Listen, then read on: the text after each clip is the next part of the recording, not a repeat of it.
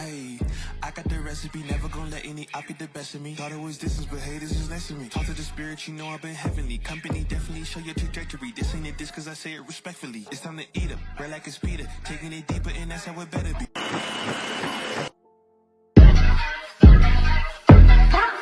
Ayy, I got the recipe, never gonna let any op get the best of me. Thought it was distance, but haters is next to me. Talk to the spirit, you know I've been heavenly. Company definitely show your trajectory. This ain't a diss cause I say it respectfully. It's time to eat up, bread like a speeder. Taking it deeper and that's how it better be. I never let the comparison get to me. I just remember the promises meant for me. I know the enemy and that he's sent for me. I keep the blood of the lamb as my centerpiece. I cannot trust in no Christians or energy. Look at the chemistry, it do not even mix chemically. Most of the tricks they be gimmicks, they mimic the truth. It's poison and we got the remedy. There is a bomb, apply it. The fire can stand to the tallest of giants, the tyrant and all the suppliers are scheming and lying. They selling his dreams and we buying it. Show me the chicken, I'm frying it. Show me the dough and I'm prying it. Ain't never lacking it, so what I'm packing, he taking it, he magnifying it. They say you ain't bout it. Tell them that you finna make it, but they doubt it. But you rose like a flower. Tell me what it's like to live with superpowers. I don't know, but I'ma get it. I'ma get it. I'ma get it. I'ma get it. I just know that I'ma get it. I'ma get it. I'ma get it. I'ma get it.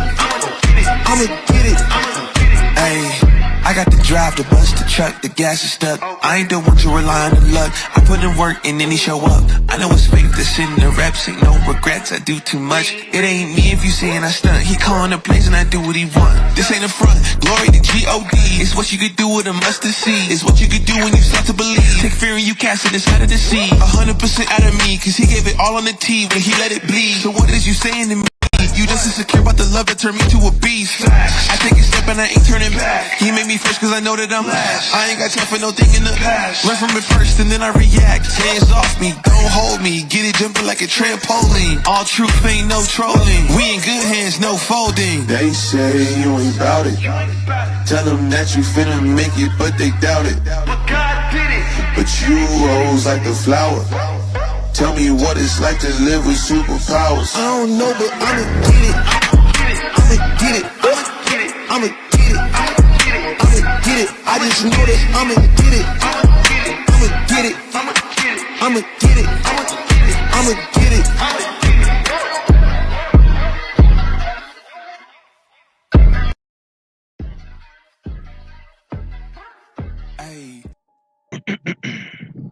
All right, and we are back. Thank you guys for coming over. Back like we never left. Angry Snowman, HV had a question. He said, have you ever had a Q pie? A Q pie? Yeah, I don't know what yeah. Are you talking about QP? Oh. Are you talking about QP, the hot or the hamburger place? Yes, I've ate at QP many times. QP, many oh, Lord. Are they good? Dude, it's like a fucking staple. They QP, they actually there's a old myth in Lima that Dave Thomas, the founder of Wendy's, actually stole his idea from QP restaurant. What is QP? A hamburger? It's a hamburger joint, yeah. Yeah, it's a burger joint. And it's specific only to Lima, Ohio now. I'll be damned. And I'm over here talking about Q pie. You know, it's HBN said, yeah, that's facts, man. So yeah. Yeah. So Universal shared some videos, and so he said to, add to the point. So I wanted to start off with one of the videos that he sent, and hopefully he will join the panel again. whenever he gets the moment. Anybody else that would like to join the panel, you will find the link in the description box. So we're just going to jump right into it, and we're going to explore this national gun crime and who can we attribute it to. So let's go. Police are investigating a scary situation for some families there. Early this morning, shots were fired in the 3300 block of Lake Street, and that is where our Babs Santos spent the day learning more about what's behind this act of gun violence. Babs? Well, yeah, Randy, Kelsey, the bottom line, the good news today that we learned from Minneapolis police is that no one was hurt in this shooting earlier this morning, although Minneapolis police have yet to make any arrest at this hour. Pop, pop, pop, pop, pop, pop, pop, pop, pop, pop, and then a gunfire rattled families around 3 a.m. Sunday. and it was just like a war zone. The latest close call in what Minneapolis neighbors called 2 months of escalating chaos at 34th and Lake Street. We could have had 3 or 4 dead people out here in the street. And how after 50 shots, somebody wasn't hit? That blows my mind. That's crazy. I was for sure thinking that there was definitely going to be people and nobody hit, carried out of here in body bags last night. Beginning in August, neighbors say a promoter has taken over this space night after night each weekend to throw out of control parties like this one, drawing crowds in the hundreds. We hardly ever sleep. We're constantly on the watch. Anel Caballero lives next door to the so-called After Hours Club, where gunfire woke up the neighborhood and damaged cars. She and many others say for the 3rd time in 2 months.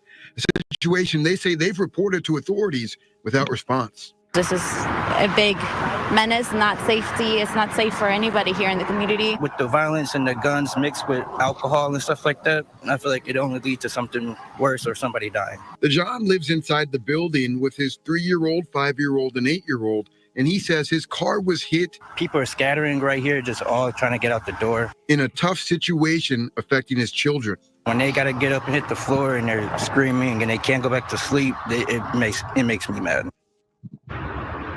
And several of those neighbors that we caught up with today told us for a couple of months now, they have been voicing their concerns to the city leadership. Today, we reached out to the city as well as MPD, but at the time of this newscast, we had yet to hear back. Live in Minneapolis, Babs Santos, Fox 9. Same story everywhere you go. That's why I say this isn't something that should be overlooked. It's not. It's something that's, and you can bring up historical filth all you want. I get it, IGNIT. I do. But right now, what's really taking shit down the drain for poor, innocent black people is other black people that are just out of their fucking minds. And then you got the Roland Martins chasing around Whitey. You've got to be kidding me. That's something that's not even accidental. That's engineered, bombastic behavior from the white rulers of this planet setting that shit in motion. They know what they're doing. I've always said the white people that run this fucking planet are using blacks as a weapon against not only whites, but as themselves. You think the whites that own this planet want blacks to thrive? I don't think they do. And go ahead. I'll be honest. I get the impression that a lot of blacks just want revenge on white people. Yes. And that do we have to get to that? Blacks need to state that, because then what they're wanting is revenge on something that happened long ago, and they're looking out after they're wanting revenge on people right now that are powerless like them. It's like, what can we do? What do you want? I guess maybe question. If considering our history, do we deserve to be tormented by blacks at this time? I don't agree. What don't you agree with? Angry Man, you said that they want revenge. Bro, there were over 500 slavery when slaves went against it in North Carolina. It wasn't slave for 12 years. And this was years ago. If we wanted revenge, not Brave, I'm sorry, Angry Snowman, we would have went for it. But what y'all don't understand is we have something called the Christ gene, right? This grants us with a peace and tranquility and a spirituality once we love God. There's a feedback. And y'all don't have that. So at the end of the day, you have no choice but to be the savage of the land and steal people's stuff, and because you don't have a soul, so you can't, y'all don't feel, not you specifically, so don't take it anyway, but you're the people who are behind it. You understand? And that's just my take on it. Like, can we do a poll? Who do we contribute that shooting in Indianapolis to? Which one? Yeah, The after hours. Yeah, which one? There's only 30 of them so far this month. No, maybe not that many. I don't know. Are you talking about what happened the other day with the kid who killed the whole family, the family of 7, but the 11-year-old survived? Well, let's just look at Indianapolis. Look at this. Let's just go in the past month. Oh, the past month. Just scroll. You can just scroll down. The dates are right there. This isn't, this isn't. Oh, it's a my baby. imagination. Yeah. Oh, yeah. Probably sleeping He in a lit- car or something. Oh, this one. Accidental shooting. Yeah, accidental. It must have been a bullet, just a straight bullet going through. I don't think they call that. I don't think they call that accidental. No, yeah, Random. yeah. This Okay, means here he probably got a hold of He shot himself. Yeah. So two Indianapolis boys die after accidentally shooting themselves. Lawmaker calls for change. Let's see right here, so we can watch this video. Wow. Oh, baby got a hold of the gun. Fucking sad. Well, Indiana, Sorry for this ad. carry state too, which means you don't have to have a permit to conceal or open carry. Yep.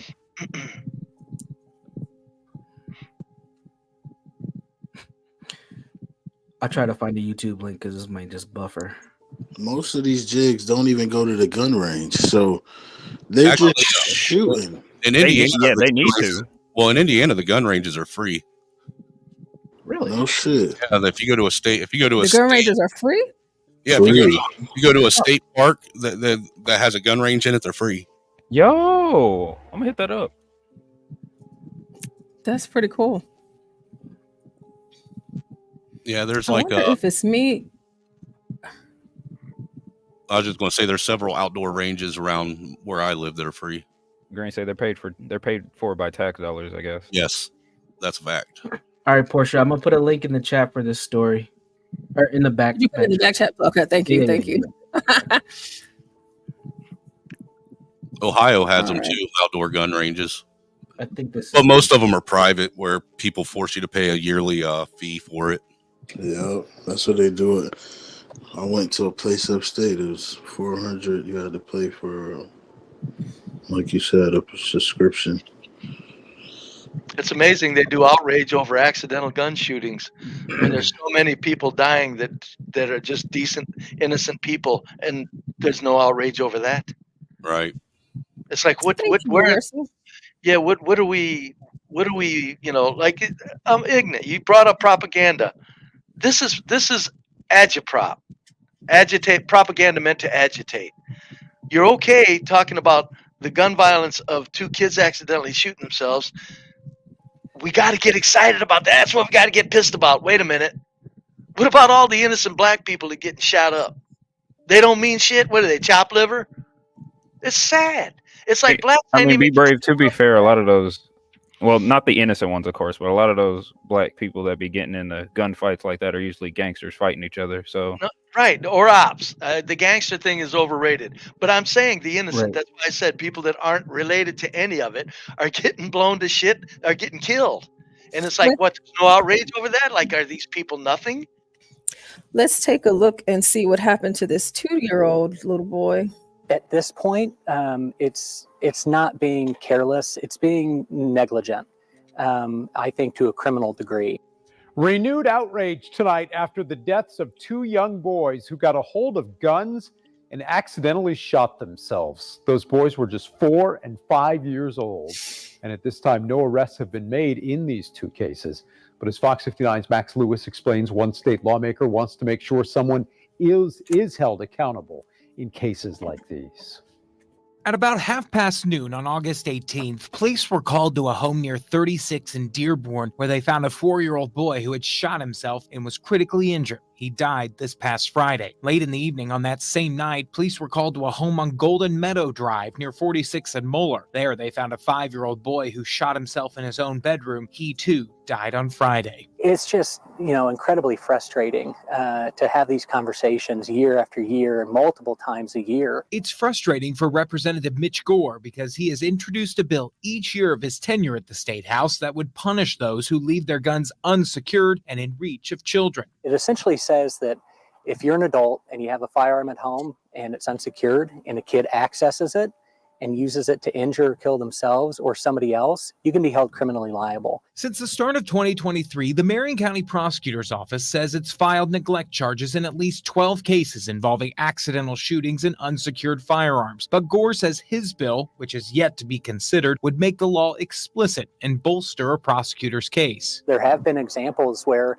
perhaps it didn't completely meet the definition of what you were trying to charge, or the prosecutor didn't know if it would meet that definition and if they could get a conviction. Gore says with the availability of protective methods such as gun locks, which you can get for free, no questions asked at places like the Indianapolis Public Library, there's really no excuse. I think parents really need to go and ask themselves, what do you want to have to go out and get tonight? Free or cheap gun lock or a child-sized coffin? Because as we've seen, that's really the decision that you have to make. He says there is wide public support for safe storage laws and intends to introduce it at the next session if he's reelected. That's the problem. In Indianapolis, Max Lewis, Fox 59 News. The problem with what they're wanting to do right there is a locked gun does not help you when you're being home invaded. No, it doesn't. And again, this is a culture that's doing this more than another culture. No, it don't. Laying guns around like they're nothing because they think of them as nothing. I mean, 2 kids. That's cultural. Shooting themselves is crazy, and these are 2 different instances. It's not like the same kid in the same house. This is 2 different kids in 2 different houses. and about what? How far apart? A day or 2 apart? Yeah, it was one day and then another one the next day. Yeah. No, this is a cultural thing. But Again, we're talking about a cultural thing. Absolutely. This is not you don't. No, whites ain't leaving. That's like, let me ask you a question. Do you think that there's more cities or towns in America that blacks can't go to, or do you think there's more sections of cities in America that whites can't go to? Who are you asking that question to? The panel? Everybody. That's a good question. Everybody, what do you think? Go first. Be brave. I'm damn sure that it's whites can't go to blacks by far more than whites can go to small towns. Blacks can end up right in the middle of small town whites. They have no worries. I don't care. Latino, what do you think? I mean, from what I have seen and where I have lived, I have seen that neighborhood go from black to white. And so, but it's different in the city because, of the jobs and stuff in downtown. But I moved out the ghetto, as you call it, because I wanted a better living for my kids. So, yeah. Restate your question, angry man, so we get it. Do you think that there are more white sundown towns in America, or do you think there's more white sundown sections of the city or black sundown sections of the city in America? I think that's almost a little too obscure because sundowns are such a thing of the past. Not really, man, because I know all kinds of black places that you can't go to as soon as it gets dark. No, I know. I'm talking about in white towns. The sundowns are done away with. I don't know. There might be. No, there's a few of them out there. I actually watched a news report the other day of this lady that grew up in it. She's a black lady that grew up in a sundown town. Oh, I know they exist, but they're waning. They don't have the oomph they had. No, I think they might. No, I think they might start popping up again with the whole immigration coming up. Not only that, but it might start popping up again after blacks keep complaining about whites like they do. I mean, they kind of. Anyway, so the question: are blacks safer in small white towns, or are whites safer? No, that isn't what I asked. What I was asking is, there more towns that are safer for? Yeah, I guess it is what I was asking. Is it more? Yeah. Are there more towns safer for blacks to go to that are all white, or are there more areas in the cities around America that are safer for whites to go to that are all black? What are your thoughts, Gary?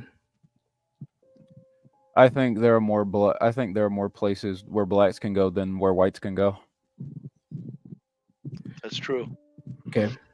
And my answer to the question is, I think that there are more places that blacks can go to, and I think that there's less places that whites want to go to. They'll go there in the day. They may go there to even work, but after 5 o'clock rolls around, they're hightailing it the hell out of there, which I don't blame them. Yeah. So I'm doing the same thing. I was going to say, yeah, white people can go to the hood. That's how gentrification happens. They just choose not to go. Yeah, but when they gentrify it, they concentrate whites in there as into doing. Yeah, they push. Yeah, they it's push a them cultural out. Strong. Yeah, it's a cultural. Push them out with money. That's what I'm saying. Yeah, it's a cultural stronghold. We're talking about just an old white dude breaking down in his car, where all black trash and all middle class trash lives. Because a black can have his car break down right in the middle of white trash land. He's over. Yeah, and chances are you're going to have some hillbilly come out and hillbilly rig your car down the road. Happened to me. Yeah. And as long as you're not causing any trouble, they usually just leave you. They'll check in because you're strange. You're not supposed to be around there, but they ain't gonna fuck with you. The first thing I've gotten in a trailer park is just the look. Yeah, trailer park whiteys are weird, but they're not really violent. They're not violent. Yeah, they're not violent. They might take your. There's a different kind of violence there. No, it's there is, Brave, because I grew up and I lived in a trailer park. Go ahead, explain the difference. Violence. It's more like guys, doing dick measuring contests outside, fighting over that, drunk, get drunk, get into a fucking fist fight. It's that type of shit. All right, now, okay, all right. Like I said, it's a different type of violence, but there's still violence. A much more non-life-threatening violence. There is no violent could you scroll down a bit? In goddamn trailer parks. Not violent shooting, deathly violence. There's none in trailer parks. I know some people have gotten beat to death, but I'm still saying violence is violence, Brave. Yeah, I don't know. I say some trailer park stories. I say you're absolutely correct. Look on the white man, Brandon Perry. In the end, so the question would be this: where do you want to live? A white trailer park or right in the middle of black trash? Oh, you see that, Universal? I see it. Oh, dang. What's that?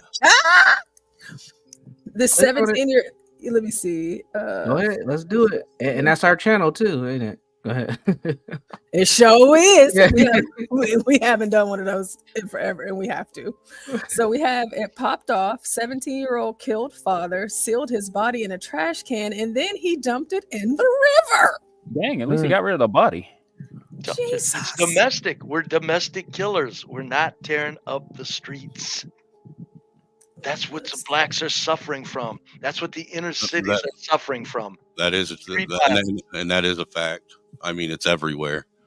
You don't. I have yet to see a report of roving gangs of white kids going around and just mobbing people anytime on the news. Yeah, I don't think we ever see that. Yeah, unless they're with some black kids, you may see it where there's a mix. I have seen that in the UK. A lot of, what do they call them? Roadmen. They're mixed with black and white. They have like 5 black. But we can't use the UK as an example because we're talking about here in America. Yeah, I know. I'm just saying I've seen it in places.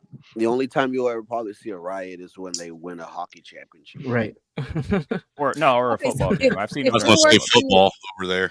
Yeah, football. If we were to make an argument from what I've heard so far, because as far as us exploring this, so whenever we're talking about the white crimes are more interesting.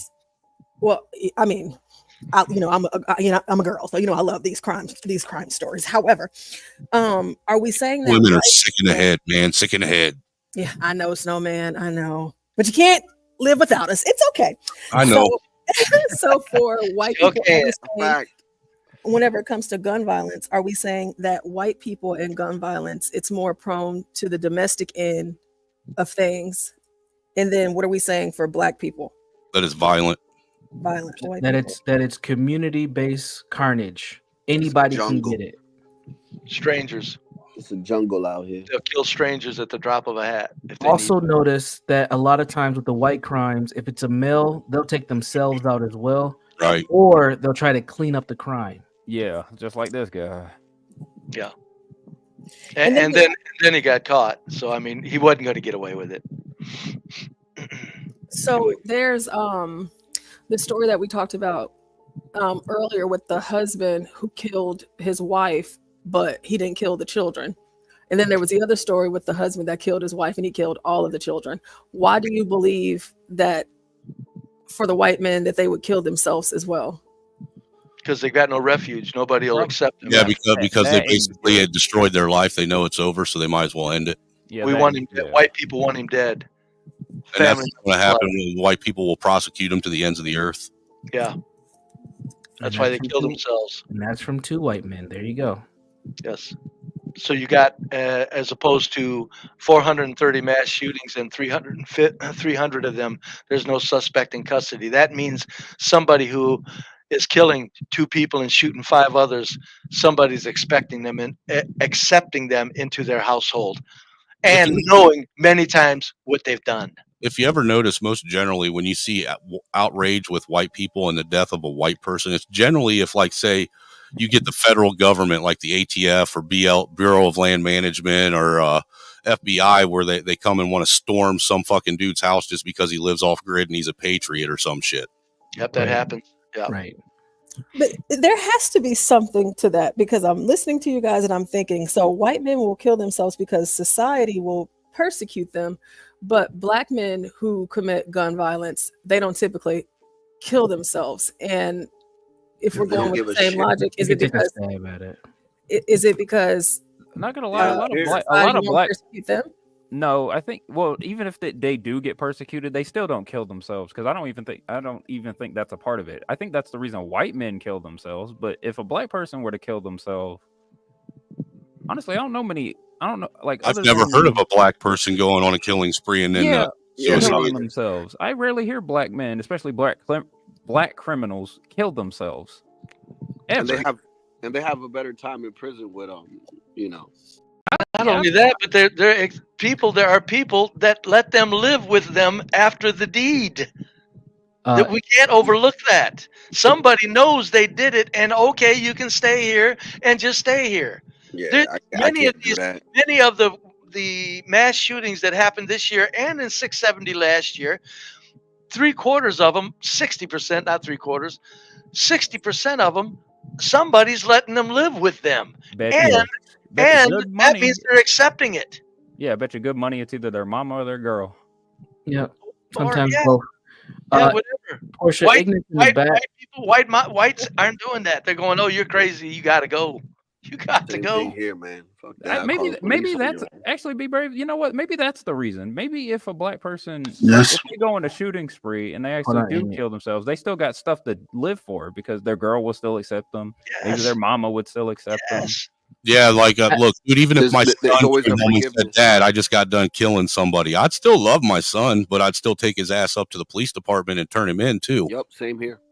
Yeah, bro, that's not true. White boys that have tried to kill their mother and father and one of them live, they go visit them, they take care of them, all that for the rest of their life. It's countless stories. You can look them up. They don't know they did it. Like, they might have some killer on the loose or something like that, and they try to hide out with somebody, but they don't know they're the killer specifically. Yeah, they do. They went to jail for killing. Well, I'm not going to say that there aren't them one-off instances. I was going to say we're talking. Here we go. It's always going to be a one-off. Yes, it is. It's the exception, Ignite. But yes. this is. Rare exception. Okay, so daily occurrences. Okay, let's talk about general then. Generally, y'all kill your whole family and yourselves, right? No, that's a fact, right? Oh, okay. If that's done, yeah. If you notice that when white people do it, though, they take out themselves and their whole family, not everyone else's family around them. Yeah, I mean, you just repeated what I just said. Yeah, so they don't make it everybody else's problem; they just make it their own problem. Correct. Yeah, I mean, that's what I just said. Yeah, so that's a general thing that happens. That's what we're going with, other than accidental so killings. The kids and the wife don't have a say.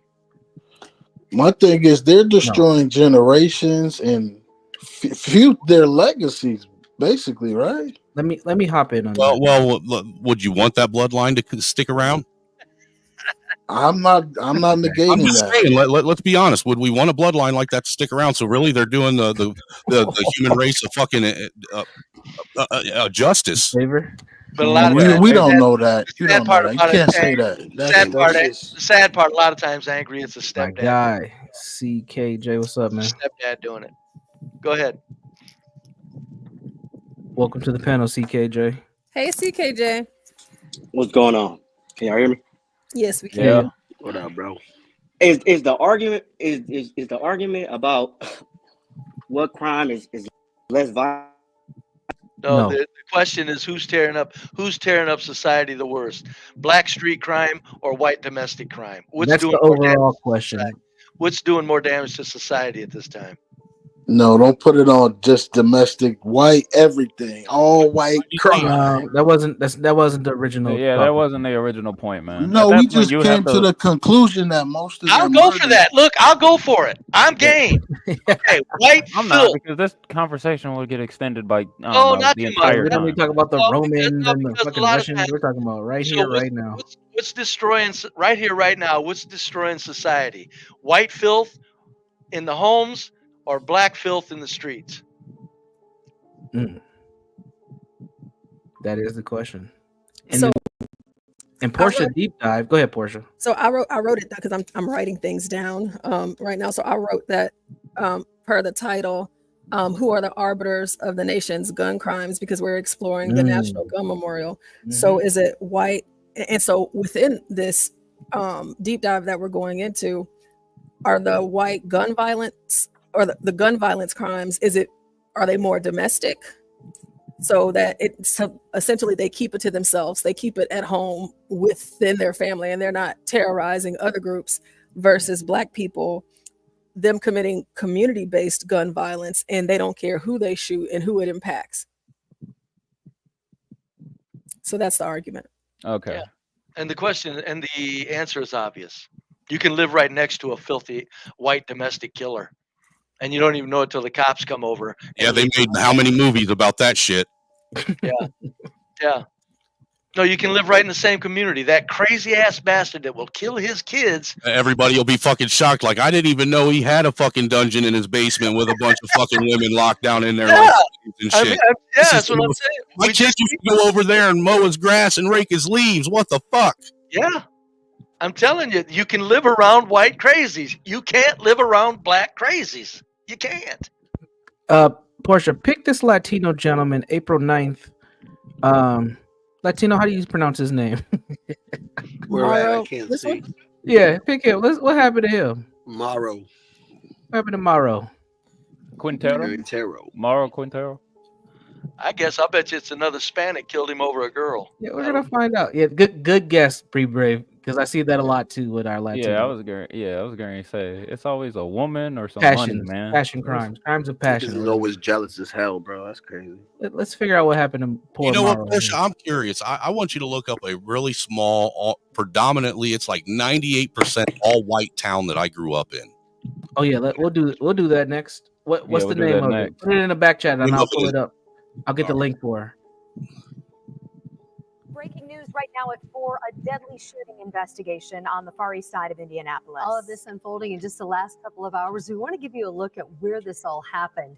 This happened at an apartment complex on the east side near 38th and Post Road. Our Anna Chalker is there right now, and she joins us live with the very latest. Anna. That's a bad side of Indianapolis to begin with. Amory and Jenny, police are going to be out here for several hours tonight as they continue to investigate the shooting and also look for the suspect in the shooting. Now, I want to step out of the way to show you this. Brave, you a boner? At the Cavalier Court Apartments, that's off of 38th and Post. And all afternoon, police have been flooding this parking lot as they investigate the shooting. I want to show you the scene, what it looked like when we were here just a couple hours ago. Look like Section 8. Responded to a report of a person shot at this apartment complex around 1:30 in the afternoon. When they arrived, they found an adult male outside of the vehicle with a gunshot wound. Officers say he died on scene. Officers tell us they believe the suspect and the victim in this scene, they knew each other. Police say the two of them were inside of a car when the suspect shot the victim. Police say later the suspect fled the scene. So police did set up a perimeter around 38th and Post this afternoon. And just before 3, they released that perimeter because they could not find the suspect. They're still looking for them at this moment. And police say this shooting is something residents here should have never had to experience. This community, this neighborhood, is grieving of a loss of an individual. There's an individual deceased in this apartment complex that has families, has children in it. This is not the way that people should have to live.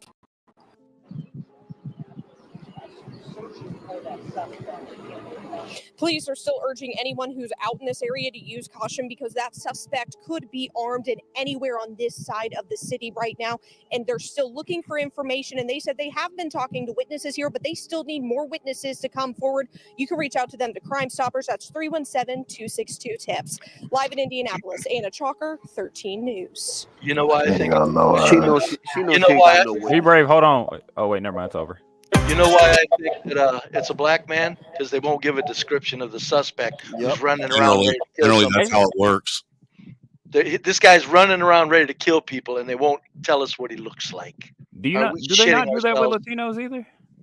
Maybe not. It might. I guarantee you, if he was white, they'd have said this is a white motherfucker. It depends on if he's a white Latino or a black Latino. Usually they. Hey, my fault, guys. What was the question y'all was trying to ask me? I don't know. Oh yeah, he cut off when you were telling what the topic was. I think he cut out. No, he fell off. I believe. No, somebody was calling me. I had to hop on my So let's go to a lily all white little town. Yeah, 1 second. Angry Snowman, what's the next closest town? Your town's so damn small, it's not even on the registry here. Okay, the next closest one, put Sidney. Sidney. Sidney. That's a more blacker town than white. I mean, it's white and black, but it's more white than black. But there's more black in that town than the small town I was talking about. Oh, pick an all white town. Hell, there's all white towns at 97% whites. Yeah, but they're not big enough to be on the registry. That's right. Yeah, well, no, there's a lot of 10,000 population. Name one, bro. You guys are gonna love this. I found Sidney. Here's the link in the back chat portion. Yeah, all the all white towns are tiny though. Well, 10,000, 5,000, 6,000. One black, one white. It's even. Wow. Wow. Wait, hold on. What was he? Hold on. We gotta look. Wait, hold on. Oh, it was a range accident. Yep. Oh, road rage accident. Yep. Road rage. Yo, what if they? Yo, wait. Before we look at the black man, do you think they killed each other? That's what I was going to say. That'd be crazy. Only because the dates are wrong. Only because I've seen the dates, I'm gonna say no. Dang. Do you think the other guy got killed because of a road rage incident? And did a black guy or a white guy kill this white guy? I'm guessing it might be a white guy. Nah, if I had to put money on it, I don't know. This might be my damn racist. It was a white guy. If I had to put money on it, I might bet a black. In Sydney, it could be either or. Yeah, that's what I'm saying. On the road rage, something shooting over road rage. A white guy would like maybe ram you or cuss you out, or my money says it's a black guy. Are we going to be able to find out anyway? If Portia wants to click on look them up, we might be able to. Brandon Tyler. A North Carolina man has been charged with murder after a man was found dead in Sydney, Ohio, Wednesday morning. On Wednesday, August 30th at 11:22 a.m., the Sydney 911 Center received a call in regards to a man down in the parking lot of Angstrom Fiber at 1630 Ferguson Court, according to a press release by the City of Sydney. According to the release, when officers arrived, they discovered a man who had seemingly died due to a gunshot wound. Coroners later identified the man as 32-year-old Brandon Tyler Welsh of Eden, Ohio. That's my date. Well, I don't think we have to look it up. Oh, God. We don't have to look it up. Yeah. 48-year-old LaShawn Dean shit. of Greensboro, North Carolina, was located in the village of Anna by Anna PD after fleeing the scene in his semi-truck. He's half white. Oh, he was a trucker, too. Yeah. HB2N. HB. You know anything about this, sir? He is currently incarcerated in Shelby County Jail, charged on one count of murder. Investigators believe the altercation between the two men was likely due to a road rage incident. Now, do you think the black? Oh, come on! Was the black man killed by a white man or a black man? Both men were semi-truck drivers for different companies, and neither man had any business association with Angstrom. So 2 truck drivers, one black, one white, and the black one killed a white one. I feel like I want to know more. I want to see. Are it. you sure? I bet they were fighting Are over you a going lot. by the name only? Are you going by the name only? He probably told him this we're ain't the going by what hood. white boy named Be LaShawn. brave. I Yeah, guarantee you they were fighting over a lot lizard. Nah, he LaShawn told him this ain't the hood, and he waited till he got in his truck and he ran his ass over. Do you think the white? Yeah. Do you think the white man said a slur? That's why he got Uh-oh. shot. Let's go. There he is. Oh my God! What the hell? He look like Mr. T. That nigga look like me.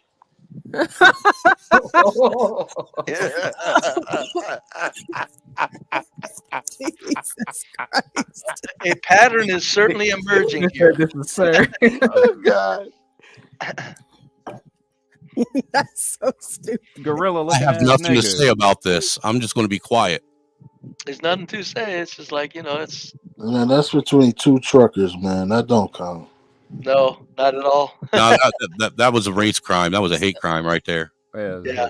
He's he pleading. So if he was a black guy, you think he wouldn't attack them? Dude, if that was a white guy that killed him, if the white guy killed him, it would definitely have been called a hate crime. That's bullshit. No, that's Oh, a fact. That was only a year ago. I'd say it might have even made the national news. Absolutely. Fuck out of here. Two truck drivers. Yeah. The hearing for this is going to be on the 25th, but I also want to read this to you guys. It says, before the trial began, Hughes gave notification that he was going to plead self-defense rather than not guilty. On August 30th, Welsh and Hughes were driving their semi-trucks on Interstate 75 when they were involved in a minor accident.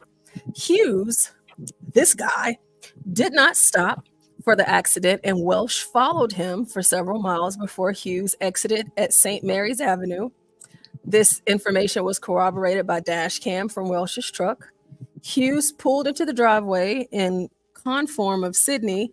Hughes stopped his semi-truck along the narrow lane by conform. Welsh stopped behind him. Dash cam footage shows Welsh walking towards Hughes' truck, but Welsh moves out of sight before reaching him. Welsh did not have any weapons in his hands. Additional video footage from both Welsh dash cam and the dash cam of another semi-truck driver who happened to be making a delivery to conform had pulled in behind Welsh shows Hughes pulling away from the scene 49 seconds later. A few seconds later, Hughes' truck has turned around and exits the conform parking lot when he drove past Welsh's body. He drove through a pool of blood, leaving bloody tire tracks on the pavement and blood evidence on the tires. What a dumbass. What an idiot. He emptied the clip on him. He had to be angry. He killed him on camera. I know. At this point, the third truck driver, Jake Rager, testified that he wondered why the truck in front of him hadn't moved. So he pulled forward a bit and saw a body on the ground. He called 911. Welsh had been shot in his left eye. Wow. Oh, He dang. was dead at the scene. Damn, he died from a. Oh, fuck. So Niggas need city to police control their anger, overpowered bro. the truck. Oh, okay. And so they saw the semi truck exiting the freeway in Anna, and they started a pursuit. The truck did not stop immediately, and he drove in a circle around L&O Tire before finally stopping. He was arrested. The gun was not in his truck. So Hold on, Portia. Hold on, Portia. You said he came to the car unarmed, correct? the white guy came to the black guy. Oh, the white guy. I thought you were talking about the black guy. Never mind. Yeah. Oh, So okay. I say, where'd he get the gun from? yeah, no, the white dude didn't have a gun. But okay, so for the black guy, he pulled off, so he already knew what time it was because he got rid of the gun. What an idiot. Yeah, that's on the freeway somewhere. He shot that on the highway. He's like, I don't know, officer. He was just shot out of nowhere. The bullet just came from the sky. So the white guy It's a magic basically bullet that killed instigated Kennedy. it and then got murdered. That's what it sounds No, like. it sounds like the white guy just wanted to exchange fucking insurance information since they were in an accident and they're in semis, and he's probably got to report that shit back to his fucking boss who pays for The that other guy truck. was probably drugged out of his mind or some shit. He had priors, so he has a record. LaShawn. I mean, but with a name like that, who wouldn't? And you know how much more trouble semi truck drivers get into for accidents than just us civilian people? About 100 times more trouble. Oh, yeah, they We lose, gotta they lose their whole livelihood. Unfortunately, I want to do Clement. Oh yeah, we're about to. I'm just reconnecting it. Oh, okay. What's Clement? The one black guy. He was killed by a black guy.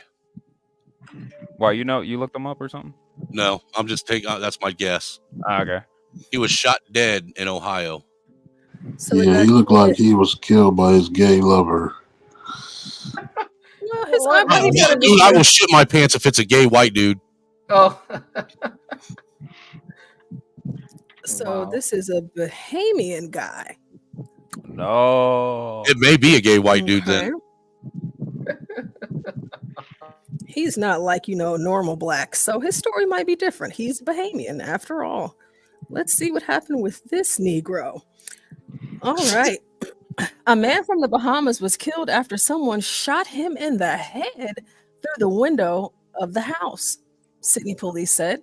Clement Jr., 21, was found dead lying on a bed in a bedroom of the house on the 2400 block of Apache Drive around 9:30 p.m. on Saturday. I was on my way here and my friends gave me a call and told me that one of the guys who was staying there just got shot in the head. Somebody came to the window and shot him in his head. Police said they believe the man who was killed was targeted and don't believe it was a random shooting. No arrests have been made on the case. The homicide investigation has police now working to identify any family or friends who knew Smith. They hope to speak with them to learn more information. So we don't know who did it. How long did this happen? It happened a while ago. I'm about to see what I can find here. This was in 2021. 2021, yeah. And there was somebody that said that they saw him walk up to the window, a witness?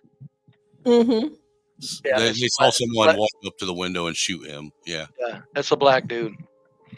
That's why he got caught lacking in his own home. That's why they dropped it. If that had been a white man, they'd have asked that witness and they'd have been on it. They'd have been on it. They're not letting white people shoot other people and get away with it, man. It's not happening. Not a black person anyhow. They caught the last black guy. I know. I'm not saying they don't occasionally, but I'm just saying there's too many suspects that are not. And even the way they give the description. Look at the news feed. No description of somebody that's carrying a gun around and will kill another human. No description. Man, sometimes it be Final Destination, man. Some people got to get out of there. Like, you don't know how much of a savage, like, that kid could have just molested somebody's kid 2 days ago. Hold on. Does he have a record? We don't know. This guy looks like a freak, respectfully. The last guy had a record. We should be able to pull up this guy's if he has one. Some of this shit, like, it be deserving, and we just don't see the backstory. We just reading this motherfucker's dead, like. I mean, that's true. It's a certain possibility. It's certainly a possibility. Done fucked up where he shouldn't have messed up. Somebody took the business in their own hands. But still, that there's no suspect in custody. No, that's a black guy that shot him. How do you get away with murder in this day and age? Ask all of them that are getting away with it. Happens all the time, though. Yeah, my God. Yeah, all the time. It's real random though, because some get caught and some don't. That's so weird. Yeah, it's called no snitching. When people aren't coming forward giving information, it's hard to close these cases because they keep piling up on top of each other. So after a while, they have to move on to the next case, so nothing gets solved. Yeah, they give up. They give up. Out of the 430, cold case. Out of the 430, most of the time, it's the same person.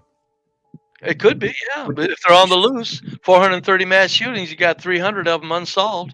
Probably there's people doing 5 mass shootings in that. Yeah, one guy. His name is. I mean, statistically, it usually is the same person.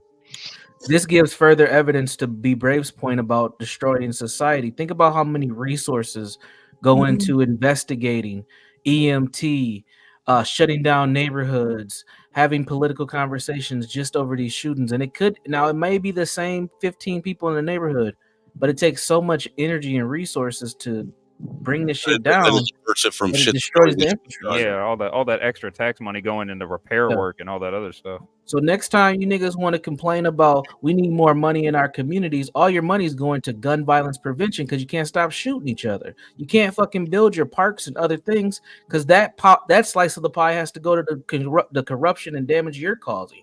Well, God, you got to be about building parks in the wrong place because they might get shot up.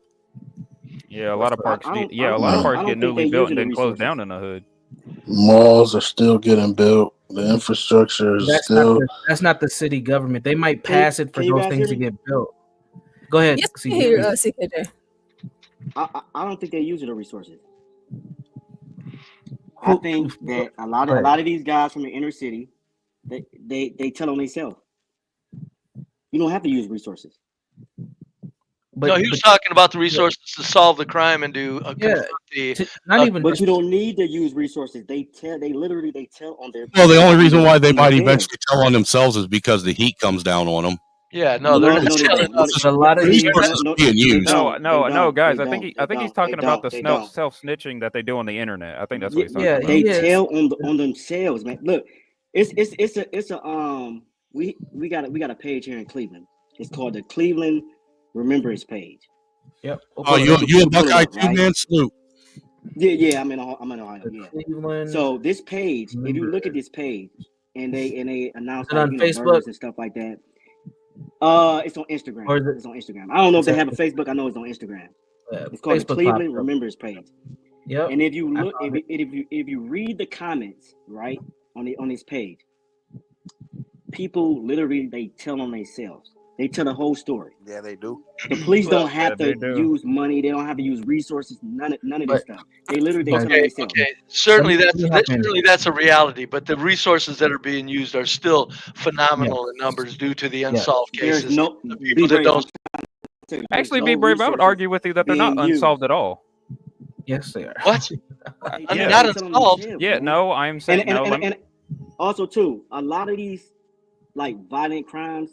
It's just like I think y'all mentioned it earlier. It's just ops. They're not killing innocent people. They what? You have Jesus savage people killing savage people. He just dude, said I'm that. in Cleveland, dude. You're not about to. Who said that? I know. I did. I Or said to go to Cleveland. he just said No, that. you can go to Cleveland. Go to Cleveland, Porsche. Let's go to Cleveland. Just go to Cleveland. You can go to Cleveland. I wouldn't go in certain areas of Cleveland. Let's pull Cleveland up. I Jesus Christ. I can go in any area, but No, yeah, of course. Okay, we can do Cleveland. Well, yeah, of course. You got the hood pass. I don't. Yeah. No, Angry go to Snowman, Cleveland Angry Gun Snowman, Memorial. you could go there too, Angry Look, we Snowman. can come to this They're not next. gonna bother you, Angry Snowman. People kill each other. That's just a part of. And you know what's We crazy? know that, yeah. Y'all, really quick. Universal, what did you say? I said go to Cleveland's gun memorial page first, and then we can come back to this. Hey, Listen, the diabolical way that these Caucasus Mountain Slavic beasts. Savage Red goes to Cleveland all the time to pick up his kid. Well, he's from the hood though. Savage Red. So he actually he actually has a roots. No, He's got roots in that area. He lives in the country. He doesn't go into the hood. I don't think. To get his son, he sure as fuck Hold does. on, one person at a time. I think we're getting he's got a son that doesn't live with him, that lives in the hood. His son's a child. Y'all on the panel, right quick, can we let people talk like once at a time so we can hear y'all? Yeah.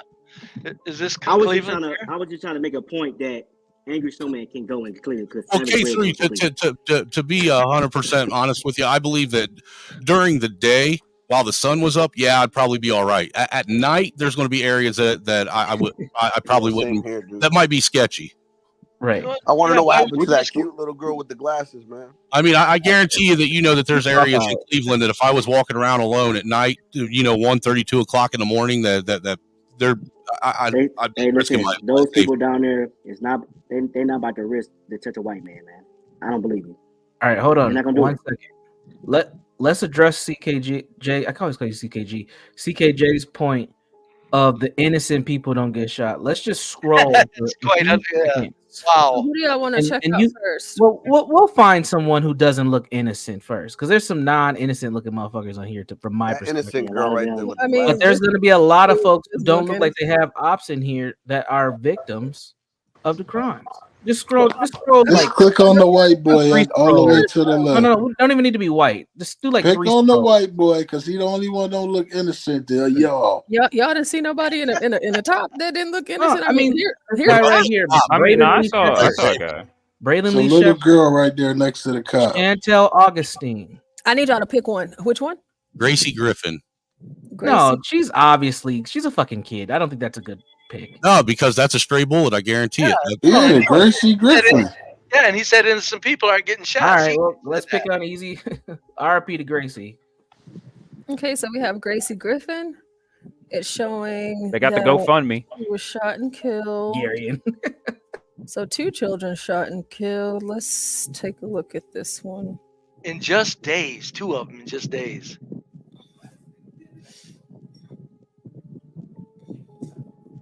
No arrest made. Hello. Now you gotta understand, bro. You gotta understand. She's a Crip. Yeah.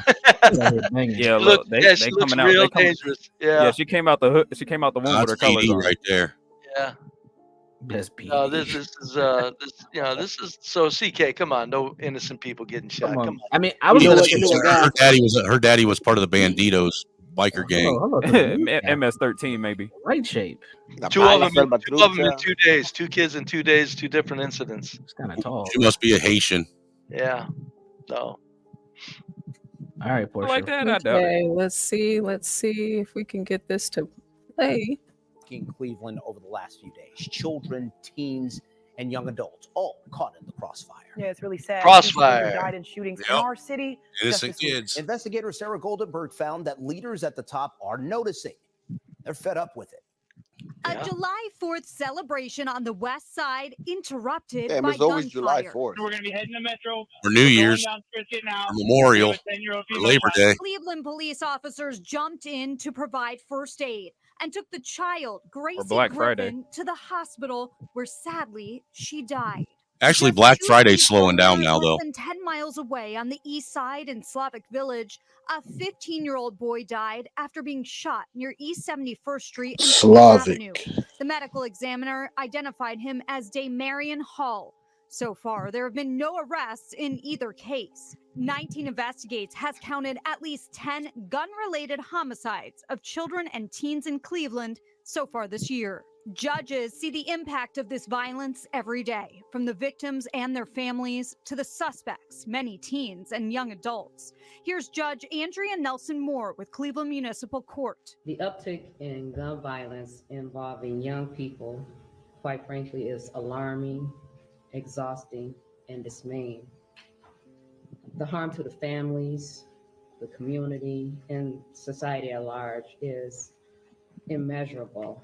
Officers' lives in danger too. Judge Moore said this in court Friday morning to the suspect accused of shooting and killing Cleveland police officer Jamison Ritter on July 4th. Ah, that was that other cop we saw up there. Yeah, it was. He's 24 years old. Prepare to fire. Just last week, solving and preventing violent crimes here in Northeast Ohio. Fucking was DeWine's a national piece of shit. spotlight. 19 Investigates was there as U.S. Attorney General Merrick Garland toured a new crime gun intelligence center in Cleveland. It's a partnership between federal, state, and local law enforcement, focused on tracking down the most dangerous criminals. How much I think that costs? Police Chief Dorothy Todd. More than it's worth, more than it'll fucking help. Young, sometimes Fact. juvenile suspects. A lot of the times when It's frivolous spending of money to get supplies that they don't need so they can or they've gotten it through a feel like badasses. You're gonna say they got the gun memorial. They don't need to do all this. getting the guns out of the hands of young people is imperative. You're seeing more and more. You know what that was, Universal?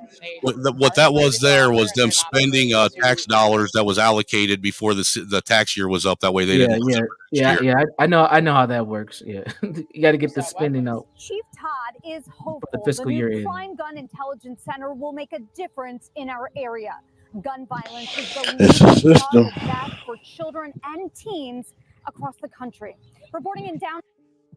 Now we got to ask ourselves, because this proves that we're living in some kind of a clown world. This is being done. These crimes that they're speaking of are being done by one group of people, and that group of people are never mentioned as part of the problem. Exactly. That proves we're living in a fucking clown world, folks.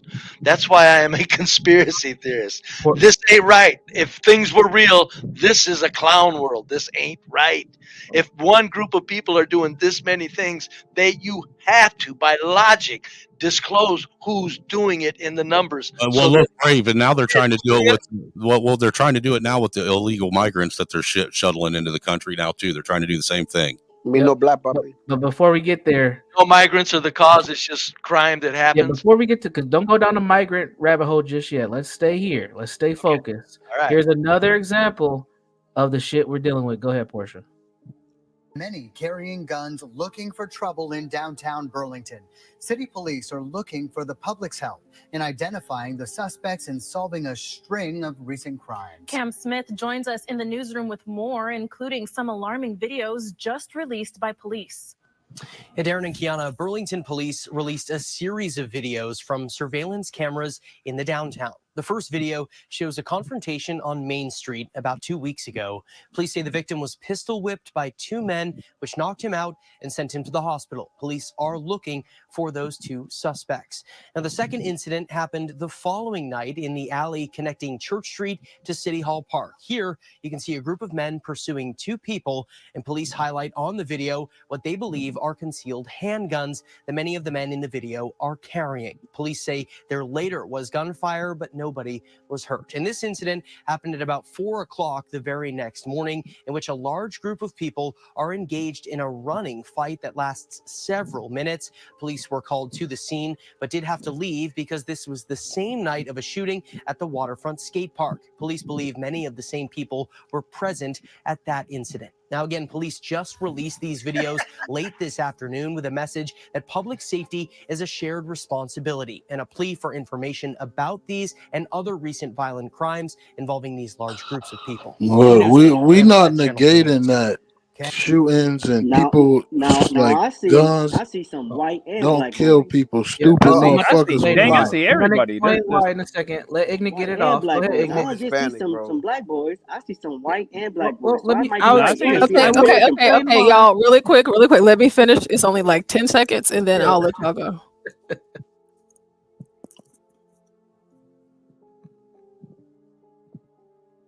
Okay.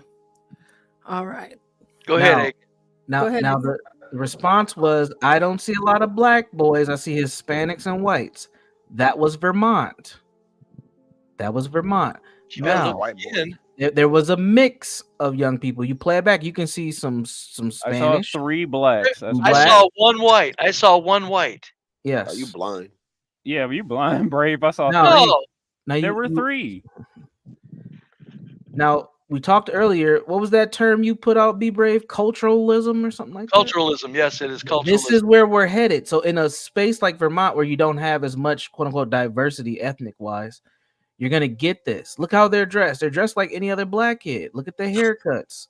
Look at the swag. Look at how they're beating on the person. Universal. This is where we're headed. Where do you think it's going to go now that we're There's starting? your white dude. Yeah, go ahead. Why do you interrupt, man? I'm sorry. Easy. White on white crime, everybody. White on white crime. What was the Well, what I was going to ask you is, well, how do you think things are going to end up going as we start seeing more and more of these mixed kids that are becoming adults? I think we're gonna, if we don't start having harsher penalties and locking people up, this is gonna get worse. We're gonna just see a younger demographic creating more heinous crimes, and it's gonna force people to start looking at juvenile quote unquote justice from a more adult penalty, because you can't do nothing about it. Like we're starting to see this slide to a younger demographic because those younger kids are watching these older kids. Yeah, they're wilding out. Yeah, and the more we mix racially, we're just gonna have beige people doing this shit. But it stems out of black culture, and we don't, and we can say it's a subgroup of black culture. That's fine, but that's where this shit's coming from. Look at how they're dressed. They're dressed like any black kid. You consider that black culture? Them whooping their ass? Yes. Niggas fight like this every day, everywhere. Oh my god! You talked about how you've been getting down where you come from. Didn't you threaten that one white boy a minute ago when we were talking about the Latinos little situation, and you said I would have beat that nigga's ass. I would have stomped him out. Exactly. Ignorance threatened to beat up every me speaking on my opinion, what does that have to do with black culture? That was your Well, first. you don't think you don't. Well, hold on, Ignorant. You don't think that your opinion is created and formed by the culture that you're around? I mean, No. rap music doesn't help it. No. Wow. I mean, there we I have was it. the, Well, I was People the lost only one respect There's up no for more there we need LC to for say. becoming a police officer. because I was the only one up there saying, "Hey guys, Ooh, no, don't pick kill them. Tasha. That's Tasha retarded." Williams. R.I.P. to her. You aren't serious about that, no, are you? Look at, ooh. Listen, Angry Snowman, your culture you could be raised by two homos, and your culture could be the gay way, and you could be straight. So you can't think. But someone that's raised by two homos is going to be more likely to sympathize with the LGBTQ community than someone raised by two straight parents. That's your opinion. No, that's your opinion, brother. No, it's not. It's not a fact, bro. That second link right there, Portia. What I'm saying is, first of all, you have to understand what is black culture. That's first, right? Lord. And then you have to understand well, hold on, because you sit and act as if you act like white people don't understand black culture. You don't. How do we not understand it when black culture is right in the forefront of everything? What is black culture, brother? IGNIT, you just said earlier that blacks don't have a culture because everything that blacks emulate is something that whites created. How would they not? Exactly. So what is black? The things that you're putting on black people How are. do you not understand something you create? No, listen to me, brother. The things you're putting on black people is not their culture. You're saying this is a black thing. Oh, look how he's kicking them. Look at his jeans. That's not a black thing. What the fuck are you talking about? Can you not understand that? The numbers mean nothing. That's not a part of black culture. Violence is violence. It doesn't matter what year you in. In the 60s, the Panthers were young. They weren't old. They were young, but the Panthers weren't out destroying their neighborhoods like they are now. Violence is violence, though, right? But not to the level that you see now, dude. Yeah, exactly. The Panthers was killing cops and having shootout with police. Yeah, they're having shit. So I don't know. Violence is violence, whether you like it or not. You noticed the difference in what you're talking about, though. You said that the Panthers were shooting police and I'm having. saying they're kids. They were all. I'm attributing youth and ignorance in the time. You were saying that the target was police and cops, not their fucking neighborhoods. Okay, brother, that's an attribute to them. Let's just take his point. All I'm correlating is youth and ignorance, even in the 60s to now. No. Putting this on. Okay, I'll give you that worldview. But who's to blame for the ignorance and the youth? Then we don't even need to go that far down the rabbit hole. All I'm saying is violence. The American culture is to blame. Violence can only be attributed to ignorance, right? And like the youth of blacks, y'all can't attribute all the violence in the world is because of. All right, nobody ever tried to do that. You're making an argument that nobody made. Yeah, don't bite that bait. All I'm saying is ignorance is not black culture, bro. That's all I'm saying. No one brought up ignorance, but let's take your point of youth and violence. Why is it that majority black youth are part of these violent incidents? Why aren't we seeing it with other ethnicities of youth? If you're saying that youth and violence are some sort of correlation, when you add the variable of race, why is it heavily linked on black young people, African Americans to be more specific? Yeah, why is it every time there's a large gathering of black people, there's some kind of violent altercation that happens? If not a death, graduation, especially at the cookouts, wedding, fucking funerals, birthday parties, baby showers, release from homes. Niggas waiting in line. I've heard that too. Niggas at the fast food restaurant, the nail salon, Target, Walmart, nigga, the grocery store, nigga, the car show. Should I continue? A 1-year-old's birthday party. Not the car show. State fair. The state fair. You see, you're contributing criminals. Hold up, you're contributing criminals. Music festivals.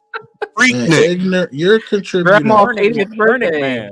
Criminal. This is what America thinks of black people. They think we're all angry criminals who can't control ourselves. All of you. Yes, it is. You just said everywhere niggas is at. This is why racial idolatry That's is what dangerous. you think. It forces you not to be honest about what's happening. You think this makes me feel good? This doesn't make me feel good. Let me ask you this. Why is black it people that go to Dubai? why is it that you expect white people to be honest with when it comes to their degenerates, but you don't want to be honest about what your degenerate culture creates? Good question. When have I never been honest about Right any now? Right now, nigga.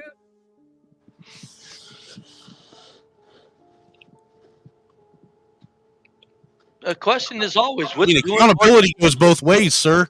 I'm trying to hear the question. What's the question? You said I'm not being honest about the question. He said that you don't criticize, you are very honest about white degeneracy, but you never say anything about black degeneracy. Nothing. Nah, that's bullshit. Because I said degenerates are degenerates. And I said when I came in, I said all of this is contributed to be brave people. That's what I said. I said he blames them for destroying civilization. My point was it is them that are doing it. And everything that stems from it came from them. So let's that was take my that. point. That was it. Let's take I don't agree with it. I'm not what do you mean? Let's take your point that white people put all this shit in motion. Is that a valid enough reason for it to continue, for us to allow our children to destroy the communities that they're in? Fuck what white people have to do. Fuck what they have to do with it. At this point in time today, the kids, and you have the responsibility to make sure your kids aren't out here doing this fuck shit. Instead of that Your kids aren't disrespecting people like Portia, who's just trying to teach them math. People who are trying to protect their community and make sure they don't get hurt and they don't have to step over bullets and needles. But then they say, fuck you, fuck 12. People like me who go in and try to do therapy with these little motherfuckers and they don't give a fuck. They want to disrespect me. Nigga, I don't got to be here. I'll go work with the white kids and get paid better. What's up? Look at the inner city black schools. Thank you for your service, guys.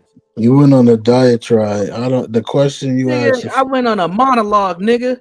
And guess what? And I'll go on another one. At some point in time, you got to face reality and say, we have a responsibility in our community to make sure our kids aren't destroying it. You have elders in the community that are scared of it. You have parents who are scared of their own fucking children and give them up to the fucking system that we complain about. When these kids talk horrible to these old adults, man, you got to see it. And it's niggas like you, I would never do that in my age. Who want to evade the truth, because guess what? You actually have a better ability than me to reach those little motherfuckers. But you don't. You're too busy worried about white supremacy instead of what you can do today in your own fucking neighborhood. Wow, that's amazing that you got that from that. I appreciate your opinion. I highly disagree.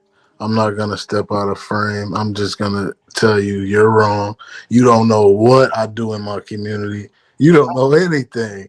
So you're just going on how you feel about something because I am simply giving the root cause of a problem, its name and its face. So let me hold on, bootlicker. I listen to you.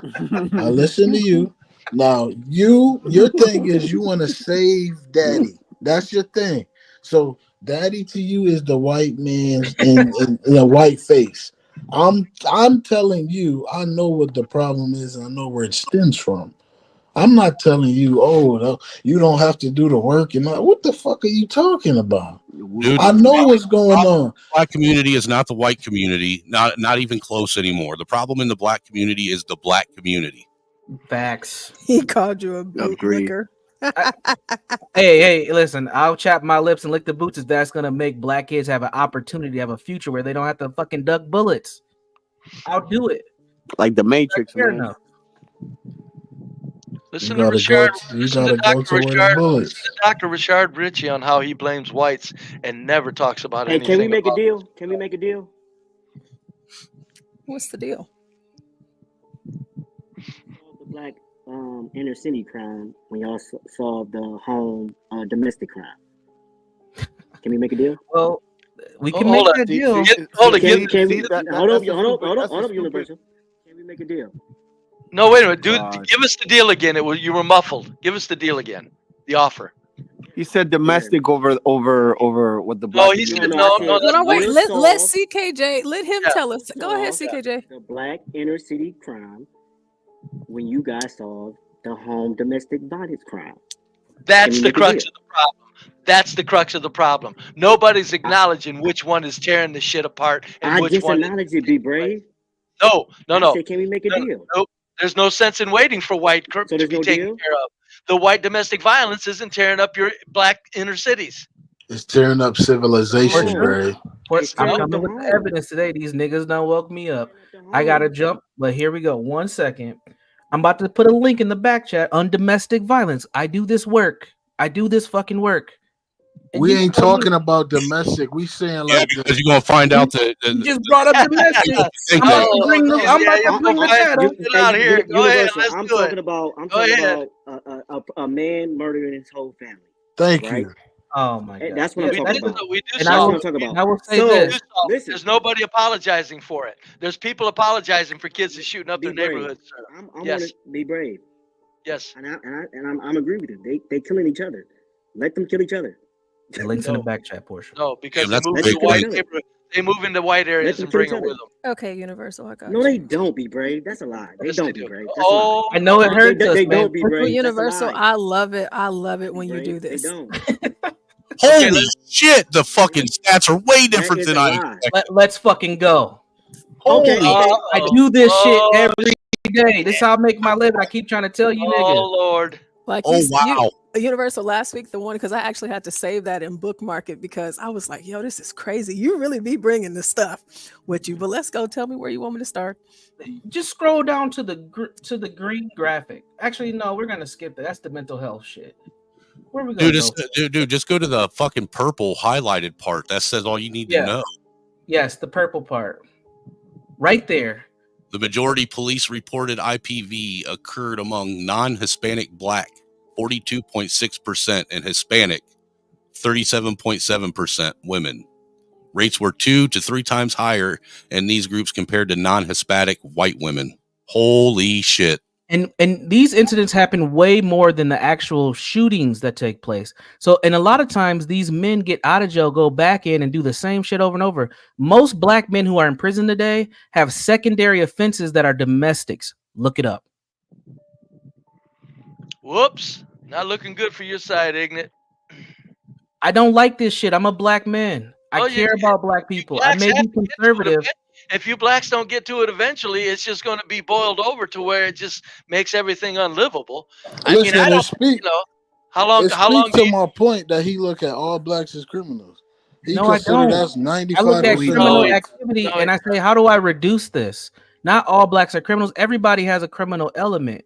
But when black folks commit crimes, it hurts the whole fucking community and not just one family. 12% of 12, and that's the thing. That's they only do for what 12 to 13%. I gotta jump. I'll be back in 30 minutes. Good luck. Bye, Portia. Thank you, Universal. See you when you get back. Take it easy, Universal. Bye, Universal. Thank you for the information. Dang, at this point, I'm just assuming blacks do every crime the most.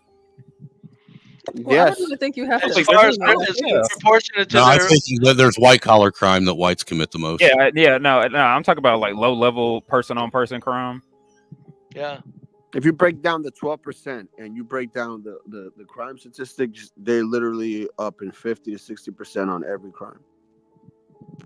That's why I said the old saw about 1350 is bullshit. If you go into the inner cities, it's 1395.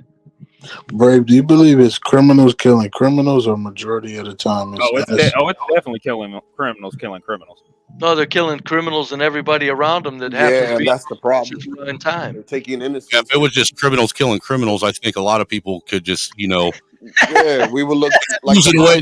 We'd be able to turn our eye to the side. But when these criminals that are killing criminals start killing babies, and moms that have nothing to do with it, that's where the problem lies. 45 gunshots. 45 gunshots. 45 gunshots fired, and nobody was hit. They're just shooting shit up, man. Yeah, there's no code. At least the mafia had a code. They'd be like, "Yo, it's Frankie D. We gotta get who? Frankie." Like this, boom. They'll walk up to Frankie, shoot him in the head. They're spraying bullet fire, man. But these dudes, they gangsters. They want to act tough. Sorry, Latino. Really quick, John Galt says, in my third Uber of the day, and John, hopefully you've taken some videos for us, so whenever you come back, we can hear them. That's what he's exposed to here. He said, in each shared ride, black women have been playing their music really loud, no headphones. Of course. Because who Tell cares me. if it's a shared ride, right? It's black culture. You're tearing the shit out of everything around you. You're Hey, I tearing used the to be a shit cab out. driver. That's very rude and ignorant. Hold on, because I used to be a cab driver and I liked loud music too. But I always let my loud music was only if the customer didn't mind or if I was in there by myself. Yeah, Three but this women. is a shared ride. You sharing with somebody else. 3 women, all of them did the same thing. Hey, there's a lot of people that share cab rides, man. If you ain't never drove a cab, you don't understand how many shared rides you end No, up. I get that. I understand that. But you as a person, you want to sit down and you want to be quiet and respect the other person. You just want to get the A and B. You would think that's automatic, yeah. Yeah, Oh, it's the I same would thing as say getting it. on a You're plane. saying it ain't the driver that's doing it; it's another passenger. Gotcha. Yeah, they're all 3 passengers, yes. 3 black women, all of them did the same thing. Each time. 100%, 100% results. That's black culture, Ignite. That's black culture. That ain't black culture. Yes, it is. Yes, it is. And I would know. never. I know black culture. Let's say this because I got to go. But Ignite, let's say this gentlemanly. On this matter, not in general. Use a fool.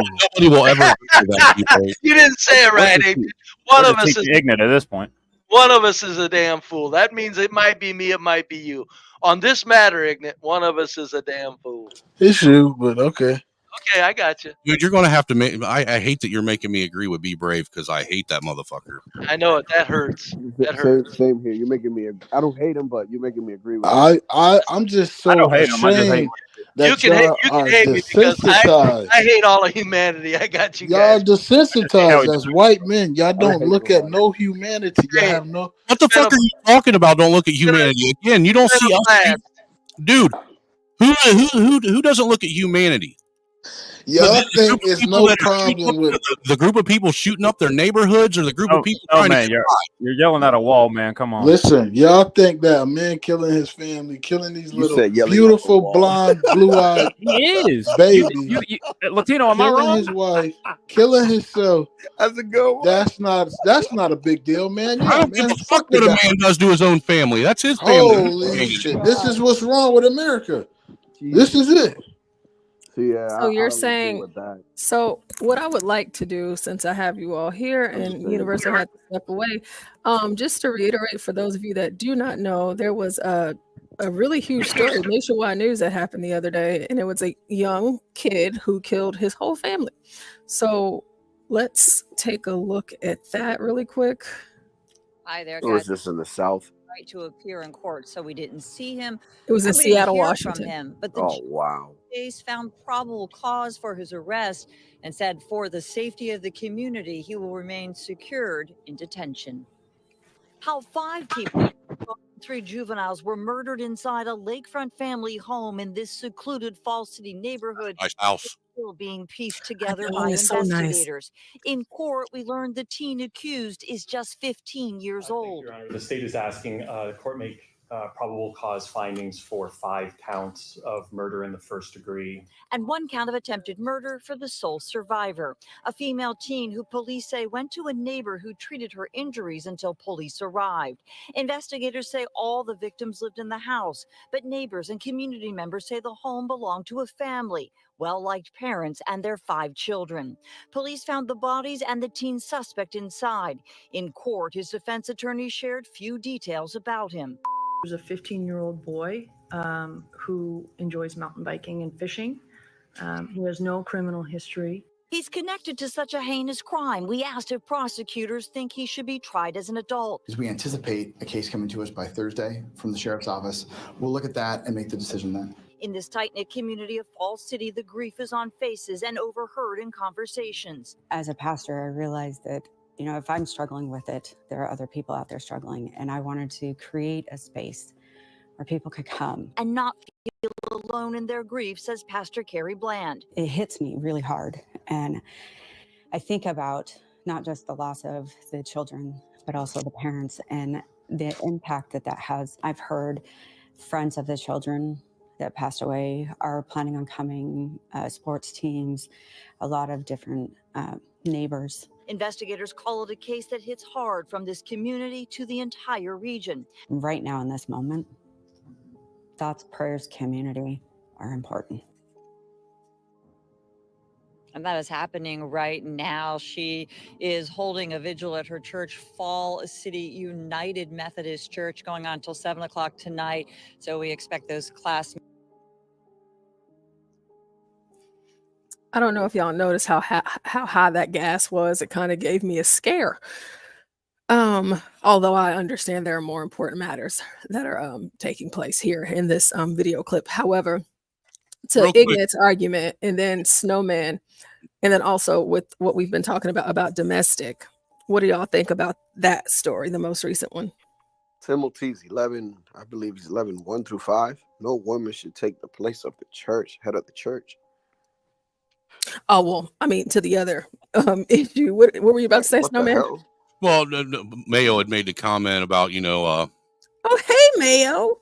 He said, once again, focus on the outlier. Yeah, that's the point, though. We're comparing the small to the big. That's what I want. That's what I want him to know is he came in rather late, and we've actually been comparing the small to the big. Yeah, plus the small ones are more interesting. And so far, the Negress are winning. What they call SNOWMAN. the Negress are winning. You gotta say it like John. The Negress. The Negress. I can't say it like John. I didn't say that. I said Negress. Those are the lady. Those are the lady Negresses. Yeah, that's what I'm saying. That's what John calls them too. Oh, okay. He does. See, we're not up here calling you a bleach monster from the Slavic mountains. Sir, I've heard you say all kinds of shit about my people. Get real. We ain't calling you a dirty white monkey from the land of fishing. I didn't call you that either, did I? Hold on, you dirty ass snowman. What's those monkeys with the red ass? French, English, British boy kissing relative having wig wearing Marble 1000 smoking Bud Light. I was going to go toe to toe with you, roast, but you're struggling so hard to roast me right now that I don't need to do anything. Yeah. You're sitting on a butt plug right now. All right. Watch your mouth. Don't ever in your life say anything with an N in it. If I ever hear you say Newport, I want, dude. I'm a fucking free American, just like you said earlier, motherfucker. Hey, you dirty ass bicycle riding, truck driving, looking. What? Whatever, you fucking nigger loving nigger. Okay, now you want to use. Okay, we're gonna use bad words. All right. The ER. Okay, listen here. Well, you want to keep going? I can keep going, dude. All right, listen. You are a genetic, diabolical Satan. Explain to me how the lesser of the two races managed to enslave the greater race, you fucking peon. Well, if you would have to use your brain, you would know that they were enslaved by their own people first, right? So they were slaves who got sold the lesser of the human race, and then dirty ass people we made the world better. Who didn't wash. So you admit that you guys own your own self. Hold on. Y'all believe that cleaning your ass. It's funny when it comes to them being the losers. They want to go. That's when they want to Angry Snowman for creating a slavery. But hold on, Snowman, hold on. Do you know General Dave? Yeah, General Dave's good. Okay. Hey, General Dave. Hey, how you doing? You sound like a nice person. I don't know if this is the right room I'm in because. Dave. Yeah, I'm from Texas. I'm pretty nice, I think. Okay. Howdy. What's up, Sludge man? You know it. So you want to add something to the conversation, Mr. Well, before you do, IGNIT and SNOWMAN, are y'all? We were listening to you guys. I ain't got nothing further to say. Yeah, I don't have anything to say. I'm just about to jump in, to regulate when everybody goes crazy. Yeah, but based off what IGNIT just said, that the Africans enslaved his own people, wouldn't we say that? Oh yeah, we did. Reparations to themselves. I ain't paying you shit. Imagine that. Told you niggas for a reason. Damn, So, Gary. why do you have an issue with white families and domestic violence and them killing their children and their families? Why does that bother How does you? that affect you as a black man? Well, because honestly, they are the ones destroying civilizations. They're destroying generations. When they do diabolical, sinister things that are in their DNA to do, that they wake up and breathe and want to have sex with dogs, that's the stuff they want to do. And they want to kill children, molest children. They do sick shit. They destroy generation. They keep their evil travels for eons. And that's Isn't why this son husband term a term for black sons, not white sons? that's why I said what I said about Isn't there? civilization. They're destroying civilization. Civilization starts at home with the family. They Didn't want to didn't destroy the family, prison gay and term then start with black inmates, not white inmates? can you use some white decorum and be quiet while I'm speaking to the lady, please? No, I'm letting my inner nigga come out. This is what. Okay. I'm about to come in and I'm regulate. simply trying to let Portia know what my stance was. Portia, my stance is that, okay? They are destroying civilizations. And that is how they do it, and they don't see a problem with it. You ain't got it, man, because these guys are super ignorant, and you're trying to make sense to them. And I'm about to show you how to shut all of these goofballs up, man. The first Live your life, brother. First thing you got to understand is that this caliber of people, they only gonna come and ask you the questions because they know that they can't ask the government the questions because they know. Dave, that's where you're wrong. And if you'd have been here sooner, you would realize that I've been that. I've been the first part. Second part, ever you got to get out of the habit of explaining your history to other people. If they don't know it already, tell these broke trailer park motherfuckers to go buy a ticket to a museum because America has already spent $500 million on it. Or they could just log in online. But the whole days of you negotiating your history and pointing this and out, that's over, bro. This is 2024. I'm just letting you know. You just tell them fuck around and find out. You let them be stupid. I can respect that. Fuck around and find out. The Loot for Justice campaign.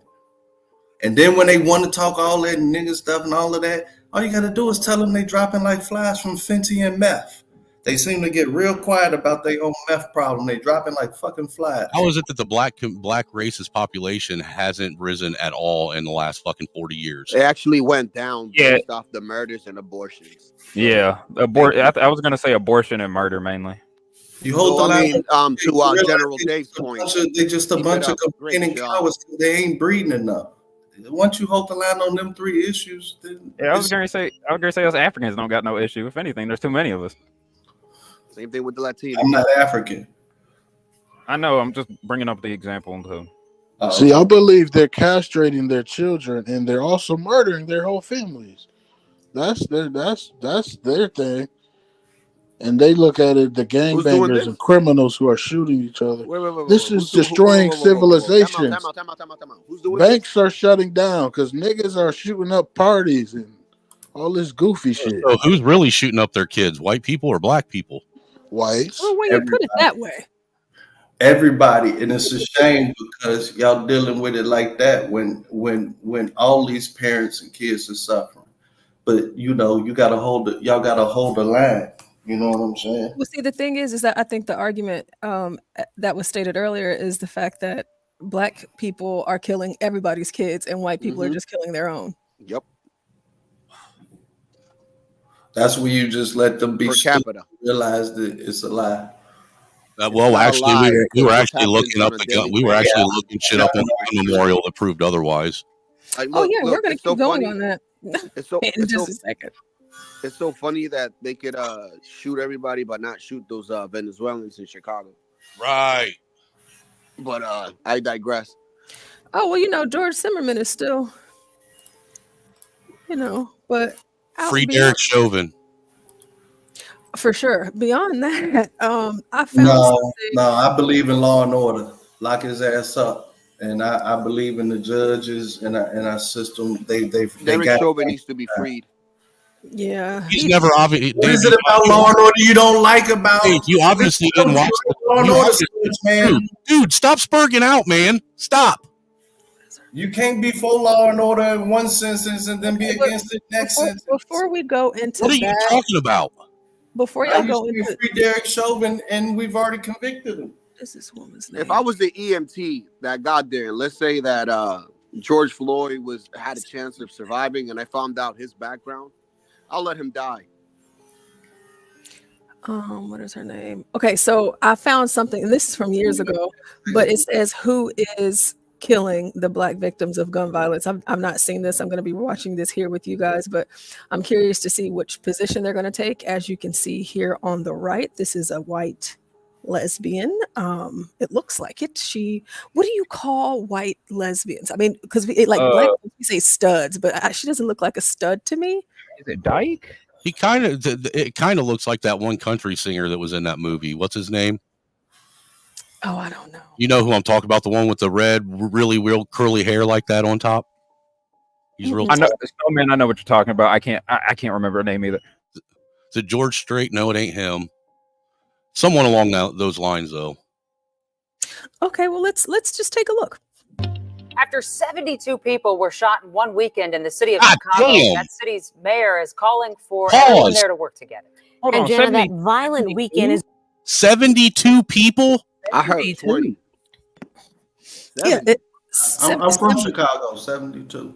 Oh, we have a Chicago. What is it? A Chicagoan or a Chicago person on the panel? A real city. A Chicagoan.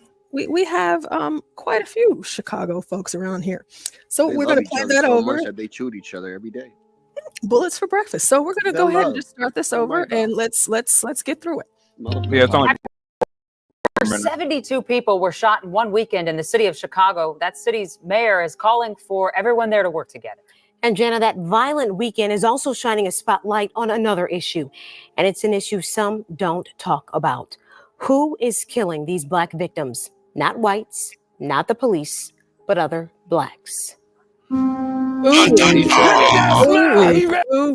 not gonna lie. I was not expecting her to say that. Okay. I'm glad she said it. I'm glad she said it. Better her than me, because I'm the wrong color to be saying that, apparently. And they found the Blackest one to say it too, didn't they? Go racist. Goodness gracious. Let's keep going. Katie Wilson bears a heavy cross, literally And this cross is about 400 pounds. and figuratively. Sometimes I feel alone. Alone, responding to a silent call for help. KG's past is embedded in Chicago's present. This weekend, 72 people were shot and at least 13 were killed. KG's heart is heavy. The violence here and the violence in Chicago, back home in Chicago. My mission has been for 15 years now is the focus on us.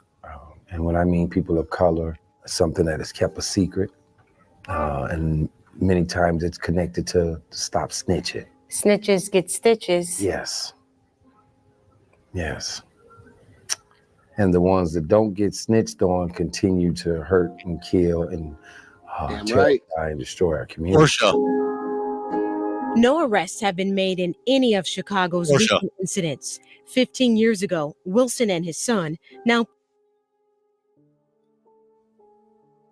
In the back, I put a comment that Mayo says to go check out this channel. It's got the raw Chicago crime stats. Okay. Sorry, I had to say something to the kids. That's all right. They love each other in Chicago. Oh, God. peace activists escaped Chicago's violence. They moved to Minneapolis. I just left everything there and jumped on the first bus and came here with no place to go or nothing. It was about saving my son's life. Right. Tanisha Taylor Bell is about saving lives too. I can't save every young person in the city. I wish I could. It was the city that raised me, a city that I love, a city that also took my father's life. He was shot as well by teenagers there, ages 15, 19, and 21 when I was just 5 years old. Young little Bell says teens like the ones who killed her father were the inspiration behind a scholarship foundation bearing her dad's name. We provide scholarships, mentorships, and life skill seminars to young men who are middle class, sometimes fall through the gaps. You know, they may be the C. Notice she got her teeth done. And oftentimes they don't have opportunities or resources to them. Mentoring addresses the topic some ignore. You don't see these killings in mass numbers like this in other races. You know, how can we expect someone else to respect us if we don't respect ourselves? So the black woman crime that is plaguing not only Chicago, Detroit, Minneapolis, so many cities across the nation, but you have to start at home. You have to take care of home. You know, you have to make sure that our young people respect our race. From her office in Atlanta to street corners in Minneapolis, both Bell and Wilson, Chicago natives, are doing their part. If I have to stand by myself in front of a firing squad, I'm going to be that one who let the youth in the community know that this is right. We can't be quiet about it anymore. According to the FBI's uniform crime reporting data for 2016, 90.1% of Black victims of homicide were killed by other Blacks. But the story doesn't stop there. 83.5% of whites were killed by other whites. Some will argue this data shows this is a truth across racial boundaries. Tanisha, who you just heard from in this story, worked as an executive producer for CNN for 13 years, and she simply said it was haunting her as she would write those stories about gun violence in Chicago. And it seems to be a problem that is just not going away, because we see holiday weekend reports out of Chicago, 60, 70, 80. It's unfathomable, and my heart breaks, but it certainly goes out to those people who are doing the work on the streets. That's incredible stuff. Yeah, they're in the trenches. Knows. Yeah, absolutely. Thanks, Adrian. Oh, yeah, Wow. I know both of them. You know both of them? They're gone. Yeah, I know the lesbian too. Yeah. By the way, the black woman, she does not speak like that. She actually doesn't live in Minnesota anymore. She moved to Chicago. I think she moved she a code switcher. I see. Yeah. Well, she has to be to have that kind of anchor sound. It's funny. She does not sound like that shit at all, though. I was going to say that she sounds like a white woman. Oh yeah, no. So, She's pretty good at it. I mean, regardless of whatever, I think it points to something that's really significant and important. I mean, even to hear two Black women saying this, like, hey, we need to get it together, essentially. So the question that I have to myself as I was listening is, well, what about Kamala? And what about Obama? Well, they're not Black. And they ain't Black. Well, of course, that part. But what about, whenever they're going to these cities and they're having these conversations, doing these rallies, they don't say anything about this, but Trump does, oddly enough. But what is the issue? And two, for Black conservatives, what is the issue with calling this stuff out and addressing it and speaking on it and bringing attention to it, instead of saying that we're self-hating and or trying to compare our crimes to white people? Great question. There's something to say to that. Why is that? What do y'all think? Cope. Simply put, it's cope. I think it's deeper than cope, because niggas fight tooth and nail for this shit. If it was just cope, they wouldn't be fighting this hard. Mm-hmm. Yeah. It's just that they don't want to be the one to say at the bottom of the bottom tool, basically. I mean, it's just something. Go ahead, Portia. No, go Universal. Go ahead, please. So, I think. Well, you asked like 3 questions, so make sure I answer all of them with my diatribe here. I think that conservatives go in on this because we know this is probably one of the bigger issues within the black conservatives. This issue destroys families. This issue forces Black conservatives to stay away from family members. This issue forces Black conservatives to think, God damn, I don't want to deal with these people anymore. It's that bad of a fucking issue. That's why. And most Black people like myself who leaned into conservatism or whatever was because of this. I do this work. And at one point I got to a point where I was just like, I can't be these people who deny this shit anymore. I'll pay for too many funerals. I was getting calls at 2:30 in the morning for fuck shit for people that I thought we dealt with already. Dang, man. Like, let me ask you this. Of the Black I know that guy that they just the Black people on the panel, how many of you guys have been to a funeral or how many funerals of people that have been murdered have you been to? I've only been to one, but it wasn't for a Black person, so I can't count. I've been to 0. Yeah. I've been to 3. in the last that have been murdered. Yeah. Now yes, I have never black people that have been murdered. I've been to probably because I did this work. I've been to probably like 12 of them, but I was not related to any of those people. Me neither. And I probably wouldn't have been there if I wasn't working. The question was family. How many members, right? OD funerals have you?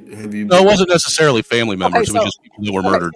So I have been to 2 of my students that have been. So I've been to 2 funerals for 2 of my kids. I thought you just said family. Sorry. Anybody, because like me, I've until this year, I'd never been to a funeral of anybody that was murdered. Yeah, it's tragic, man. It's heartbreaking. And I'm 45 years old. Yeah, and you shouldn't be. You shouldn't have to go to funerals of people who are being murdered. Mm-hmm. And the 12 that I mentioned, probably 10 of them were people under 18. Shit. This one. So when we talk about black conservatives and why this is a big issue, because this shit is number one causing issues. The family structure that's been broken down is leading to this fuck shit. Our kids don't have a chance. They don't even care about school. I don't give a shit about nothing. And they tell us that every day. I don't give a fuck about nothing. They tell us that. Hey, Universal. Yeah, what's up? Were they innocent? Not all of them. I would say of the 12, I probably of the 12 of the 12, I would say that probably maybe 3 were probably innocent. They probably shouldn't have been part of any of this. They just got caught up. But the rest of them were part of this lifestyle. I do want to say to Angry Snowman, because he mentioned this earlier. So we have did a deep dive on this website before, Snowman.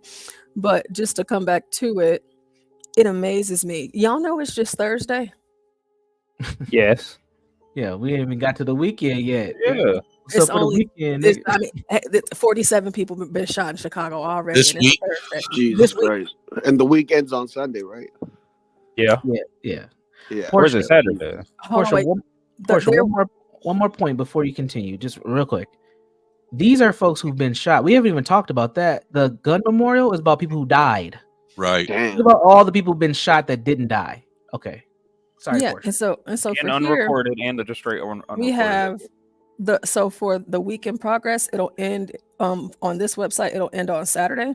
So it has been 47 people shot. 47 12 of them were killed. And 12 of them were killed already this week. The year to date in Chicago, killed 458. God damn. How many this year so far? 458. That's a graduating class in Lisa High School. Where is Chicago getting all these people from, man? Yo, for real, because I mean, Jesus Christ. Because like, these numbers seem like they high all the time. They're not. How are they getting these many people? Like it seems like the numbers this website is so thorough. Always high. Like there's so many kids that these Keishas like how many kids have. How many people is living in Chicago, man? Like, there's a shit ton of motherfuckers in Chicago, I'm dude. just waiting for y'all to actually dig in and break it down by race, but I'll pause. Oh God. How about I give you another statistic we like to use? The weather this week. They have race Chicago, on here, actually. Let's see. The weather in Chicago this week has been a good 64 average. So it's even getting colder and niggas is still shooting each other. Damn, man. You gotta have it. No, you gotta have a straight snowstorm to get niggas to stop shooting That's each a other. fact. You need to spin a block doing that shit on a sleigh. Okay, if you guys if y'all take a look at the screen, it is this website is extremely thorough. It is broken down by race, and what is that? 70? No. It's 76.8% Black, 20.2% Hispanic, and 3% white. So that sounds about right. What's that? 5 points 57. I mean 97. That's male to female ratio. Okay. But how much you want to bet that 76.8% blames it on the 3.2%? Yeah. Let me see. So if we you guys can see this, on this ain't gonna stop. Give me 1 second. Give me 1 second really quick. So by numbers for Black people, it's 360 shot, and the assailant, the person that shot them, right now we have 36. So 36 people managed to shoot 360. Damn, that's 100 times. 100 times more. A Hispanic, it was 95 people that were shot, and the assailants, other Mexicans or Hispanics, it was 8 of them. And then this white person did the work. So for the white people, we have 14 and one white person. So one that white must person. that must have been a concert mass shooting. Yeah. I bet it was a tranny. Now, maybe we can just take this. Be Brave. Be Brave's gone. We can just take this to the mass shooting argument. What is worse, just with this graphic? The one who shot 14 or the 300 bodies that are laid out here? Like, come on. Yeah, she said 50, what was it, 58 towards 350 something? No, 36 to 360 victims. Dude, that's a percentage of like 300 and some percent. It's 100%. It's a literal 100 times. It's like it's 100 times. Literally, I don't want to hear. I don't want to hear the white shooting argument ever fucking again after this. Stop it. General Dave, it sounded like you were about to say something. I want to give you the opportunity to jump in there. Yeah, I just been Googling a lot of stuff. So anything that you find that you want to show, you could post it in the back chat for me, and I'll pull it up for you. Okay. I'm gonna say this, and then I'm gonna make sure it's relevant, though, Dave. And who pays all these medical? He's got to say that, because anything you say that actually is relevant, that proves a point. He gonna say it ain't. But I'll let her decide. Hold on. I got some people working in my house. Hold on. Damn, who pays all these medical bills? It's like shit. Well, I mean, it's easier to not have to worry about that whenever they just put them in the ground. Yeah, facts. But damn, even the funeral is expensive. That's like what, 10 grand? I mean, they even shoot up funerals. So for this year in Chicago, for the police involved shootings in Chicago, it has been 3 killed and 5 wounded. So the cops shot 5 people and only 3 died. And that is still, it does not pale in comparison to the 360 that we just saw in the other graphic. It is something to say, looking at this week. It is pretty goofy that on average, if it is divided up evenly, that means each person got 60 bodies. Does that also give the police involved shootings too? Oh yeah, I just went over. Let me see. Is it still on the screen? Yeah, I just pulled that up. Snowman probably stepped away, but I'll pull it back up. I'm curious if who the police kill more, whites or blacks. So police kill whites more, I'm guessing. Yeah, I'm pretty sure it's white. But here, Snowman, you'll see that for the whole of 2024, 5 officers shot 5 people and they killed 3. Okay, but it's not broken down. I'll look and see if it's broken down by race. Broke down by race. Let me see. If they didn't specify the race that they shot, it's because they're black. Yeah, but they specified the race with every other aspect of this chart. No, they would specify it if they shot black people. If the cops did it, if they didn't specify it, it's probably because they were white. Yeah. Okay. Yeah, that makes sense. Because then that would go against the narrative. The police are out there unabashedly fucking going to war with black men. Yeah, that don't make sense, but I'm gonna agree just because you're white. I appreciate that. I don't get the random. That's the one thing I don't get about it though, because that shit is so random. They're not censoring any other statistics when it comes to race, when it comes to black people shooting up schools or whatever. But yet they would hide it in that one specific instance. That makes no damn sense. That's speculation, brother. You're not writing the fucking teleprompt. You're not right. It was the speculation when that guy in the van. Even if it isn't speculation, it's still random as hell. What if they want to get the guy? Was it speculation when a red SUV ran through a and the media said it was a driver, and it was no. The media said a red SUV goes through Christmas parade killing. Yeah, when it was really a black fucking guy with dreads that was cuckoo for Cuckoo Puffs. If that was a white dude in that red SUV, we would have known it was a white dude, and we wouldn't have known shit about the color of the vehicle. Supremacy, blah blah blah, a whole bunch of BS. We would have thought the SUV was white. So your gripe is that they're not stating, "Hey, a black guy in a red truck did this." Yeah, one of my gripes is the media. Yes, my gripes is the media is trying to hide the fact when black people are involved in these kind of massacres as well to spin a narrative. Absolutely. Yes, the same thing. So with white the girls, media the is same trying thing to with the hide. girls in the same thing with the girls in New York getting smacked by this black guy was just smacking a whole bunch of. Yep, Yeah, and they wouldn't Come on, specify. you don't listen to Malcolm. He's been telling you this shit since the 60s. Man, these are the same people that said Christopher Columbus found the land. I don't believe nothing y'all say, so you can't tell me shit. Well, how are you going to know that your fucking history is right, man? You don't most of you guys are complaining because you don't know your history. Like I How said, can you not know your history and know your history at the same fucking time? You're speaking to me, Snow Boy. You're speaking to me. The I thing got about your history, boy.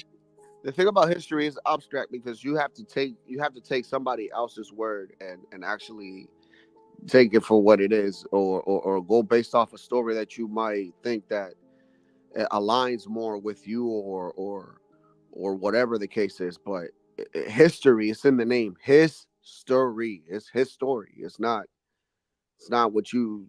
Even though you may think that you guys were here before or whatever the case is. Yo, bro, thanks wrong. for saying nothing, bro. We appreciate that. Thank you. Just saying. So I wanted to show I found another video here that talks about the gun violence and how black people are twice as likely to die from gun violence than white people.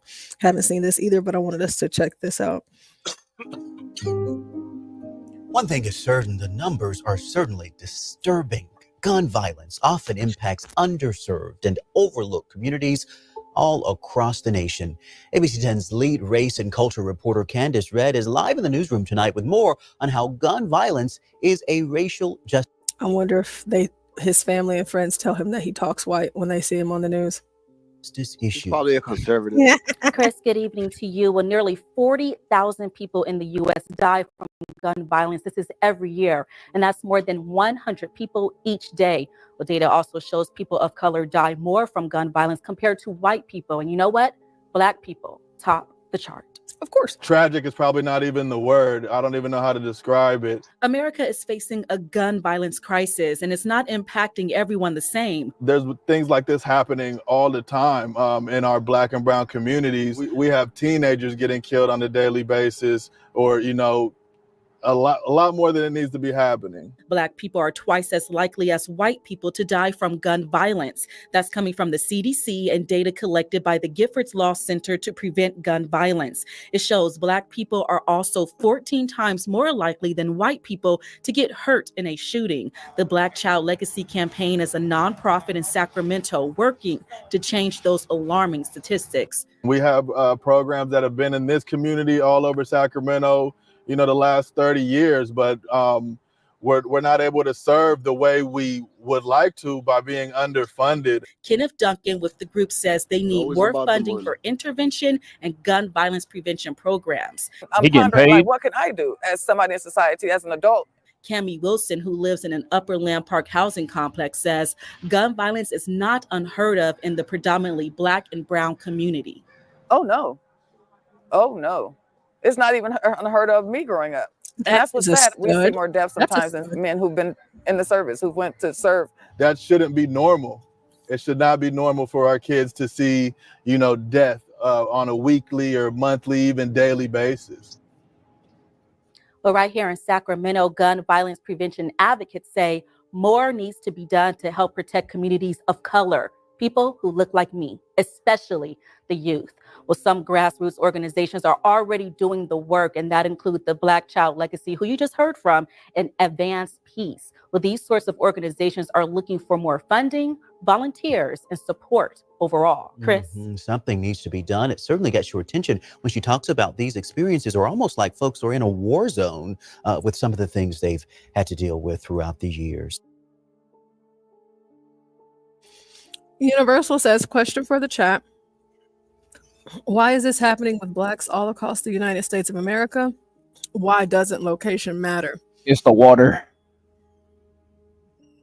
I also want to say too that video. It's the culture. It's the culture. Yeah, it's the culture. Oh shit, we got Mayo Monkey. Oh, is it Mayo? Hey, Mayo. Hey, Mayo. How are you, Hey, Mayo? what's up, Portia? How you doing? What's up, Good. Mayo? It's so good to hear from you. I hope you've been doing good. Oh yeah. That's great. Go ahead, Mayo.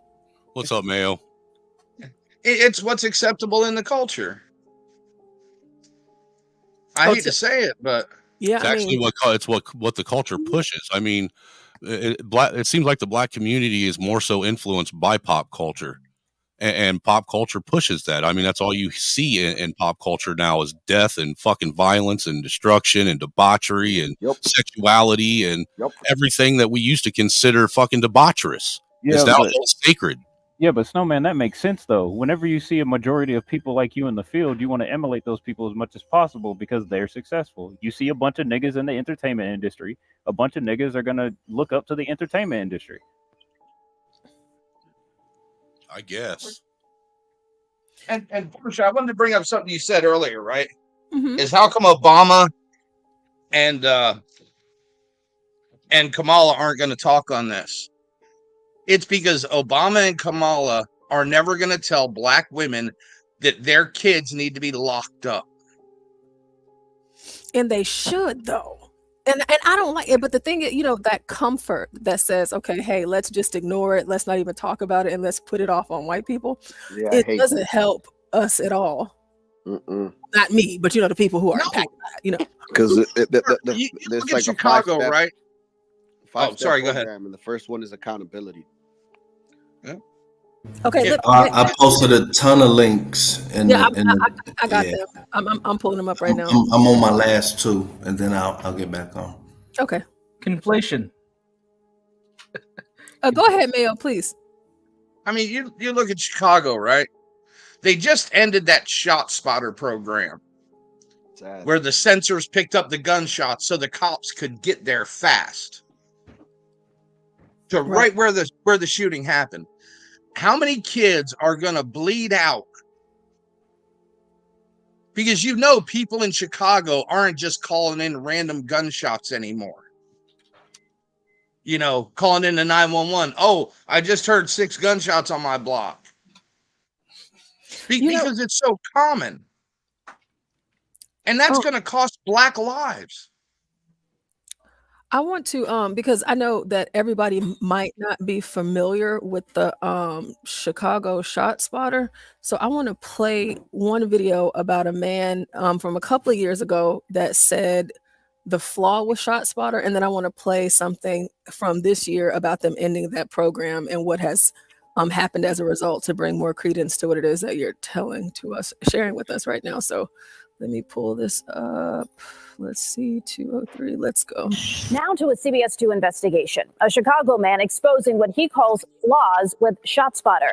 He says he was charged with murder and thrown in jail because of the gunshot detection technology. And he tells CBS 2 investigator Megan Hickey Chicago police are also to blame. Megan. Right, Erica, and Chicago taxpayers have paid out nearly $40 million for CPD to use that technology since 2018. Michael Williams, just the latest to call out that technology for, he says, doing more harm than good. It does not have eyes. It has nothing. It's just a device that picks up sound. Michael Williams tells me his is a cautionary tale. They want to detain you for as long as it takes. He says he gave a ride to a 25-year-old man named Safarian Herring back in May of 2020. Car pulled up on the side of mine and fired a shot into my car. Next thing I knew, I'm charged with first-degree murder. Prosecutors said an alert from a gunshot detection system known as ShotSpotter proved that it was Williams who shot Herring inside the car. Herring's family thought the technology delivered the justice they were praying for. He was going to jail.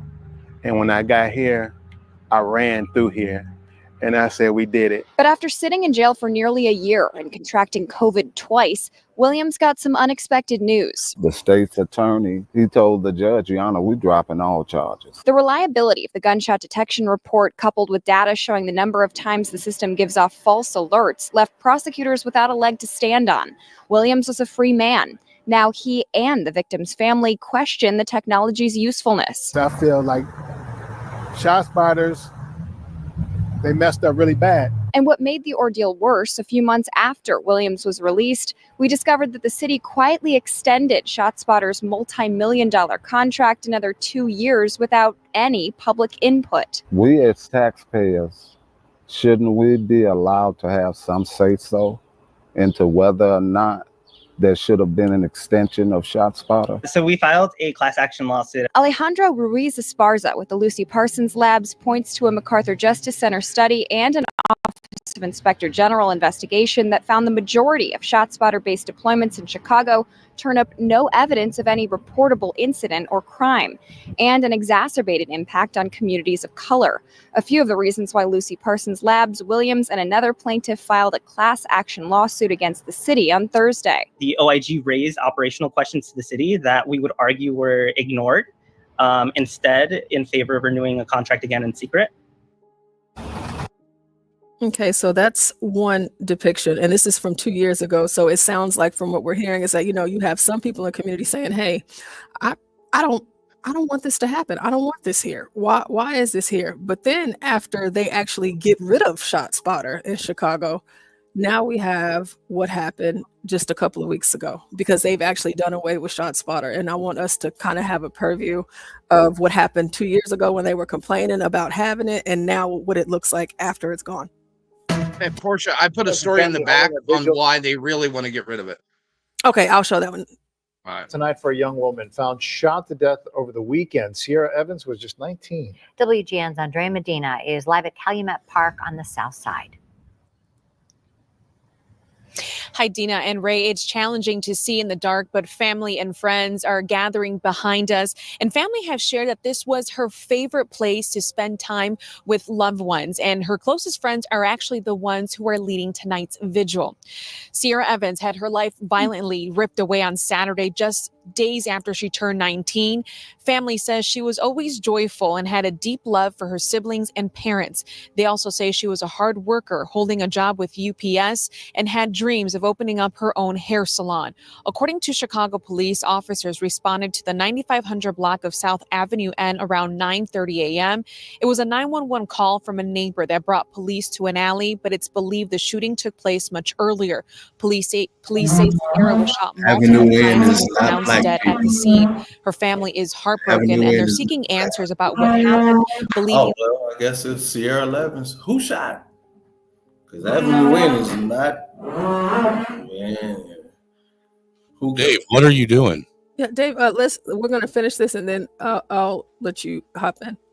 At the scene, her family is heartbroken and they're seeking answers about what happened, believing that if ShotSpotter technology had not been decommissioned, it could have provided crucial assistance. It might have saved her life completely, but at least CPD would have been on the scene and CFD would have been there, whatever, to try to save her, and she would have probably still been here with us if we still had the ShotSpotter.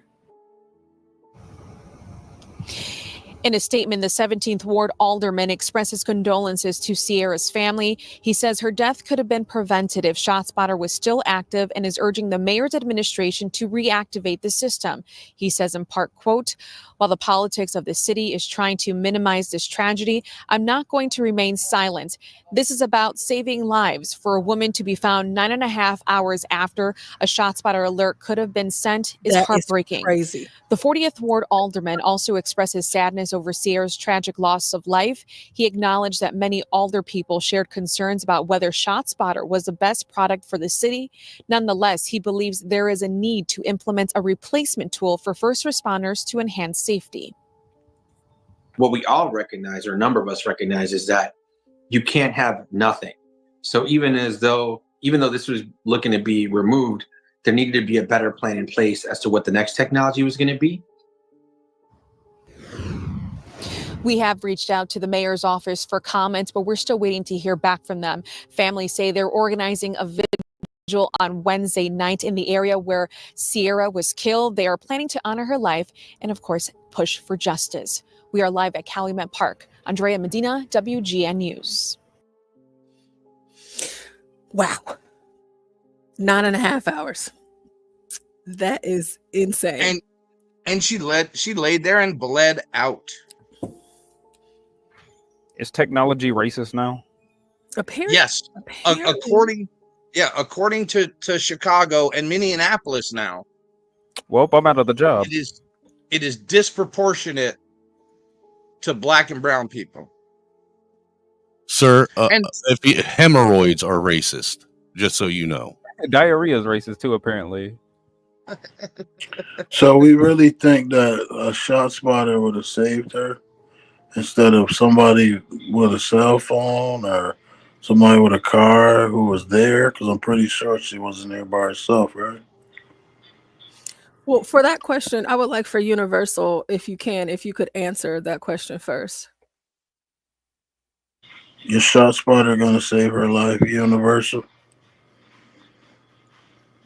Maybe Universal stepped away. Angry Snowman, what do you think? I honestly wasn't paying enough attention. I was reading this retarded ass graph that Dave posted in the back that I don't make no sense to me. But okay. Yeah, I'm gonna show that graph once we because I know he said he's in the house and it sounds like a lot's going on over there. Graph is the most ridiculous thing I've seen. Yeah, I'm definitely gonna pull it up, but I want to so if anybody on the panel, or Mayo or Universal, if you're there, and Dave, IGNIT asked the question, do you believe that ShotSpotter would have saved her life? What about, I'm sure there was somebody there that had a cell phone. I can fully explain but that, because I'm from Chicago. Oh, never mind. But if there was somebody there with a cell phone, I'll be back what? and go to a meeting. Okay. But guess what? They didn't call. ShotSpotter would have got police in that area looking around. You saw where the rubber glove was on the side of the alley. She was laying in the street. Samuel says that yeah, this technology should have never had to exist in the first place. So I would say to you, IGNIT, and Garion, do you have an answer to that question? I honestly do not. Okay, so for me, I think that the same thing, that this system wouldn't be in place if people actually did call. So obviously people aren't calling, and that's a problem. I don't know if it's the whole snitching thing or what have you, but you would think that anybody would call, but no, 10 hours, nobody called. Gunshots are. Have you ever heard a recording of Chicago at night? It sounds like Baghdad in 2006. Gunshots are just a part of the program. People are just used to it. IGNIT, do you have a rebuttal to that? And then Dave, Dave, are you going to a meeting now or do you have time? I think you already dipped. Oh, he left. Okay, so IGNIT, do you have a rebuttal to that? I just want to say with the lace front she had, maybe she gave somebody herpes or she set a guy up last week. A lot of things that we look at, it's more to the I believe half of what I see and none of what I hear. So what you see is just a 19-year-old getting shot. Nobody was around 9 hours. And it's just she died, but we don't know the backstory. That's all I gotta say. What backstory? All right. A backstory would explain why she got shot. And the fact is, a young lady got shot and bled out because nobody called the police, and no police were sent to the area because ShotSpotter was shut down. See, that's not a fact. That ShotSpotter shut down is the reason she died. You just, that's your opinion. Just like what I just said was my opinion, that there's more to it. We just think that because ShotSpotter isn't there, that's the reason she died. No, I don't agree. That's all. Okay, so you're saying that whether ShotSpotter was there or not, she still could have passed away. She would have been dead no matter what. Okay, so that's your argument. Okay. I want to read this ShotSpotter article that Mayo shared. It says, ShotSpotter disproportionately impacts Black and Native communities in Minneapolis. Shout out to Universal. He had to step away. Campaign Zero is spotlighting a forthcoming study that examines the effects of ShotSpotter deployment in Minneapolis. The research is conducted by Alexander, someone who's affiliated with Minnesota Law School and all of that good stuff. For any of you that want to take a look at this article without us or follow along on your own, it is in the description box. Analyzing public data from 2020 to 2023, Lind L, we're going to call them L, study reveals a disproportionate impact on Black and Native American communities in Minneapolis, emphasizing the technology's contribution to over-policing without clear benefits in safety or gun violence reduction. Despite its touted capabilities, ShotSpotter's implementation has proven a negative impact on communities of color.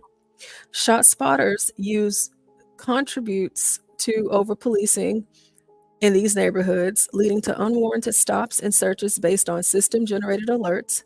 Despite its widespread adoption, ShotSpotter has yet to demonstrate a significant effect on reducing firearm-related homicides or improving safety.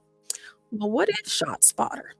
It's developed by SoundThinking Incorporation. It's a technology that claims to detect gunshots using a combination of microphones, unproven software, and a human review.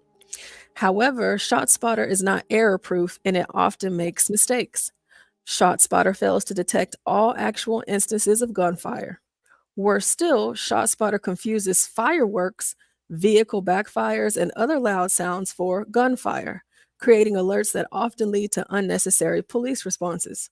Innocent bystanders near a ShotSpotter activation may be subject to stops and searches based on the alert alone. Rather than making communities safer, ShotSpotter technology contributes to over-policing of Black and Brown communities. So I would like to pause here before I continue and have a conversation with you guys on the panel. It is 2024, and I'm sure we've all heard of AI. So in reading this article so far, I know that there's technology good enough to be able to make sure the sounds are differentiated as much as possible. But I could be wrong. Go ahead. And ShotSpotter gets better with every reading. Okay. That article basically said even with ShotSpotter around, people were still dying. So it was insufficient. It was just a way for them to dump money. That's it. It didn't stop people from dying. The cops got there, they still died. Like, we gotta be realistic here. That's all I'm saying. The complaint of this is that it doesn't detect all actual instances of gunfire. It's insufficient. And that other loud bangs often trigger false alerts. Which means it's insufficient. Does it have to be perfect? Why do people expect this stuff to be perfect when they don't expect anybody in their community to act anywhere near correct? We never said that, brother. We were saying that. So I am asking that because that's the truth. Because a lot of Black people think this technology is some sort of sentence from God, that it can never go wrong, that it can never break, that it can never be inaccurate. They think this shit is God. They think it's some angel saved from heaven that works overtime. I don't know those people who think that, but you can assume. You see, for me, I think I would rather them come anyways, just in case. Even if whenever those mistakes happen, I would still be comforted at the fact that you are coming and investigating to make sure everything is okay, rather than not coming at all. Exactly. Because and like the case with the gentleman in the car, right? They didn't build that case just based off of ShotSpotter. I guarantee it. Because the picture I saw showed the directional travel of the bullet, which ShotSpotter isn't going to give you for that case. Let me see. So that case is very.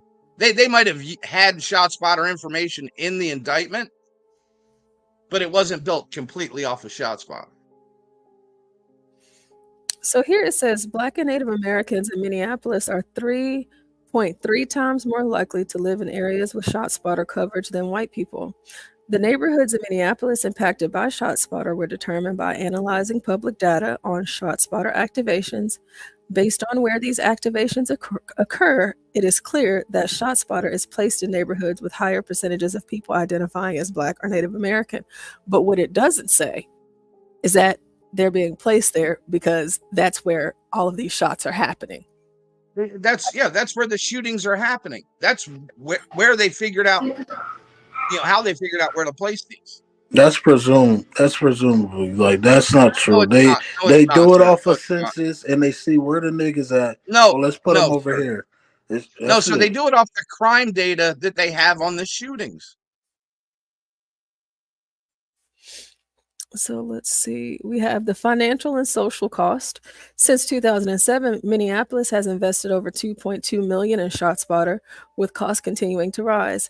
Minneapolis spent $48,840 per year on ShotSpotter in 2012, which rose to $111,667 per year in 2019. This expenditure comes at the expense of alternative community-led safety initiatives. At least 16 other cities have canceled their ShotSpotter contracts. Most recently, Chicago. Shout out to Chicago. At least 19 other cities have considered and rejected a ShotSpotter contract, including St. Paul. St. Paul probably needs it. A call to collaborate with impacted communities rather than rely on bad tech. Black and Native communities in Minneapolis already face over-policing and discriminatory violence. Placing ShotSpotter in these communities increases interactions between civilians and police. Instead of paying millions for unreliable technology, Minneapolis could spend the money better on programs that improve gunfire reporting in collaboration with communities most impacted by it, because that works. Contact your reps at cancel spot. Oh my gosh, hashtag cancel spot shotter. Tell them that ShotSpotter doesn't stop shootings, it wastes money, and it doesn't make us safer. We need real solutions for gun violence, not expensive contracts. These contracts are made at any time, so let's cancel them now. That's incredible. That part. If they will put them in the programs for kids, teach them how to have impulse and control their anger, their emotions, I don't think we would need these ShotSpotters, because these are just a bunch of grown-ass kids who don't have the ability to control themselves. Agree with and they can afford a fucking gun. So now we got an idiot with a gun. That's who these people are. So so there's no. I heard the gentleman say underserved communities before. There's more money being poured into programs in these communities than anywhere else in the country. Can you name one? There is no shortage of money for pro scams. Can you name one? Or? Oh wait, Red Illusion says if a superhero started fighting crime, Black people would try to cancel them, and that's so funny, Red Illusion, because they probably would. Yeah, they would, especially if he was Black and he liked Trump, or if he was white. That wouldn't go over. That's not true. Those Black people voted for Trump, so you what Black people voted for Trump? Oh, how do you know that? Because I'm Black, nigga. How many voted for Trump in the 2020 election? Black men. Don't worry about that. It's 2024. 26%. I'm talking about this year. We'll see. I hope it's more. I really do. I was going to say, I think it's like 20. The current number, I think it's like 26%.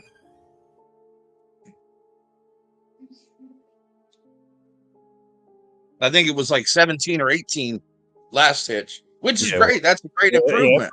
It's gone up considerably now. Yeah. Just saying, it ain't what you think. All niggas ain't criminals, and all niggas don't hate Trump, and all niggas ain't got a pistol and ready to fire it off when you say some weak ass shit that we don't like. No, but right now we have a situation where, say, 3 to 4% are bad, right?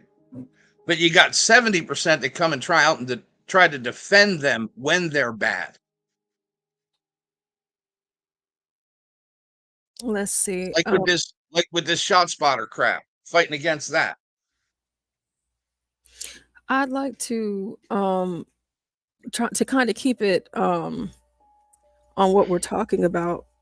This was Kamala Harris yesterday during her town hall, and she had a comment about gun violence and how she plans to combat it in her presidency. So where did it go? Let's take a look at this.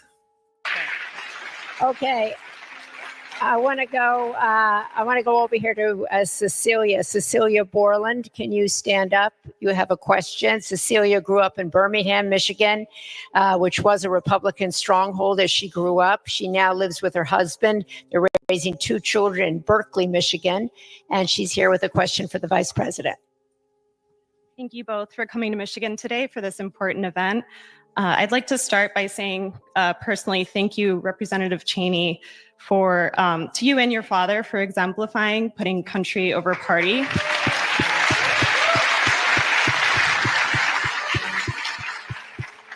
And Madam Vice President, I hope you had a wonderful birthday yesterday. Thank you. Thank you. From the shootings at Oxford High School to my alma mater, Michigan State University, to an attack at a kid's splash pad this summer, just a few miles away from here, the issue of gun violence hits very close to home for our community. Just yesterday, I learned from our school district that my preschooler will be going through his first active shooter drill this week. Yeah. As a gun violence survivor and mother of 2 young children, the issue of gun violence and the safety of my children in their schools and in our community is my top. I'm listening to her, and whenever she said the gun violence drill or whatever it is that they call it there, she sounded like she was about to crack up and cry. But we have gun drills, shooting, like, armed shooter drills. We have tornado drills. We have, fire drills. We have drills. So would you not want your kids to be prepared and know what to do in any circumstance while they're at school? Or do you just want to cry about, listen, y'all know how I get whenever I listen to liberals speak. It pisses me off. I'm confused. and like these outlier shootings are not the mean or the norm. They're not the reason for gun deaths in America, anywhere near it. And then here you go. Samuel says shooter drills aren't a new thing. I'm not sure what she's getting at. And I just wanted to make sure that I'm not tripping, and y'all heard that too, because I'm like, she's saying yeah, we did. Like, she's saying it as though like it's a bad thing. Listen, these people are insane. Let's keep going. Who remembers duck and cover drills? Oh, of course. Oh yeah, I remember that goofy shit. Yeah, so we have lockdown drills, all sorts of things. I just don't know. Like, do you want your kid to get shot, ma'am? Apparently. And to what Mayo was saying earlier, that's the whole point and premise that I was trying to point out from the beginning, Mayo, is the fact that there's people that are condoning this activity in one community and they aren't in another. Let's see. Madam Vice President, if you are elected president and there is a Republican majority in Congress, how will you work with them to make impactful and immediate progress around gun violence, especially in our children's schools? People always want something to meet you. And thank you, and for your courage to speak up about this. So, we have done it actually in the last 4 years. We had a bipartisan group of folks in Congress who came together for the Safer Communities Act, which is the first meaningful piece of gun safety legislation in 30 years. And so it's a good step, and it really does tell us that we have a will within the United States Congress to work in a bipartisan way. And then Congresswoman Cheney was one of those Republicans that actually voted for it. This is how I think of the issue, and it is through the lens of many experiences, including I'm so sorry about your kids going through active shooter drills. Our kids did. It's traumatic.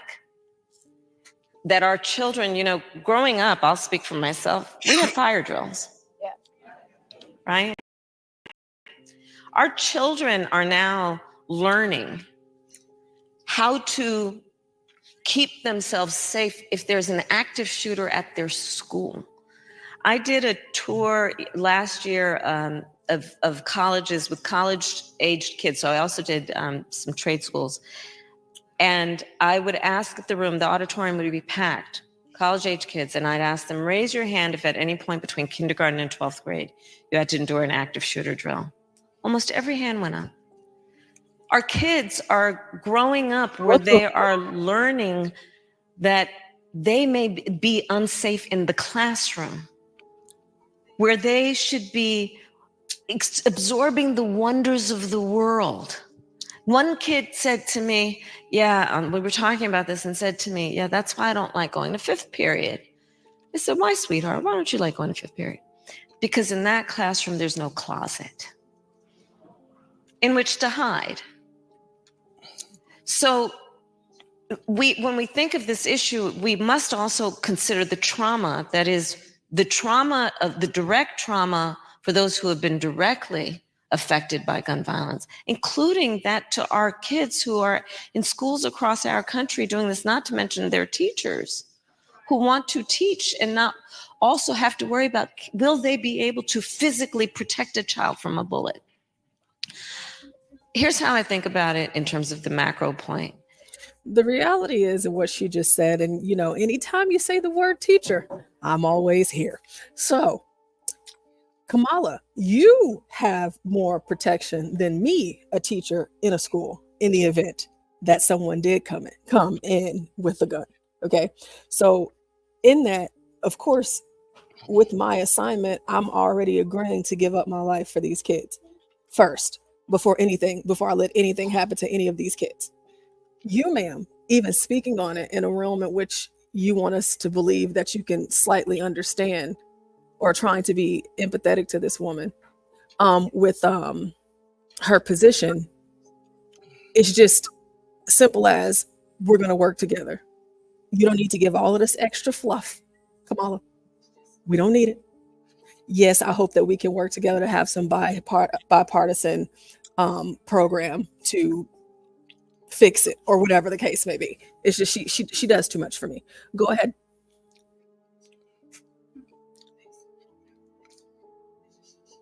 I think she sounds stupid as fuck.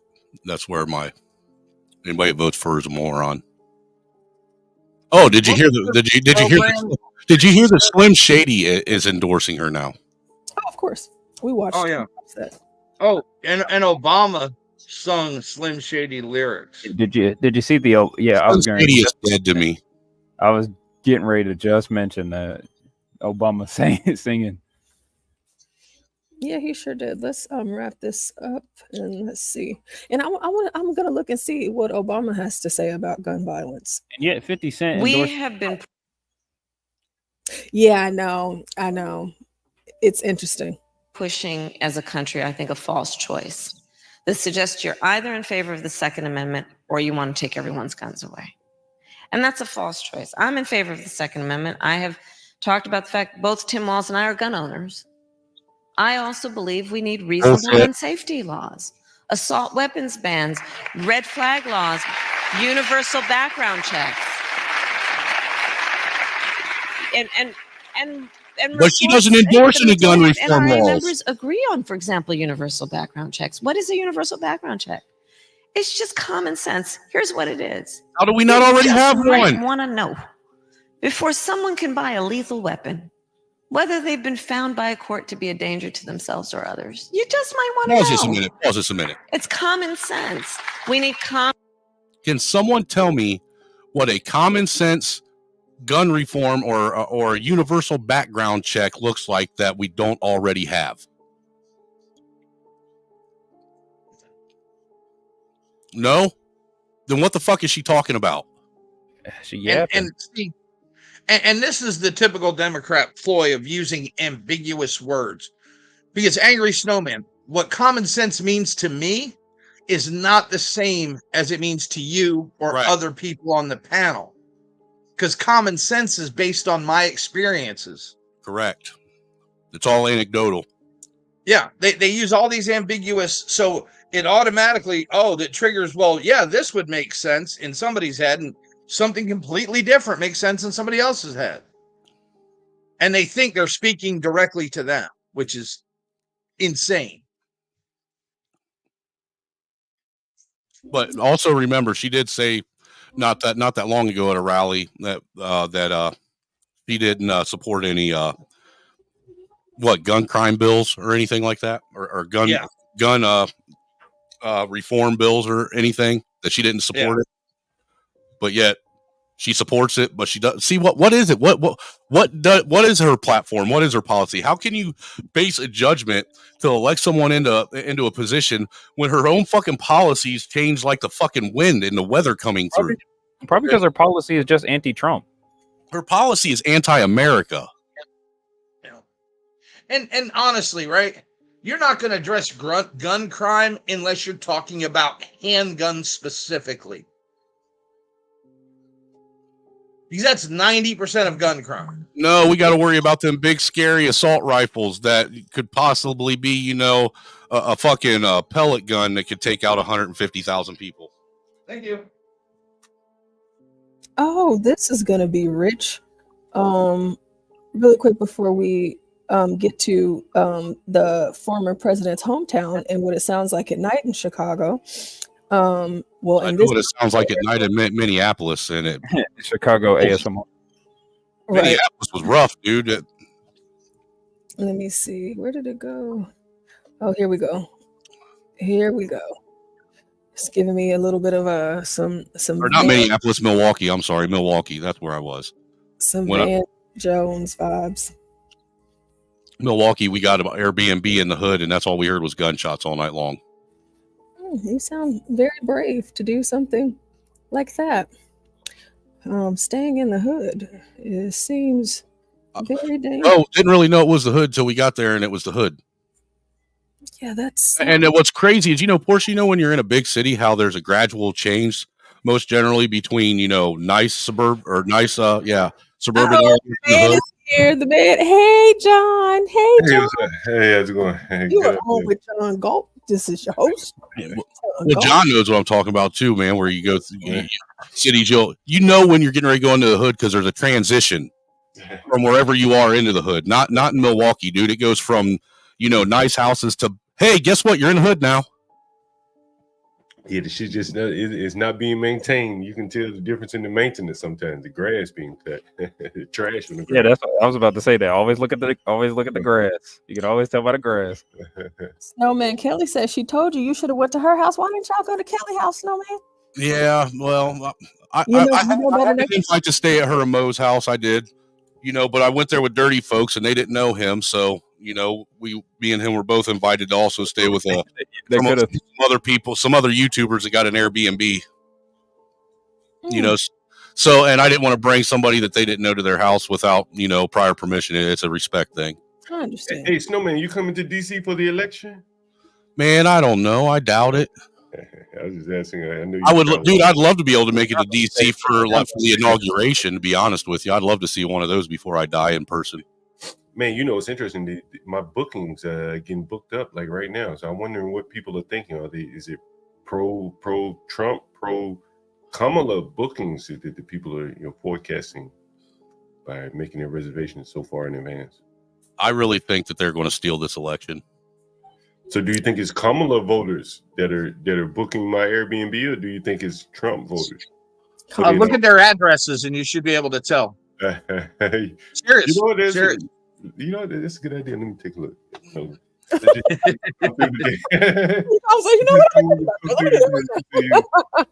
on. Let's make some predictions right now. I'm probably. You want to do a prediction here? Yeah, let's do predictions right now. Yeah, before John reveals I'm saying that it's probably more so Kamala supporters than Trump supporters. I think it's. I'm saying probably at maybe 2-1 on Kamala to Trump. I'd say 5-1. I'd say 5-1. Yeah, I'm also gonna say I'm going with Mayo. I also say 5-1. All right, so this one I don't know where she's from, but she stayed in New York, Miami, Denver, Barcelona, Austin. So that's a Kamala supporter. Oh yeah. Well, that looks like the Kamala supporter. He's too cultured not to be. Well, as soon as you say woman, it's a 50-50 shot. Oh God. Oh yeah. You're right. right? And this lady was named Minnie. I would divorce my wife if she voted for Kamala. I shit you not. I swear to God, I would. I would divorce the fuck out of her. A lot of divorces coming. You know, a buddy of mine, he was talking about, you know, his wife doesn't vote. You know, she's not a citizen. But, you know, she was saying if she did, you know, who she would vote for. And he was saying, well, shit, our vote would more or less just cancel out because she's going to vote one way and I'm going to vote another. Okay, we got another guy named Gene. That's why women don't need to vote. His name is Gene Shaw. He's booked for the 19th through the 20th. Let me see if he's a black guy. Sounds like a black guy. Gene? No, I know some guys named Gene.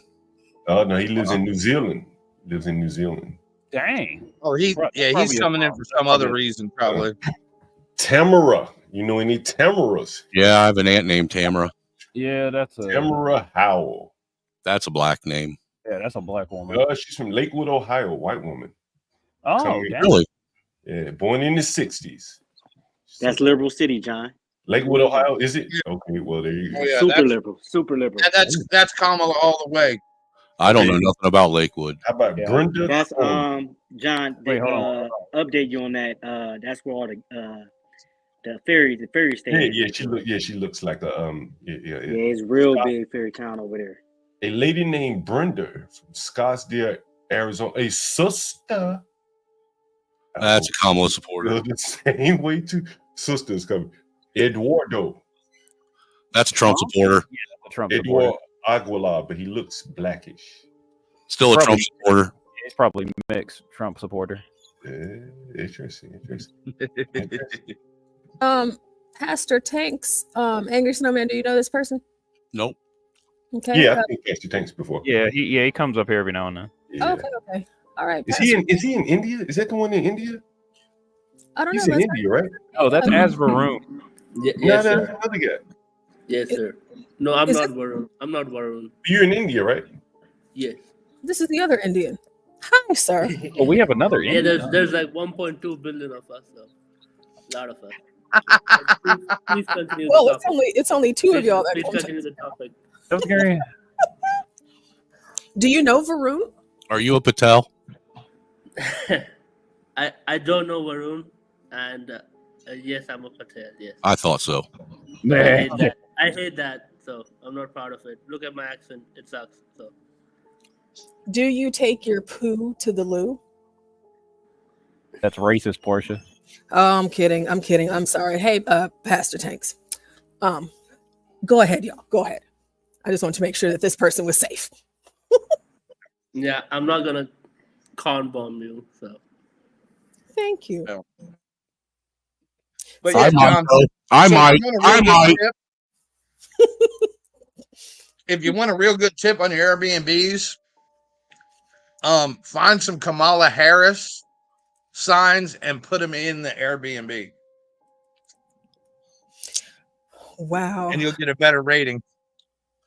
Damn, I never thought about that, John. That would be insane. I hope John is listening. That'd be an interesting funny case study to pull off. Can I share one experiment with you guys, which happened with me? Yes, please go ahead. Yeah, sure. So I kept saying RPG for 3 days, and then on Instagram, the first post that I refreshed on the 4th day was the full form of RPG. Was the what? Was the full form of RPG. So RPG is a rocket propellant grenade. Right. So I kept saying that for 3 days, and my phone heard that, and then it recommended me the full form in Instagram. Oh, it recommended you where you could buy one? No, just a picture of it and the full form of it. Oh, okay. Yeah, I was talking to a buddy of mine about a plasma cutter one night, and my phone started recommending plasma cutters to me the next day.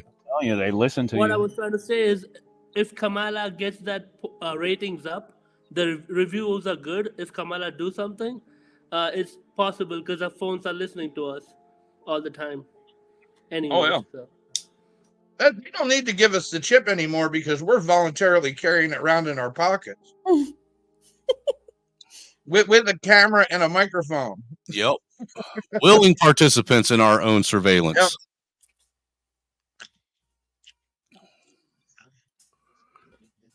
Okay, well, Yeah, and I'll be honest with you. I got my first iPhone, and I think iPhones listen to you more than Androids do.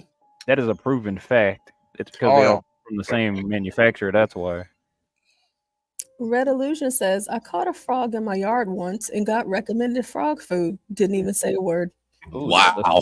The satellite must have been watching him. Google Earth. Mm-hmm. Hell, I was taking a shit once and ran out of toilet paper, and then got an ad for Charmin.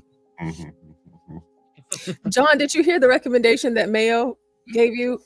No. Okay. Mayo, If you want better ratings, put a Harris campaign sign inside your Airbnb on your presentation table. That would make it interesting case. 4 out of 5 of them are definitely coming for her. Yeah, you know, I told you guys, what was it, the inauguration? Was it January 6th? Yeah, no, the inauguration is the 20th. No, I'm telling you, the inauguration last time, is whatever they did. Always the 20th. They shut down all the Airbnbs in DC, all of them, no matter what you're in DC for. You know. Oh yeah. So I imagine they're probably going to do something very similar at some point in the next couple of days.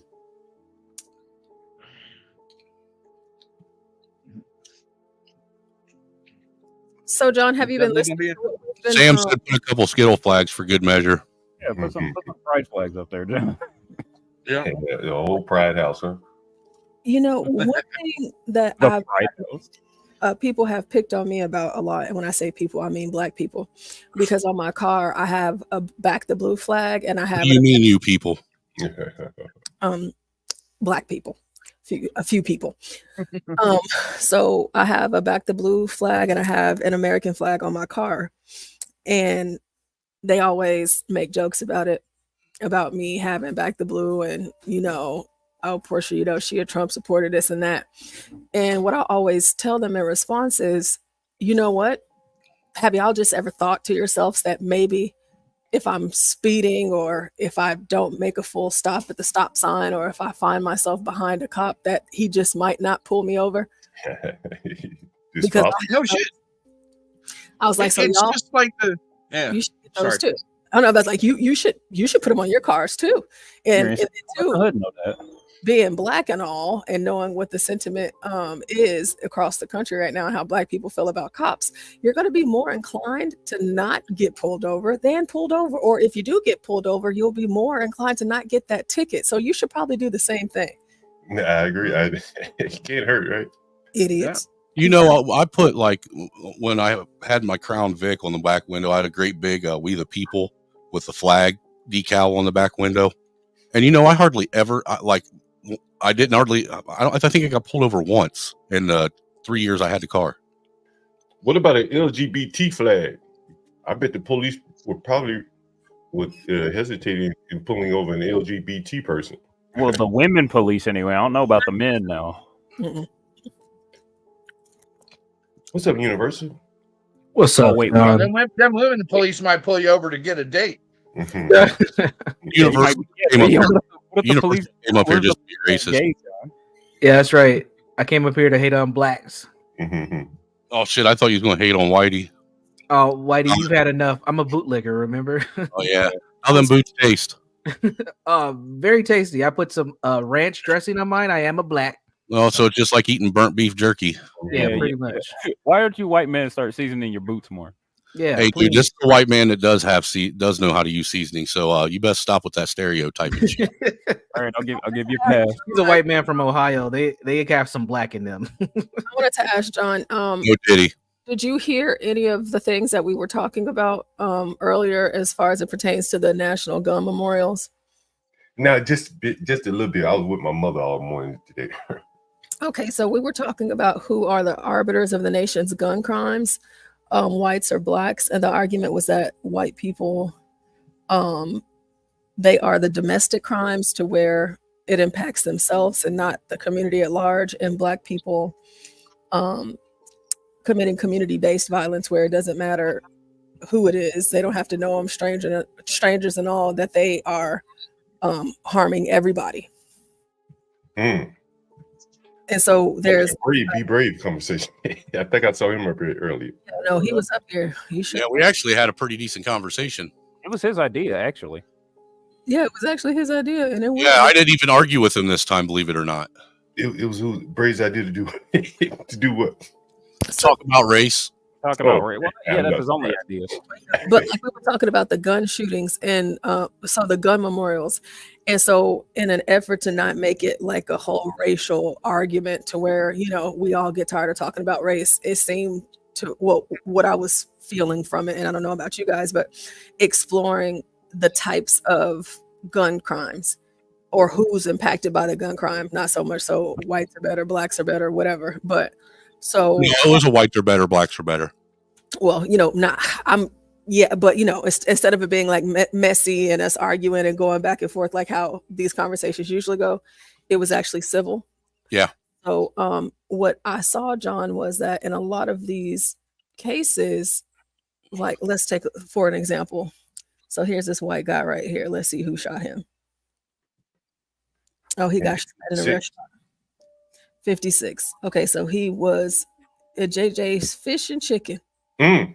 Yeah, that was probably a Negro. Gotta love that's already a bad sign, right there. Definitely a Negro. Was he from He Chicago? got the last bit of walleye and it pissed him off. He probably was touring. Maybe he was out from out of town. Popeyes. Let's see that story. But like most of the stories, whenever we click on the white people, they've been killed by a family member. Mm. But with black people, whenever we click on the black people, it's them killing somebody else. Right. Portia, did you see that headline? The cashier shot him. Mm. Yep. Damn. Oh, damn. Hold on. We got to read this. How dare you ask for more tartar sauce? How dare you? What the boy asked for? More napkins? I thought they said he was the cashier. You see, that's why black people got to start reading. I got to do better.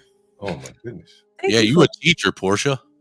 I teach math. I tell y'all all the time. Y'all can't. Oh yeah, that's right. You ain't got to worry about getting the English right. I'm glad. Okay, so it says Mehdi Madel, 42, allegedly walked out of the kitchen with a firearm, shot 2 men in a matter of seconds, and left the restaurant. They must have complained about how he cooked his fish. Wait, hold on, Portia. Before we read it, that sounded like a Patel almost. It did. It sounded like Pete for sure.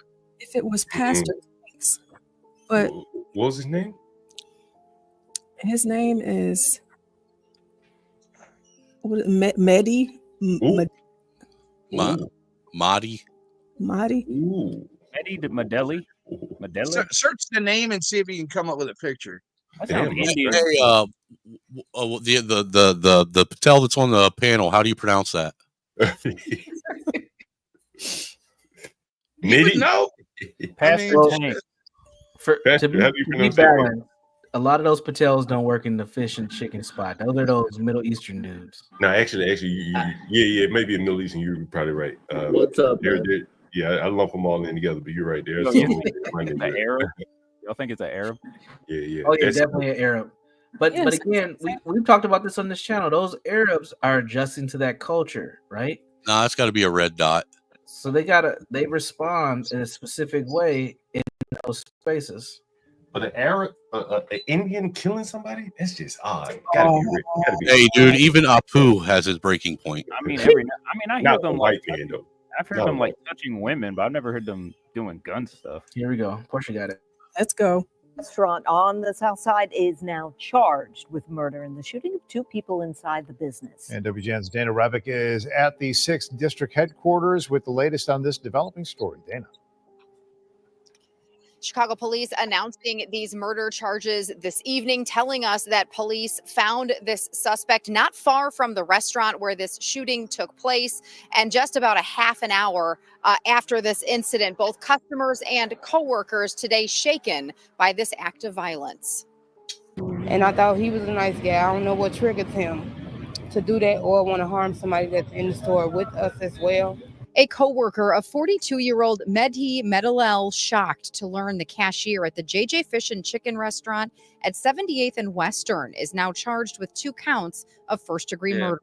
I'm totally just blown away. You just never know who has a gun, but it doesn't surprise me. I don't know what their policy is, but it doesn't surprise me. Customers arrived to find the store closed today after what unfolded last night. Chicago police say around 10:30, Medalel got into an argument with. They said, I don't care if he killed 2 people in here. I still want my chicken. 2 male customers pulled out a gun and shot them both in the head. The victims, 55 and 56 years old, both died at the scene. An employee tells us one of them was homeless. He's sitting there with me every day. Sometimes I fed him. He was homeless. He didn't harm nobody or anything. And I have seen a couple of homeless people in here eating when I come and order my food. And I was talking to the young man back at the gas station, and he said it was one of the guys that comes in there. So I really don't know. I've never seen no trouble. And as I said, it's always they're always pleasant to me. Detectives say Medalel ran from the scene after the shooting. Police found him about a half hour later in the 1700 block of West 79th Street and took him into custody. Detectives were on scene through the early morning hours collecting evidence. Employees tell us there are surveillance cameras both in and outside the store. I can't even wrap my mind around it. You know, I can't wrap my mind around it now. Those who frequent this restaurant shaken, unsure if they'll return. Now I'm kind of skeptical. I don't think I'm going back in there. I don't, no, I'm not going back.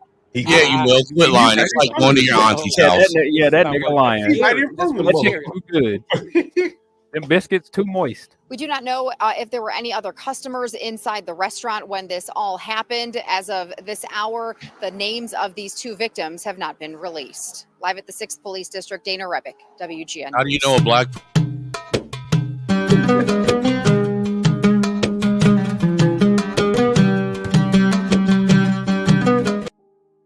How do you know when a black person isn't responsible for the shooting?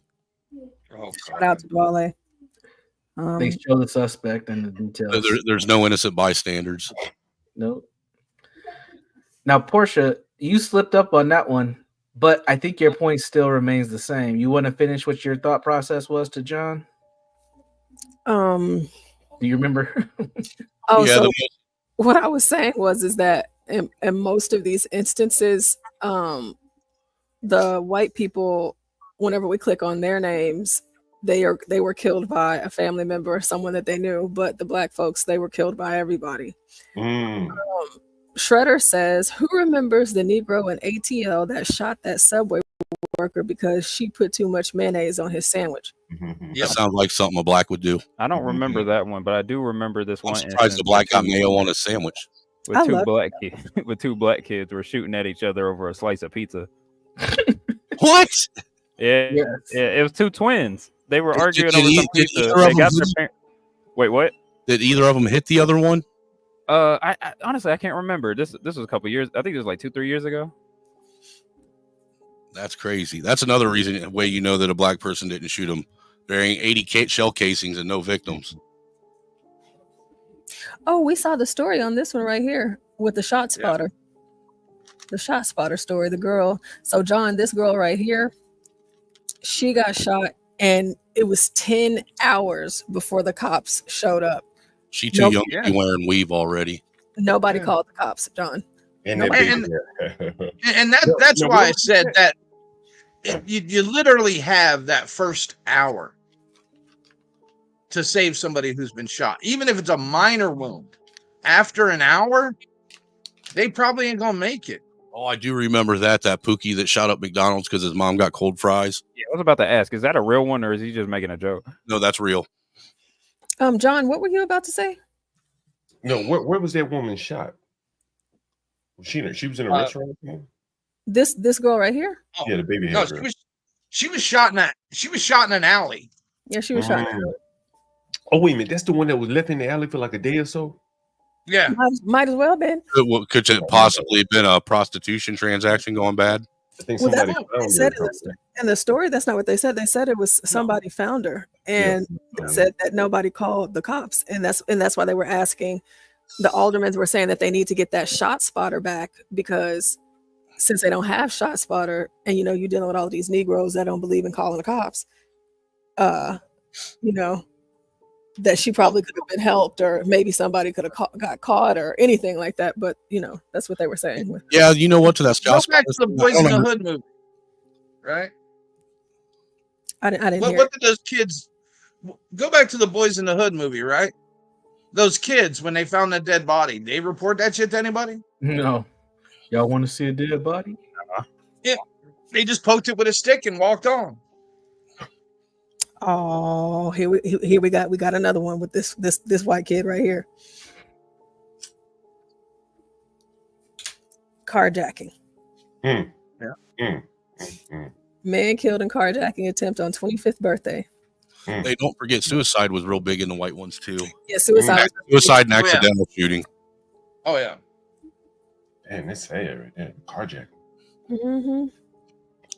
Well, I'm not paying for a membership for this, but that's why you don't drive around in the hood with your system cranked all the way up and wheels on your shit.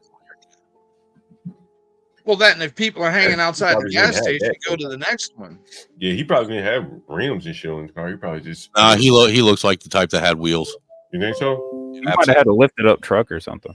No, he probably had wheels, and I guarantee he had a system in his car. Regardless, he looked like a lick, and they took it. That's it. Yep, exactly. You look like the type that had wheels. Look at it. Look at little. Absolutely, absolutely. A white suburban kid wanting to be all gangster. Oh, he was suburban. Oh, okay. Well, R.I.P. to him. Yeah, so that's what we were talking about, John. We have a Mickey D's. Oh, okay, sorry. I think I'll probably address that. Crazy, all the black people you see on this, though. Every town. Every town. Half of them probably criminals themselves. Except Sidney. Sidney only had one white one and one black one. Hey, with two, that's 50%, man. It still counts. I was on Ock Nation. This is probably a year ago. We just did like white towns that night. We went to Wyoming, Idaho, Montana, and if there was a small percentage of black people, they took the majority of the shootings. It was insane. That's crazy. We did the Dakotas. We did all those super white spots. So you went into Idaho and shit? Yeah, we just kept bouncing to every every state that was like super white. And it didn't matter. It didn't matter. Went to Kansas. We can go. You want to go to Kansas? We can do Kansas. Yeah, go to Wichita. Go to Nebraska. Nebraska's probably pretty fucking white. Mm-hmm. It's the same thing. This pattern repeats itself all over, and it's gone on for so long. We can't say it's just the music. We can't say it's the politicians. We can't say it's the white people. Can't say it's white supremacy. At the end of the day, this went from a habitual gang thing to part of the culture where our kids 8, 9, 10 years old are shooting each other. We have to admit it. I don't care how pro-black you want to be. You got little kids singing about murking each other. It's beyond the entertainment. This shit's real life. Mm-hmm. Yeah, I think it's the economy, bro. And not all of it. That's a big part of it too. That's a big not part. the economy, like, oh, the economy's bad. I think it's like the hopelessness. You know what I'm saying? Like, absolutely. You know, John, with these car, I think they're looking for excitement. Because look at these carjackings, right? They're not taking these Kias and selling them to chop shop. Talking about like the Kia kids and shit. Yeah, they're just doing this shit for internet clout. Yeah, but John's not talking about them getting money from it. He's saying they've been so economically down for so long that it's just a part of how they've adapted. Yeah, back when I was a kid, when I stole a car, I at least took it to a chop shop and got some money for it. This ain't about the money no more. This is about a feeling. It's emotional. I was going to say they don't even. You know what they do with those cars after they steal them? They don't even sell them back. They just let them. They don't even go that far in a lot of times. You know, damn, I gotta take my bike to the shop. I thought you did that yesterday. I meant to do it, but shit, I got there and didn't have my fucking wallet. John, will you be here before 8:15? Yeah, I'll be right back. Okay, because I wanted to do the football thing. Yeah, we still gotta do the football. Yeah, Can we just set a time right now? Let's just set a time so we're all here at the same time. Yeah, I really wanted to get so that. John, it's on you. What time? Yeah. I'll be back in like 30 minutes or so. I just got to drop. That ain't gonna work. 40 minutes or so. Come on, Universal. Come on, man. You said evening, so I was like, let's do it in the evening. I gotta run here pretty soon, but I'll be back about 5:30 my time. How about 6:30? That'll work. That'll work. So 6 Central for me is 7 y'all's time. All right, cool. Mm-hmm. Can we want to do 7 tonight? Yeah. All right. It's a deal. It's a deal. It's a win. It's a win. If you want to do it right now, matter of fact, I got a little time. I can wait to the next bus. I'm about to get off in a couple minutes too, man. I got some. Yeah, let's do it at 7. It's better. All right, 7 o'clock tonight. Yeah. All right. Yeah, I got to get out of here too. I'll be back. All right, I'm back in. This is Dave. All right, hello. Hey, Dave. Everybody's always leaving me. Yeah, I want to congratulate you for holding it down the day before yesterday. Yeah, I mean, somebody's got to do it, I guess. A whole stream. Dang near a whole stream. Yeah, you did the whole thing. Yeah, it was 11 hours by myself. Yeah. Jesus. Fuck that noise, man. I've done that a few times. That shit sucks. Porsche's built different. Huh? That's what. Dude, Gary, you've been on my streams where I've done them that long and fallen asleep. Yeah, I have. I'm sorry, bro. I'll be in and out. I do it over here too. I just can't, man. I'm busy. Yeah, and the thing is that like I am too, So it's just like one of those things where that balance. So like whenever y'all come up on the panel, that's why I'm like, anytime y'all hit the link, I'm so grateful because that helps. Because I'm at work too. I know it seems like I'm not. Like I literally have a class right now. My kids are in my room right now. But it's like, this whole 24-hour thing. And there's one thing to step away, which I could and I would, but if I left, then, but it is what it is. Like whenever somebody is available, to kind of hold it down, because it is a show. You gotta engage with the panel as well and keep it going. But hopefully, hey, Chris Reed, you've asked me multiple questions. If you want me to answer, hop on the panel. So Dave, I've been seeing, or for everybody on the panel, I've been seeing a lot of videos from Black people coming out in support of Trump.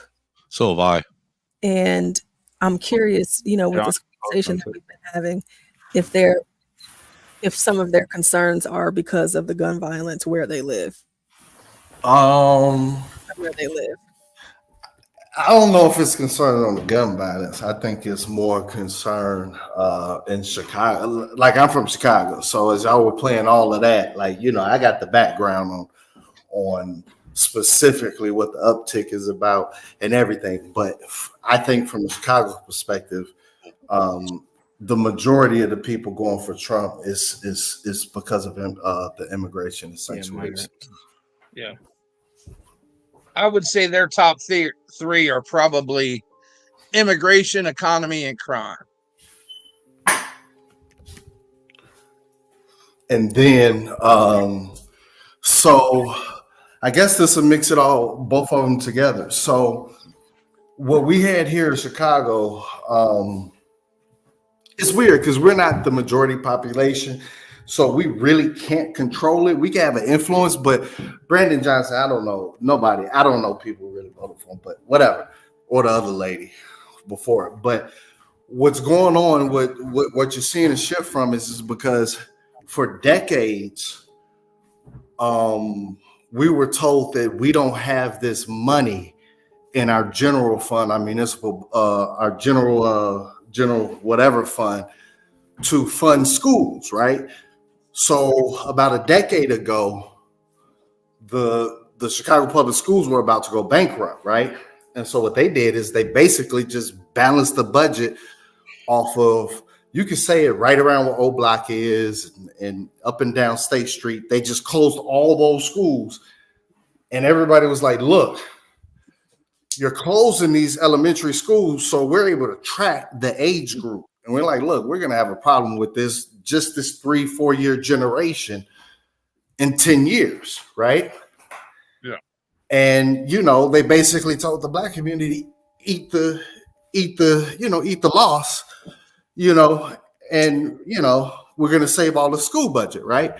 So when it came time for the crisis here now, for them to just go all out and spend all of this money for that was like a kick in the face for everything. I think that was right, like the full straw, because now you got to hear like, oh man, look at all the crime, and everybody's looking like, no, duh, we told you that 10 years ago. These are the ones you sacrificed, and then we know you sacrificed them, but you said you didn't have the money, but now the money went to that, and so that's pretty much the last straw. That is the number one reason. So it's interlinked.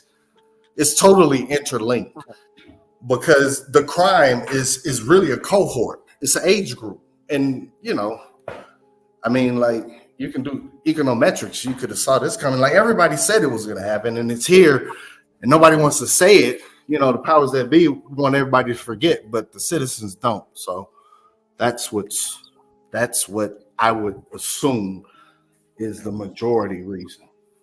Yeah. And Chicago's an odd city because it's literally a third of each major racial group in the United States. Yep.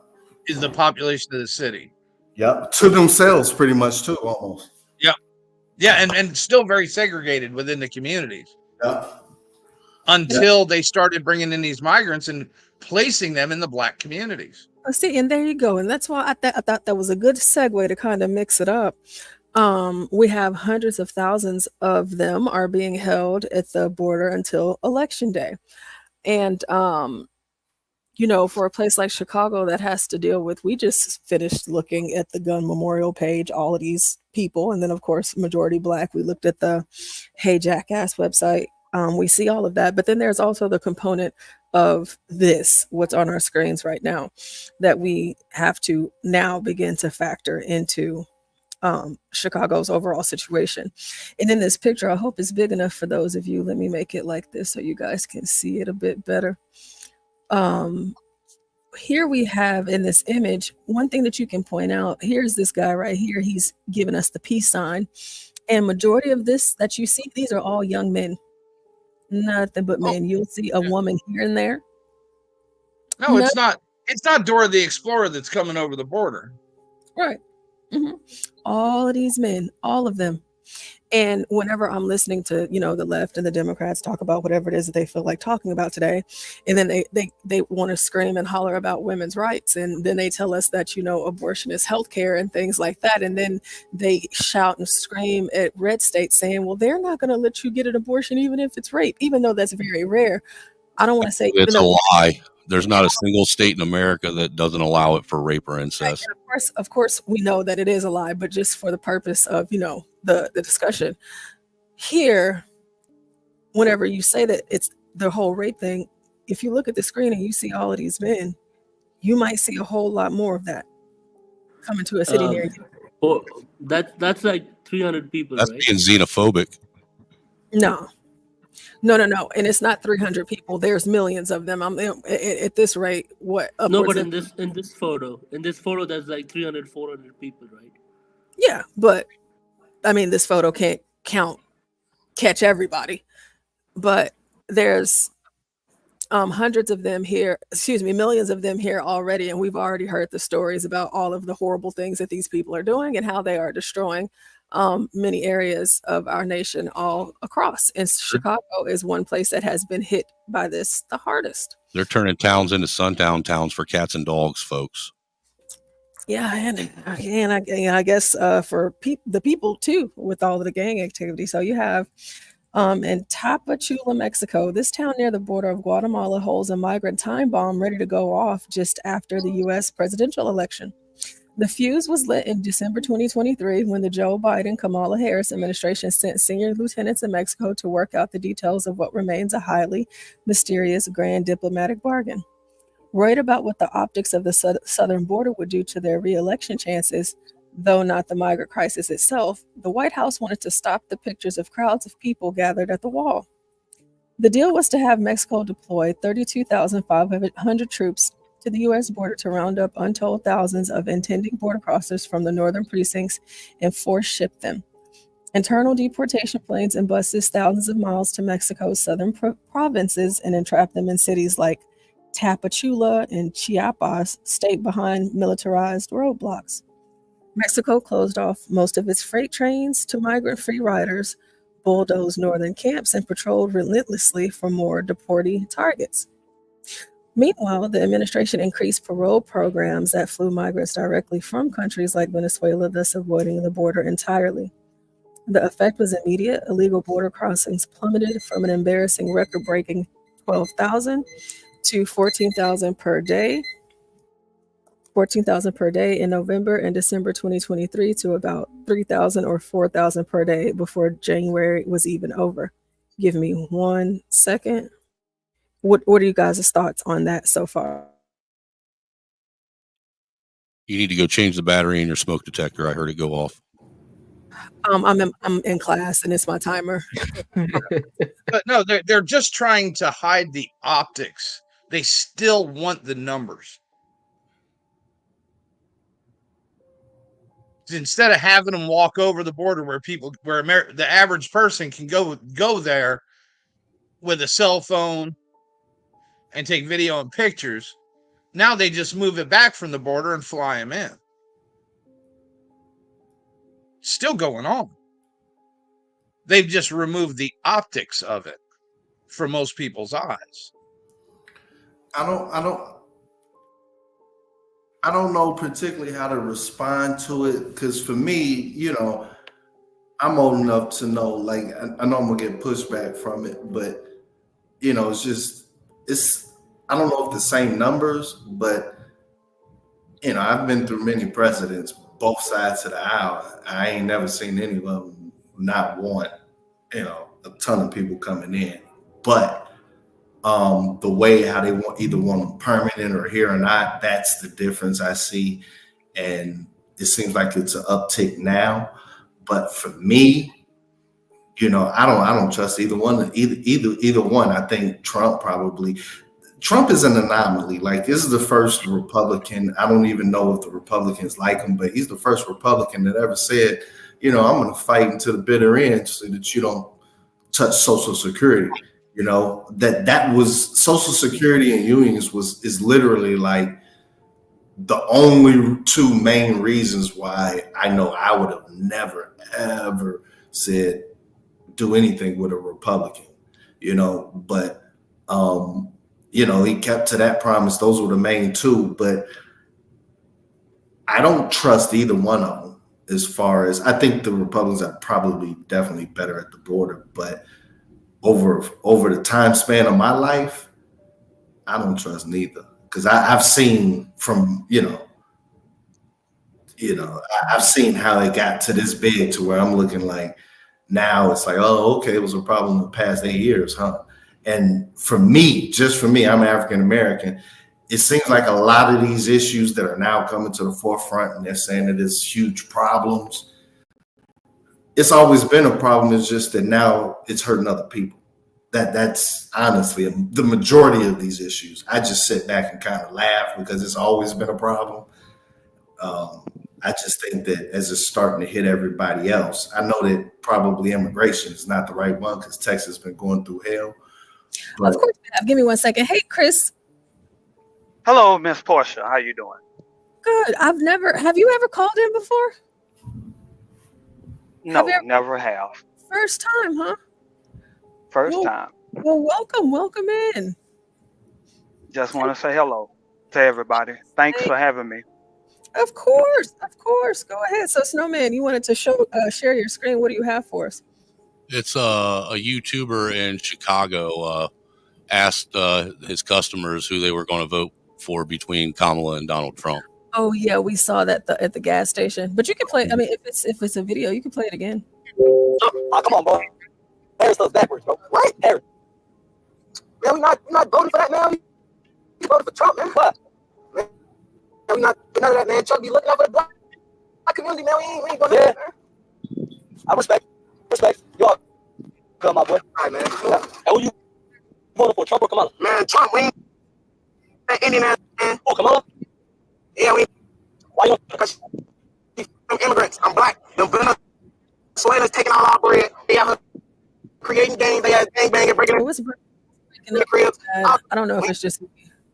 No, the sound's off. There's no sound? No, no, it's really choppy. It's very choppy, yeah. Well, I think they're cutting things out. I think what he's doing is he's cutting out some of the slang, which might be bad words. That way, Instagram doesn't strike him. Oh yeah, no, it was just we've seen that with the I can try to find another one, but it was like really That's like fine. choppy. Like, I think it was like the connection kind of thing. Yeah. Wait, whose voice is that? Oh, That's Universal. Universe. I'm back. What's up, Chris? Chris Hop from Hello, the chat. all right. On the panel. Welcome. All right. How you doing, Mr. Universal? I'm doing all right, sir. You had some smoke for Snowman. What's up?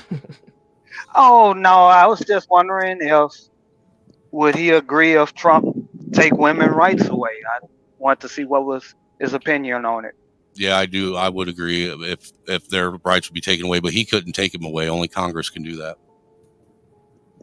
All right. Thank you, sir. Oh, I guess he was expected to get some snowman. He pulled up. Hey, shout out to Chris. He came on. So yeah. I love this narrative that Trump is doing anything to women's rights. It's ridiculous. Yeah, and he can't even executive order their rights away. This is the problem, right? They've taken civics out of the school system, so people don't understand systems and how they work. That's why people get mad at police for guys being in prison, when 99% of it has to do with the court system. But they take it all out on police. They don't understand that Trump cannot take abortions away from anybody. Oh, Chris Reed, thank No you. problem. You can pull up whenever you want. We're always here. No problem, Chris. Whenever you want. So And I wasn't trying to be a douche about it. I just saw you ask several questions down there, and it's just rather than disrupt the panel, it's easier to have you hop up and address it. yeah, that's awesome. Look at you getting people to call in that never call in, Snowman. But so we have the migrant issue, and they're just coming in. It's crazy. And then you also have the dynamic of the transition of the vote between the Negro in Chicago because of the migration. Now, initially, I think I asked the question, like, do you believe that a lot of Black people are switching over because of the gun violence? But it appears. I don't think a lot of Black people are switching, period. Oh, you don't think so? No, I think what you're having more is you're going to have more of no shows more than anything. You're going to have people. The couch is polling at 20. That's what you had last election cycle, was a lot of people that just chose not to vote. Because year after year, what I notice is the media only tells you, oh, here's the percentage of people who voted for this person or that person. What they conveniently never show you is how many people are actually participating. What is the participation rate? And once you get to that, you'll realize it's all downhill. As a matter of fact, you're at the point where you're kind of being questioned amongst the world. What point do you count yourself as a democracy? What participation rate is the lower floor? That's where we're at now. Well, since you mentioned that, you're right in my neck of the woods there. Let me go ahead and click over here really quick, because you're going to get me going on that. So as far as them not coming out vote, we have demographics and data on that. Yeah. Just because people aren't registered, just because they are registered to vote, it doesn't mean that they necessarily do. However, exactly. there is a reality that is taking place right now. Now, it may not be enough to change, to make history, but a lot of Black people are and have voted already for Trump in the numbers that we have. They're astronomical already. And it's insane in early voting alone. I'm going to drop the link for the chat just so you guys can see. Ballotpedia is the best website to me for keeping up with logs of the elections and all of the data, all of the numbers, all of the candidates. It breaks it down really well for you. Y'all, I'm trying to pull it up right now for you guys. I wasn't expecting something that good to be said, but no problem. While you're pulling it up, let me do a station ID for you, Portia. This is the John Galt channel. We got Angry Snowman who's simulcasting. Thank you, Angry Snowman. If this is your first time here, please subscribe. Also, we have an awesome Halloween beauty bash contest going on Halloween evening next Thursday. Please pull up.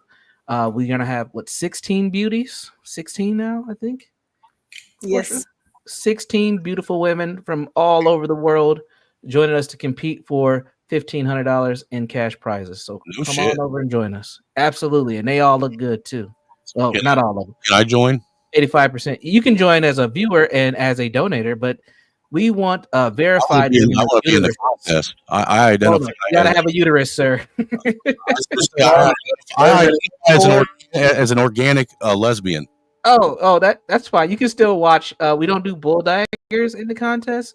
We want actual uteruses. So okay. Do not ask. Are you going to be voting on what the uterus looks like, sir? I've already vetted all those. We're good. But does the uterus determine the vote? The uterus determines the access and the confirmation that you're in the contest, but that was all. Oh, you're a bigot.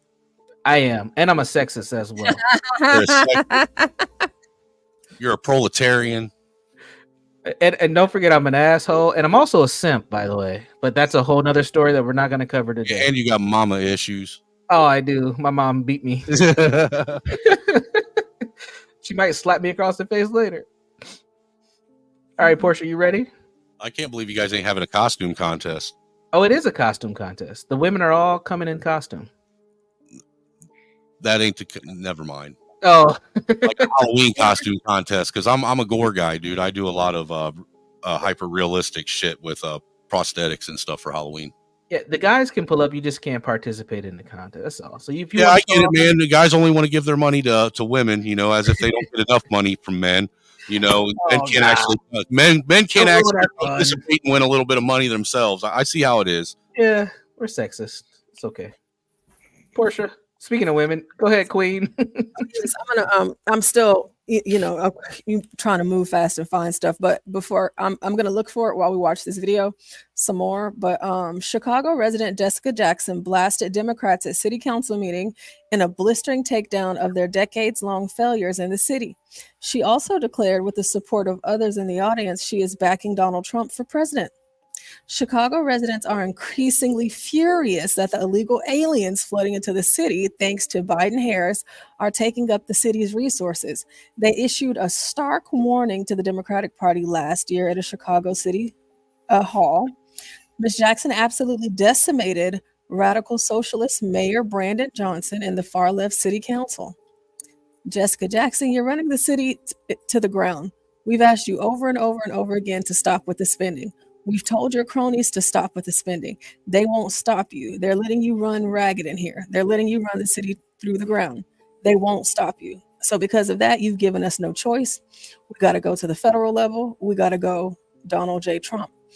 But Miss Tiffany, I am in support of what you're saying 100%. And I'm happy that you're going to the federal level. But I hope, if you're listening, Tiffany, you go local and state as well, okay? Because I'm pretty sure you voted for the guy. That's right, because he's made it clear what he's going to do. See, I've got to have some help. I can't let you in Cook County in the city take what my mother worked for and left for her children just because you feel like it, just because the Democratic Party think they all that, like they're untouchables. Oh, yeah, Hood was talking about this yesterday. You bringing these people over here that's from socialist countries and all this and that, and you think you all going to run that here? Say that. Black America said, no, you're not. The true white Americans are saying, no, you're not. The true Latinos and the true Asians are saying, no, you're not. I'm telling you, Brandon Johnson, From my heart to yours, Trump 2024, no more blue, no matter who. That's right. Donald J. Trump 2024. He's going to stop the bleeding. He's going to deal with the sanctuary city, and he's going to help us get you out.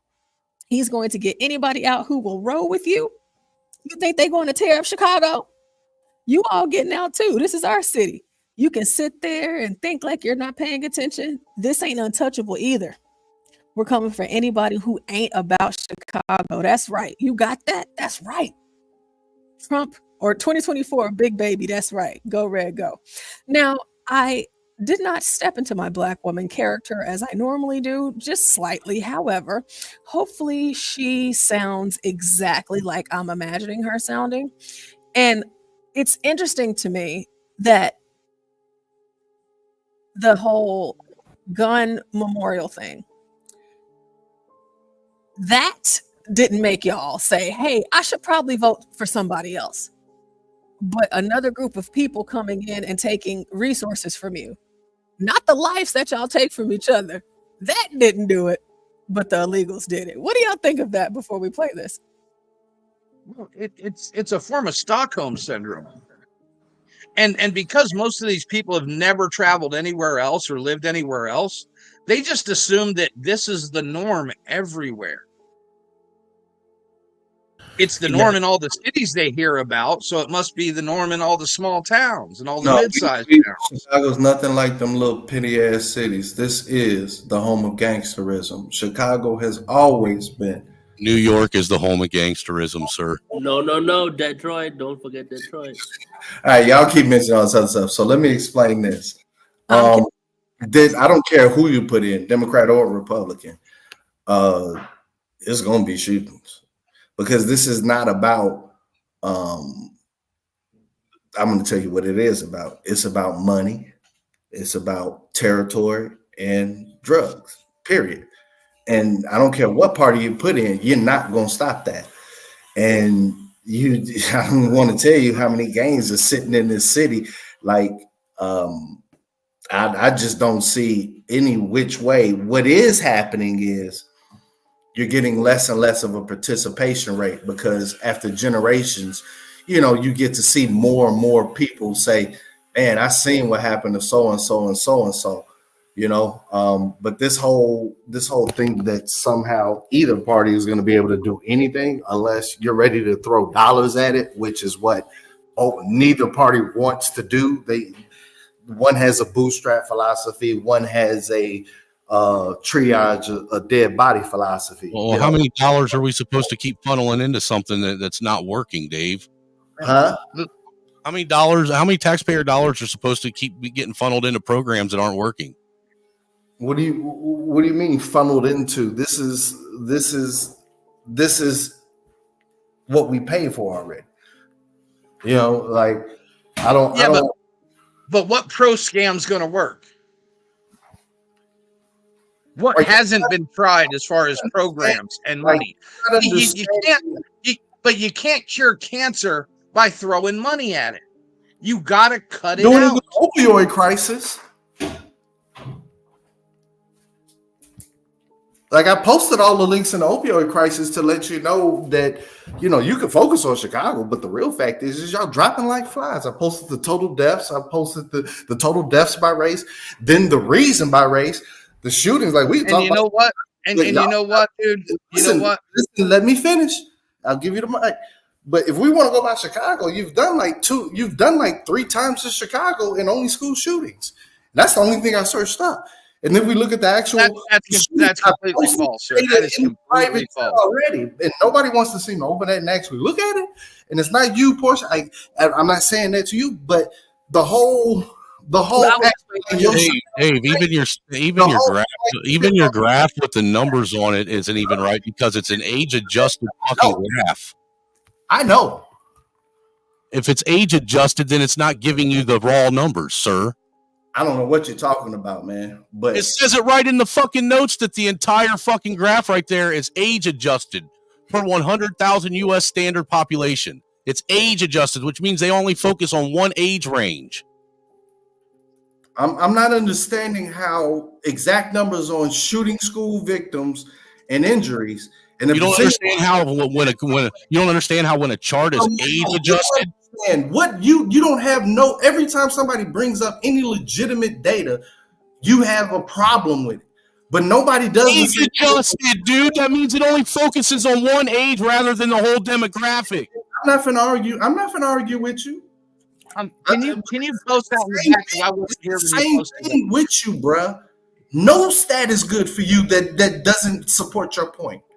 But you want everybody to Whatever, Dave. You know that's bullshit too. That is bullshit too, because I can see when stats are thought that are valid. What's the argument then?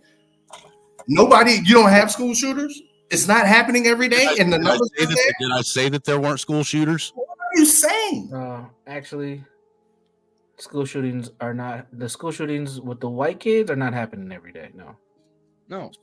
But every weekend right now, that's you're what getting I'm shootings saying. at black high schools at football games. I'm trying to convince you to believe me.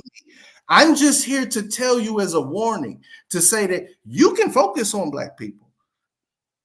But I'm telling you, y'all have a problem, way bigger problem than we do. And focusing on us to try to soothe your pain is not. If that was the case, Dave, then white neighborhoods would look like black neighborhoods. Can you put those? Dave,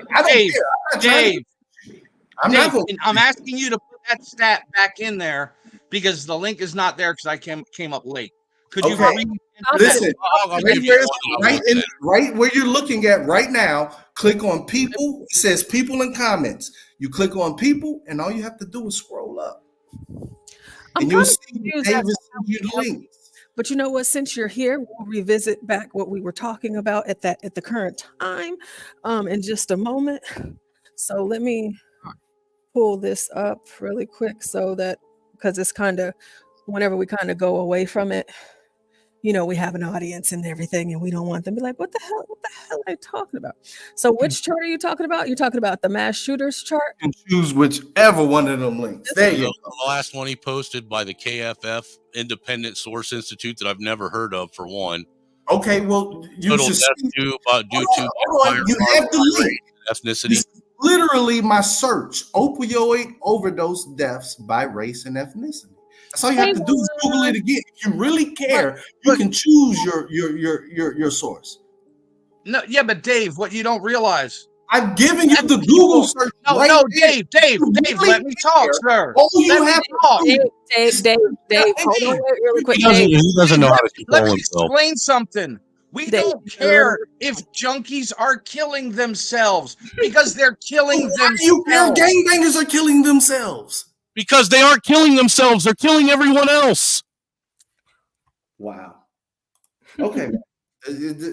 Hey, man. Basically, I'm white and I say so. So I'm not gonna argue with you, man. I'm used to this dumbass shit, but it's not gonna stop. If you can click another link because 3.5 million of y'all are dying every goddamn year. So and you know what? The white gene pool gets clearer when they get taken out. And the black population hasn't been above 13% since the fucking 50s, dude. So what's the problem with the black community? It actually went backwards. We're at 12.1. But the problem, obviously, I know, Universal, is that not insane? That's the only thing you want to talk about and focus, because obviously when we talk about your community, we can't talk about your community. It's hush hush. No, see, that's where you're wrong, Dave. Every time anybody says anything about your community, that's when you go to the white community. You don't even want to address the problems in your community. You act like they don't even exist. I learned it from you, Snowman. I learned it from you. But the thing is, Dave, my thing is okay. I'm black, so I focus on issues that impact people that look like me. So whenever we have these conversations like we do here at the Urban Landlord, we talk about us because, it's John's black, I'm black, HB is black, Universal's up here, he's black. Juan is half black, Gary is black. Most of the panel, like we talk about. They try and tell me I'm black. Angry Snowman, he's black. What happens is we go and we talk about the issues that plague us because we are impacted by these numbers, and also we're not white, right? So I don't find myself obsessing over what it is that white people are doing or concerning myself with what they do more than us, or, making these comparisons to white people, because I'll never be white. So I would like to ask you, Dave, why do you care about what white folks are doing? That is absolutely great question. The reason why I care is because as their numerical majority, absolute majority in demographics continues to get closer and closer to where it's not a majority, there is nothing you're going to be able to do to save a democracy or system and all this where the black people are putting all this faith in. And I'm just going to wrap it up with that statement. This is the reason why you should care. Is because everything that has been done in this country was to maintain a numerical majority such that democracy would always be under absolute control. Now, we're getting real close where that's not the case. And as you get closer and closer and dip under, it's called organized chaos. There is nothing you're going to be able to do. All it's going to do is get crazier and crazier and crazier, because I dare say they ain't finna go with democracy as a minority. It would totally nullify everything they've done over the centuries. Okay, so before you go on, let me have to look at other people too. Hold on, I want to make sure that I'm understanding you. Yes, go ahead. Are you saying, and please, Universal, I just need you to back me up just in case. Are you saying that you care about white people and like their death rates, rising in numbers because you fear without them in America that America would fall? That's what I heard. I don't fear that. I know for a fact that if they're not in the majority, they're not going to do this. Wow. Okay. Wow. So without white people, you wouldn't have your way of life. I don't fear it. See, the only thing I disagree with is the framing of a fear part, as if I ever believed in this bullshit, this American dream and all that. No, I've never believed in that. I'm just watching as the way to shield yourself from it is being removed, and everybody has the same issues as black folks. They're not finna stick with that shit. That's what history's always been about. What does removing yourself look like? It looks like not having the demographic numerical absolute majority. And if I can, I don't want to go on no rabbit hole, but if I can say this is crazy. This is crazy. But, and I'm still not voting. And I'm prefacing all of this because I really don't care. I don't believe in none of it. If I want to control politics, I want to control the bonds, because bonds control all politicians. But the only absolute numerical majority after that is women. And that's what's going to probably hold up your democracy as a majority voting block of women. But as the coalition, whatever the hell you want to call it, to say WASP, white majority, I don't know how the hell it's defined, whatever. But as that dips below the absolute majority level where you can absolutely control politics no matter what, man, kiss this shit goodbye. Well, women are already at a statistical majority.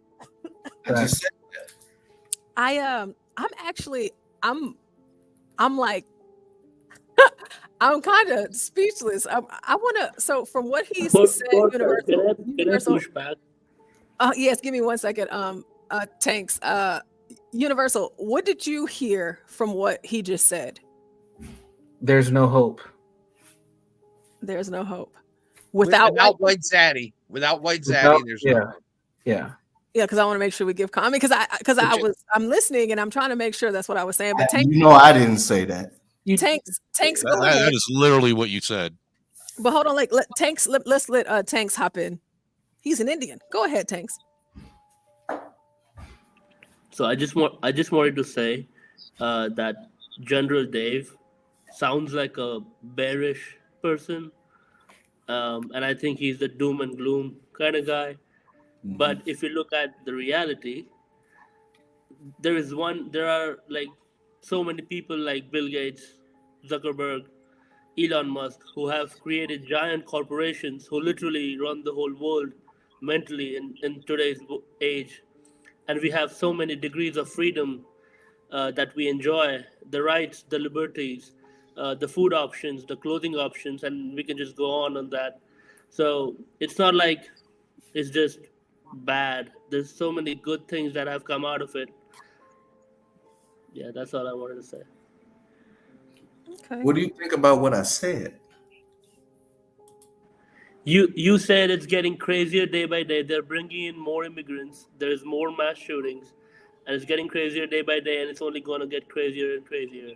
But as what happens? What is the cause of the? What did I propose? Disappearance of white people. There you go.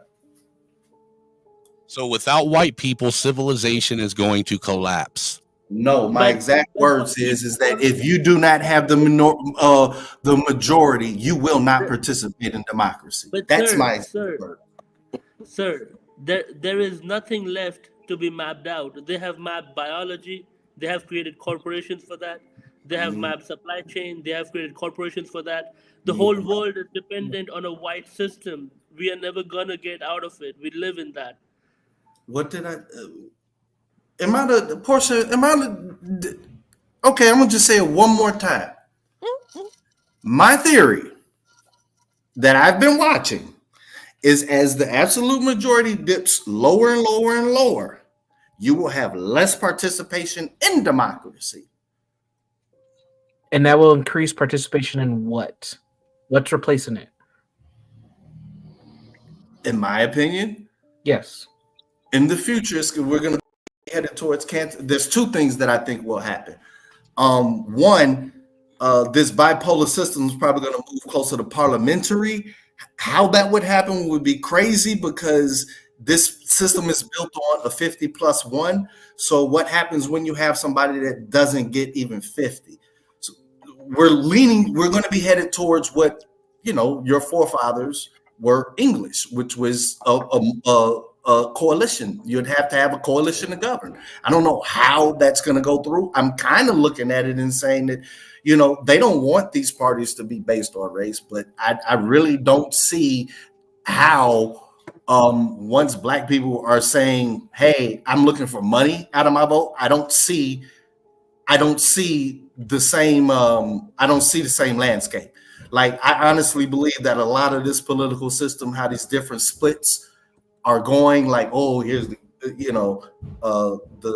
LGB, here's the conservative Republican, everything like that. I think once there is no more absolute majority, there won't be a need to dissemble in that fashion anymore, and you're probably going to be getting closer along gender and racial. But I do think, I think that gender probably has a higher probability because, I hate to say this, women are the largest voting bloc, and as this gets closer and closer to on a racial basis, where as a group, the majority is no longer a majority and is seeing things spiral out of control, I do think that it's going to be easier for women as a group, regardless of race, to go ahead and take those reins of power. My opinion on it, don't ask me that, but what I see, that's what I think. Got it. Portia, can I make a request? Yes. It'd be amazing if you and Juan could do a tag team, 30-minute Politic 101 overview for everybody. I think that would help. Yeah. On the democracy and the Constitution. Yeah. How does all this shit work today? I think it's not a democracy between freedom and mob rule. We're not a democracy. Course. Just like Crack's doing the stocks, we need a political course from the two of you. Yeah, I wanted to let Juan, because we haven't heard from Juan. Thanks for joining the panel. Juan looks stressed the fuck out. Yeah, I know. I was about to put Juan on the big screen because I'm like, look at Juan. He's like, oh my God. So Juan, what's up? What are your thoughts on what you're hearing right now? I don't understand the word anybody's talking about. I'll just put it like that. So Juan, do you believe that we are a democracy or a constitutional republic, sir? The preamble to the U.S. Constitution says that we're a republic. So do you want to tell us what that is? Or we have basically a vertical and horizontal system of checks and balances. The horizontal is by dividing the governance of the United States into three branches: your judicial branch, your legislative branch, and your executive branch. That's elementary school civics. And then you have your vertical, and that's basically, how do I put it? You have your system where you have the states determine who's. Isn't it divided between state, township, and federal government in a three-tier system like that, kind of? Sort of. You're right. That's federalism. But where I was getting at is when it comes to the votes, you have like a popular vote based on what the states determine, and then in order to ensure that we're not being ruled by two wolves deciding that they're going to have me for dinner, you have an electorate, the electoral college system. Yes. So to that, Dave, because you keep on saying democracy, and I know you said that wasn't what you were saying, but what I am hearing is that you are saying that we need white people to be here, because if they're not here, then I didn't say that. No, what he's saying is if white people keep dying, then white people are going to have to use different means than his democracy to keep power. Man, thank you, Snowman. I didn't hear all of it, but that last part sounded exactly what I said. Exactly what I said. Say it again. Say it one more time, Snow. I am not. You said a lot, Dave. I'm just because I gotta ask questions. I'm telling you what I heard. But go I ahead, didn't hear Snowman. nothing like that. But We are black and slow, so you got to slow it down sometimes. No, basically what he's saying is, if white people continue to die off and the population rate continues to decline to where they become the minority, they're going to have to use other means other than his democracy he keeps talking about. They're going to have to use other means of control to retain their power. Or what's the other or? I don't know if anybody's actually thought about this, because I've actually thought about a lot of this. The other or is what I noticed is everybody's here for opportunity. What happens when that opportunity dries up? I've heard that argument in modern politics. I fully know that as opportunity is in this situation, economically, everything that we're looking at, people are gonna flee out of this. People gonna leave. What people? Where are they going to go, to Africa? I'm not me. Well, the African American is not really African. We're Negro, so I'm just saying, where to next? because there is no place else to go. Exactly. After this falls, it's over. Worldwide. I'm just not. Once the light on the shiny beacon on the hill goes out, all lights go chaos. out. It's chaos. So I'm going to play this video that Mayo shared in the back about the democracy versus republic. And then I want to speak to some of the things that Dave just said. Between a democracy and a republic? In this video, we'll dive into the differences between these two forms of government. Democracy comes from the Greek words for people, demos, and rule, kratos. So democracy essentially means rule by the people. Democracy is a form of government that requires that the people be allowed to take part in the government and its political processes. In a pure or direct democracy, all citizens who are eligible to vote take an equal part in the process of directly making laws that govern them. Put simply, in a pure democracy, the majority truly does rule and the minority has little or no power. The term republic comes from the Latin phrase res publica, meaning the public thing. A republic is a form of government in which the social and political affairs of the country are considered a public matter, with representatives of the citizen body holding the power to rule. In a republic, the people elect representatives to make the laws and an executive to enforce those laws. While the majority still rules in the selection of representatives, an official charter lists and protects certain inalienable rights, thus protecting the minority from the political desires of the majority. The first historical example of a democracy can be traced back to around 500 BCE in Athens, Greece.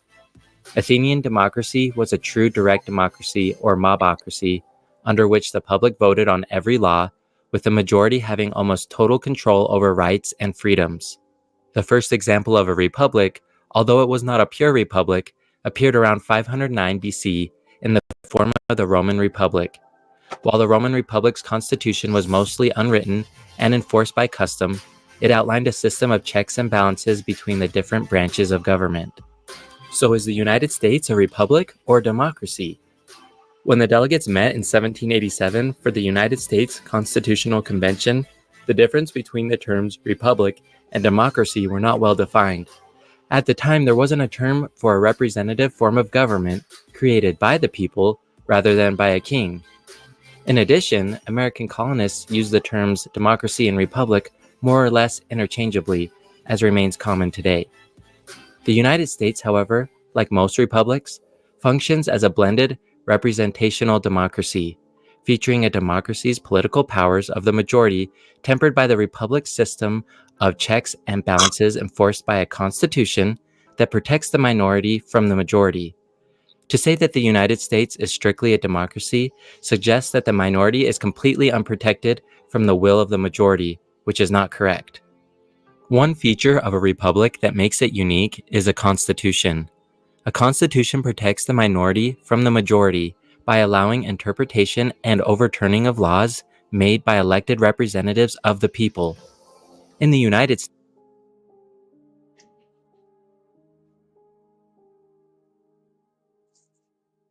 Uh-oh. Uh-oh. Looks like it's buffering there. I was really listening too. Let me see. Why did it do that? It's a pretty good basic, it's a pretty good basic representation of the difference. Oh. Yeah, it's I don't know what's wrong. Yeah, to really dumb down what they said, basically what they're saying is it's the difference between 100 people voting to take your house from you and then the city taking it, or you being able to look at them and say, fuck off. Okay, hold on. I think we're back good now. of the people. In the United States, the Constitution assigns this function to the U.S. Supreme Court and the lower federal courts. For example, in the 1954 case of Brown versus Board of Education, the Supreme Court declared all state laws establishing separate, racially segregated public schools for Black and white students to be unconstitutional. The constitutionally granted power of the judicial branch to overturn laws made by the legislative branch illustrates the unique ability of a republic's rule of law to protect the minority from a pure democracy's rule of the masses. Did you enjoy this video comparing these two forms of government?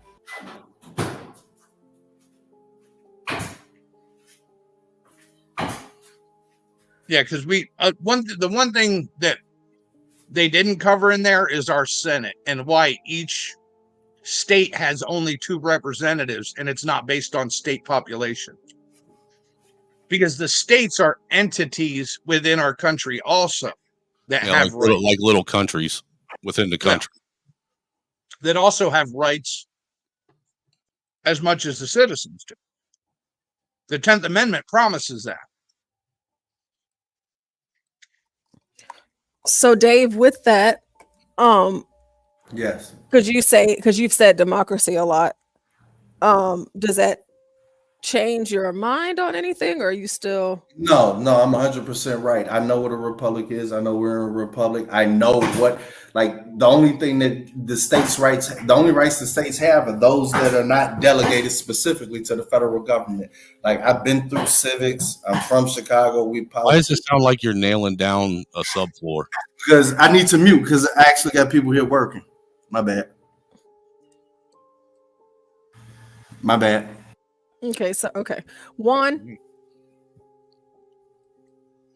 What am I wrong about in saying that we don't have a democracy here? We are a constitutional. We're calling it a democracy, Dave. A democracy. We do. No, sir, we don't. So why are you voting? Well, I'm voting to tell. Who am I voting for that day, Dave? So you're just gonna ask me with another question. No, I'm asking the question. If you're not a democracy, why are we voting and counting who gets the majority? You do know that two things can happen at the same time. Just because you're a democratic, just because you're a constitutional republic does not mean you're not you can't be a democracy. My direct vote doesn't go to DC for the president.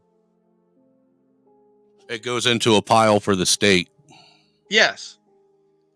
Who are elected delegates and then to represent citizens of those states. And that's why each state gets a certain number of delegates.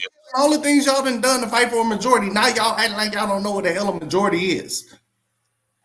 And what voting is. And what a democracy is. So how does the state work off of a majority? How does the Senate work off a majority?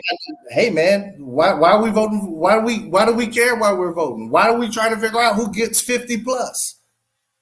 Because we're not trying to figure out who gets 50 plus. We're trying to figure out we're trying to tell the electors what we think they should side with. The electors, they don't have to vote for who we voted for. And a good example of that would be in 1960 when Kennedy ran against Richard Nixon. Well, Richard Nixon, believe it or not, certified the electors in Hawaii to go the other way. He certified them to go by way of the Republicans when they didn't even vote for the Republicans in 1960 in that specific election. How do you vote how's each state's electoral college determined? It depends on the rules set forth by each state. That's in Article 2, Clause 2 of the Constitution. What is the only mechanism used to get the input from the people? You vote, and then how the electors vote after that, again, that depends on what the What do they do after they vote? Again, it depends. After we vote, it depends on what the rules are by that state. Right. A lot of states rules are set, Dave. Chill. A lot of states' rules are set up to where there are little districts that get that they actually count out, and each district gets a certain number value, and then those number values go as a whole for the state, as far as this number of values going towards Democratic votes or Republican votes, and then the higher of the two is what they would figure would be chosen. But the Electoral College has no. As far as that goes, they have no obligation. It's literally listed, like he said, in the Constitution, that they can choose who to vote for and have the right to do so. They don't have to go with the majority vote in each state. And again, the last time that happened, it doesn't happen much. Again, the last time that happened was 1960. Now, the time before that was 1860. We all know what kicked off after 1860. Yes, sir. I don't. Can you tell me?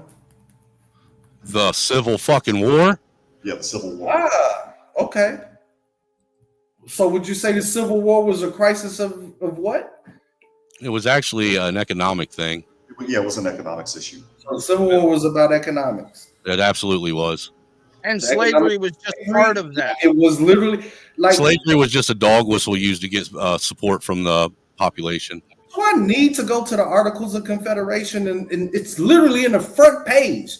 Make no mistake why we're doing this. The Articles of Confederation were replaced by the Constitution. I want to get lunch because I'm not into this. Figure out what, but you're wanting to cite something that was replaced by another document. Another document. Don't do anything. Let me finish. The U.S. voting is not based on. We're not trying to figure out a majority on different levels. But like,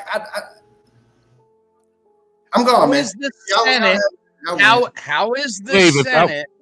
I gotta read. I gotta, this. No, I'm just trying to figure out how it is that we got presidents that won the majority vote, but lost the electoral college vote, or vice versa, that were that won the place if what we're saying isn't a fact. Because I said it to Mayo Monkey. Just because you're a just because you're a Republican Constitution does not mean at the same time you cannot be a democracy. You're a merger of the two. The only thing democratic about our system is how we vote for electors. That is it. And what do the electors do? Absolutely nothing that I've seen. So the electors don't cast their electoral college votes to which but still, once again, how is that? Don't you understand? It's like, how is that based on a I majority? get it. You want me to be wrong, so I'm wrong. I'm about to go. Jesus Christ, dude! Can you? No, you're just I wrong. thought you were better than the victimhood thing, Dave. Oh no, you're not gonna gaslight me. It was great. I'll be back in another That's time. what you're doing is trying to gaslight, sir. Oh, that was fun. I don't know why he quit. I felt like that was a point where, you know, we're having the ability to learn from one another. But I guess he didn't. I mean, if you look at the Democrats' electoral system, they literally got the electoral college built right into their fucking system with the super delegates. No comment on that. Bernie it had the super delegates not existed in 2016, I think Bernie Sanders would have been right. That's my point, Juan. I mean, they literally got the electoral college built right into the fucking system that they have. Well, what I was going to say to him before he left is that we are moving more toward a democracy in a way that I don't like. And you can think, I forget the constitutional amendment, but basically it gives the power to vote senators in to us, when before, no, that didn't happen. It was the state governors that appointed those 2 senators. Right. Well, I do believe, didn't it used to be that only state elected officials could vote for Senate and the House? Yeah, that's where I'm getting at. You're right. I was wrong. It was the legislatures of the states used to each general assembly. And I think we should go back to that. I agree. I agree. Yeah.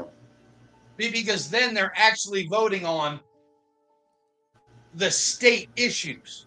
I think personally, I think we should go back to the loser of the presidency being the vice president too. I agree with that as well. Well, my opinion, my theory is a lot more, a lot less inclined because I'm a black in part by way of my mom. Is I think that I was your mama, so you ain't really black. Well, my father's Latino, so it's So you're a Mexican. You're good people. But I got the black hair, so. But the thing is in my honest opinion, and it's not a popular opinion based on what happened before the civil rights movement, and some of this confirmed by my grandmother. I honestly think that we should do civics tests. Oh, absolutely. In order to qualify to vote. Kind of like how the post office makes you take a civil service test. Yes. Well, I'll use an example. In my line of work, we can do naturalization applications for our clients. And, once the naturalization application is approved, they actually have to take a civics test in order to become an American citizen. And I kid you not, half the people would not pass that particular test. I mean, name 3 Indian tribes. I mean, I can do that. The Algonquins, the Cherokee, the Navajo, so on and so forth. Name 2 U.S. territories. The U.S. Virgin Islands and Puerto Rico. There are people that will actually say that Hawaii is a U.S. territory. And it's like, oh, God, no. Dude, there's people on these YouTube streets that think we have 52 states in the Republic. Yes, I've seen that too. And so because Obama said so. And they expect me to fucking take them serious, and they don't know how many states there are in their own fucking country. So again, it's not popular, and the reason why is because my grandmother told me stories of how she went to register to vote in the 50s and 60s when my mom was a baby, and they gave her bullshit tests. Like they would give a bar of soap and like guess how many bubbles were in this bar of soap, and the jelly bean test, guess how many bubbles are in a bar or in this, guess how many jelly beans are in this jar. And then, I mean, shoot, in North Carolina where I was born and raised, it was even worse than that. My stepfather telling me that they were registering people to vote in the county that I grew up in, and they actually bombed the registration place. But I would argue that, those days are over. We have cell phones, we have cameras, we would be able to catch village idiots in the act of doing stuff like that. But I honestly think that you have to have some sort of knowledge of the workings of this country in order to be able to vote how the changes are made in this particular country. It's not a popular opinion, but that's just what I believe should happen. I don't know the answer to that question, Chris. I really don't. Let me see. Chris says, Mr. Snowman, I have one question. Can we have a one world order in America? Yes or no? I don't know. I believe that at this rate we're headed that way. Well, it's not really a one world order per se, Chris. We have a one unified America order, so to speak, and that's the doctrine of federalism, if that makes any sense. So you have. Well, I think he's asking if we would go that way, the way of a one world order, you know, especially with like the UN and what is it? Fucking the WHO. Yeah, and fucking what's the global fighting force? The IMF. No, that's the International Monetary Fund. Yeah, WEF. Yeah. The World Economic. Oh yeah. And what's his name? Yorari. NATO.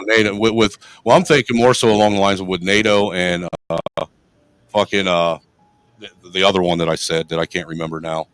Oh, the United Nations. Yeah, just those two alone. I mean, it seems as though that they're gaining more power on a global scale to where we could be heading towards a one world order. But I mean, the country itself would have to completely fall. I mean, there's part of me that believes that we have, you know, nefarious bad actor politicians, that's what their agenda is. That's what their goal is. That's why they keep stealing money from the American people and giving it away to overseas foreign interests rather than trying to secure their own country and borders. Well, Obamacare was designed to break the U.S. healthcare system so it could be replaced with government-paid medical. It was designed to fail.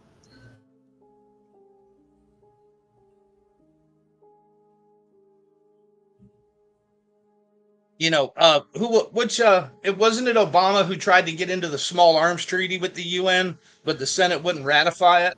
Yes, back in 2012. That was, man, if that would have been ratified, there would have been some huge constitutional issues because by default, our rights to bear arms would go bye-bye, by default. Yep. And if the Supreme Court were to say, well, this ratification is not constitutional, it doesn't matter. The blue helmets are at that point are already in the country. It's like you've already let the Trojan horse in. So, well, aren't they already here anyhow in the UN, located in New York? Well, the UN is, but we're talking about UN troops going around confiscating firearms. Right. I get you. Bunch of blue helmets. The UN actually is not U.S. territory, technically. Well, technicalities, but it's still on U.S. soil. No, it's they bring other soil and put on top of U.S. soil. By that treaty, we could still expel them. So if we can expel them out of that building, I would pretty much say that that's pretty much U.S. territory. We could basically say that it's not the question of no takesies, backsies, or what have you. We can pretty much say, hey, you know what?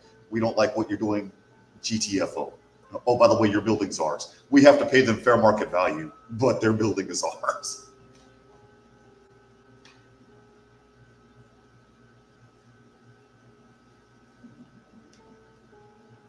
Man, this has been an interesting conversation. They're trying it with the WHO with pandemic response. This has really kind of went all over the place now. It's been everywhere. Did you guys see the press the town hall, I'm sorry, with Kamala Harris last night? Oh, the fake town hall? No, I try to avoid watching gossip and, propaganda. Sir, it was the word salad bar of the decade. So apparently there was a young kid that kind of questioned her pretty good. I'm trying to. That sounds about right. I could see someone in elementary school. I can see an elementary school kid out thinking Kamala Harris. Well, he's like a student at Drexel University. The kid asking about how they're going to pay for immigration, right? Yes, that kid. I was going to share that with you guys. I just read something, very brief about it. Just Juan, are you still there? Yes, I'm still here. Okay.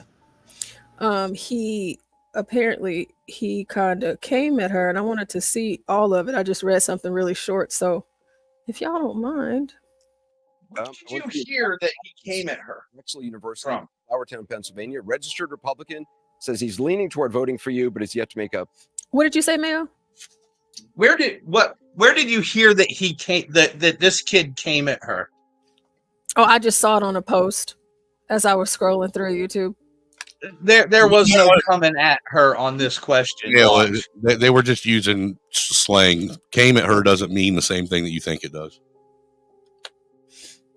Yeah, like the way that I read it was, like he pressed her, like he gave her a hard time about it. And yeah, well, listen, it's yeah, you'll see. Uh-oh, how did that come up there? That's a trip. All right, let's see. I want you to meet Jackson Weiss. He's a student at Drexel University from Flourtown, Pennsylvania. Registered Republican, says he's leaning toward voting for you, but is yet to make up a final decision. Jackson. Thank you, Anderson. Hey, Jackson. Thank you for taking the time to be here too, Vice President Harris. Thank you. My bad. Regarding the rapid increase in the migrant population. My bad. Hey, HB. Panel. Yeah, no. I was listening. I thought somebody said somebody came on Kamala. I was. Jesus Christ, HB. I was wondering what you guys are up to. Wow. We were watching a clip till you came up and interrupted. Oh, my bad.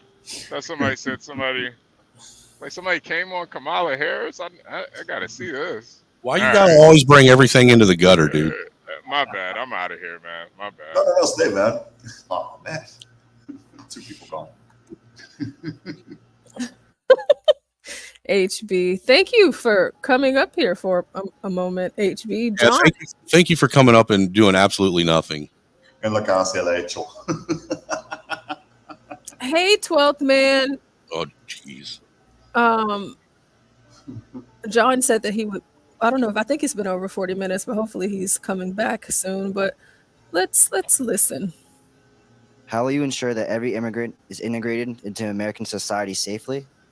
What benefits and subsidies will you provide them with? And how long will these benefits and subsidies last for an individual? Most importantly, will the American citizens' taxes pay for these benefits and subsidies? And if so, how much money will be allocated? Well, thank you, Jackson. Let's start. Pause real quick. America's immigration system is broken and it needs to be fixed. And it's been broken for a long time. I wanted to see how many think that she's actually going to answer the question. I say no. Well, how many people think he went at her and asked that question aggressively? I can see where people, like I said, they just use slang that he came at her with things that normally the media wouldn't ask.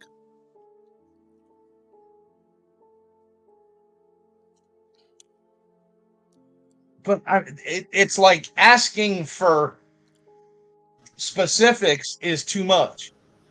Well, it is. Have you seen how mainstream media questions her? Yeah, he's obviously doing too much.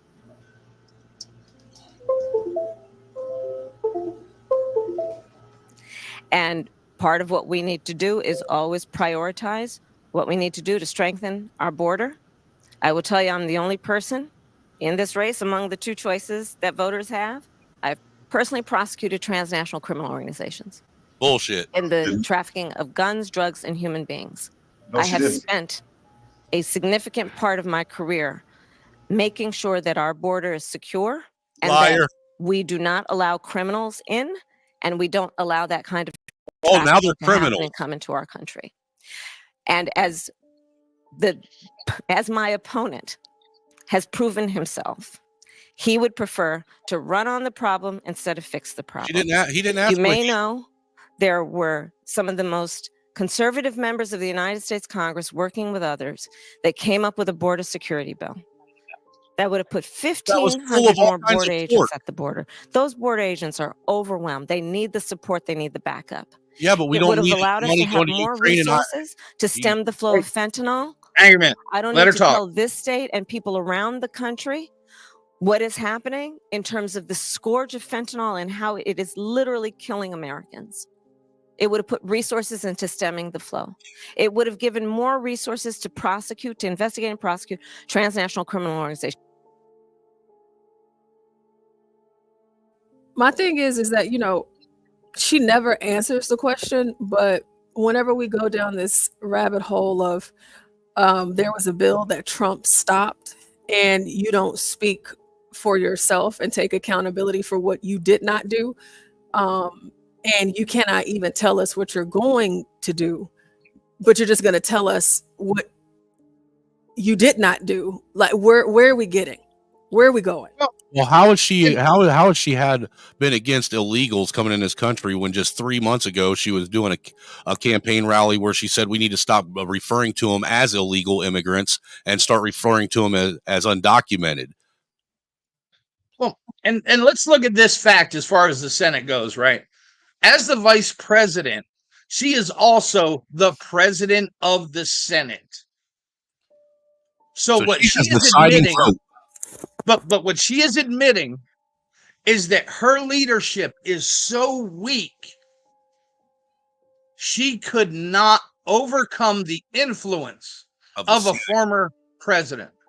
Right. As the president of the Senate and the deciding vote in the current Senate today. That's crazy. But, you know, they always say, well, now they always say, because once upon a time, the vice president's job was important, but now they say she's just the vice president. I mean, vice presidents don't have any power. They don't do anything. It's just the vice president. Oh, okay. In this administration, in this Senate, she was the turning vote for 13 different decisions in the Senate. Yep.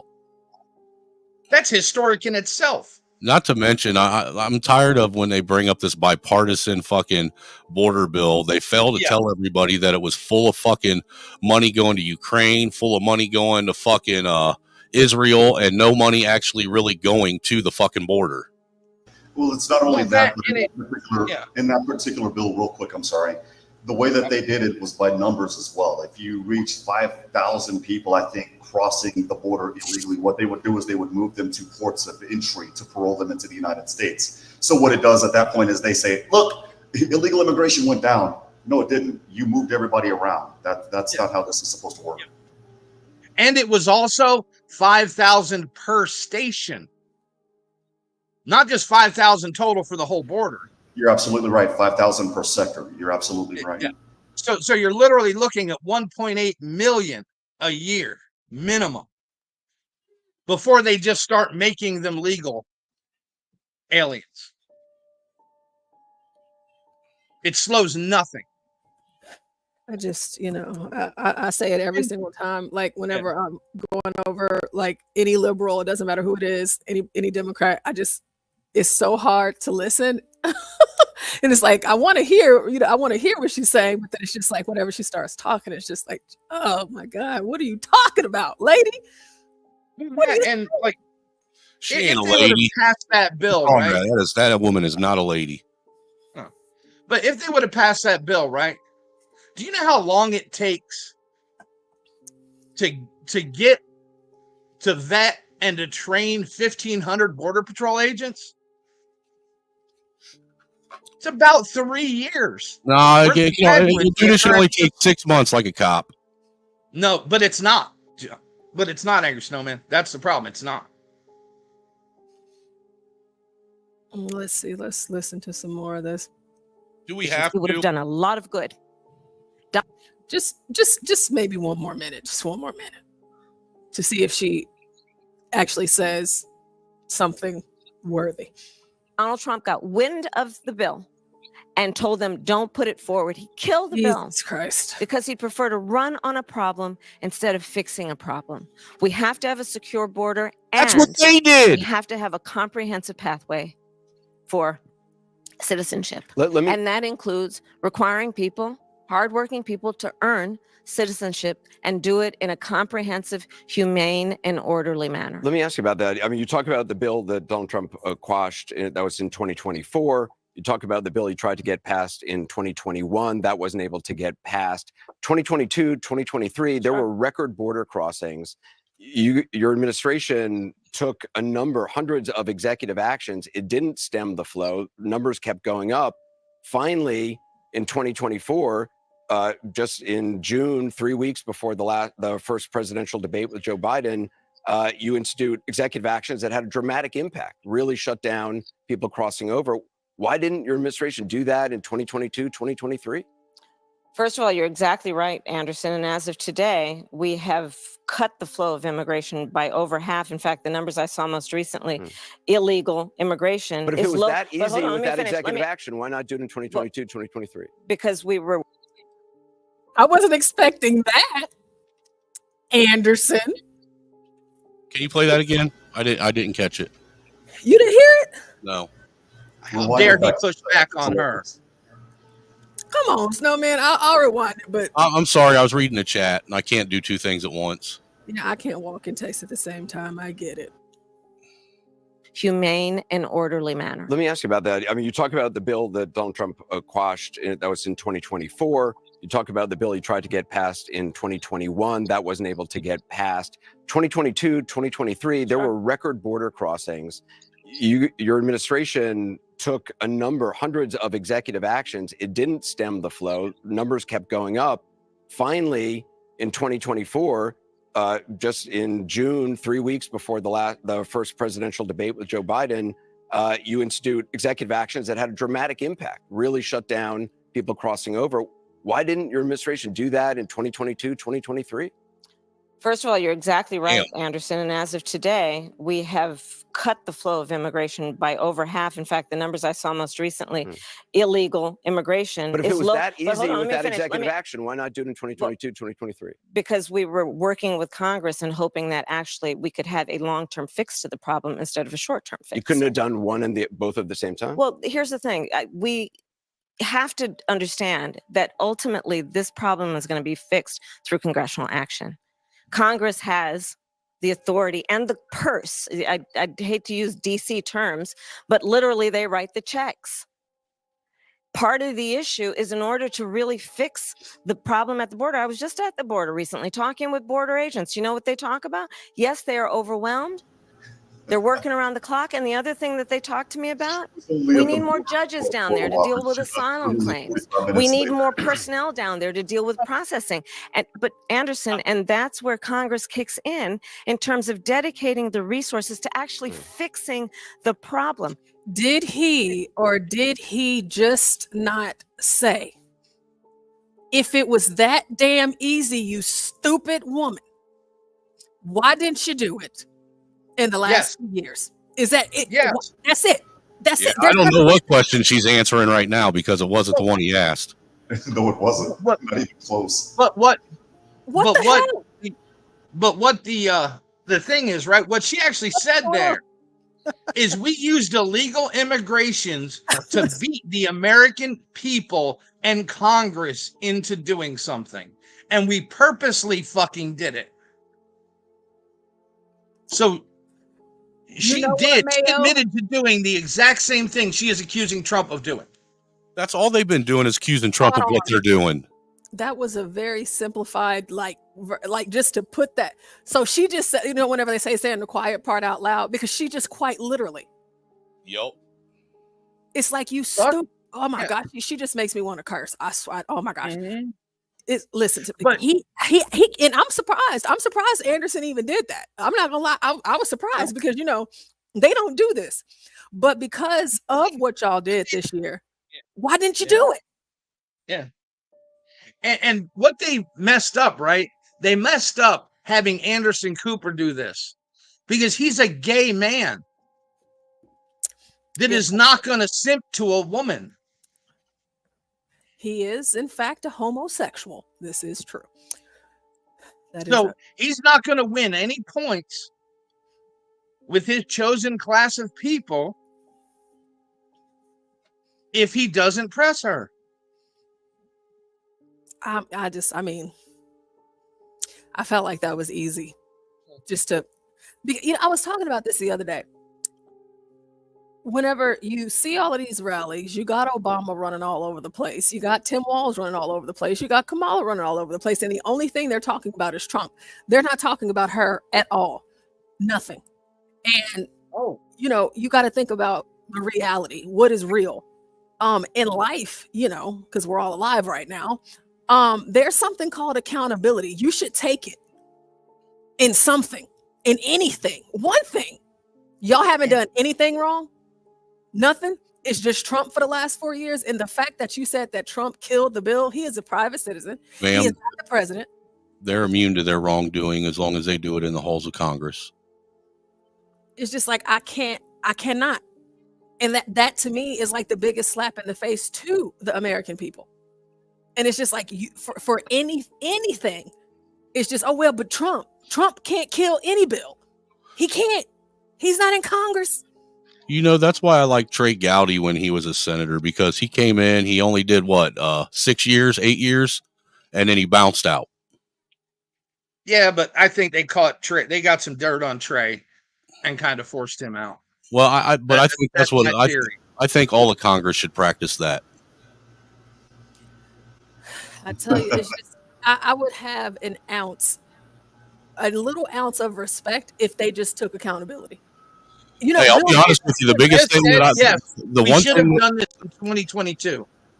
Well, what's gotten Trump my vote is the fact that he said that he's going to push for term limits in Congress. Honestly, because it needs to happen, and it needs to have happened yesteryear. It should have been.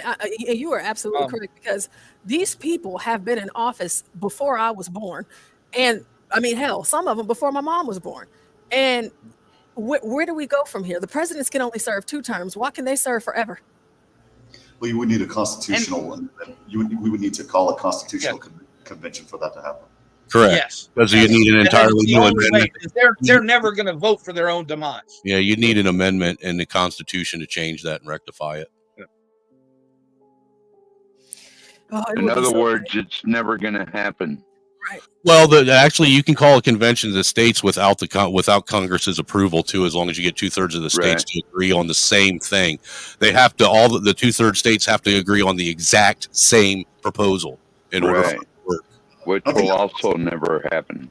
No, I actually think that that's possible. It's happened once. I think it's more already. possible than. I think it's more possible than. Well, they've been trying to get a convention of states going. Just for the term limits in Congress for at least 10 years that I know of now, because I was a fucking district captain over in Ohio, when I was in Ohio for the convention of states in Ohio. Y'all have more faith than I do. And that's great. At least some people still have faith. Yeah. And honestly, and what it would take to bring this out into the open is President Trump saying it, because then everybody would hear about it. Yeah, but half the people would think it was a lie because of the media and because he said it. So him saying it isn't the best. You need a different. You need the same message, but with a different messenger. No, you need a different messenger because the message matters. But it puts it in their ear. But it doesn't matter if it's putting the wrong message in their ear.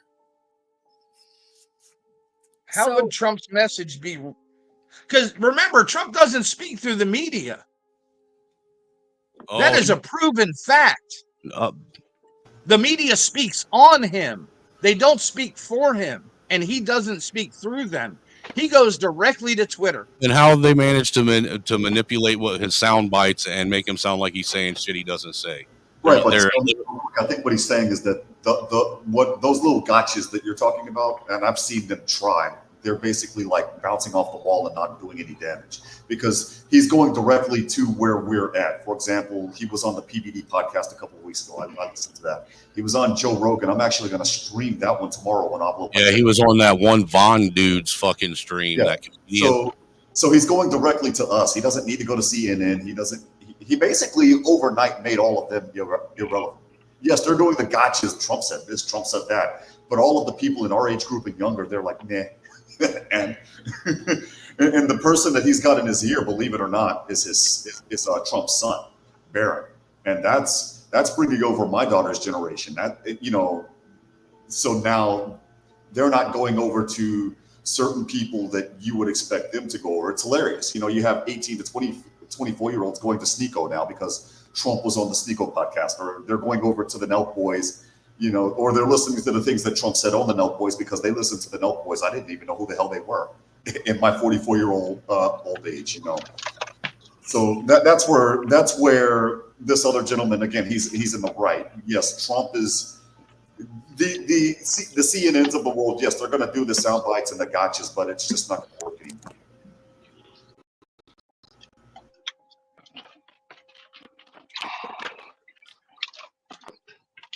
Hello, anyone there? Yes, sir. Yeah, we can hear you. Yeah. No, Trump has made mainstream media not applicable to the presidency.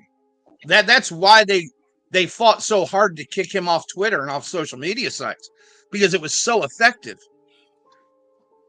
His messaging was so effective, they couldn't counter it. They had to ban him.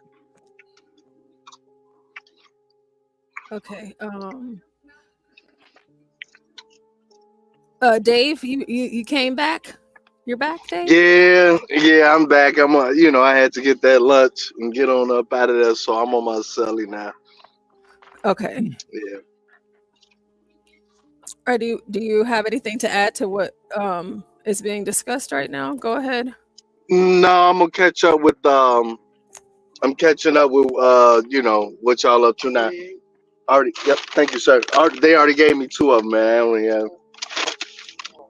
All right, appreciate it. All right, you too, man. Nah, I'm good. I'm just listening to everybody.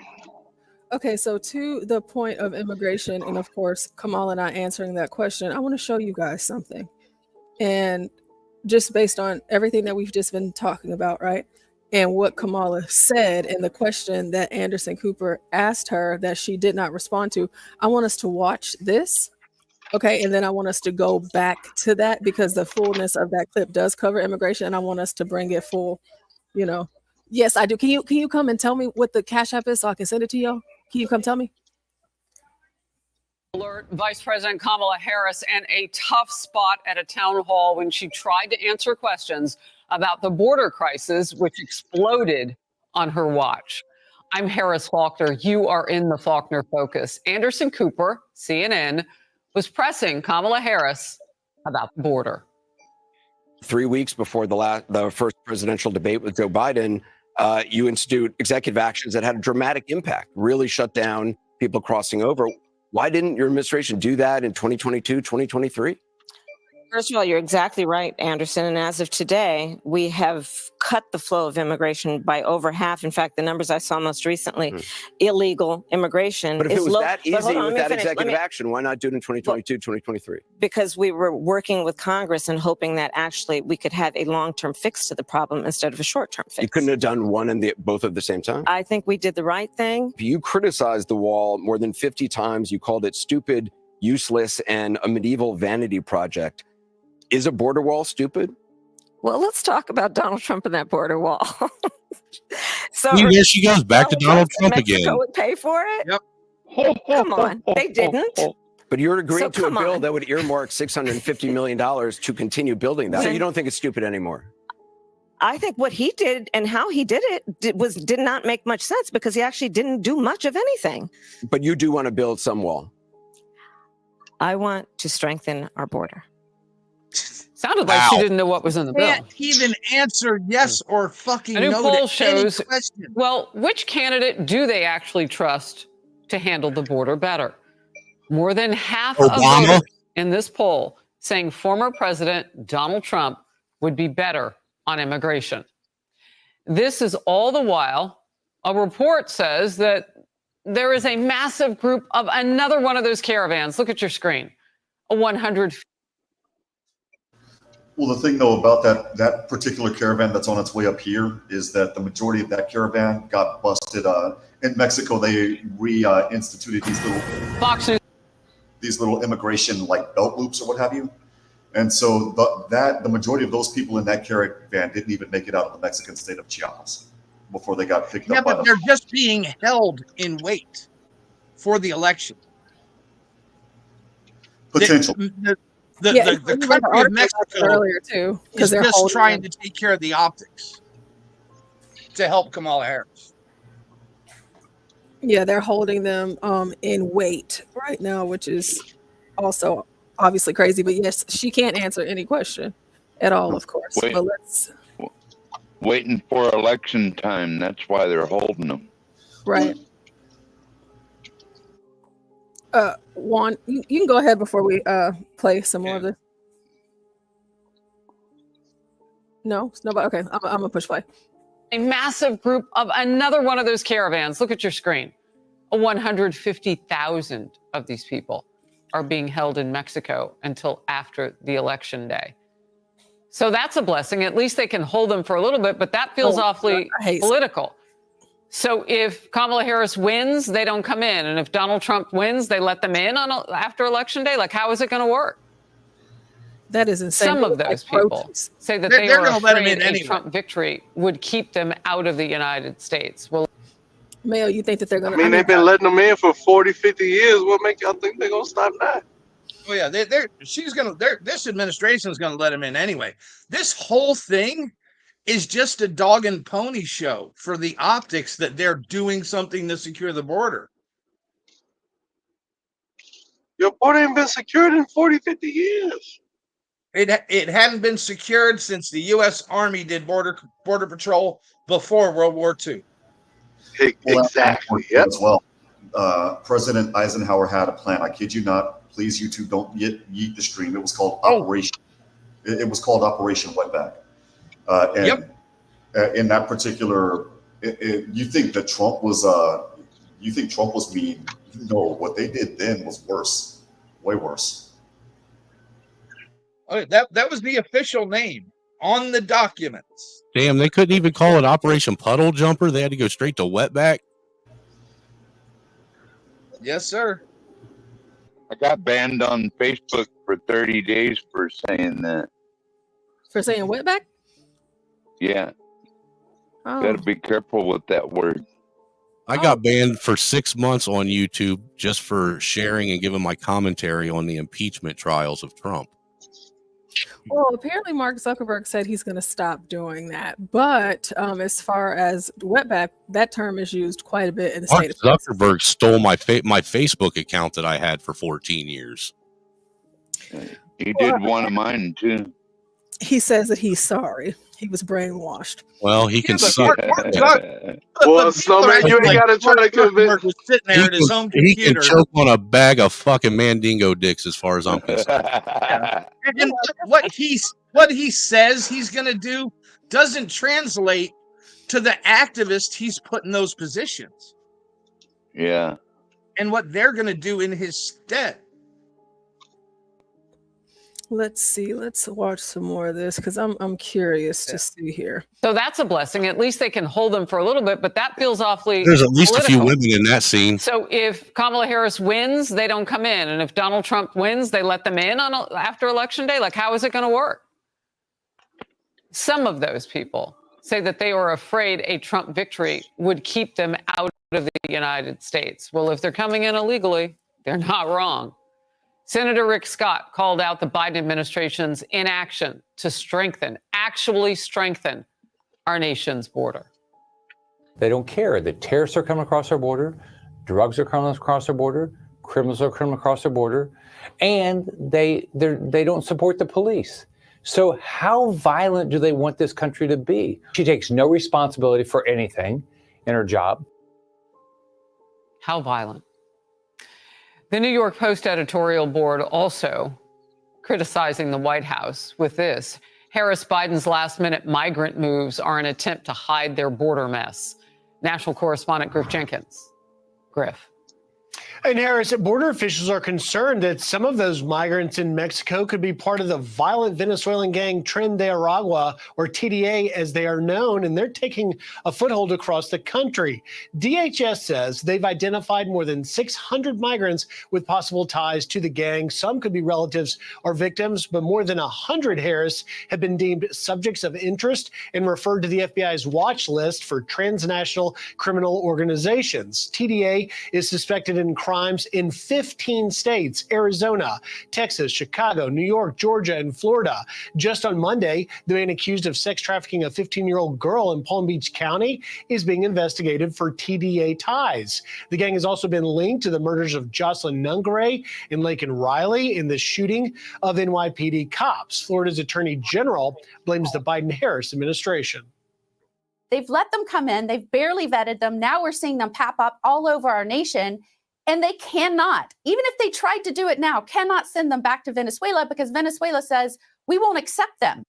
DHS says the gang is still in an infancy stage, but they're targeting them as a threat, saying as part of our work to counter TDA, DHS has an ongoing operation to crack down on gang members through rescreening certain individuals previously encountered, in addition to the rigorous screening and vetting at the border. This all comes, Harris, as a House Judiciary Committee report today released claims the Biden-Harris administration has used the immigration court backlog as an excuse to allow nearly 1 million illegal migrants to stay in the U.S., calling it a quiet amnesty. Now, the report cites briefings to the committee revealing more than 700,000 immigration cases that were dismissed, terminated, or administratively closed and, quote, allow those aliens to stay in the country indefinitely without facing immigration consequences. Additionally, they say DHS failed to file necessary documentation in 200,000 other cases. Finally, there's another new report, this one from a conservative organization that alleges a DHS official has been promoting illegal immigration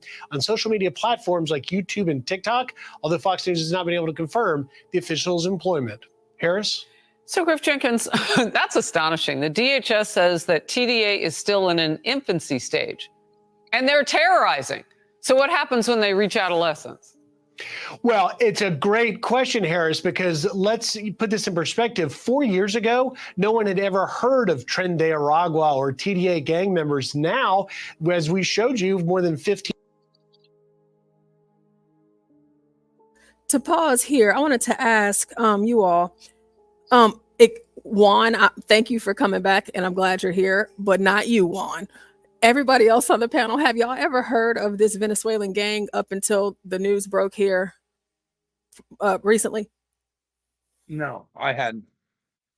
Yeah, I've been hearing about them for about a year. Okay. Snowman, yes. Angry Man and Dave? Okay, maybe they're busy. Juan, how long have you heard about them? For over a year. For over a year, because I figured that you had heard, before, because it's your job, so Right. Well, Right. even saying that they're in their infancy is false. They're in their infancy here. They're a well-documented, well-structured organization before the first one ever crossed the border. Yeah, you're absolutely right. Tren de Aragua, the Aragua train, it's named after a state in Venezuela called Aragua. And this particular gang actually was a prison gang. And Maduro released them and basically said, you can't cause your bullshit here in Venezuela. You got to go up north. And so they made it here to our neck of the woods, and it's like a powder keg went off. Well, not so much here in Texas. I'll be quite honest. Here in Texas, they get here and they try to get the F out of the country, or they try to get the F out of the state, because Portia, you've seen some of the news articles. They'll try to cause stuff here, and they either end up getting arrested and they're facing decades behind prison, or we in Texas love our pew-pews, and some of them end up getting beat up. But also, Juan, Texas is partially controlled by the cartels. Let's be honest, a lot of border security, the reason El Paso is not a very violent city is because of the cartels. Because they don't want they don't want the attention. Not necessarily. The cartels are in Texas, but they don't it's not the same as in Mexico. And yeah, you're right. The blood is bad for business type of thing, but it's not just that. Here in Texas, our drug laws put some of the federal drug laws to shame, and they don't want. Just the minimum amount of marijuana you need in Texas to go to prison is ridiculous. Exactly. Don't mess with Texas. And the thing is with fentanyl, which is It's killing a lot of people in Texas. It was a big thing in South Texas a couple of years ago. Now it's hit Portia's neck of the woods and Black Suit-Defi's neck of the woods. That is, you get caught with that, you're going to be doing football numbers in Texas, and it's day for day. It's not 3 for 1. It's not good time. You will serve your time here in Texas. We don't play. Oh yeah. Florida too. Florida doesn't fuck around. No, Florida had to get hard back when with the Cuban migrants and the cocaine back in the 80s, 70s, and 80s. The other thing with Tren de Aragua is they're trying to do these. They're trying to do what they used to do in Caracas and in other bigger cities before the other states would get in. Like there's Tren de Aragua, there's Tren de, I forget this other state, I can't freaking pronounce it. But basically, they would take over each other's apartments as a way of taking over turf, and they're trying to do that here. Well, again, in Texas, it didn't well. In Colorado, well, you know what's going on there. They've tried in Arizona, they've tried in California. Basically, your building is my building now. And, you know, again, here in Texas, that's not working too well for them. But in other areas, you know, the states have pretty much given up the buildings. Here you go, no problem. You just treat our tenants with respect, please. Did you hear that interview with I think it was CNN and JD Vance, and the woman said, "Well, it was just a couple of apartment complexes." That's what the newswoman said, and he was like, "Oh, just a couple of apartment complexes in America, like that's not a massive problem." Well, one of the people, if I'm not mistaken, John, you could correct me, but if I'm not mistaken, they called into this show. Oh gosh, John is home. Thank you. Hey, John. Hey, what's up, Portia? What's up, everyone? Big ups, John. Before I stepped away, sorry, kids. I heard Mayo and Juan, we were talking about Texas, and Juan was saying how in Texas, because you know, of course, they come in through here, but they try to hurry up and get out of here. And then I think Mayo, you said that Texas is controlled by the cartel. Is that what I heard you say? It's partially that's partially one of the issues, because they would be going against a structure in Texas. And I was saying as that the far as cartels for territory and such. Right, and I was saying, Portia, real quick, that the cartels are not in that type of power here in Texas because our law, with our criminal justice system, we don't play. It is where I was getting at, and the cartel members don't want those type of prison numbers because we don't play. You see, it's interesting because I don't, you know, Texas. I think I'm going to want to start to show some of those news stories out of Texas that y'all don't get to hear unless you live here, about how often somebody is getting shot on somebody's property and how often people are getting like locked the F up out here. These dirty illegals.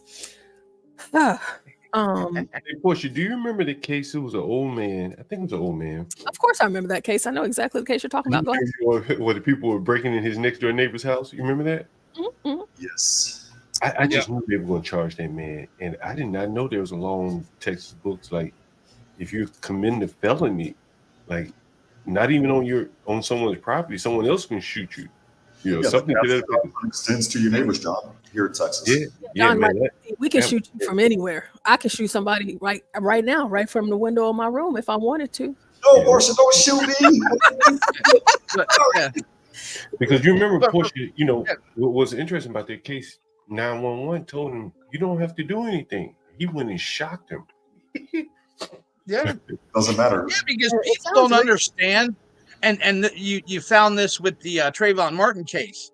You don't have to listen to a 911 operator. You're under no legal authority with what to do what they say.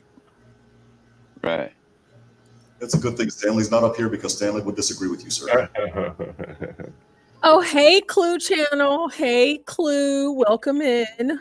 So, okay, we're talking about these Just illegals. like you don't have to let the police in your house without a warrant. Like they knock and say, "Oh, may we talk to you, sir?" Like, nope, I don't want to talk to you. Bye. Yeah, a lot of Can we come in, sir? No. Not until you get a warrant. Get the fuck off my property. You're trespassing. That's true. We're gonna What I tell 'em. finish the rest of this and then talk about it. States. And what the DHS official told me is that they're not capable of sophisticated organization. But one thing's for sure, they're a growing threat, and border officials are prioritizing targeting them. Thank you for your reporting, Griff. Thanks. Getting us started here. Congresswoman and those Kamek, same Republican of Florida, intel member of analysts- the Energy Committee, the subcommittee. Those same intel analysts for DHS also said Hunter's laptop was most likely a Russian disinformation campaign. Yeah, they're all corrupt. On the weaponization of the federal government as well. Congresswoman, I don't know if you could hear that, but I just am really curious about how much we are underestimating these people with the numbers growing by the day of them coming in. And this is with the numbers tamped down, right? Because they've been flying people in. Have any of the TDA been on any of those flights? How can we find out? How do we as a public vet the government? Because it sounds like we need to. Right. No, you're 100% right, Harris. And I know that as we dig into this, and part of the reason why we don't know this information is because DHS has been... Sorry, did somebody say something? I did, yes. What I was going to say is they can't vet the numbers, and the reason why is because the government of Venezuela is not sharing their criminal information with us anymore. So you don't know who's who from Venezuela, unfortunately. Juan, aren't we still giving them foreign aid to Venezuela? No, we haven't given Venezuela foreign aid in almost 20 years. Matter of fact, we're stealing their oil, technically. Like they're if you've ever gone to a gas station that has Valero, they get their oil from Citgo. Citgo is a Venezuelan-owned company. In fact, it's a Venezuelan state-owned company. And basically, we take their oil, and instead of us giving the payments back, we basically steal it. So this is the returns, I guess. Unwilling to come forward and be transparent with Congress. So we know certainly TDA will have members that have been flown into the United States at taxpayers' expense. But here's a disturbing trend. For the 9 times that I have been at the southwest border, I can tell you, talking with agents and with people at the border myself, these individuals are paying the cartels to come here.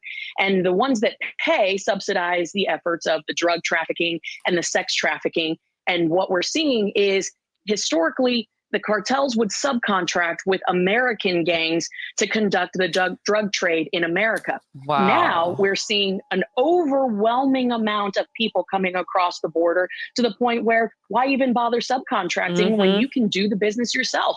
Cut out the middleman. That speaks volumes about how much of a cash cow the Biden-Harris illegal open border really is to the cartels and to the gangs. This is insane. That sounds like a shift, though, in their strategy. And it's almost like a syndicate. And I've said this before. So you come in, you pressure those who you want to now. You don't go through the American gangs. I mean, they are shifting their strategy. And the DHS is saying that they're still in infancy stage. What are we going to wait for them to just declare war all out on our soil? Well, clearly, why wouldn't they when there's no repercussions or consequences for their actions? That's why they're operating in a lot of states that have no cash bail. They're going to places that they know they won't be harassed by law enforcement, where they're weak on crime, soft on crime. We've all seen the infamous photos of these gangsters flipping the bird to the cameras and to law enforcement, knowing full well they'll get a slap on the wrist and they'll be on the streets the next day. There are no tough laws in place that are being enforced right now, which is why these gangs, these cartels are operating with impunity. Just real quickly, what needs to be done right now? Like when you think, okay, this is the urgent thing we can do.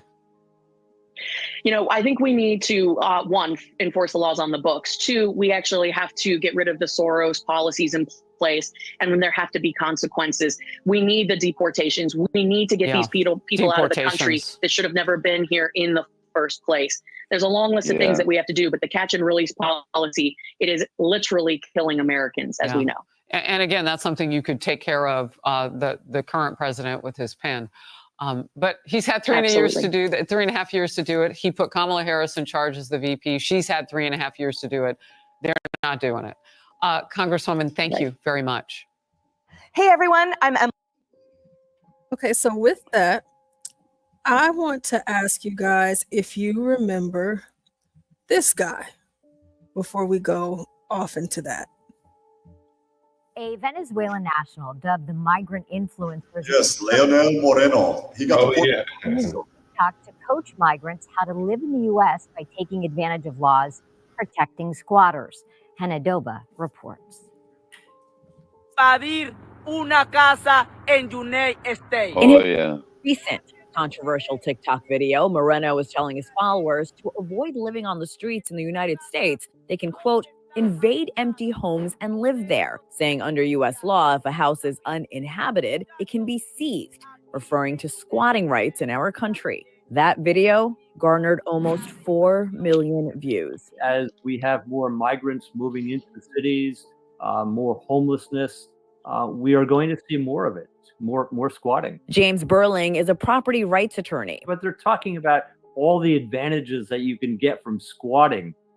It's inevitable that it's going to increase. In past videos, the illegal migrant bragged that he came to the United States to vacation and now lives off U.S. taxpayers because he had a child in this country. He also tells his followers that he waits for Americans' hard-earned pension checks to come in every month. In another video, he is urging fellow Venezuelans to pay the fines of a 15-year-old migrant who allegedly shot a tourist in Times Square, saying, quote, today it could be him, tomorrow it could be one of you. But this recent video on squatting is making headlines as Moreno tells his comrades that if they fix up an abandoned home that is deteriorated or in bad condition, they can get credits when the properties are sold. While Burling says that is not the case, this information is now out there. Well, I think publicity, like what we're seeing in TikTok and viral.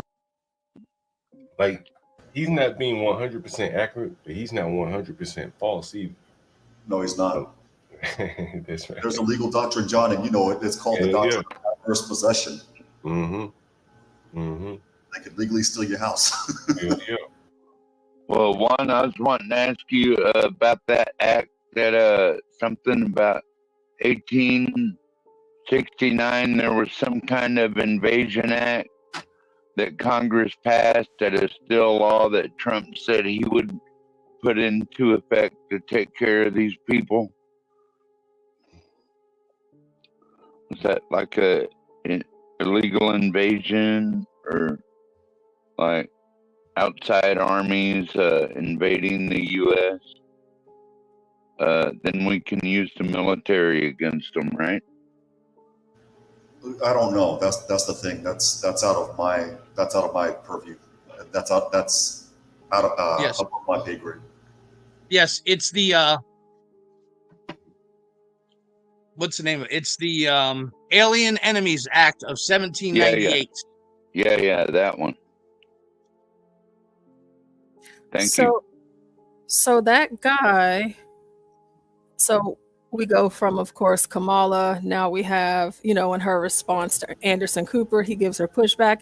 Then we have the breaking news from Fox about the caravan. And then we have Moreno here. Well, let me make sure it's up here. Okay, so he got the judge ordered that he be deported. Yes. And his TikTok videos changed from him flexing, showing all of the money, this and that, to him crying and saying that they're trying to find him and get him out of here, and he's begging for help and resources and all of that. But they tried to deport him to Venezuela, but Venezuela said, no.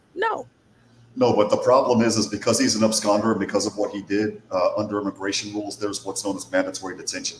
So right now, according to the ICE detainee locator, it looks like he is in, I cannot pronounce this damn county. It's in Ohio, but he's in Northwest Ohio right now. And that's where he'll stay until Venezuela either gives him a travel document to send his ass back to Caracas or until another country decides to take him. Or we can throw a parachute on his back, fly his ass over Venezuela and drop him out the back of a plane. You better pray that the parachute doesn't fail, because if the parachute fails, we've just caused an international incident. I don't care.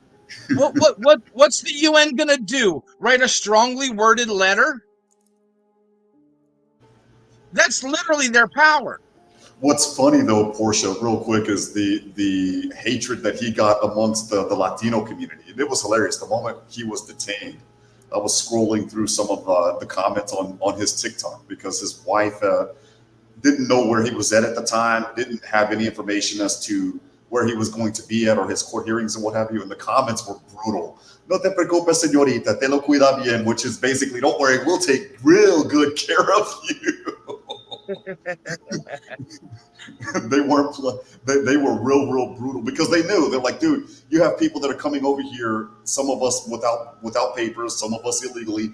We're actually busting our asses to make a life for ourselves, and here you are coming over here talking about this stuff, ruining it for everybody else. So yeah, a lot of people in the immigrant community and a lot of Latinos were not happy with him. They were actually glad to get rid of him. So Trende Wagwa, I'm curious to know what types of crimes or how big they were in Venezuela. They were a prison gang. They weren't really known outside of the prisons in Venezuela until Maduro released them all about a year and a half ago. Well, that's nice. And so my curiosity, because just talking about this, because, you know, we read the stories, we've seen this all over the country over the last several months as the stories become more prevalent. And it's like, who are these people? And what did they do to get incarcerated? What crimes did they commit? And we have this prison gang, as Juan just mentioned, and Latin American prisons, especially those in Venezuela, are famous for their overcrowding and for the way they're run. Guards watch the gate, but largely leave the inmates inside to themselves. This prison in Barinas, Venezuela, is home to hundreds of men, as well as a few women who have developed their own leadership over time. Often through violence, men rise to the top. A prison leader is known as the PRAN, or crime boss, although the leader of this prison, Wilmer Lopez, a man who's been convicted of murder, prefers a gentler title. He calls himself a leader positivo, or positive leader. And under his direction, people have engaged in infrastructure improvements, working. Did y'all catch that the men and women are in the prison together? Yep. Yeah, they do that. That's not just Venezuela. That's pretty much Latin America in general. They have prisons like that. So, you know what? Let me keep my mind out of the gutter for but a moment. Here in America, we put trannies in the prison with women and vice versa. Or if they identify as a dude, they can be put in a men's prison, right? That's the way we do it here. Yeah, it seems more peaceful to have some women there, you know, for the men in Venezuela. So I guess that's HB would like it. HB would like that. He would like that. You're right. The thing is, Portia, what they say is that the guards more or less leave it to strong men, and they'll maintain the order as they see fit. Yeah. And that's what is not allowed in America, is that no strong man rises up in the prison and just maintains order and creates the guards are just going to make sure that you don't get out, John. That's pretty much what they're doing. That's a good weapon. Yeah, you're not leaving. And what you have there though too is there's not much to separate people because they're all the same race. Yep, that is true. 99% of them are the same race and from the same country. Well, you have Black Venezuelans and you have Japanese Venezuelans, but the thing is you're right, they have two separate sections. They have the one for the men and the women, but they also have another section for the foreigners because, if I get in trouble over there, the Swiss embassy acting on behalf of the U.S. will make sure that I'm not starving. Because if you also notice, if you can rewind it back a couple of seconds, Portia, they have these little metal pots or whatever. That's your food for the day, and if you spill that, that's it. You're done in that regards. And everything also is by money. It's literally a mini society. So if you don't have money, you're going to starve. The foreigners don't know that. They're used to you're getting 3 hots in a cot. So you have that section for them, specifically for them. Yeah, the foreigners in Kuwait jails and prisons, their relatives have to bring them food or they don't get fed. Yeah, it's the same way in Latin America as well. Yeah, large part, yeah. The third world. Leader. And under his direction, people have engaged in infrastructure improvements, working on sewers, adding housing on top of the existing housing, installing a cockfighting ring, a gymnasium, and other improvements, including religious shrines. Gradually, the prisoners have created a world which mimics the world outside. Yet, no matter how much they improve it, we came away with a feeling it's still better to be out than to be in. I bet it stink. You know, I wonder if it is, what's the difference between being in a Venezuelan prison and being out? There probably isn't a whole hell of a lot of difference if you get in one where there's a good strong man. Yeah, but pieces of everything super inflated. That's the difference. So if you want pollo de pastor, pastor chicken or what have you, where I'm paying about $11, you're going to be paying almost $70 for that same chicken. Yeah, it's really just access, quantity, and freedom of movement issues. Yeah. So, Juan, you mentioned that he released their prisoners, Maduro. Yes. So can you tell us a little bit more about that? Basically what it was Maduro and a couple of other strong-armed dictators in that area. Daniel Ortega was another one. Basically used them as people bombs in the United States. They used them as bombs here, if that makes sense. Instead of disrupting us with, a bomb blowing up a building or what have you, they're using the movement of people to disrupt us. And they know that that's what's happening. So that's why they let them all out. Yeah. And it solves 2 problems for them. They don't have future crime. And crime went down, actually. Yeah, crime went down. Their economy improves because of that. And they don't have to support them in the jails. Even to pay for the guards. This is the Gaddafi strategy. Yeah. Anyone familiar with the Gaddafi strategy? Very you can say that. So, John, you made a comment about, I wonder how much different it is inside of the prison versus outside. Because, we talk about this immigration problem, and of course, you all know how much I can't stand them. But I think there's something to the idea of what are they fleeing from? What does that look like? How are they living? I mean, is it like being on the inside of the prison is the same as being outside of the prison? I mean, what is so bad about this place that has these people wanting to leave? And they struggle to afford food and having hunger increases, and I guess crime. And I mean, look at this place. Look at it. Well, one said we're stealing their oil portion. Deep inside the capital of Venezuela. It kind of looks like Haiti. Yeah, a little. Yeah. 2 years. It looks like the favelas in Brazil. Global pandemic threatening an already dire situation. With medicine. It looks like the inside of the prison to me. Yeah, but you have to realize, before Maduro and them, Venezuela was actually a very advanced country for South America until socialism took over and they stole everybody's money. Venezuela was not a backwards place 20 years ago. It was the advent of socialism that brought in this lifestyle. I don't think you get to socialism without some prodding, and they were prodded very well. Oh, yeah. I mean, the socialism, right?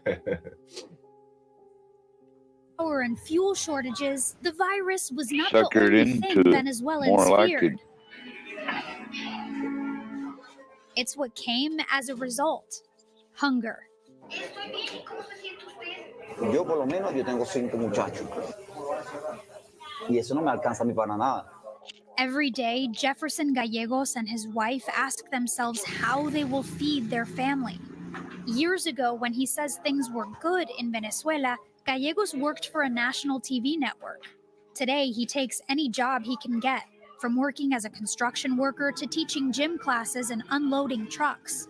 Con cualquier cosa que me llame, yo le echo pichón. When there's work, there's food. But when there isn't, mom and dad sacrifice the little they have.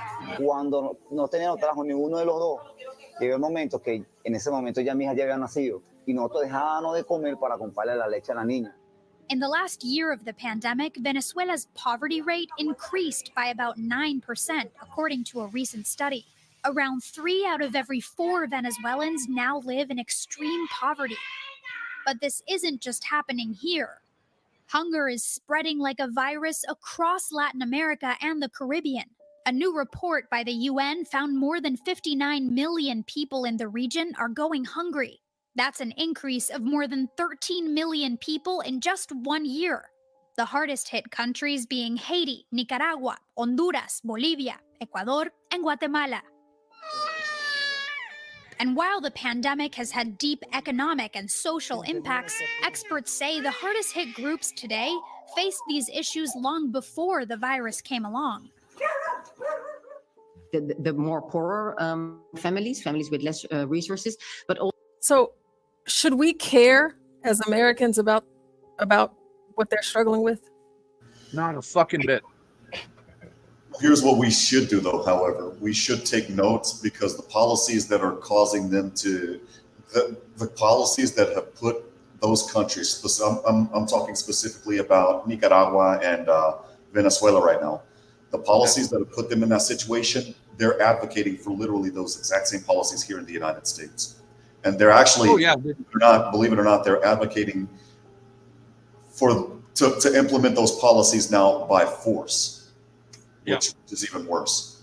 So you shouldn't, whether you care or not, that's you guys. I mean, I'm one of those few that actually has a soft heart to a degree. I don't want to see anybody go hungry like that. But at the same time, it is something that I want to take notes on because A, it's coming here. So what do we do to avoid that when it hits us?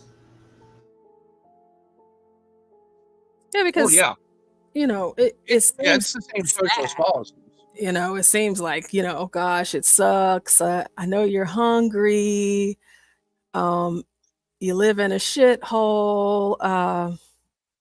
You look like really dirty, like you don't have enough water or soap, but sorry. You know, it's like, what do you want? What do you want from me? But I can't do anything about that. Like, you need to stay at home. That doesn't mean come over here. Yeah, but stay and make it better. Well, the question becomes how. That's the problem. Like there are a couple of cases. There are a couple of potential cases where we would do an intake, and it's a person from Venezuela, and it's not the Tren de Aragua village idiots, and it's not the people that are. Pues estoy buscando un sueño americano. I'm looking for the American dream. There are people, I kid you not, that are getting locked up just because they didn't vote for Maduro. That's happening, and so for those people, I'm sorry, but hey. If I have to commit a federal felony, I sure as hell will. Hey, you can stay in my place, hide. I'll do the Anne Frank thing. You can hide in my attic. I don't care. I'm not letting you go back to those types of things. But you know what? As a country, by international law, we don't border that country. So we don't have to take their asylum requests. Actually, we do, because there's another. No, we do not. No, we do not, sir. No, we don't. I'm sorry. Actually, yeah, we do. And if I can finish real quick, what you have to do is you have to look at a country that's deemed a safe third country. And the only country that was deemed a safe third country, that was, I believe it was either Ecuador or Guatemala. I'm not sure. But Biden got rid of that executive order on his first day of office. So thank you, Biden. Now, if they would have said, hey, Mexico is a safe third country, hey, the moment you get to Mexico, you can't get to the United States and apply for asylum because Mexico is relatively safe. But here's where it's working in the reverse for them. And it's almost funny to a degree. It's sad, but funny at the same time. If Trump, let's say as a hypothetical, were to win, a lot of these people are talking about fleeing to Canada and applying for asylum there. Well, the United States is a safe third country. So the moment they go to Canada, Canada is automatically denying their asylum requests by default. But now, congratulations, your asylum request here in the United States is denied in absentia because you decided to run. And so now basically it puts them on a plane back to square one. I still, like, for me, I just feel like it's not my problem. And if Maduro is after you in his administration, you're safe in the next country over because they don't control that.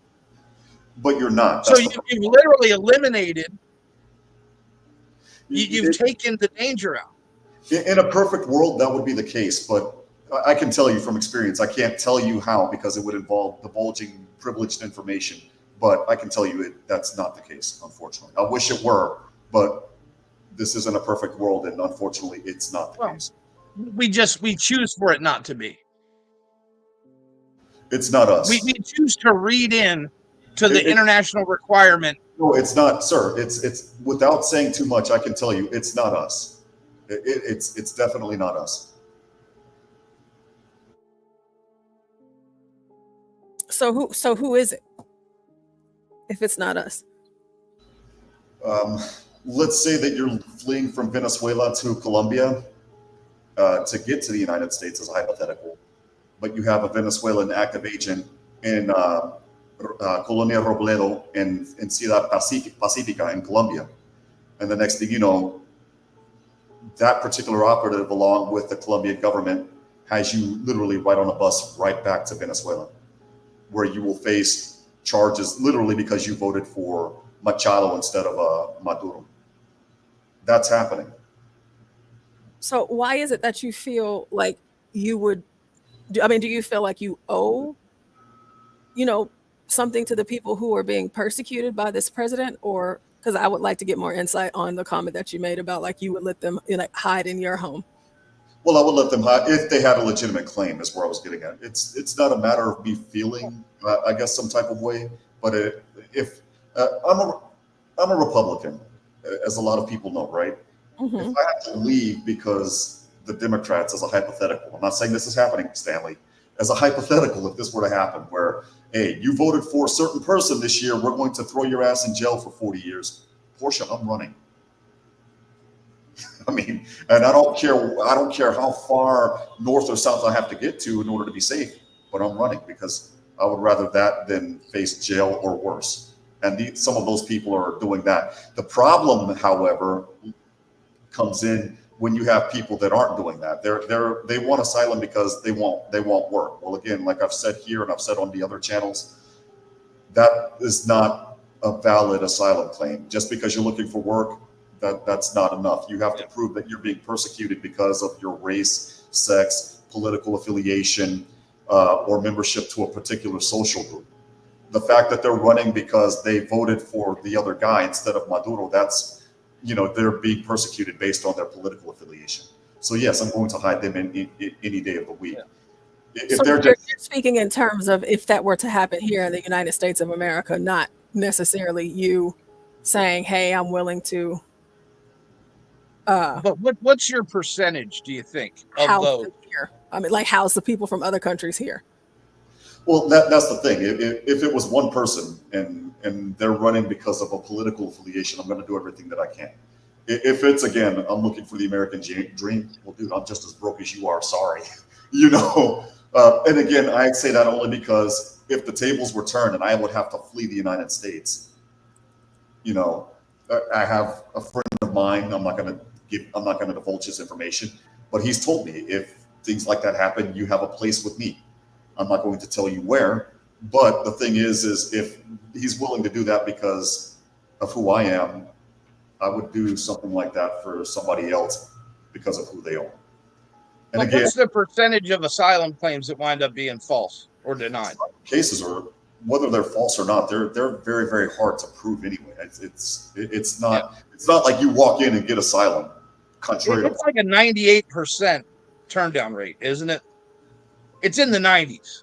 It's in the high 90s. Believe it or not, New York City, the city where a lot of them are flocking to, and Los Angeles, California, where a lot of them are also flocking to, have the highest denial rates in the country. Yeah. But because they're sanctuary cities, they can't be turned over to the feds. No, but the moment, ICE comes in and, because ICE knows where they're at, you have to check in with ICE, when you're going to these hearings or what have you. Or, if you have a phone, you have to register your phone number with ICE. So if they stay put, for example, or if they do something like not getting rid of their phone or what have you, ICE is right there to just pick them up. Yeah, but if they don't show up to their hearings and they get picked up by the police don't notify ICE. What I'm referring to is ICE. Actually, they have ERO offices, enforcement removal operations offices. Yes. And the city will not work with them in any way, shape, or form. No, but ICE again, they have sovereign authority as the federal government, so they can just. It's as easy as throwing their phone away and buying another one. Yes, but again, assuming they didn't do that. Like I said, it's a completely ineffective system. Again, not necessarily, because again, if it were completely ineffective, you wouldn't have people getting picked off. Okay, it's a 99% ineffective system. Well, I would say it's probably about 60 or about a little under 50% ineffective. Plus, they give them a gift card to buy a new cell phone with. How about that? Because then they make the crucial mistake, and Portia, you and I have seen it. They'll come to Texas, for example, or they'll go to North Carolina, or they'll go to Virginia. And sure enough, we share that information. They run into a Texas DPS trooper, and now they got the surprise Pikachu face as they're on a plane back to their country. Yeah. But the people that win asylum cases, I can tell you from my experience, when I've done intakes with some of those people, you can tell that they've ran from something, they've seen too much, they've known too much, they've heard too much, because the PTSD, it's in their face. They're shaking, they're trembling, they're crying. And it's not the fake crying, it's not the alligator tears, because I've seen that and I'm like, dude, this is bullshit, right? But I've seen them, some of them, because of what they've gone through, they'll tell you, and as they're telling me the story, we have to literally stop the interview to give them water so that they can calm down, or we have to wait a couple of days because, again, they have seen too much. That's the difference between those cases versus, again, I'm looking for the American dream. I'm broke. Well, Papa, I'm just as broke as you are. Or I'm fleeing from gang violence. Well, dude, we got gang violence here as well. It's persecution at the worst level. Another situation, for example, being China, a country, sir, that's roughly 8,000 miles from us, where people are on boats because they had to get a snakehead in order to get asylum because the Chinese government went into Hong Kong and made that whole family sign a loyalty oath, and this guy didn't. So now, congratulations, he's on, he's facing a 20-year sentence. That's asylum. But that's not the immigration problem we face today. Right. I wanted to point out, I'm not sure if John stepped away, but a Hoodservative, he left a comment earlier because I don't know if Hoodservative is actually looking at the screen, but our host, John Galt, says people were talking about you yesterday. If you could join the panel, if you can, Hoodservative, John would like to meet you. He'd like to meet you. Shout out to the Hoodservative. I've seen you on the other channel and I've subscribed to you. Good to see you, buddy. Yeah, so that's awesome. You can come on up. We talk about so many things. We're talking about immigration right now, as you can tell, but I just want to make sure I said that. We talk about immigration a lot on this channel, unfortunately. Yeah, we do. We kind of slowed down on it a bit, but for a minute. Yeah, we did. But I'm like, we gotta talk about these people, okay? Because they're our country's being invaded, Portia. We have to talk about it. Well, and a lot of our immigration problems goes back to like the 72 immigration deal, where we decided to immigrate more people that have less in common with us than people who have more socially in common with us. And whoever it was saying, yeah, it's been going on 40, 50 years, not at this level and not at this intensity, has never been seen before. Are you guys talking about the diversity lottery? I'm not. I don't follow. Can you repeat that one? I'm sorry. Are you guys talking about the diversity visa lottery? Is that what you're referring to, Mayo? I don't know. That's one of the programs that came out of the Immigration Reform and Control Act. That's one of the programs. Is that the bill Kamala supported? No, this or is whatever? a bill that passed in. Shoot, my mom was a little girl. I wasn't even thought of yet. This was this was Jimmy Carter back in like 75. Oh wow! Oh wow! LBJ. This was in 1965, believe it or not. Damn. Well, no, I'm talking about the one from 75. Okay. The one that I think it was in the early 70s, and it was under Carter. It was the one in 65, and then in 75 they streamlined what was known as the registration. Like if you lived here for a certain amount of time, you could register. Now you can't do that. The one that got me was Ronald Reagan. That was the big one. That was the amnesty, which is what they're asking for yet again. Yeah, and that was supposed to be the last amnesty. Yes. And all the stuff that was promised with it, if he approved that, the Democrats failed to give him through Congress. Personally, like if someone is, I'm with one, like if someone is coming here just, like he could see the misery and like pain in their eyes and stuff like that, like they've been through a lot of shit, okay? But like if they're a criminal element, then we got to get them out. I don't care if we got to put them in detention camps or what we got to do with them. If we have to load up some cargo jets and land them in Venezuela and dare them to shoot us down and dump their criminals back off on their airports over there, if that's what we have to do. But we got to get rid of this criminal element, Juan. Don't you agree? I think if you accept the argument that they're coming here to do work that Americans won't do, you already like lost the battle. Yeah, you did. I agree. Yeah. Okay. Like, that's the battle you already lost. If you're willing to buy that argument, when there are so many Americans sitting around here not working, not doing anything, like what makes them so much better than a Honduran? The Honduran is willing to do something that America won't do. That just doesn't even make sense. Well, John, and Portia, real quick before I jump, I think that this is where it gets political. Again, this is where the conversation that Dave, I guess, had that I didn't understand 3/4 of comes back into play. Because when you have them here, John and Portia, you guys know that there are certain rights that they just don't have. They're not going to have them. Whereas we have those particular rights in that regards. And so as a result, they could go and rent, for example, a migrant can rent for you from you. But technically, if you wanted to, John, that migrant could be you could turn that migrant into a de facto slave. Yeah, I know people do that and all that, but that's no, because he still has representation in the courts. I still think Americans. He is subject to the same laws of safety that an American renter is. That's not the point, though. The point is he doesn't know that. Yes, no. There's an army of lawyers that tell him that, and you know this. Go ahead. I'm sorry. I think the bigger point is, though, Americans should have an advantage here in America over a foreigner, and somehow they found themselves to not have an advantage in the employment sector. But Americans aren't picking the tomatoes, John. Americans aren't picking the greens and all that. It ain't just tomatoes. It's people cleaning. I know. I'm just using that for an example. Like, there's people that are becoming mechanics, plumbers, electricians. Like, less than 15% of migrants are working anywhere within agriculture, and that's from picking in the fields to processing in the factories. That's less than 15% of them. So that old trope is dead.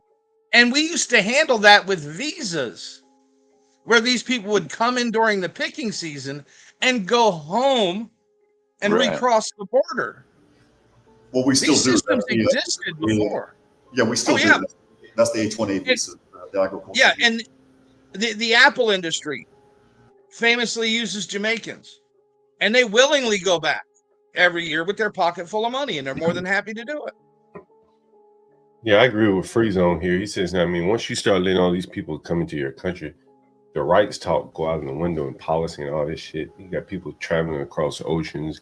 Nope. And then you have someone talking about they're not in the country next to us. They shouldn't be able to apply for asylum. Well, they are now. So well, and I don't think they should have the same rights here as Americans, but they do. But they don't. They actually don't. The only right, and you're right regarding the attorneys, but here's the difference, and this is a fundamental difference. When it comes to, for example, me getting charged with something, and from my end, I have the right to an attorney. They actually don't. Now, they do when it comes to criminal stuff where their liberty is being deprived, but when it comes to anything else, no, they don't. They don't have the right to vote. They don't have the right to own a gun. The government can run up in their house, and there's nothing they can do about it, believe it or not. They do vote, and they do have guns, though.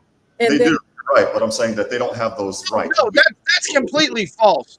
That's completely false. Okay, all right. Police cannot just run up into their house.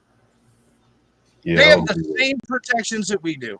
I'm not talking about the police. That's the Fourth Amendment. I was actually referring to the Third Amendment. And no, they don't enjoy that right.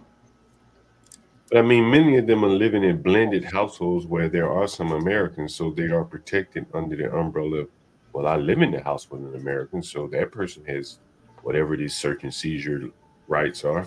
And so they are encompassed under that, right? Isn't that how that would work, right? Yes, that's I think so, yeah. There you go. So as far as the illegals are concerned, and you know, they're is being spread all across the country. Soldiers in homes during wartime. What the hell are you talking about? Hold on, Portia's reading. Give her a second. So I wasn't sure if y'all have heard about this or seen any of these things taking place across the country. Of course, as we know, or if you don't know, early voting has started in so many places across the country, and we are just a shy 2 weeks from actually voting for the next president of the United States of America. And one of the big issues, of course, illegals, is whether or not they are registered to vote and if they are voting. So I wanted to show you guys this. Registered? Yes. And was it at work? At work. Are you a citizen or not yet? No. Are you already registered? Yes, we are. Were you registered at work? Yeah, that's right. So you're not a citizen yet? No, they haven't given me anything yet. Who do you prefer, President Trump or Kamala Harris? I mean, not Trump. No? Definitely not him. Minnesota Governor Tim Walz has bragged about turning his state into a sanctuary for non-citizens from around the world. In 2023, Walz signed into law the Driver's License for All bill, which allowed non-citizens with any immigration status to get a license. Shortly thereafter, Walz signed into law the Democracy for the People Act, which automatically registers people to vote through Minnesota's driver and vehicle services. We conducted our own investigation in Minnesota to ensure that the non-citizens Tim Walz advocates for are not abusing our electoral system. Shockingly, at one apartment complex in Minneapolis, a staggering 31% of the individuals we spoke to admitted to being non-citizens who were registered to vote. Our investigation raises serious questions about election integrity in Minnesota, and the implications for the 2024 presidential election are deeply concerning. Venimos con una organización que se dedica a registrar a la gente hispana para poder votar en las elecciones que vienen el mes que viene. Mucha gente dice que ya lo registraron en el trabajo o en el supermercado. ¿Usted ya está registrada? Sí. ¿Ya está? Sí. ¿En el trabajo? Ok. ¿Usted es ciudadana o no es ciudadana? No. No es. So, usted no es ciudadana, ¿verdad? No. Venimos con una organización que se dedica a registrar a la gente hispana para poder votar en las elecciones que vienen el mes que viene. ¿Usted ya está registrado? Sí, ¿Ya está? Estamos, sí, gracias. ¿O en el trabajo lo registraron? Sí, así es. Ok. Sí, trabajo en ¿Cómo? Trabajo. Sí, ahí lo registraron. Ahí es donde estamos. Y oiga, ¿y usted es ciudadano o no es ciudadano? En eso estoy. En eso está. Así es. No es al momento ciudadano. No, todavía no me dan nada. Ya para irnos, ¿quién les gusta más? ¿Al presidente Trump o la Kamala Harris? O el Trump no. No. Sí, no. Se dedica a ayudar a la gente ayudar a la gente hispana a registrar a votar para votar en las elecciones que vienen el mes que viene, para votar para presidente. Mucha gente dice que ya lo registraron en el trabajo o en el mercado. ¿Usted ya lo registraron? Sí. ¿Ya? Ah, ¿y fue en el trabajo? En el trabajo. Ah, ok, Sí. ok. ¿Y usted es ciudadano o todavía no es? No. Con una organización que se dedica a registrar a la gente hispana para poder votar en las elecciones que vienen el mes que viene. ¿Usted a lo mejor ya lo registraron en el trabajo, en el supermercado, ya está registrado? Creo que sí, ya. ¿Ya está? Sí. ¿Y fue en el trabajo? En el trabajo. En el trabajo. Ah, ok. ¿Usted es ciudadano, no es ciudadano en el momento? No. ¿Usted es de México? Sí. Es con una, disculpe, organización que se dedica a ayudar a la gente, a registrar a la gente hispana para poder votar en las elecciones que vienen el mes que viene. Mucha gente dice que ya lo registraron en el trabajo, en el supermercado, o en la licencia, en el DMV. ¿Ustedes ya están registrados? Ya. ¿Ya están? Ok, ¿y ustedes son ciudadanas? ¿Todavía no son? No. ¿Están en el proceso? Estamos en el proceso de eso, sí. ¿O no son ciudadanas? No, estamos en... All right, so there's just a little bit of that.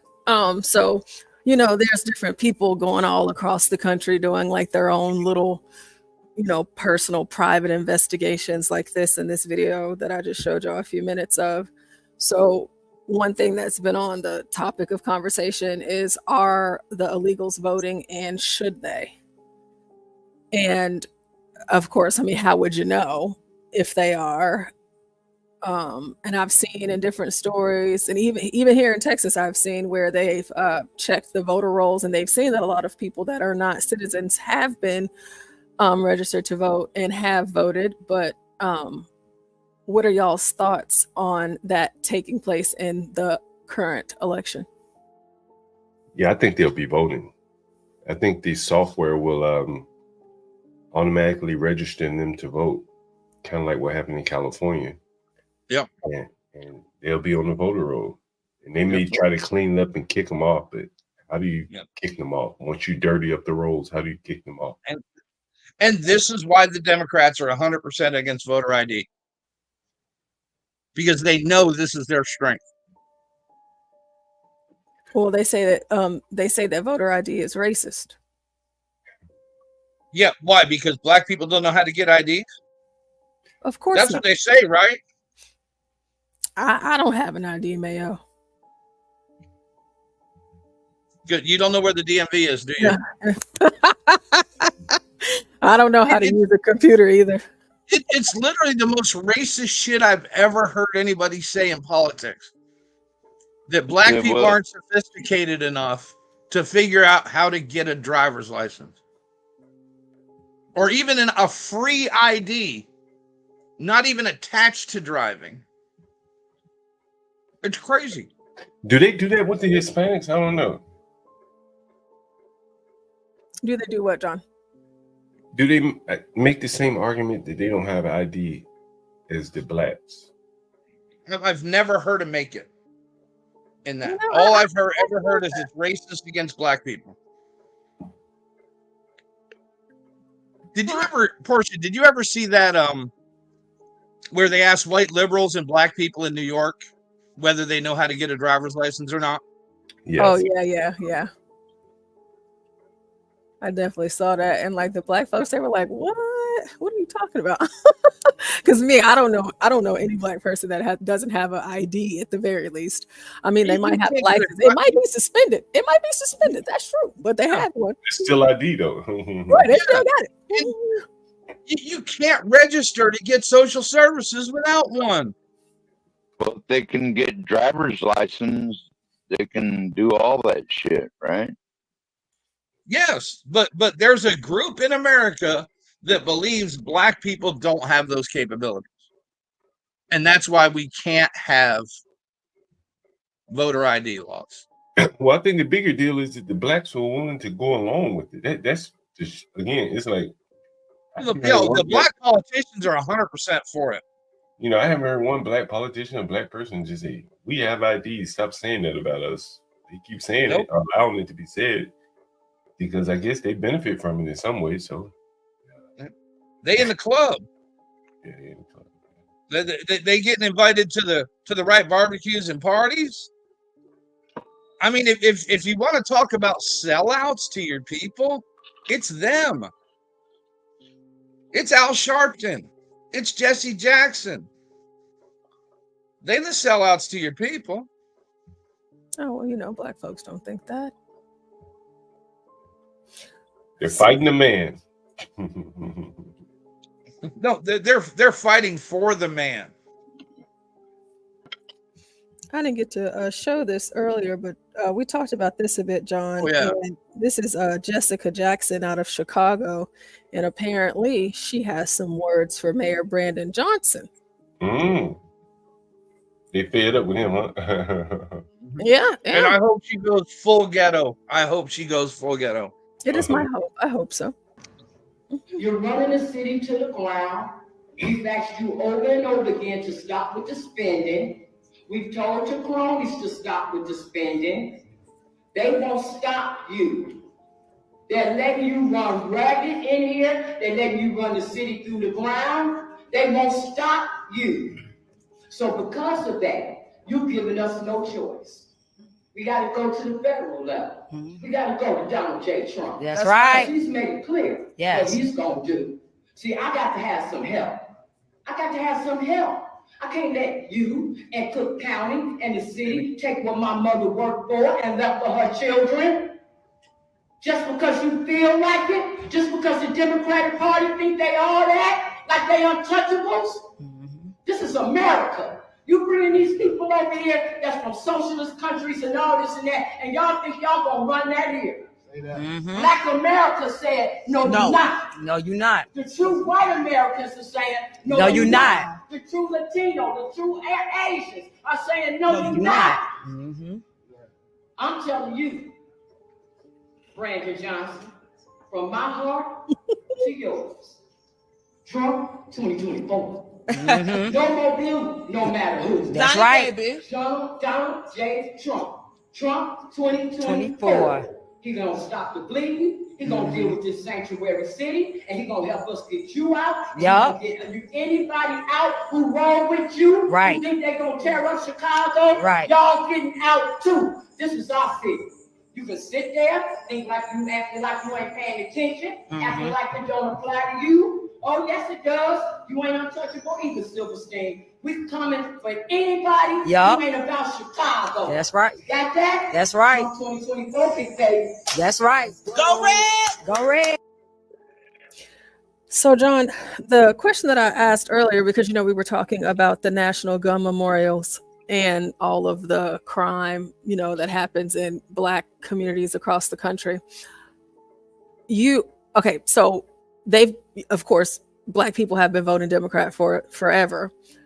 But even in the midst of all of the gun violence and all of the crime and just all of those things that are literally plaguing them every single day, the one thing that has a lot of Black people coming out and switching parties now is the illegal immigration. So my question to you, John, would be, why do you think the gun violence didn't make them change and immigration did? That's a good question. Honestly, I don't even know if immigration made them change. The majority of Blacks are still going to vote for Kamala, right? So that hasn't made them change. That the one that, you know, there probably are some that are turned over and they're a little outspoken like this woman. But, you know, I think honestly, if you're asking me to be honest, I think it's a little too late for them to change that. You know, at this point, their vote doesn't really matter as much, if you'd ask me, because they're mail-in ballots. And you can create, you know, do all kind of hanky-panky with that. And, you know, it's just like a day late, dollar short to me, to be honest with you. You know, there's a story that came out of Arizona today of a guy going around setting the ballot boxes on fire, the drop boxes. But I thought it was it was just, you know, of course, Blacks are still going to vote majority Democrat, but it's just the idea of, you know, you guys coming out in droves and they're going viral and they're getting all of these news stories, you know, here and there talking about their switch for Trump, and all of their, from all of the ones that I've listened to anyway, they've only spoke to immigration and nothing about crime. But you know, if someone were to like destroy a ballot box, what would happen to all those votes? Oh yeah, they're gone. You know, how would you roller skater Texas girl? How did she send that? Oh, that's not me. That's who is that up here? It's Angry Man. Okay, I was gonna say Snowman.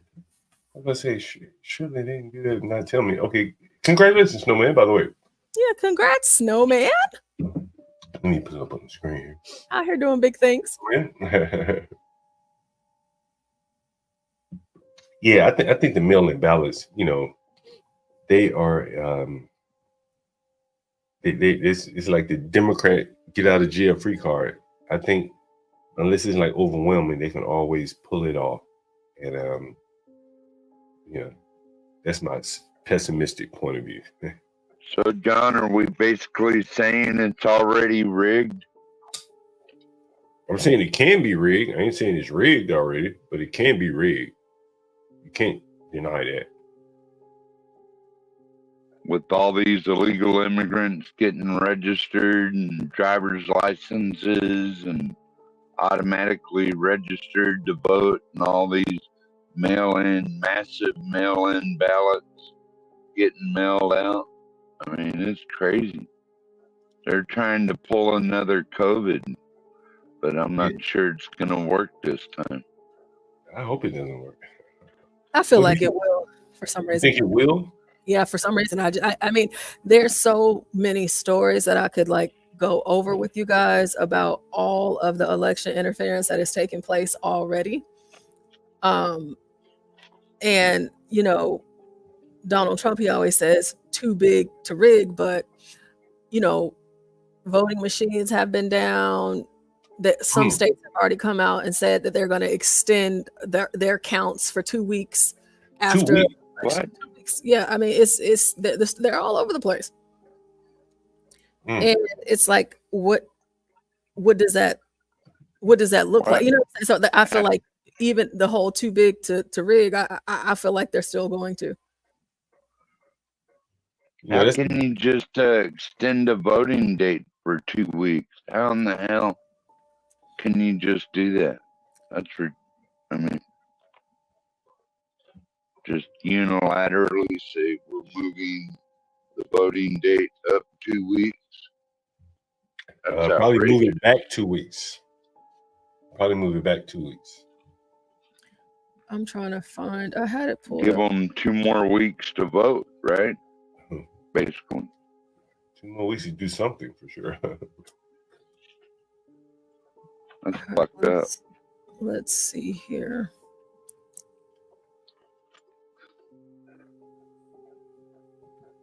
Give me. Let me hold you up, Portia. If you better step away.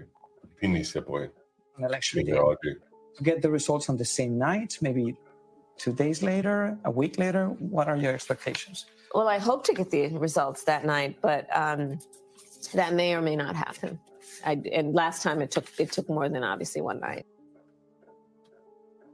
Now, I would like for it to happen in one night, of course, but it could take days, and in some cases, it could take weeks. And with a lot of the issues that a lot of these states have been dealing with, you know, there's, for example, what happened in Arizona with the mailboxes and the ballots being burned.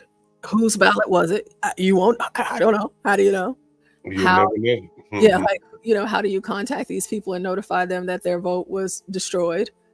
What measures are going to be taken to do things like that? And like in Arizona, do they have, you know, a system in place? Like in Texas, whenever you vote, we give you a receipt of your vote. And if something happens to your vote in any way, because it's all logged into our systems, we notify you immediately of that error. And so if you need to come back in and vote, especially like, of course, we get to catch a lot of these things during early voting, right? But if you early voted and something happened to your vote, because there's something that happened here in Texas where people cast their ballots and they voted for Trump, but the machine printed out Kamala. And if you're being a good voter, you're going to go ahead and make sure you read your ballot after you cast it, once it prints off for you. And before you actually cast it in the ballot box, you're going to make sure, hey, I picked Trump, but there's been people that have had the issue of they voted for Trump and it came out Kamala. And so they had to go through the process and redo the process again. Wow. So again, it just depends on the state and what their election laws look like. But see, this is where the Republicans are weak, right? Because the Constitution actually controls the election concerning the election of the president and the representatives. And the Constitution prescribes 1 day for those elections, not weeks.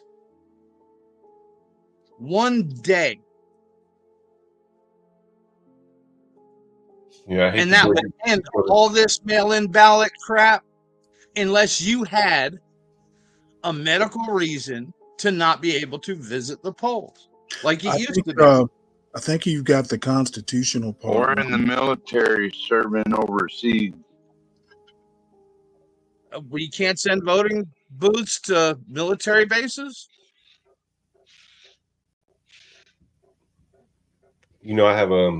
I go in and out of my houses and I see ballots come in for people that have lived there 2-3 years ago.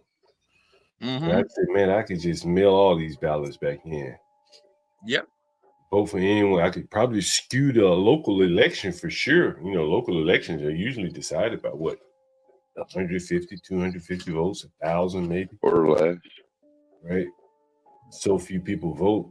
I'm going in and out of houses. Imagine someone on a big apartment building. It's very easy to grab a mail-in ballot, scribble a signature. I guess that's what you have to do. I don't think it has to be notarized, and just mail it in. You just can't. There's no audit trail for that. And from my business career, like there's no way you would have a system set up without an audit trail and rely on that for like something as serious as an election. This doesn't make sense. No, you can't sign up for, unless you're a minor, you can't sign up for federal benefits without doing it directly yourself. So how the hell can you vote? Well, I guess a minor can't vote, but I'm just talking about the chain. Like once you mail that ballot, it's up in the air for anyone to do something sinister with it. But what I'm talking about is the series of verifying that this is what you're asking for and this is who you are, that exists in every other facet of the government except for voting. Yeah. Right down for a reason, I'm sure. Stanley, you just joined. What do you think about all this? Who, me? Yeah, is Stanley still here? Oh, Joan Dave. What's up, Joan Dave? I'm still here. What's up? I've been trying to look to subscribe to your channel. Is John Galt? Yeah. Mm-hmm. Yeah, okay. Now that I see your face, it is the person, the first one that popped up. I wasn't sure. Yeah, what's up? Nothing. I'm searching right now. I'm gonna give you this sub. Yeah, that's you. Go ahead and give us that sub. Thank you, General Dave. Yeah, I've been on. Yeah, I'm sub to you. All right, inner city landlord boy. I've been there and done that, man. Yeah, you got. Check out some of the playlists, man. We have some funnies, just funny. Oh man, you ain't getting me back to being a What inner city were you a landlord? Chicago. Ooh, that's as inner city as it gets. But I've been lucky. I didn't have bad ones. I priced it right, and none of my craftsmanship was shoddy. So the tenants were always pretty grateful and working. I did. What kind of tenants did you have? That's really. Like, did you have upmarket? I had kind of upmarket. I had brownstones. Brownstones. I rented out a couple of houses before, but my rent was always in between like $1,200 to $1,750. you know. Yeah, see, I rent rooms, I guess, for about $1,200, 15, 1,700, it depends on what, the amenities you're getting. And man, but it's been a chore, man, from Section 8 to renting rooms, bare walls to Airbnb, man. It's, it's always a chore. Yeah, it's always something, man. Always a fight. Yep. But I've enjoyed it, man. I swear to you, a lot of people, they see some of the shit I do and they be like, man, I can't believe you did, because I'll show some of the shit on stream. And they be like, yo, you do this, how you put up with this. My mother, and she was a landlord herself, but it's a small town. But the shit, that she's heard or seen me talk about here in DC, with the laws, Alabama, man, 30 days, it's time to go, right? 60 days, sure, right? They ain't got time to wait.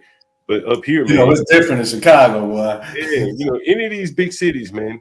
Challenge said 1,200 for a room, bro. I've showed you the room. That room is like a box, like a box, man. I'm not good at measurements, but it's a twin bedroom. You can't even, turn around in it good. Damn near like a jail cell.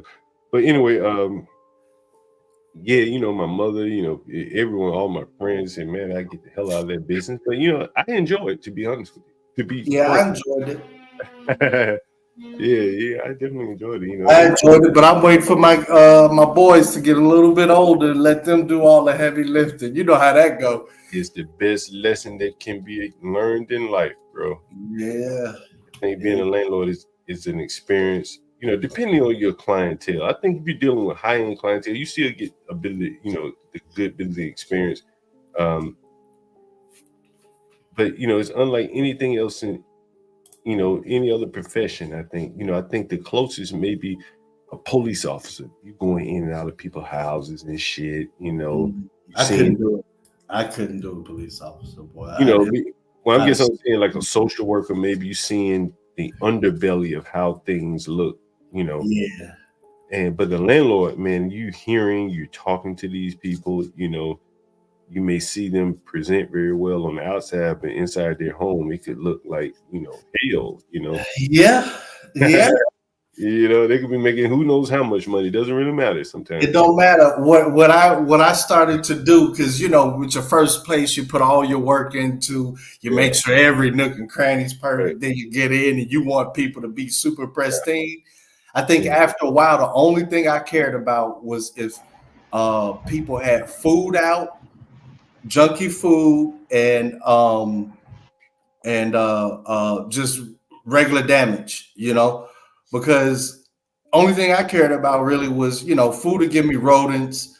But if you were trashy, like I've done plenty of trash outs, all of that, it's like, all right, if you just got trash, that's great, but that's it. Man, I told you, I was talking yesterday, Portia, you were up here, I was talking about like I had a tenant Hispanic woman.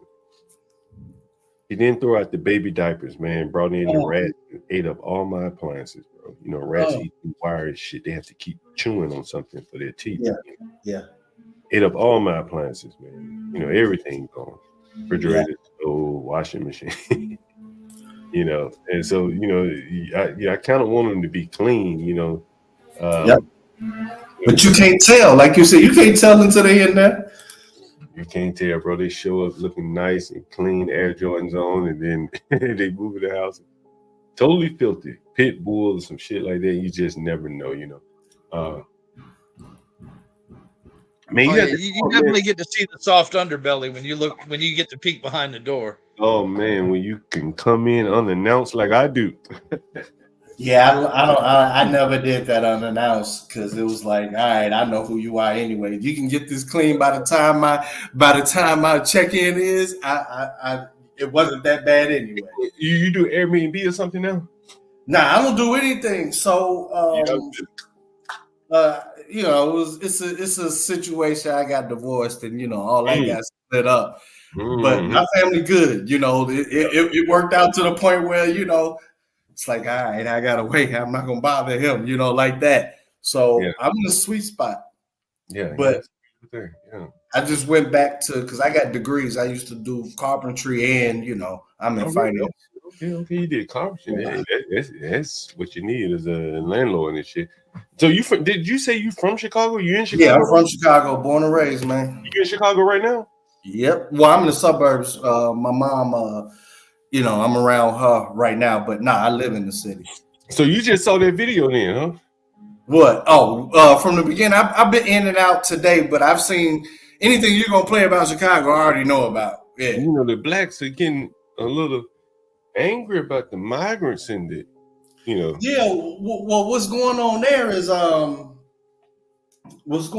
really is I think I said this earlier.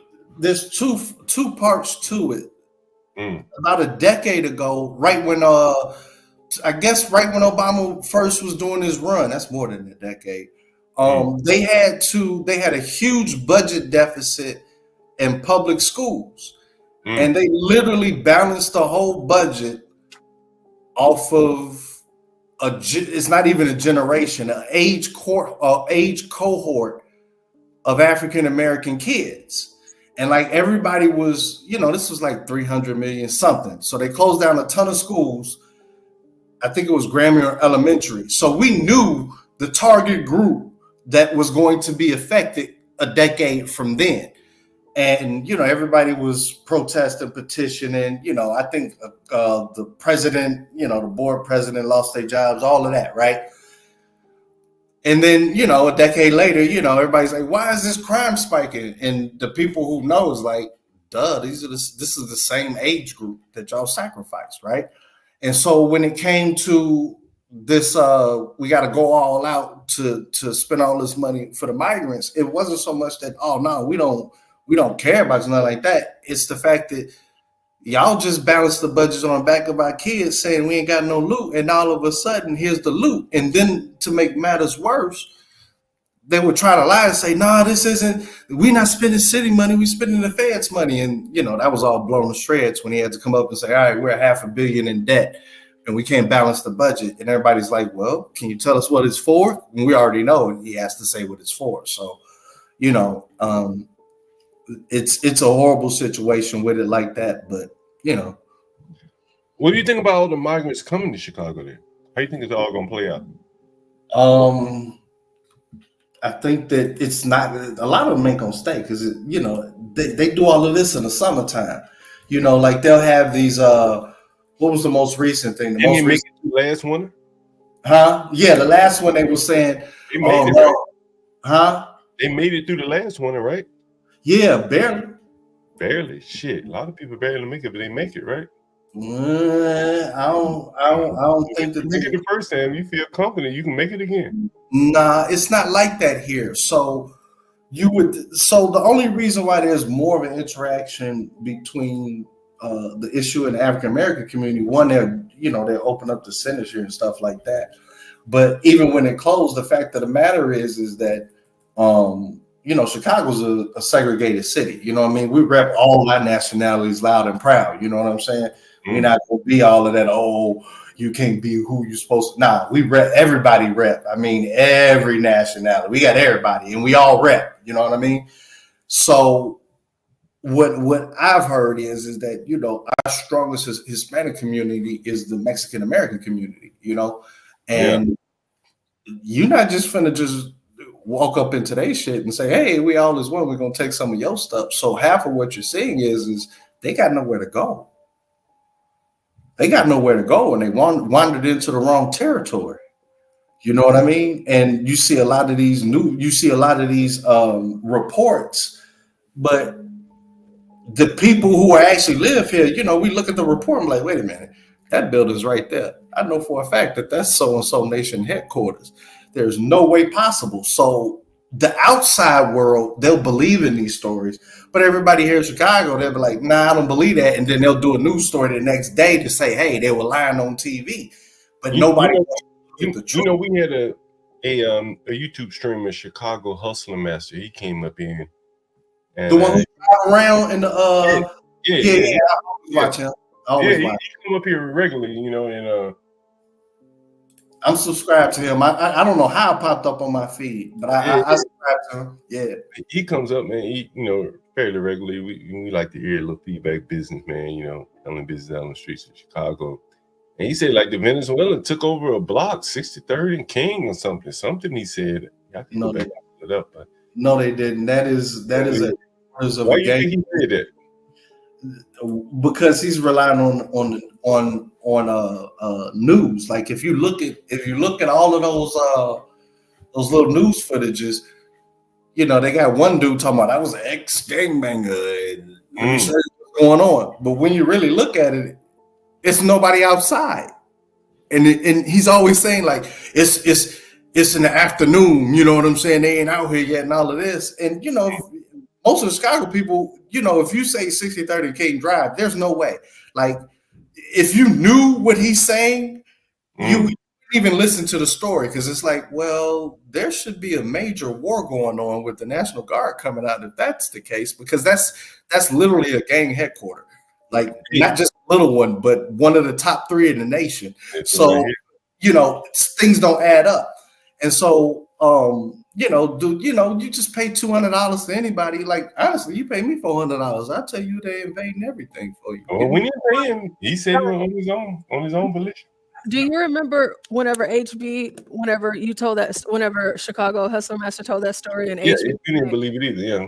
HB was like, that's not true. So it's funny to hear Dave say, Dave is like, hell no, that ain't true. And HB was like, nah, it ain't true. So it's not gonna happen. Like we've had waves of this stuff. I mean, every gang in the world has had a wave here in Chicago, and they just find their spot, you know. And since we're such a segregated city, it's not so much it's going to be between us, them, and African Americans. It's basically them figuring out where they're going to fit with the big dogs in the Hispanic community, which is the Mexican Americans. So, you know, that's really it. That would, in my opinion, I don't know because I'm not part of that community, but in my opinion, they basically told them like, nah, bro, you ain't coming over here taking off nothing. So now you landless. So you're going to wander around until you meet another person. And, you know, they probably figured out like, nah, we don't want to mess with the black folks either. So I think they're going to move to some place where it's a better climate. Because if you don't have a huge foundation, you're not going to survive. Can you see what's on the screen right there? Yeah. What does it say? Yeah, 32 Venezuelans display guns, this, that, and the other. But we also, the next day, we had Minister Jap go over there. We had like three people go over there and do the interviews. They ain't there. Like, we heard the call, it's 32 Venezuelans outside. But then we got the video of a motorcycle. It was a black dude literally at the gas station around the corner filming with all his buddies on this motorcycle. On, you know, we got motorcycle things. You know what I'm saying? What do they call them? Clubs or whatever. But then the kids, I don't know if they all kids, but they got the mopeds and all of that. So when that first came out, you know, we just started scouring and we see the actual same people that they're calling about. He's at the gas station, a couple of black on with the gas station, but it's way more than 32. It's like 100 of them. And they're all just refilling at the gas station. I'm sitting there thinking like, oh, they may need it to cop, or you might have some people living there. But to say that somebody's taking over, I'll put down 1,000. To say that. That's but it doesn't mean they're not going to try. Okay, you could try to die. You know, that's on you. Plenty of motherfuckers done died. But, you know, they're going to need like 20,000 more. If I would give my prediction, honestly, if I was leading the Venezuelan Trin Diago gang, I said, man, go with them young boys. They're gonna bow down. Who? That would be my thought. Like, but that's just me. I said, man, if I'm looking for territory, I'm looking at don't do I can take over. There's some young boys walking around with skinny jeans on. Don't even know how to handle a weapon. I think I will go after them. This is the anomaly. Like, I hear this a lot. Like, oh, this is a weak generation and they can't do this. But it just doesn't coincide when everybody said, hey, these are the number of murders and the violence. Like, y'all gonna have to square this together. Because did you see FBG Duck crying like a baby in the holding cell? He got shot 20 times. That ain't when he was shot. I ain't talking about when he was shot. When he had that gown on, crying like a baby. When who what? When he had a gown on, crying like a baby. Maybe I it don't was a know. hospital gown, I don't know, but he was drunk or something, whatever. Man, like, man, I know some real tough guys that'll cry. I've seen tough guys. I'm not gonna say something. he wasn't beat up or anything. He was just crying. You can't go by that, man. But he wasn't beat up. He was just crying. Like, these are people from real tough countries, and like they don't show a lot of weakness. It wasn't FBG Duck. None of that. Running from the police just the other day. Butter, maybe butter. That's right. It was butter. It was butter. FBG butter. That motherfucker crying like a baby. I said, damn. But it's this. They've said this a lot, but none of that stuff is translatable into Chicago. First off, I don't know why people think like they're like, oh, they got guns. It's like what? What, they stopped selling them when you bought yours? Like I just don't. I don't want to get into stuff, but nah, bro. You're gonna need thousands and thousands. Let's play this video right here. Let's see what it says. This is recent. This is from September. Yeah, that's the article, and that's false. Okay. Well, let's see what it says. Let's see the fake news here. Want to discover the French culture? It's always an edge, it's always an edge. Oh, that's definitely fake news right there.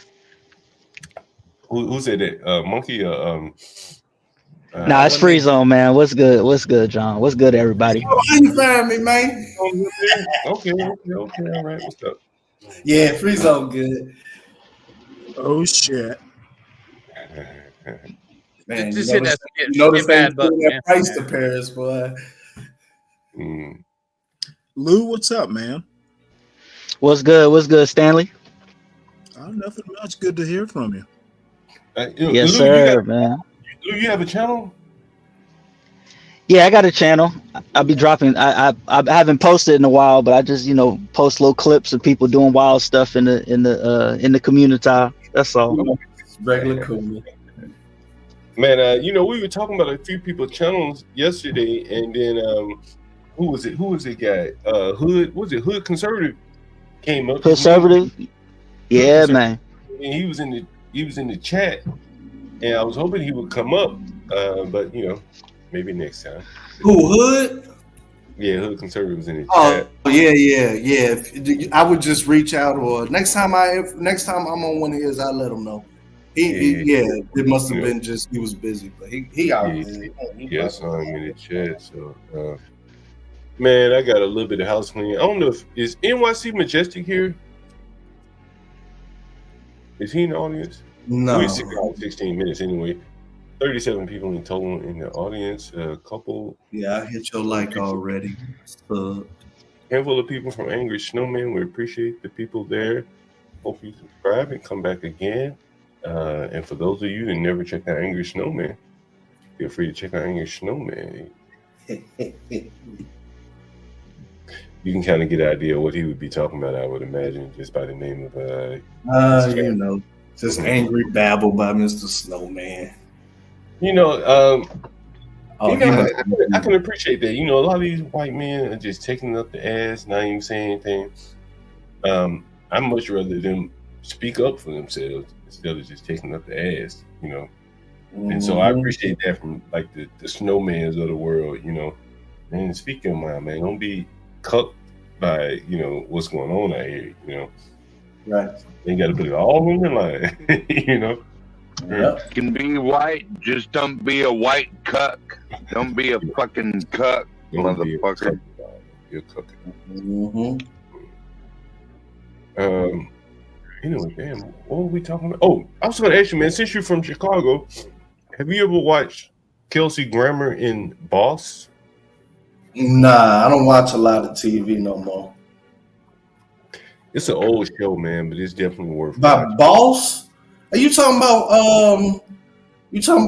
both of them were doctors? He had his little brother living with him and all that. Kelsey Grammer in Boss. I know who he is. Yeah, I know who Kelsey Grammer is. No, it's not. He's not talking about Frazier. Yeah, that's what I'm talking about. I did want to talk about Frazier. Frazier was good. I kind of like that. The Pops was a pretty good character. I don't watch a lot of TV, but what I would tell you to, if I was suggesting, and I don't have many suggestions for shows, probably more books and shows, but if you're a Chicago guy, you really like Chicago, check out Boss. It was only 2 seasons. Man, Kelsey Grammer's a great actor.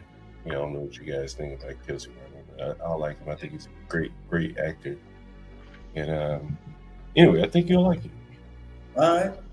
I'll check it out. Yeah, he's always been solid to me.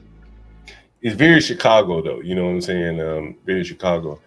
Speaking of that means there's a lot of corruption. Yeah, this look like it's going to be all our corruption. Like, the rest of the nation they don't know how to be corrupt, man. We got the tops on that. I don't know, Eric Adams, boy. That boy going through it. This shit was Negro corruption. This Chicago is sophisticated corruption. Yeah. They divide 3 groups up and they say, okay, who's gonna get what? The blacks, the whites, and the Hispanics. Chicago was born corrupt. It'll always be corrupt. It will always be corrupt. I saw just like New Orleans will always be that way. You got a 50% chance of going to jail if you're the mayor of New Orleans. Yeah. Guys, I'm switching and pivoting just a little bit. This is kind of play to Stanley. Stanley, you still here? And for the younger men in the chat, that here's something I want you to see here. Take a look. Stanley, you still here?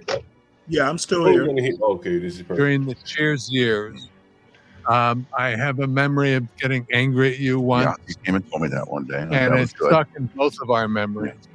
But I feel like, I don't know, I feel like I missed out on the last 30 years of Kelsey Grammer. When I saw that, and I said, damn, like, a lot of people go through that, and it's like, you have breakups, or, Oh, yeah, he was in Cheers. Yeah. It's so easy. These days are man, that's a good show. I like that show. That's Happy Days. That's Happy Days. Oh, damn. That is Happy Days. You can tell the old guys in the group. Yeah, which one? Which one was Cheers? What was the intro to Cheers? Everybody knows your name. Right. There it is. Okay. Trouble all the same. And so when I saw that, Stanley, I was like, damn, like, My bad, I had the wrong one. Stanley, you ever had any friendships? You're 59. You ever had any friendships that have kind of been dissolved for like the last 30 years, and you feel like, damn, maybe I'm missing out on the last 30. I missed out on the last 30 years of, your Kelsey Grammer or whoever. No, I think that's a white thing. Yeah, I have. I don't know if I could, it's unfortunate, but, I can't, you know what I mean? Because they on drugs. They on drugs. And, sometimes you just got to let them go. Hey, Hoodservative is in the chat again. Hood, come on up, man. Let me put the link in the chat. Everyone's talking there you go. Good. Everyone was talking about it yesterday, so I was gonna go over and check out your channel, and here you are right here. Now Hood is very, very light cooning. It's like a Bud Light. It ain't powerful. It ain't even really there. But sometimes he'll get you with a good one and be like, "Dang, you got me," It's a different thing. I know. I'm just trying to get him up here, man. This might get him up here. How many people have watched Hood up here today, or in the chat? How many people watch Hood? Oh, I never watched Hood without. I do. I'm always there. Yes, sir. They treat me like Kenny. Maybe I should put his channel on. Was it Hoodservative? Yeah. Hood conservative. I can't even lie. I'm not really conservative or liberal. I don't believe in none of this shit. But as I listen to, I go through a lot of different conservative channels. I like to talk crap based upon the level of cooning. But I have to say that out of everybody, I think Hood and my buddy SKC, they're the ones that I had the most fun laughing and everything like that. And it doesn't get Wait, laughing at or about? It's all of it. Sometimes it's with, at, about, all of it, man. That's why I like him. SKC is in a class on his own. It's a good time, man. It's a good time. It's a fun time, man. Like I'm trying to get SKC to acknowledge that because when the Asians, they put in a bid to get rid of affirmative action, I don't know why, but SKC was going crazy about that Harvard thing. You don't know what? You don't know what? I don't know why. Well, I think it all stems. Well, I ain't gonna say it all stems out of it, but I know. By the way, this is Hoodservative, not Hood Conservative. Can everyone see that? I'm putting on one screen right now, so yeah, that's it. I need to zoom in and let me know, right? It's Hoodservative right there. I'll go ahead and subscribe. Well, I think I was already subscribed. I didn't have you won't be notifications. disappointed, man. He's pretty cool. Here's one of the things, guys. Sometimes when you subscribe, I think the default is not all, so you probably should hit all, and that way I think you'll get notifications. See, it says you'll get all notifications here now. Right? So, it should be a default, but for whatever reason, that way. YouTube been tripping, man, because I was actually subbed to you, but at some point I don't know if y'all been acting up over here or something, but YouTube unsubbed me, so I had to resub. Damn, they do that to the content creators, man. Really? Damn, that's interesting. This is a different world for me. So hey, everything you say is like, wow, really interesting. Yeah, man. YouTube be on funny business. Yeah, they always doing some funny stuff. I've been seeing a lot of channels and shit being banned, blocked, censored or whatever lately due to the election coming up. I don't know. Yeah, it's the election season. Yeah. It's that time. It's that time. So, it's just it's really a wild setup. Like you got this election is crazy. It is wild, man. I can't help but laugh too, man. It's wild, boy. This election is crazy, man. Like because you really you got Trump, which we've already had 4 years of, which wasn't that bad, and then like just the way they got Kamala in there, no vote, no preliminary, no debate, no discussion, just hey, you're running. It sounds like Chicago, man. 2 months, be ready. That sounds like what Chicago would do, bud. And 2 weeks before the election, no, they said kiss my ass with your democracy. We just gonna slide this bitch in there. And 2 weeks before the election, the left media was talking about how much of a drag she was on Biden's campaign. Yeah, man. 2 weeks later, now she's new Jesus. No Joe Biden. Joe Biden. Let me. None of them out there campaigning for. She's lost. We about to say, Stanley? Folks who want to talk about democracy and Kamala, what law was broken, and when has this happened before without a president? I want to hear Stanley, because Stanley, usually when he asks a question, he always knows good answers. In office, there's no democracy to elect the vice president. So I don't understand why all this whining and where democracy even comes into this. That is true. It's they gang. They get to run it how they want. All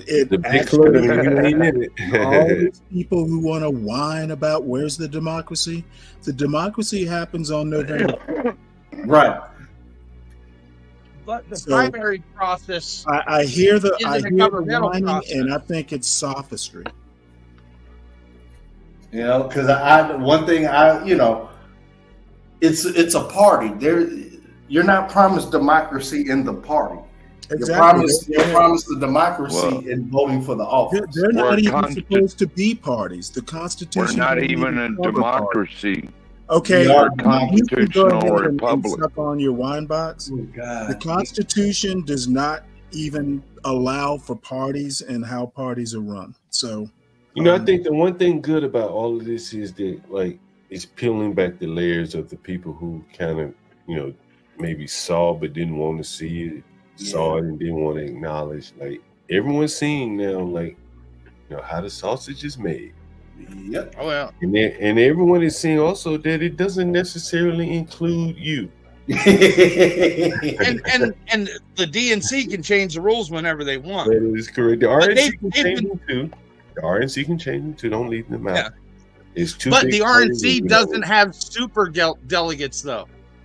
And maybe they have something else. I'm not very familiar with what they have. No, but they could do not them if have they a want. permanent class of super delegates. If they wanted to have them, or if they want to have something else that would they will. their power, they'll do it.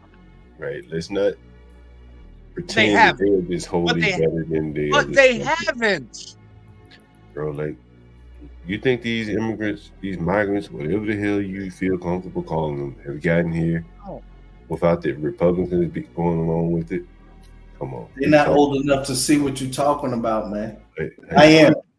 Everybody's going You along mean- with one big game. I'm No, right dude, here in I'm DC. I see 56 years old. I remember when Reagan passed the last amnesty, which was Okay, all right, now you're extended talking. amnesty. They were long past it. I know, He said, but "Don't no, look but in, I I'm just see." speaking to the age and not being able to remember. Okay, all all I'm right. saying is What I'm saying to you that now, the RNC, they could do that, but they haven't.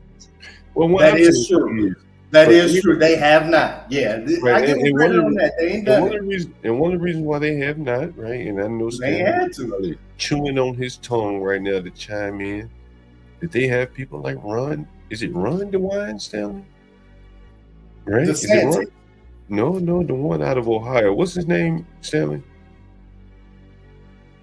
Stanley may have stepped away, but you have Republicans on the other side who are getting wealthy just the same by this whole migration thing. And the news doesn't report on it to project to you, the people who consume the news, that it is, two sides. But I think they're all in it together. The immigration thing. Oh, yeah. And so, you just can't be mad at one side. You can't say, well, the Republicans don't do it too. I think the Republicans let the Democrats do it because it benefits them just the same. John, it's Mike DeWine. Mike DeWine, right? Mike DeWine. But I think the Republicans let Democrats do it because they benefit just the same. Oh, yeah.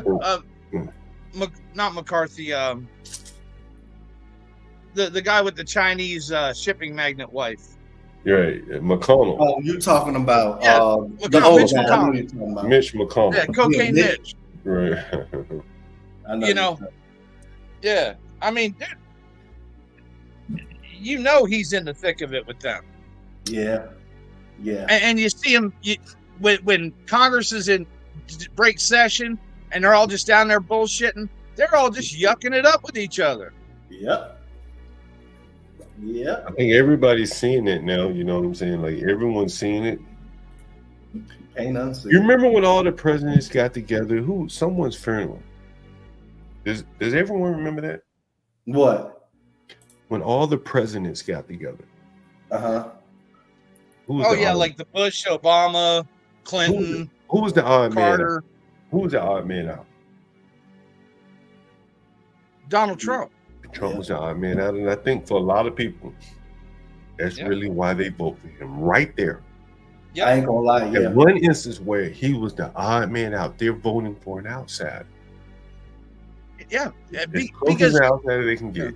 I think that's why, the passion for him never will go away, because he does represent, probably in our lifetime, that one last outsider, the one that won't be included in the presidential club, right? he made his money elsewhere. He didn't make it in politics on a civil servant salary. But more importantly, he made his money on the soil here, primarily here in America. Yeah.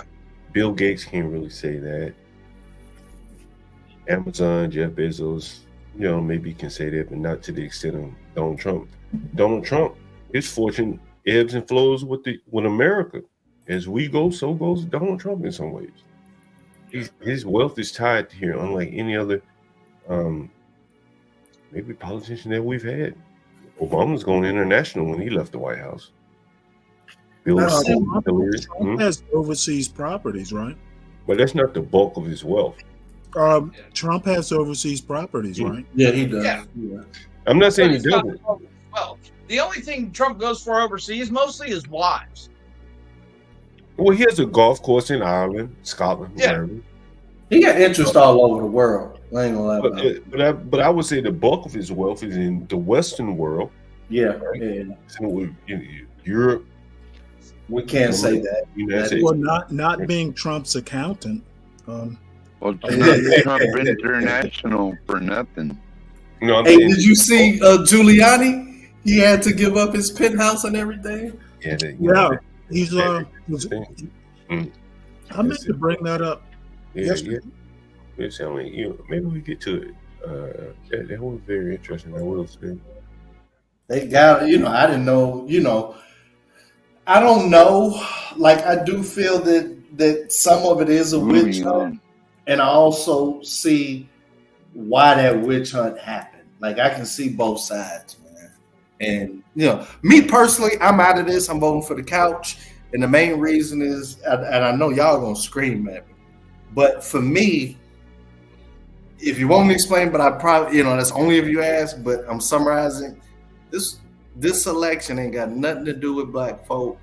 And for me, I'm looking at it like when you get into a fight, that person who always get in the middle that want to break it up, they always the one to get punched first by both of the people. Like, what you doing in the middle of this? So for me, this has nothing to do with me because one, feminism, half of it was literally created because the white man couldn't honor his agreement with civil rights, and so you want me to unite with somebody based on gender politics. Oh, we can't have these women and this, that, and I'm looking at them like, well, when the time came, you fucked me over. So why? And when you ask, hey, what am I getting out of this?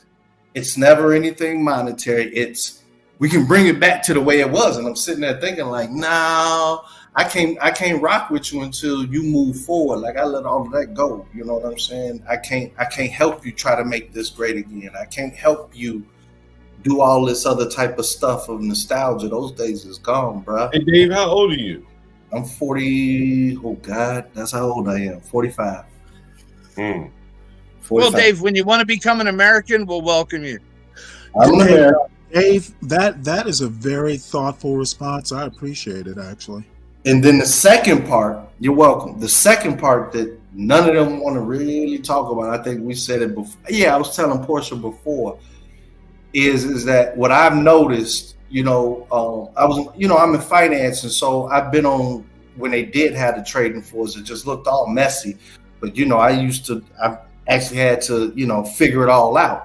Fast paced, but I started noticing this is organized chaos, and I was wondering like, why is this like over the last 8 years? Why is it slowly getting this way? And then I had to look at certain things, and what I think is that as the ultimate majority, like, if we just get with ourselves, the way we get with ourselves, we'll be majority no matter what. As that ability subsides and you can't do that no more, I honestly don't think white men gonna still be down with democracy, because you have to think of all the things that were done to maintain a demographic majority for this very reason. Well, what happens when all of that effort is for naught? But under a republic, the minorities are protected,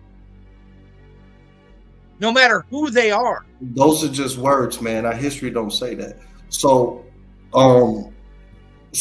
my whole thing is that, yeah, I'm just gonna wait out, because I'm looking at it like I'll believe it when that absolute majority is not there and you're still riding with this democratic process. Hey, hold on.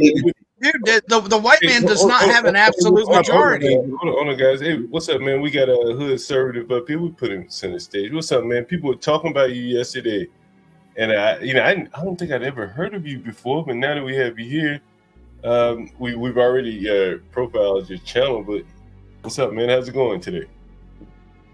How did I get brought up yesterday? Just curious. Oh, it was in Good Talks. People, I don't know. We talk about other channels and stuff like that here. So someone mentioned your channel. It was all good. There was nothing negative said on it. No, the reason why I asked because I was on Q Butters yesterday. I think I finally got banned. Yeah, that ain't going. What was the statement that did it? It's better to be racist than gay, and all you niggas is gay. Yeah, that'll do it. Yeah. That'll do it. Yeah. That's the knockout. Listen. I'm standing on my shit though, because all of your good books agree with me. Don't none of your good books tell you that racism is a sin, but it tell you get away from that boy.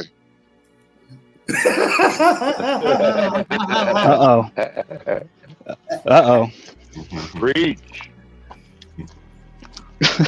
Yeah, like that's who I am, John. Yeah, that's who I am, John. That's why they talk about me. The Bible just tells you to treat your slaves well. That's all. Yeah, talking like that is why black folks stop reading the Bible, by the way. But yeah, you're absolutely right. Well, I'm happy to have you up here because everyone was talking about you yesterday, saying that we should check out your channel. We showed your channel, and how often do you go live about it? How often do you go live, Hood? I'm sorry, it's totally random actually, because I worked. I don't like do this as my main thing, so I actually just whenever I feel like it. Like honestly, I was gonna go live tonight and talk about that shit on Q Butters, but now I'm tired. I'm gonna go home, eat dinner, and go to sleep. What part of the country are you in? I'm in Jersey right now. I've been staying in Jersey like I don't know, a year or so now. Oh, I'm sorry. Talk shit about Jersey, but when I found out they got all the financial data warehouses there, I said, all right, let me just stop. Jersey is a wild place, bro. It's a lot of money here and a lot of ugly bitches, bro. So weird, bro. I've never seen such a combination of wealth and ugly. Why are women so ugly there? I blame it on the What you say, Tough Man? Why are the women so ugly there? Yeah, I don't know. I don't know. I think it's some combination of poverty and desperation. And I'm mostly talking about Newark, because Jersey's got like money. North Jersey is like where the rich rappers live and shit. Yeah. It's big money in Jersey, man. It's like the richest state in the country by income, something if I'm not mistaken. Oh yeah, because of the refugees from New York City. Wall Street money, all that shit goes out to Jersey. Yep. Mm-hmm. Right, but Jersey, then you get places like Camden. Like all this time, I never knew the show My Name is Earl. There was Camden, New Jersey. Holy shit, that was a real place. I had no idea. Yo, Camden. Oh yeah. Yo, Camden. Yeah, Camden is. No, Jersey ain't that big, man. Yeah, it's a small town too. Yeah, small city, rather. Yeah. Camden is the herpy on Philadelphia's dick. And then if you're a New Yorker, bro, when you're a New Yorker, most of Jersey is like flyover country, bro. We don't know what the fuck goes on here. Yo, Trenton is bad as Camden though, just probably a little bit bigger. Hey man, I don't know what happened in Philly, but y'all ain't been the same since y'all broke that damn bell, dog. Like, I mean, it's zombie land over there now, man. I see. Oh yeah. Yo, who you like in the election coming up, man? Oh, you already know who you I mean, I'm a Trump supporter, but to tell you the truth, I'm a nominal Trump supporter at this point. I'm so jaded about politics. Like I'm conservative theoretically, but in practice, I'm probably like a right-wing fascist or something. People are these days. What do you think? I mean, because conservatives are like transgender now. Like, come on, it's just weird. Well, that's why I admire you. You admit to your fascism. What do you think about all the migrants and situation like that? They gotta go back, bro. Gotta go back. Even the legal ones, bro. Even the legal ones. I'm no sympathy. Most of y'all niggas need to go home. I think so too, man. I think that the government is just, you know. He said even the legal ones. You know, like the What about the ones that Nah, you know why? You know why I say that? Because all them Haitians in Springfield are technically legal. Yeah, and fuck them niggas, bro. I don't give a fuck about your paperwork, man. That shit crazy. We should have took them, put them on an army base, gave them all a rifle and military training so they could take Haiti back over. Hey, Didn't I say that? Didn't I say that? Yeah. We should take Haiti and give it to blacks. Give it to the black Americans and call it reparations. It's yours if you can keep it. No, I'm gonna need an aircraft carrier strike group just for us. Yo, we have a lady up here on the channel. I just want to say I support what Hood just said there. We have a lady up on the channel who braved the storm down in Florida. Was it I Kareem? nominate Hoodservative to lead us to Haiti. We had a lady up here that braved the storm down in Florida. She didn't leave. She didn't leave her family, anything. I don't know if you want Hood to meet you anywhere. You know what's so funny? I've learned recently I don't actually scare the girls. It's these other dudes that be scaring the girls. I'm just honest. I'm an asshole, but I'm charming. Nah, you scare the men, dude. That's who you scare. I think I scare men. And I think it's more so boys in men clothes. It's the men who will give you pushback. Look, they saying this because they know I'm probably against it, boy. They finna pile on. Yeah, you're one of those boys I'm talking about, boy. Told you, hey, it's men against males out here.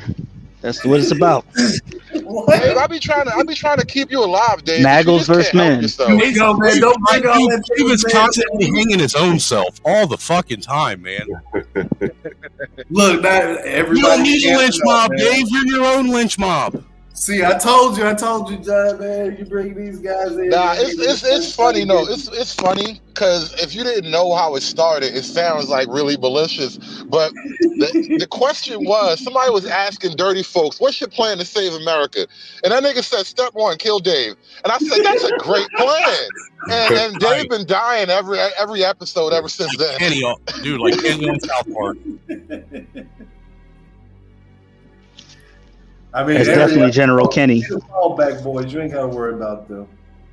Hey, Hood, he came up here and died before you got here several times. He died so much he fell off the panel and died and came back. I kept him quiet. I was hitting him with the real deal, boy. He didn't know what to say after that. You Negro Empire him, Dave? I know you Negro No, he Empire. didn't. No, he didn't. Oh, nah. They don't want to hear about that Negro Empire. What's the name? John wants to hear all about it. Yeah. What is it? Oh, shit. Damn it, Hood. Yeah. We'll do that another day, man. Another day, man. Another day. Shit, man. Just really put the pin back in the grenade, bro. It's not gonna go off. Yeah. It ain't going off. No, yeah. Hood, did you hear about us going on the national the National Gun Memorial and comparing gun deaths? No. You know what? I got an email. I got like an anonymous email saying you have 20 minutes to respond to this link or your baby mama dies. And so 19 minutes later, here I am. Oh, no shit. Wow. Damn. I have no idea what you guys were up to. I was on your channel briefly, Snowman. You what? No, I said I was on your channel briefly, Snowman. I get this is where you would double streaming from. Yes, sir. Yes, sir. Yeah, I didn't really know where to find it at, so I kind of was just flipping channels, and I noticed you were live. Yeah, the link was in the chat if you wanted to come over here. Same with obviously you found it. Yeah. No, I'm like just heading home from work now, so I got time to run my mouth and shit. Hey, what kind of work do you do, by the way? I'm a truck He hauls around poison food to Americans. This is a question. Basically, I mean, you buy what you want, but I'll bring it to you. Are you in trucking? Yeah, I drive a box truck. I just started running for Amazon though, so I technically work for Amazon now. You know, you work for the fucking enemy? Goddamn right, bro. They pay me so good. I heard they pay pretty good for their delivery. Listen, if you're gonna sell out, sell high, bro. I know that's right. We have a trucking channel in the morning most mornings. Our host HB tune in. You should tune in if you have time. You're riding around, you know, HB tries to convince us he's not a serial killer. I think at least 5% of truckers are, though, but that's another story. You just need the alibi. That's why he up there. Listen, bro, it's a convenient lane, bro. The Black Howard Stern. HB hunts lot lizards. That's right. It's not just a profession; it's a hobby. It's a life. That's a fucking lifestyle. It really is, bro. Like I low key fell in love with this shit a couple years ago. I don't really think I want to do nothing else. I hated it, dude. I couldn't do it. I spent the only thing I got to do with my dad was once in the summer he'd pick me up for 2 weeks and I get stuck in his fucking semi with him doing absolutely nothing. It would probably be better nowadays with gadgets and tablets and the internet and shit. It probably Back sucked in in the 80s. Yeah, in the late 80s, early 90s, yeah, it sucked ass. Yeah, it made you read books and shit. No, it wasn't the reading that bothered me. It's like I couldn't listen to like, dude, I still remember putting my fucking Nirvana cassette in his cassette player, and he pulled that out and said, "We ain't listening to that Negro shit in my truck," and threw it right out the window. Nirvana? Holy shit! Not Y'all Nirvana. listen to AM? Y'all would listen to AM radio? He listened to talk radio. Yep, that's the key, man. I never knew how much I loved. Oh, dude, I talk listened to Rush Limbaugh so much as a fucking kid with him in the truck. And I was his fucking, while I was there, I was his fucking unpaid doobie roller while he was rolling down the road too. You won't believe bro, you have father-son bonding, bro. Shut Dude, the fuck up. 11 years old, sitting in the passenger seat rolling doobies for him. Bro, you I won't never believe rolled it, a single joint for my dad, bro. I feel like I missed out. All you alone, won't I feel so bad. I thought about that because I got 2 boys. I'm like, man, what age? Because you know, like, never mind. I'm gonna keep quiet. Nah, real shit, Dave. I don't really plan on sharing this with my children until they're like adults. Yeah, like let them discover it on their own. I'm not gonna. Yeah, I wouldn't share it with them until they come to you. Right. Even now, like I don't smoke in front of my kids, bro. I don't either. Walk around It's weird. It's weird, and the little one always running around knocking. Dad, come on! What are you doing? And I'm tossing shit away. American man, you're stupid. I can drive a semi truck. Man, you know, I got an interesting story to tell about Rush Limbaugh, man. You know, he came to speak in Manhattan. I can't remember exactly where. But I went to see him speak. This was probably one of the last time he spoke publicly. And it was me and another black guy I know this in the line. And one of the few black guys, black people there. And he gave a great speech. Rush Limbaugh, and looked it up. Somewhere he spoke in Manhattan. I listened to him probably for 20 years or so. I remember when I was a freshman, and then again when I was a junior in high school, we had Jim Jordan come to the high school and talk to us when he was campaigning. This was back in the 90s too. Rush Limbaugh was great, man. They don't make him like Rush Limbaugh anymore. You know, I really miss Tim Russert from Meet the Press. Like he was the one who was always giving everybody the business. He didn't care about what your party was, man. I miss Tim Russert.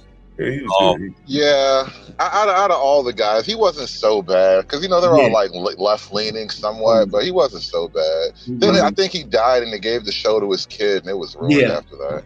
Yeah, it went down. Luke Russert. Yep. It went down, Remember Michael Reagan? That was back during the early days of Rush I remember Limbaugh when Michael Reagan was doing AM radio. I remember that. That was right around the time when what's her face? Oh my God, Air. It was Air America versus who you just mentioned. I think this was like in 2006. When it all came, when it was real big, it was Air America on the left and who you just mentioned on the right. That was Michael Reagan.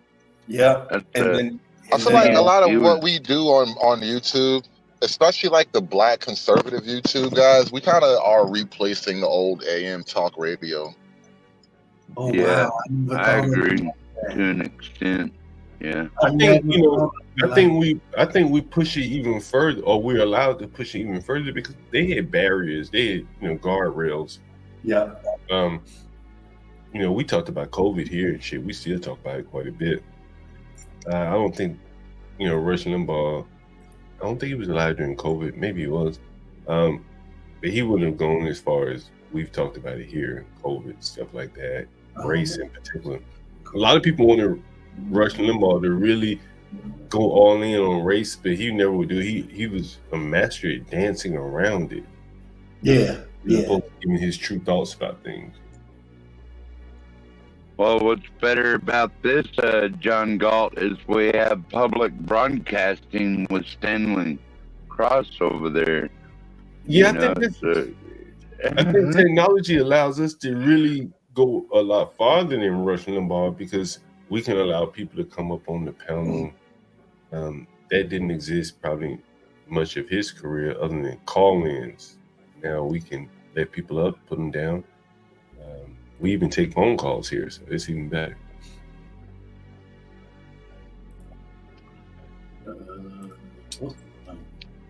I never thought during the Michael Reagan days that I'd be able to walk around with a computer in my pocket.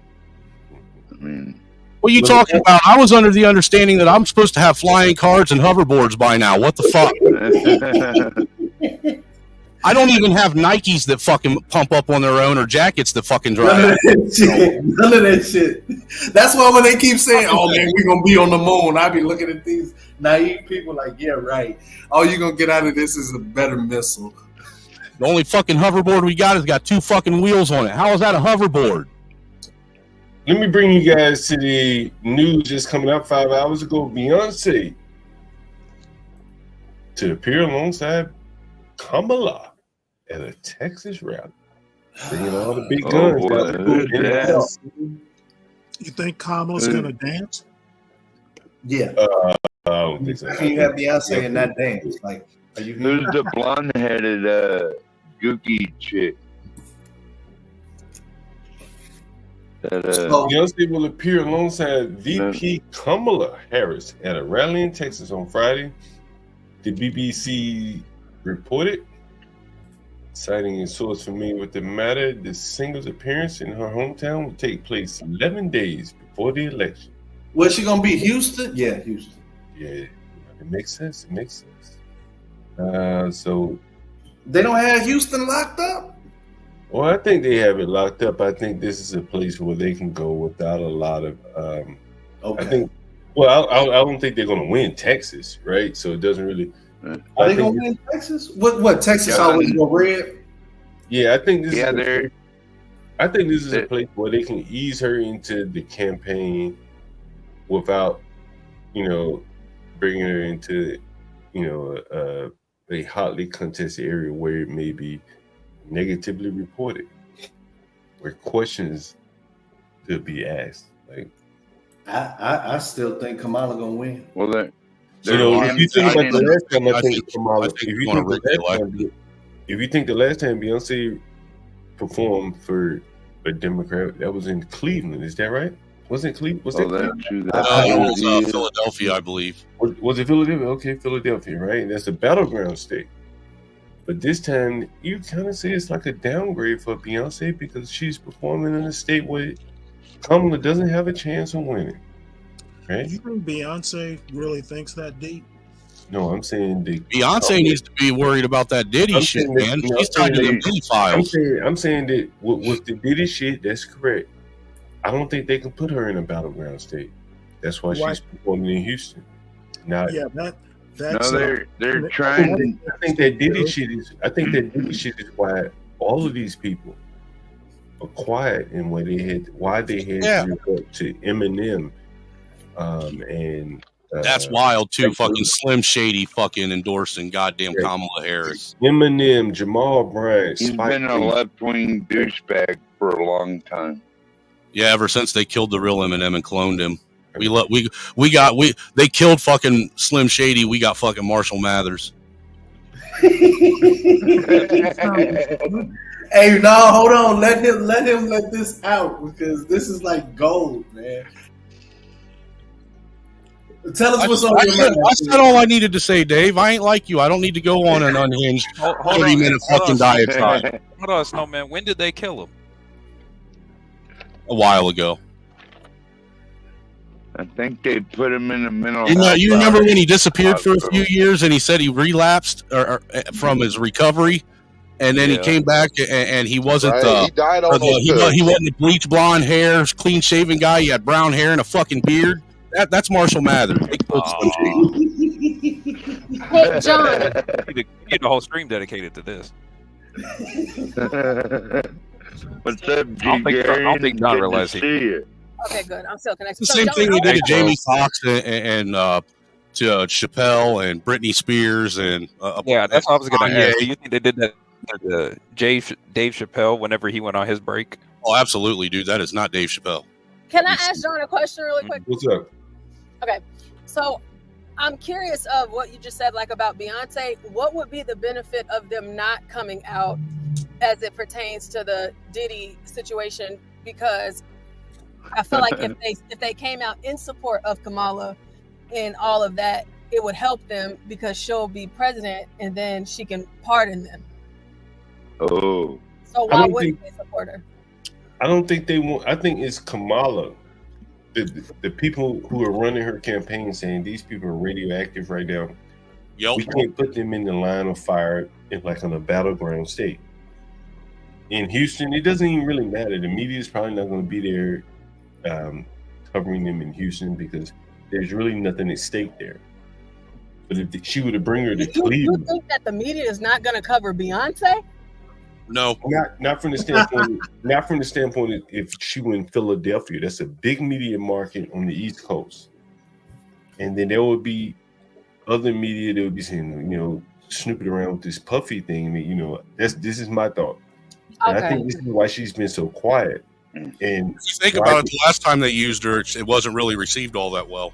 But they used her in the battleground state in Ohio, if I'm not mistaken. I mean, God, but it is Beyonce, so I feel like because like whether it's in Houston or not, like more than anybody else, because Spike Lee, he was actually speaking to her at Kamala's rally that's going on right now. Spike Lee looks like he's done lost his fucking mind. Yeah. Hey, leave my Morehouse brother alone, man. I feel like what they're going to do is they're going to take this coverage from Houston, and of course they're going to blast this harder than anything else that they have from her campaign as far as a celebrity, because it is Beyonce. And they're going to be more people there than at a Trump rally. Portia, the whole point of this rally is to try to unseat Ted Cruz, which isn't going to happen. Ted Cruz is from Florida. No, he's Texas.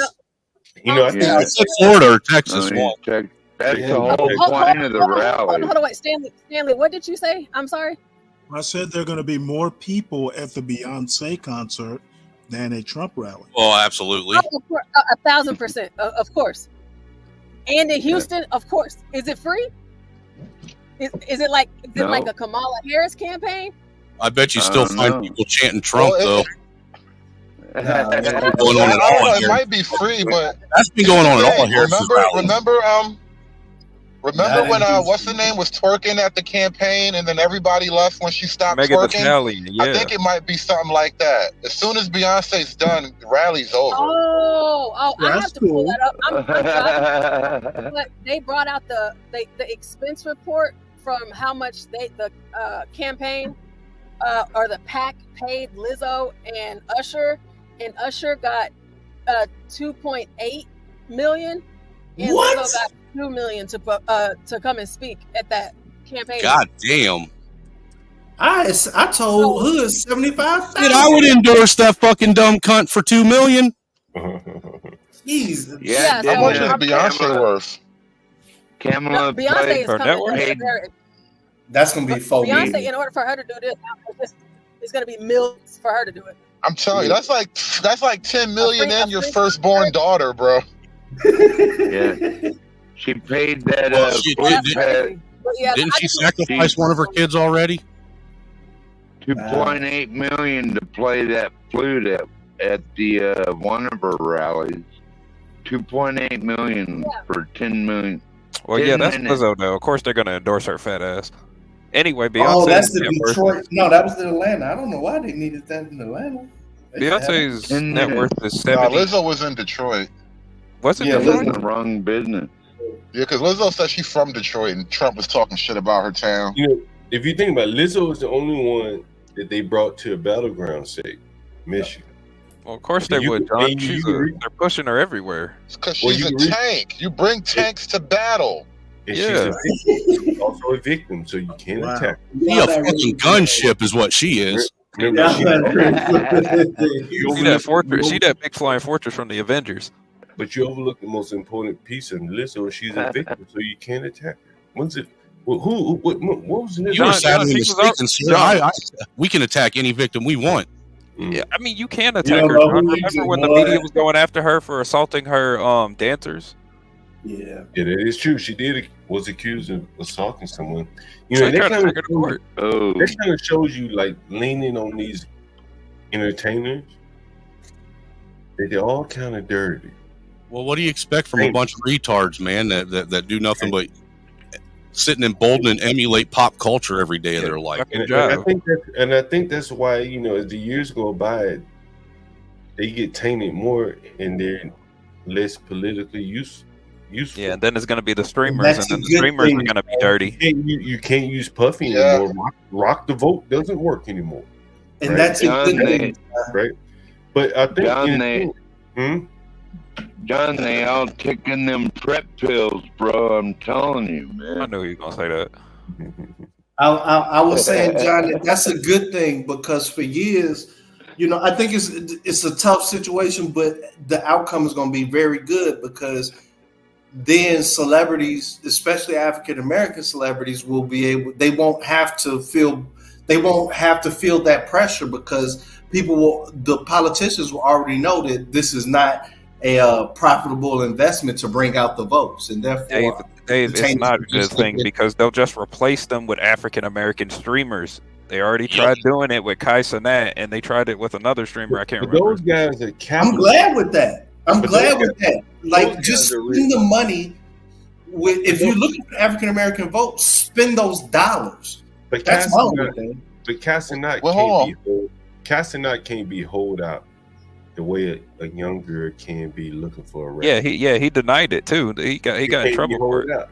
Right, but look at where Kamala went though. This is so ironic because she take all this flack because you slept your way to the top and all that stuff, Willie Brown or whatever. And the first stream she does is a thought podcast, bro. I do hear her dick sucking skills are impeccable. Yeah, apparently she got that. What podcast did she go on? What's it called? Call her daddy. Yeah, call her daddy. Yeah. Think about the name of it alone. Your future president is doing an interview with the call her daddy chick. Like this is not presidential. Honestly, that's something I would have expected out of Trump. Yeah, Trump did go on a podcast. Hold on for a second. We do have a Kamala voter on the panel. Stanley, what did you think about? Give us a 30-second synopsis. What did you think about Kamala being on the call her daddy? John, it's Kamala now. Kamala. Come swallow. Come swallow. We all be grown ups. Y'all off the chain. Hey, Stanley, if you see here, what did you think about Kamala being on that podcast? Well, I didn't listen to it. But what did you think? If you know about the podcast, just call her daddy. You think that's president? You know what? I didn't know anything about it until she went on it. Mm-hmm. So hey, Stanley, what's it like to be an ally? What's it what? What's it like to be an ally? Damn. Ally of whom? The black the women. LGBTs, the LGBTs, and the black women's. What's it like? Here we go. You know what? Here we go. Get ready. You're trying to start a war. Probably see more of them driving I'm asking the around man to give his honest experience. Hold on, give Stanley some respect here. I was asking him a question. You know more about it than I do. Driving around, you see more of them than I do. Well, I'm in New York City. They're everywhere, but they don't get in the car with me. But you vote with them, and so I'm like, what's it like? What's in it? I don't understand the concept of being an ally, Stanley. You just made my point. You are their ally. You live with them. I live with them. It seems like you don't want to answer the question. Who is this them you speak of, Stanley?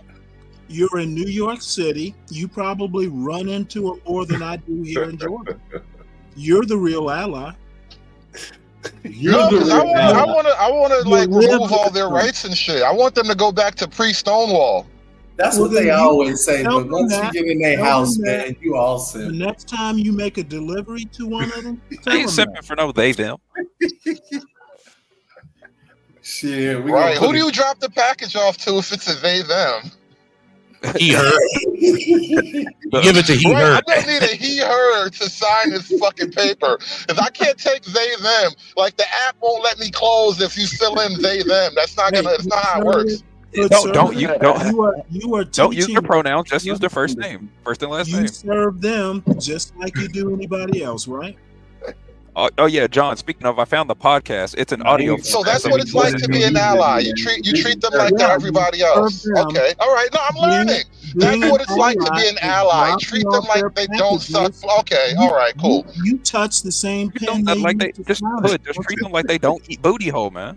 That's all you got to do. Right. I'm having a hard time It's conceptualizing, hard but to I'm do when their following you. lips. It's hard to do when their lips are always brown and their nose is stained. It's kind of hard when their breath always smells like dookie butter. But Stanley. I posed a question. Yes, I posed a question to some just tell them to brush their teeth and chew more gum. I posed a question to That's some harsh. pro-blacks, and I would they didn't want to answer me because I pissed You them know off what? already. I'm not a pro-black, so maybe I'm the wrong person to ask. No, I'm not saying you are pro-black, but everybody was on the Kamala I side. am. I'm just laying out the I am totally with productive. I'm laying out the story here. Hold on. I was talking to those guys. They were pro-black, but I want to pose the question to you that I posed to the pro-blacks, if you don't mind. What is the difference between Hold on, before you ask it, do you expect the same answer? Of course not. You're Stanley. Okay, just checking. You're Stanley.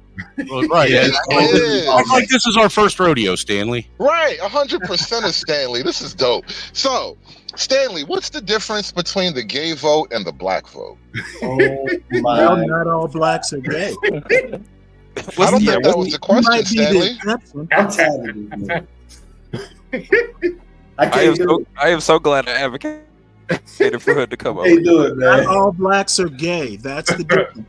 I don't think that answers the question, though. What is the difference between the black political package versus the gay political package? Question in a way that you can't bullshit around. Well, to say that all blacks aren't gay, look, all gays aren't black either, though. So you're not really saying anything definitive. I'm not saying that's like some anything Ouroboros bullshit. No. Not who you were talking to. What is the difference between the two political groupings? Not all blacks are gay. It sounds like and not all gays are black. Sounds like a This cock is some is the only steak difference. eating its tail bullshit, Stanley. Come on, can we do better, bro? Is there a difference between the gay vote and the black vote? You know what? I'm going to have to ask you, why do you care so much? Yeah, why are you Because are you was having you asked me. Let me answer. Groups? Are you Let me trying to form an answer because ally I have intense curiosities about all the weirdness of the Whoa, world. Okay? whoa! What are you I am a curious person. What are you curious about, bruh? Not bi curious, mono curious. What are you intensely curious about? Lifestyle? Everything. And I want to know. I want to know why Yeah, the black respectfully, I'm vote. pretty sure the Hood. I'm sure there's things you really don't want to know, sir. I'm sure there are, but Yeah, he does. for He's the he's sake of intensely conversation, curious. let them have that. Let them have that for the sake of conversation. Look, I was calling niggas gay for like an hour yesterday. This shit is not bothering me at all. So listen, for what I would want to know is why is the black vote so similar to the gay vote? It's something I noticed recently, and I just can't really scratch it. Like, what is going on there? You know what? I honestly don't know, except whatever. Apparently, there's an agenda that Kamala offers that both agree with. I don't think it's the same. I don't think it's the same agenda item, but I think two things can happen at once. Thank you, Stanley, because I'm only half trolling you. I expect you to actually answer at some point. I thank you for your answer. No, I just did. I literally good. answered it for Good. you. I'm thanking you, bro. I'm thanking you. So now I want to You're move on welcome. from that because the Now, question, do you the have question any more feed, questions for your wise it poses the friend? next question though. Now there's the next question.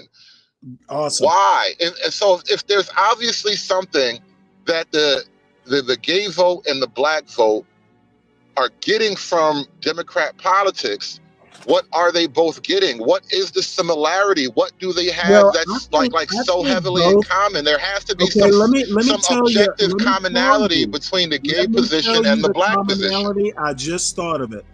Both believe in the Constitution and the rights guaranteed from the Constitution. That's the commonality. I would need more evidence to that. I suspect that's not true. The Constitution is all the evidence you need, sir. Do you believe in the Constitution? Nowhere in the Do you Constitution. believe that the Constitution is the supreme law of the land? Yes, and nowhere in the Constitution are gay rights enumerated. What is the gay rights, Stanley? Hoodservative.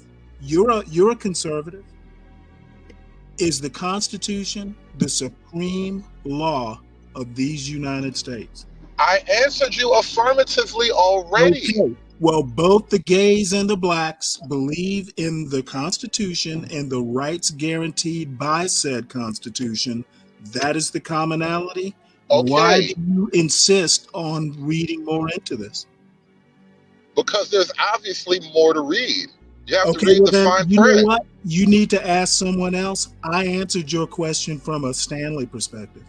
You can bow out all you like. I'm still I going don't to need to raise the bow question out. to the floor. The Constitution rules, baby. Where in the Constitution are gay rights enumerated? Obergefell. Basically, it comes down to the 14th Amendment. Obergefell is not Constitution. Where I'm in the sorry. Constitution? Like, explain it to me directly. Obergefell talks about the 14th Amendment. The 14th Amendment is the specific thing referenced in Obergefell and in So it's the 14th Amendment. The 14th Amendment is the crux of Obergefell. Okay, so walk me through that part because I don't know the context. When you say Obergefell, it's like just some guy's name. I don't know what that means. How much time do you have? Enough to understand this, Stanley. You know what? I suggest you go Google Obergefell and Google the 14th Now you gotta Amendment. back out. Do your homework and get back to me. I wanted to have a We can Stanley talk about moment. it. We can talk about it once you're as educated as I am on the topic. You gays are always smug. I swear to God, every I'm time, not every gay. fucking time, You so know what? smug. I'm not gay. I'm not gay. I'm black and smug. So what's the fucking difference? I just asked you what the fucking difference was. I just asked you what the difference was, and you couldn't tell me. And that was, I'm not gay, I'm black. I can't tell, nigga. I don't know the difference no more. You need to stop letting me embarrass you all the time. I just asked you to explain the difference to me, and you literally like trying to just demonstrate told the you- difference without explaining the difference. Did you not hear me, sir? Constitution. You said I'm not gay, That's I'm what we black. both I'm like, well, what's believe the fucking difference? And you don't The want to tell difference- me. The difference You just is want to not show all me. It's blacks are fucking gay weird. and It's not fucking all weird. You gays just are want to black. show me. That's the difference. We already did that Ouroboros thing, all right? Fine. Okay, so your question has been answered, correct? That question, yes. Okay, now yes. what's the next question? Why are you gay? You know what? I know you're struggling here, and I don't know why you thought this was gonna come out your way, sir. The Constitution is the answer to many of the problems you seem to have. I had very low expectations for this interaction. I won when I got You know here. what? And if you're disappointed in me, go read your Constitution. I'm not disappointed in you. You are everything I expected you to be. You are a conservative. The Constitution is your Bible. Go read You are it. 100% Stanley. Technically, the Bible's my I am Bible, but 100% right. Is the Constitution not the supreme law of the land?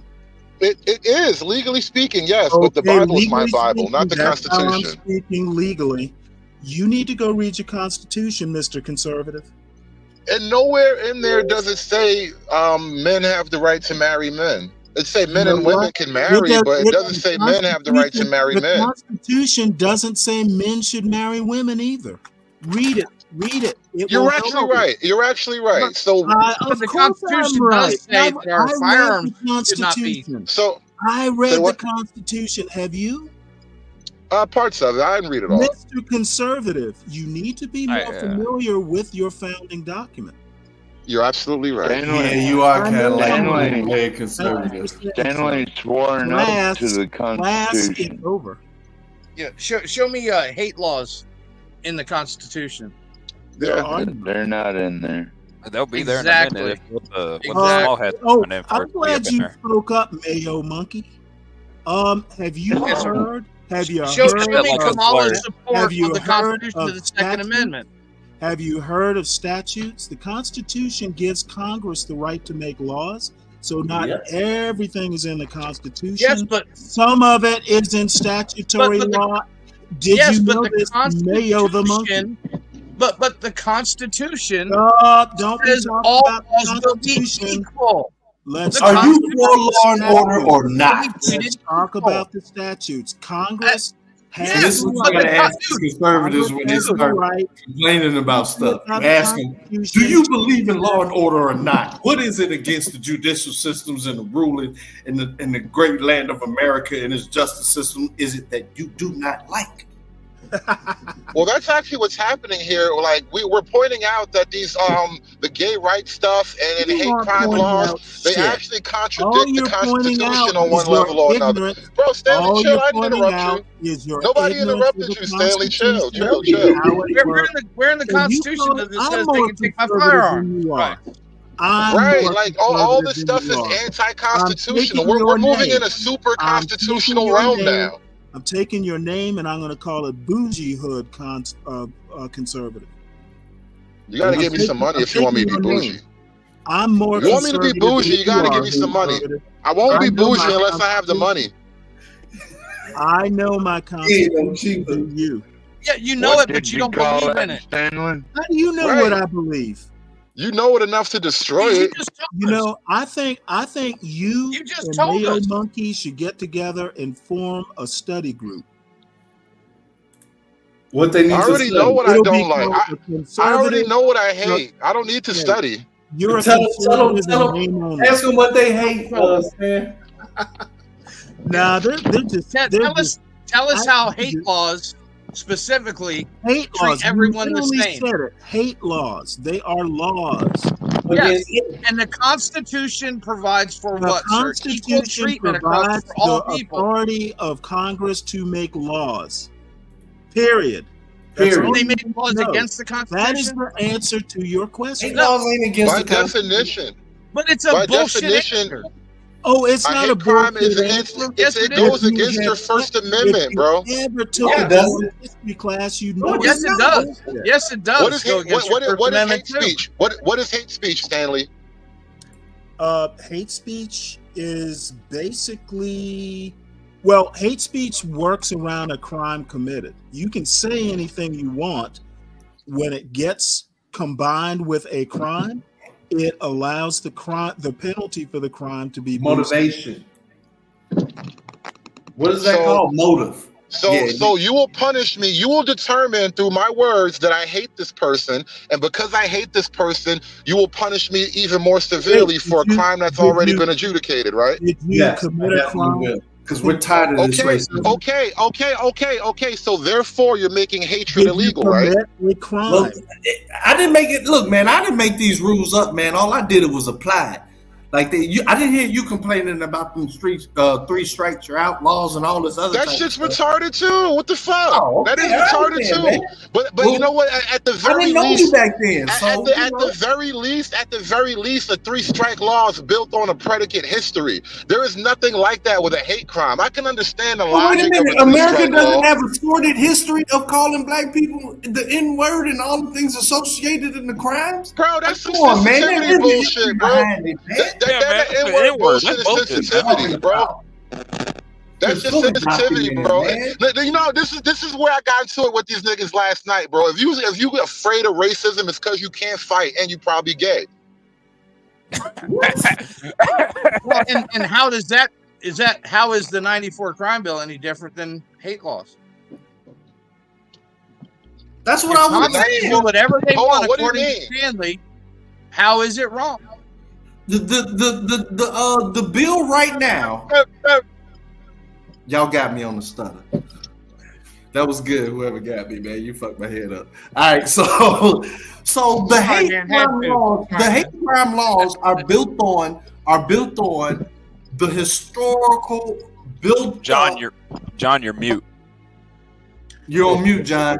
Yeah, yo, cool you just for 1 second, guys. We got to go over these scores before the game starts. About time, bitch. Hold on.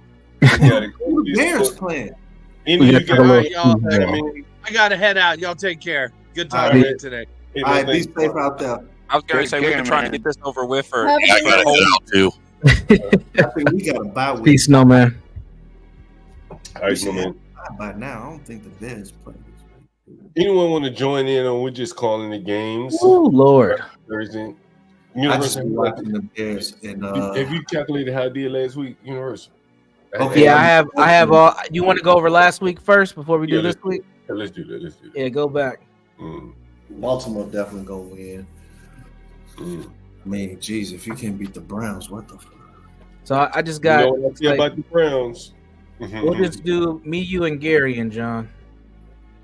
That's right, because you weren't here last week. The Bears won, baby. So last week, let's see, we kicked it up. We skipped the Broncos, Saints. We went straight to the Pats. I took the L on that one because I would have chosen the Saints. Yeah, I would have too. I would have chosen the Broncos all the way. It's my favorite team. All right, we'll give you a +1 on that one, Gary. And how about that? All right, so I'm 0-1. All right, me too. All right, so Pats Jaguars. John, you took the Oh Jags. no! You got to go back. I'm here. I want to hear it. Oh yeah, Blacks is here. Blacks, what's up, Blacks? What's up? We What's about up? forgot you, man. Who would you have taken in the Broncos Saints, Blacks? Oh, I said Broncos all day. All right. Okay, he got 1 too. He All right. 1-0. Now I'm 0-1. Who is the quarterback to the Broncos? Beavis? Oh, shut the fuck up! God.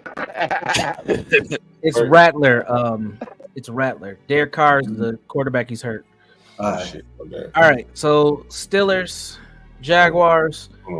John, American Man, and Gary went Jags. Myself and Blacks went Panthers. I said Steelers. Wait a minute. So Patriots. Jag, Patriots, right? Yeah. So at this point, I'm 1-1. What are you? You know what you are, Universal, right? And we Yep, said I'm Patriots, 1-1. didn't we? We said Patriots, didn't we? All right, I'm 2. Yeah, I'm 0-2. Blacks, you're 1-1.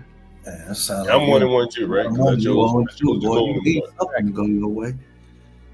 All right, 2-0. Falcons, Seahawks. Damn, I'm 1-2. Falcons, Seahawks. Gary and American Man win Seahawks. Falcons, John, Universal, and Blacks.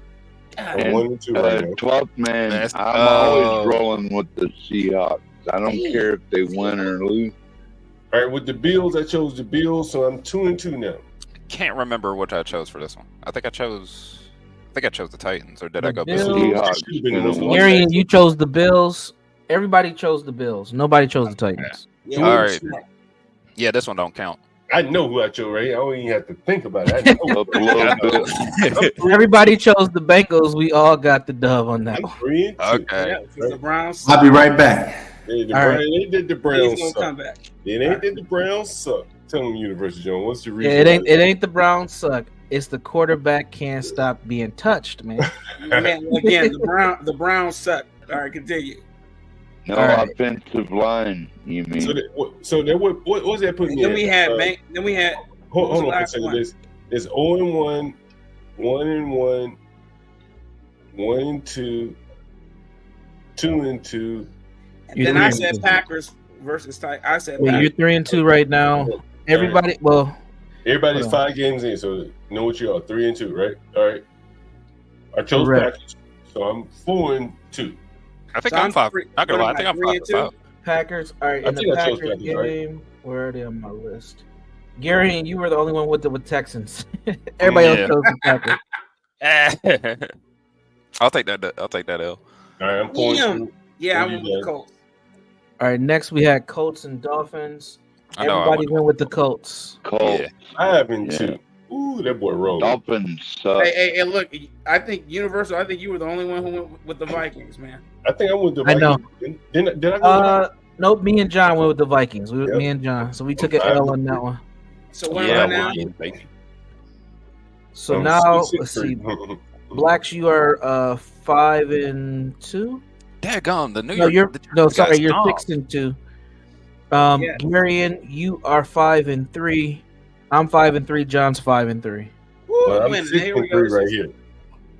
Eagles and John, you took the Eagles. I took the Eagles. We both took an L there. Everybody else chose. The Eagles won. Oh wait. Oh yeah. Sorry, my bad. We both won there. American Man Gary. This was one that blacks did not choose anything. I think you were gone at this point. Okay. So yeah, we won that one. We did not take the L there. I'm 6-3. Yep, 6-3. Rams and Raiders. Who did I choose? Damn, I think I chose the. Yeah, I don't even remember who I chose for this. Did I choose Everybody chose the Rams on that one, so we all got. Does that make me 7-3? Oh my god. Yeah, that makes you 7-3. Yes. Oh my god. All right. Next game is the Commanders and the.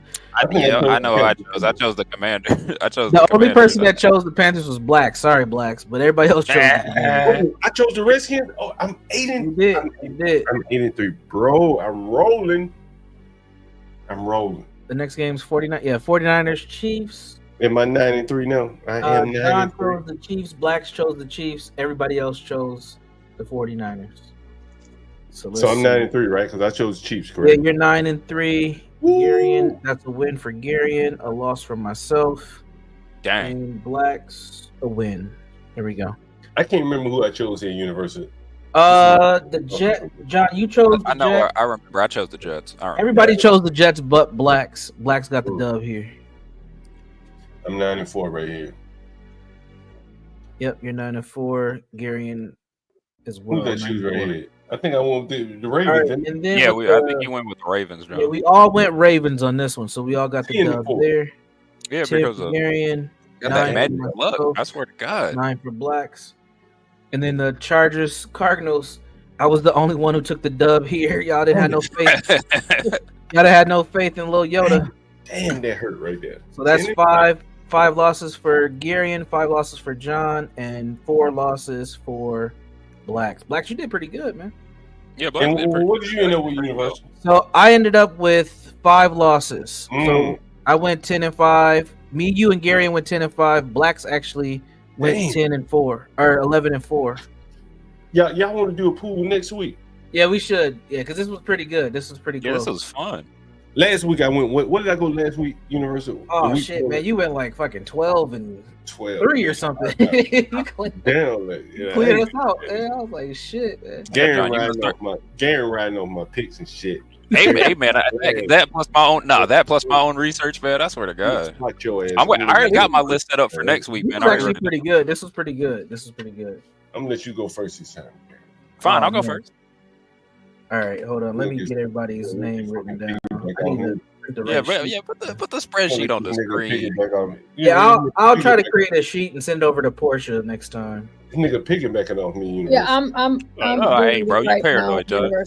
And sorry, Portia, I meant to send you the sheet. You wouldn't want to see it. Was going to be a scan with my messed up handwriting, anyways. Oh yeah, I have the spreadsheet open already. All right, perfect. Are you keeping track right now too? Yes, yes. All right, perfect. Thank you. All right. We better get it started. All right, I'm going Vikings first. Since John wanted me to go first so badly. Oh yeah, damn, you heard me. Go ahead. All right. So, okay, the first game should be the Vikings and the Rams, right? Yeah, okay, I'm going Vikings on this one. Before we do this, are we putting money on this time? Yeah, y'all put money up. Yeah, $2 per game, right? Yeah, $2 per game is what we said. Sounds good. All right, I said Vikings on this one, 20 plus. We want to do it. How many games is it? 11 games? Should be 14. Well, man, that's or 15. Depends on buys. I don't know if there's buys next week. And it is winner take all, right? Yeah. Are we split? If we have ties like we did this past week, are we going to split the pot? We ain't had no ties. Oh well, you did. got this past week. It would have been winner. Oh no, yeah, blacks. You won the whole thing. My bad. I did. All right, yeah, winner takes all. That works for me. All right, here we go. How much are we And doing? y'all said $5 $2 for everybody. per game. $2. No, I'm doing $2 yeah, I'm doing a game. Total record. Might would just say $70 or however many games. And who I is got that? I got 16 games, 15 to 16 games. That count? Why that's $32? That'd be $32, not 70, John. Yeah, John's trying to get extra money out of this. Yeah, John's trying to look at We don't own apartment buildings, John. I'm broke. All right, 32.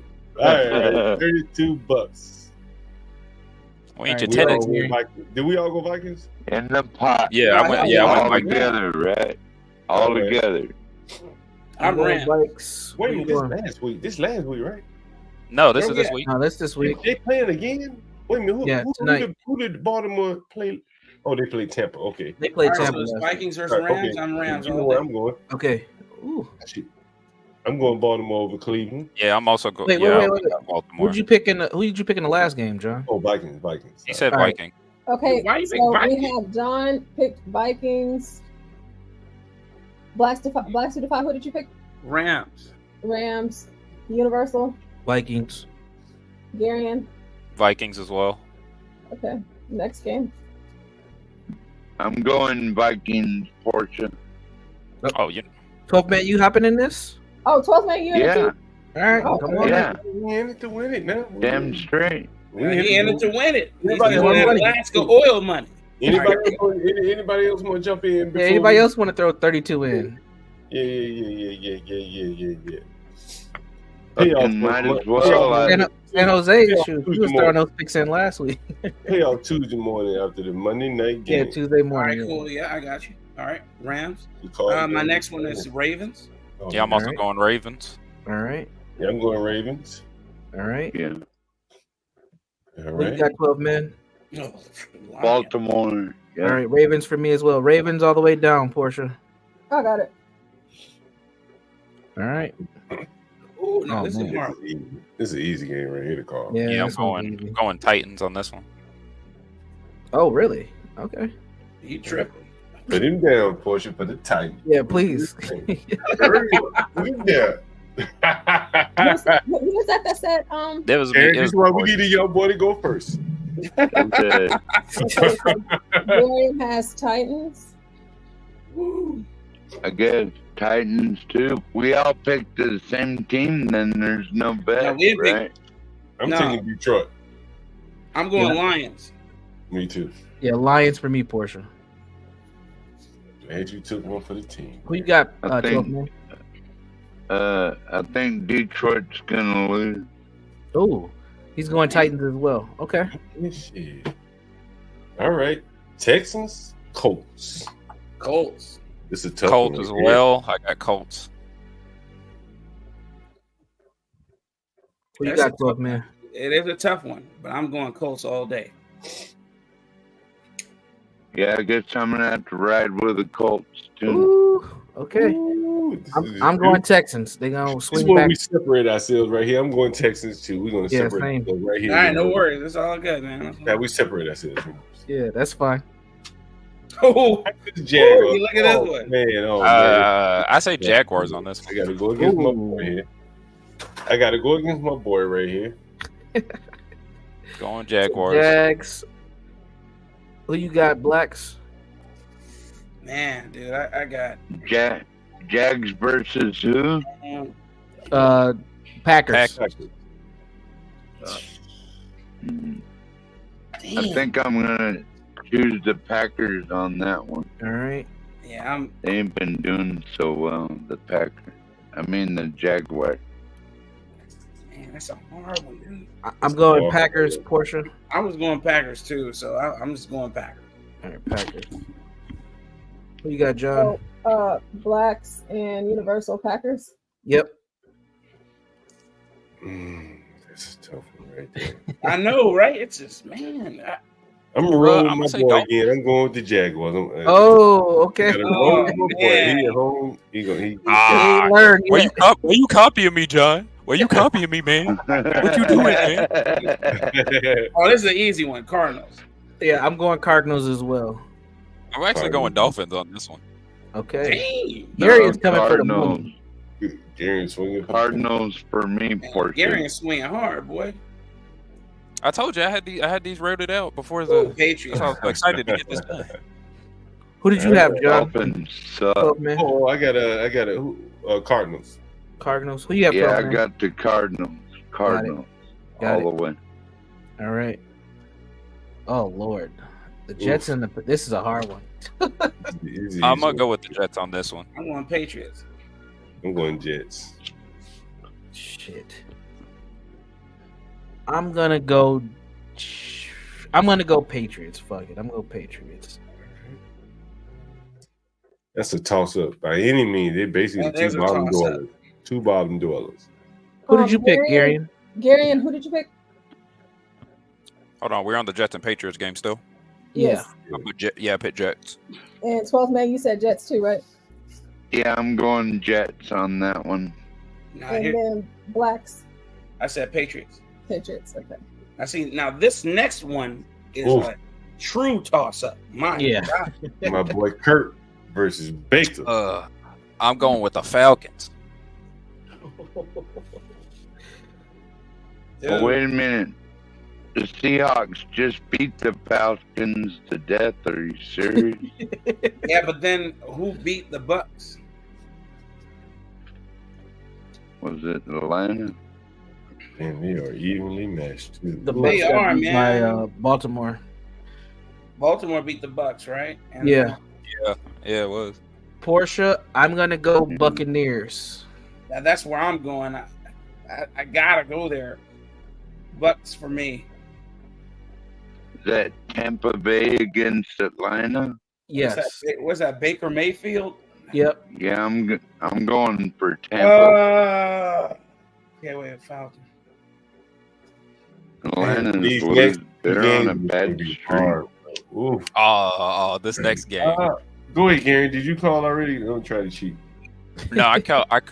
John, Hey man, he's trying to look at this man. Gary is at the Falcons. Yeah, he's the only one. Yeah, I rolling said with the Falcons. Ooh. Tampa Bay. Fine, John. all I'll the take it. I'll take it. I'll go this next I game love first. Kirk Cousins. I ain't gonna lie. Oh no, John, who did you pick? Falcons or the Buccaneers? That's a tough one. I'm thinking I'm gonna go with Baker Mayfield, I was Buccaneers. about to say you better not go with no damn Kirk I Cousins. love Kirk Cousins though. We already taught those bitches the lesson last week. I love Kirk Cousins. Oh, come on.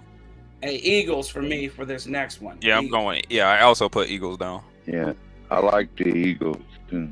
Eagles. For me, Portia, I'm gonna be the contrarian. I'm gonna go Bengals. Why? All right, I get it. 'Cause I need some variety in my picks. That's why. I'm just gonna pray to God. All right, so are we gonna do like a +1 if John, can you scroll up a little bit? Okay, scroll down this way. Oh yeah, down. So Okay. I can see the next ones. Okay. Mm. are we gonna do some sort of modifier for the underdog or something? Is that why you No. All right. Who did you pick, John? We're waiting on Gary. Oh. Yeah, we're waiting in the bushes. He is. What did you do? Go take a dump or something?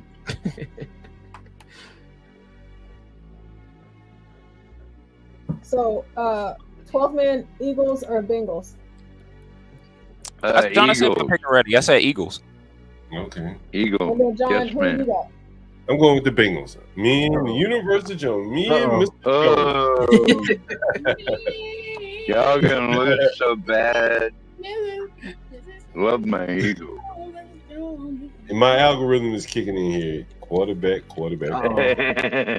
You sure that's not a blunt, John? This is gonna be an ugly game. Kicking in. Hey, what about Saints versus Chargers? Oh, Chargers. Yeah, Chargers. Saints suck. Yeah, Chargers. The Chargers. I'm Chargers going all day. Yeah, So I'm gonna go everybody San Chargers. Diego. Tough guy, I like that. Oh, they're out Bills of and there. Seahawks. Ooh, Gary. Woo! Woo! John, you said Chargers too, right? Seahawks. Yeah, I got Chargers. I wrote down Seahawks. Okay. All right. I Let's have see to what I ride gotta see with what my. John's picking. What you picking, John? I'm going Bills. Dang, My why? algorithm is kicking. You're ringing off the Hold chart. on, give me a second. Somebody else go while I do some. Yeah, I'll go research. next. I'm gonna go Bills. All right. Of course, you know I'm going Seahawks, win or lose, Portia. Mm-hmm. Who did Gary pick? I said Seahawks. Oh, gotcha. Okay. All right, Gary, Yeah, my road dog. I'd be at the pick first. I'm We're going just waiting Bills. on. I'm going Bills. I'm going We're Bills. gonna see what the fuck he does when he pick first. No, I've been picking first this whole time, and you made me pick it twice. Turn out for him when he picked first. All right, What's up, you Gary? know where I'm going with this one.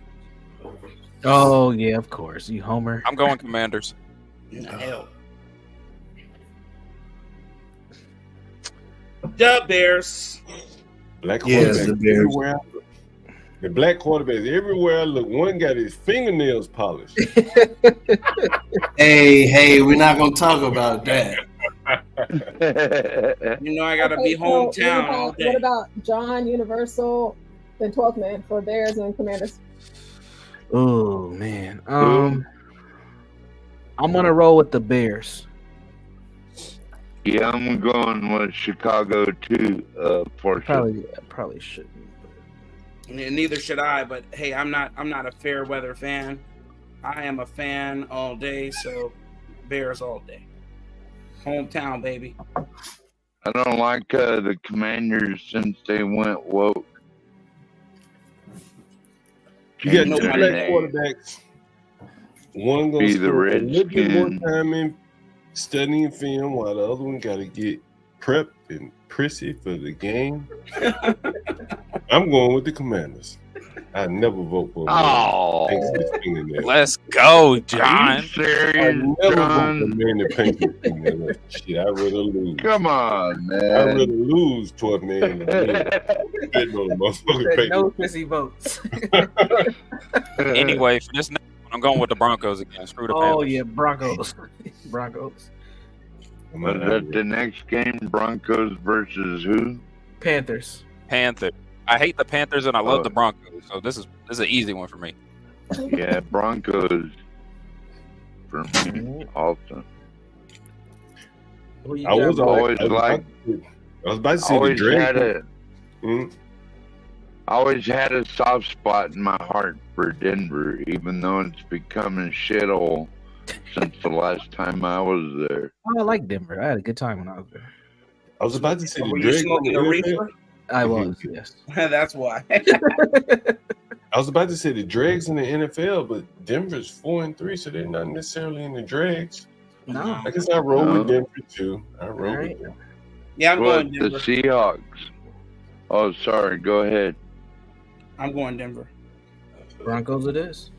Yeah, Broncos, Raiders and Chiefs. I'm going with the Chiefs on this. Yeah, Chiefs. Chiefs, all the way down. I'm sure no one's betting against the Chiefs. I don't know. John's algorithm might say I don't know about what John. Yeah, what John's algorithm like? Come on, bro. Chiefs all John His might algorithm bet says stay the hell away Yeah. from the Raiders. We got a black coach defensive dude too, Mm-hmm. and no quarterback. A black Yeah. defensive linebacker as Yes. the coach. Oh man. Oh, no. No. That's All right, terrible. so all Chiefs. Yeah, Chiefs all the way down. Yes. All right, Yeah. Cowboys and 49ers. Oh, 49ers. Oh, 49ers. boy. 49ers on this. Yeah.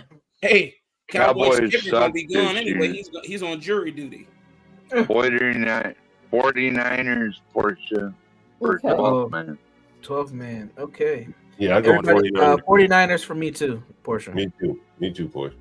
Okay. Oh, Steelers. this is the easy one. Yeah, I'm going to Steelers as well. Steelers This one's for too easy. let me see the Giants versus the Steelers. Yeah, that's a That's it. steal. That's it. Yeah, that's all of them. Oh, hold on, wait a minute, really quick. So, who has for the Steelers? What are y'all's picks? Everybody. Everybody. Steelers. Yeah. That's, I couldn't say nothing but the Steelers on that. Yeah. Steelers all the way down. And that is the picks, folks. And so how does it work? We all gonna send Portia 30. Was it 30? Is it $32? $32. $32. Yeah. And it was the winner take all, right? Winner takes all, and then she'll send it to whoever wins. And what if it's tied at the end? That's what we need to decide. Do we split? Yeah, or what we want to do? Should we just split it? Yeah, we should. So if there is a tie, Go on the Pro Bowl. between four, I don't know, let's say between four people, we have to have some sort of tiebreaker, unless you want to split the pot. What if the tiebreaker is the Thursday night game for next week? That's fine. I'll take that. We would just force ourselves to pick, and then we can take the pot on Friday. Yep. You said the tiebreaker is The Thursday game of the following week, which I don't know who that is next week, but Yeah, I don't either. Which is good since none of us know. That's good. yeah, we'll just wait until. So then we may all bet the same way on that. Yeah, that's No, okay. If that happens, then we split it. Just to get it over. May I ask a question? Yes, sir. When is the money due in the pot? Tuesday. Okay, by Tuesday of next week. Yes, Okay, sir. Good. That's the Annie up day. Annie up. Hey, Dave, did Dave leave? Yeah, he did. That's when already the games. A lot of them have already been played by Tuesday. right. That's the whole point. Right. That's yes, sir. So you got to ante up on Tuesday. Okay. oh Got Tyler it. Perry. Huh? Send to Portia. See Tyler Perry in the strip club, Portia? No, Tyler he, Perry with that straight club. He's speaking at Kamala's rally. Oh, Okay. he was throwing ones. I seen him throwing ones on IG. I want to see what he's talking about. Nah, he's gonna do his Medea sounds. He's gonna I was going to say, is he in a Medea draft? sound.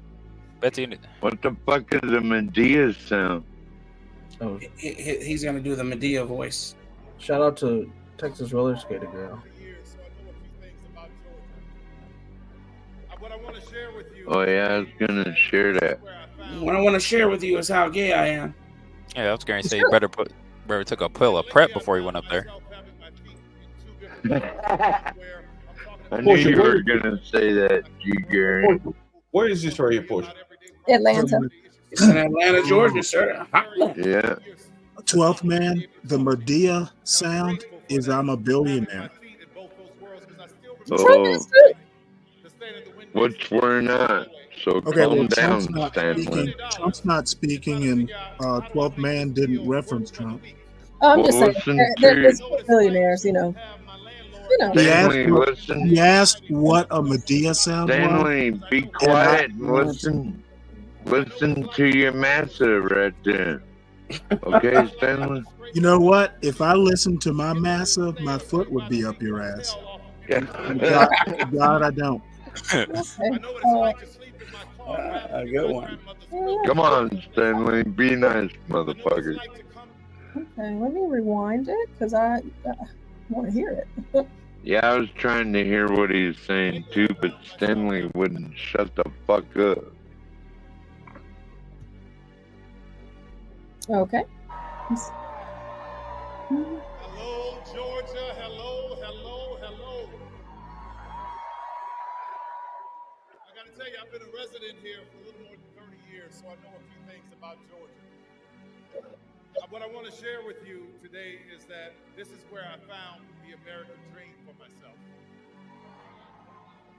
And lately I found myself having my feet in two different worlds. One where I'm talking to very wealthy people at their table, and then I come to work and I'm talking to people who work for me about everyday problems and everyday issues. So it puts me in a very, very peculiar spot to be able to talk to you. And I'm grateful for that, having my feet in both those worlds, because I still remember what it was like to stand at the Winn-Dixie on Butte Highway and have $20 and try to figure out, how do I make this meal work for the week? I know what it's like to have my landlord knocking at the door and I'm in the bed hiding because I don't want him to knock on the door because I know he has an eviction notice. I know what it's like to be homeless. Was it John? I know what it's like to have Yeah, me.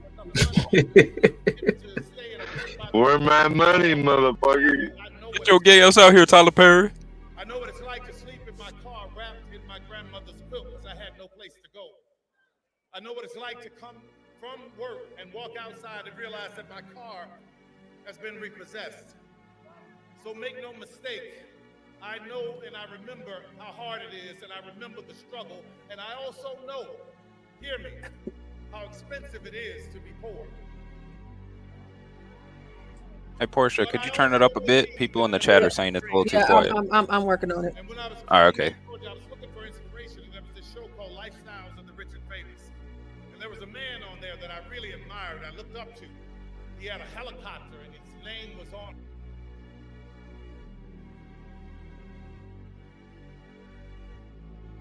Maybe it'll be louder over here because I have the volume turned all the way up. Let's see. Highway. I know what it's like. I know what it's like to sleep in my car wrapped in my grandmother's quilt because I had no place to go. I know what it's like to come from work and walk outside and realize that my car has been repossessed. So make no mistake, I know and I remember how hard it is, and I remember the struggle, and I also know, hear me, how expensive it is to be poor. But I also believed in an American dream. And when I was coming here to Georgia, I was looking for inspiration, and there was this show called Lifestyles of the Rich and Famous. And there was a man on there that I really admired, I looked up to. He had a helicopter, and his name was on hotels all over the place. He was, hold on just a second, let me get through this so you hear what I'm saying. Young black men admired him because his name was in rap lyrics. So when I first started making a little money, the first thing I did was checked into the Trump Hotel because I wanted to feel that specialness. Portia, can you stop it right there? Research is important. They're doing it again. They're doing it again. They're showing like how successful Trump is. Like, they should just talk about Kamala. Don't tell us how great Trump is. Like, I don't understand what you win from that. Don't tell me about his helicopters. Don't tell me about his hotels and the buildings with his names on it. You're going against the narrative that this is a racist. This is a terrible businessman. Okay, saying I'm just saying this should be racist. What I'm saying is, many racists are rich. I don't get your argument. What I'm saying is that he's bringing to mind many memories that people have of Trump pre-racist. And what I'm saying is, before he was ever called racist, people Trump thought has been called a racist since the early 70s. back in the 80s. But most people, when they thought of him in my generation, at least my generation, I didn't think race. I thought successful, bombastic. I'm telling you, in my generation. Now, maybe you're a little bit older than me. You may know. No, actually, anybody who knows more than what they read about. Always been having. Hold on for 1 second. The rappers wouldn't have been rapping about no racist. That don't make sense. The rappers are racist and sexist. Why wouldn't they rap about race? I don't believe that the rappers believe themselves to be racist when they were talking about. Well, you know what? A lot of times people don't think they're racist, but they are. All of these, there's been too many of them for them to be rap. They weren't rapping about David Duke. They weren't naming themselves David Duke. Is David Duke the only racist in America? They weren't talking about George Rockwell. They weren't talking about Jared Taylor. There are a lot of racists out here that they weren't talking about. They were talking. Well, maybe they only talk about famous racists like Trump. Well, there were a lot of famous racists. Did Abraham Lincoln? They talk about him. But they didn't. Who raps about Abraham Lincoln? Well, I think it's a generational divide on who's going to call him that or not. Okay, I don't think it's a generational divide. Where it stems from, I know where it stems from. When he was building and wouldn't pay the subcontractors and all. Nobody's thinking about that shit down on the level when Jay-Z's rapping about it. And rent out to black folk. Well, hell, shit, it probably was a reason. But what I'm saying is that if you're going to campaign for Kamala, there are two tacks you can take.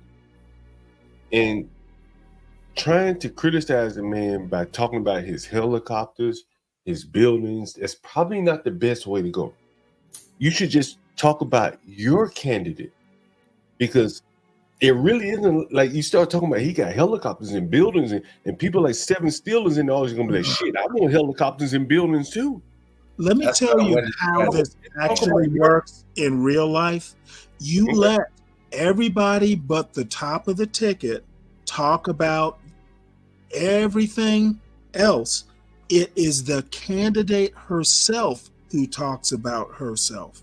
Okay, if she started wandering off like this, you might have an argument. This isn't the top of the ticket. It's a supporter. He can talk about pretty much anything. I think if it were Mitt Romney or Kane, it might hit different. But it comes off. Unfortunately, it's not either of them. Right. But to me, and I'm just telling you, I'm just one man, right? Okay, well, once you say it's your opinion, I don't have an argument. And everyone's going to have it right. But to me, and I've talked to other people, it comes off like hating, right? You're talking about all these things that this man had, then you're going to criticize him. It's kind of hard to criticize a man that has accomplished a lot of things. That's just my way. That's just my way of looking at it. And I'm not saying it's the right way, absolute, but I just think they should take a different approach with Trump versus if this were just a political candidate solely. I have a question. Does anybody remember the Dream Team presidential ticket? No. Because everybody remembers Trump like new. I remember Ross Perot, Ventura, and Trump. Who called them the Dream Team? Oh, you don't remember? No, I don't. If I don't remember, that's why I'm asking.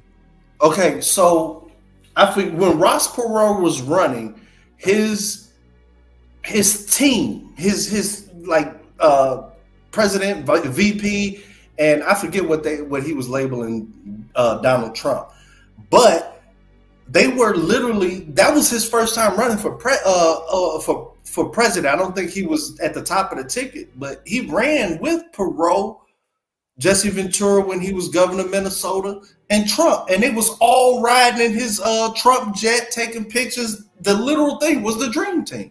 Okay, well, let me counteract that.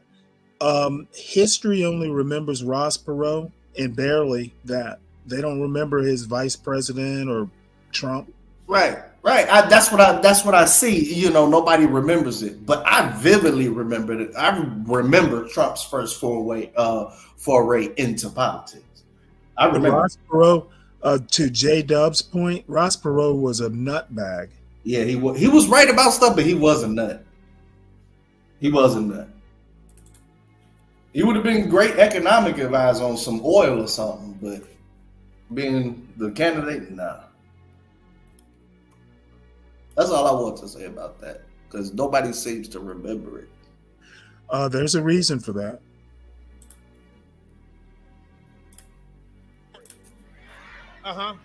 Truth is important. Facts are important.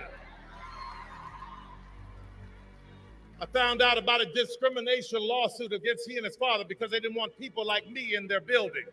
Yep. I found out about him taking a full-page ad out on young black men in the New York Times.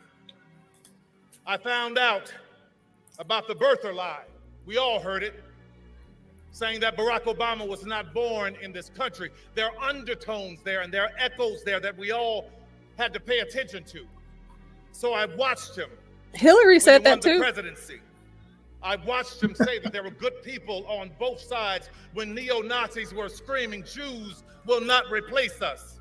Yeah, I remember that. I watched him from the Central Park 5 to Project 2025. Hey, he's and what I realized is that in this Donald Trump America, there is no dream that looks like me. We want a president who believes that this American dream is for everyone. And that president is Kamala Harris.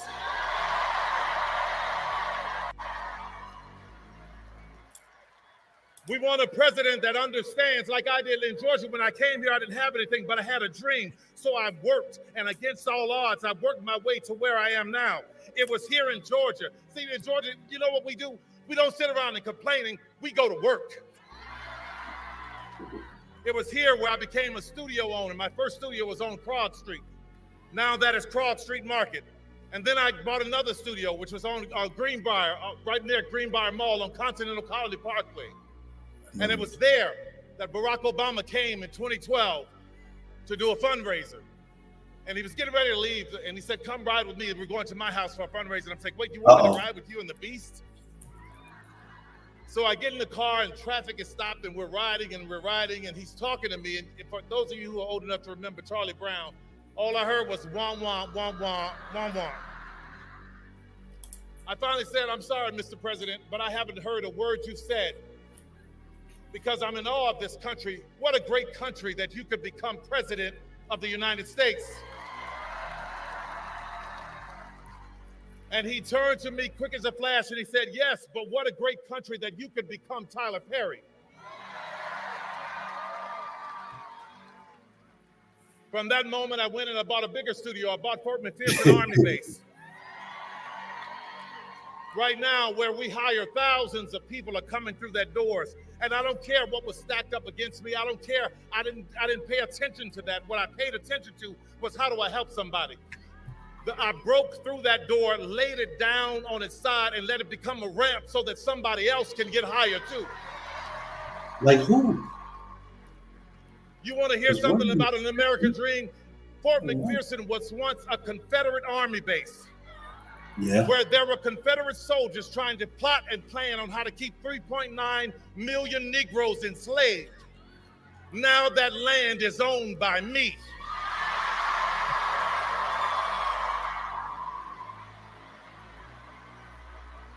Go on, do your thing, player. Hey, this is actually one of the best celebrity speeches so far. Let's talk about an American dream. It's seniors working so hard and working seniors working hard. And what I realized when I bought it, that seniors around, their taxes were going through the roof. So what I did was, I was like, no, you're not going to come here and take these seniors' houses. Can you stop it for a second? Porsche, you know what's interesting about this? Someone else just come in, I think it was Dave. Yeah.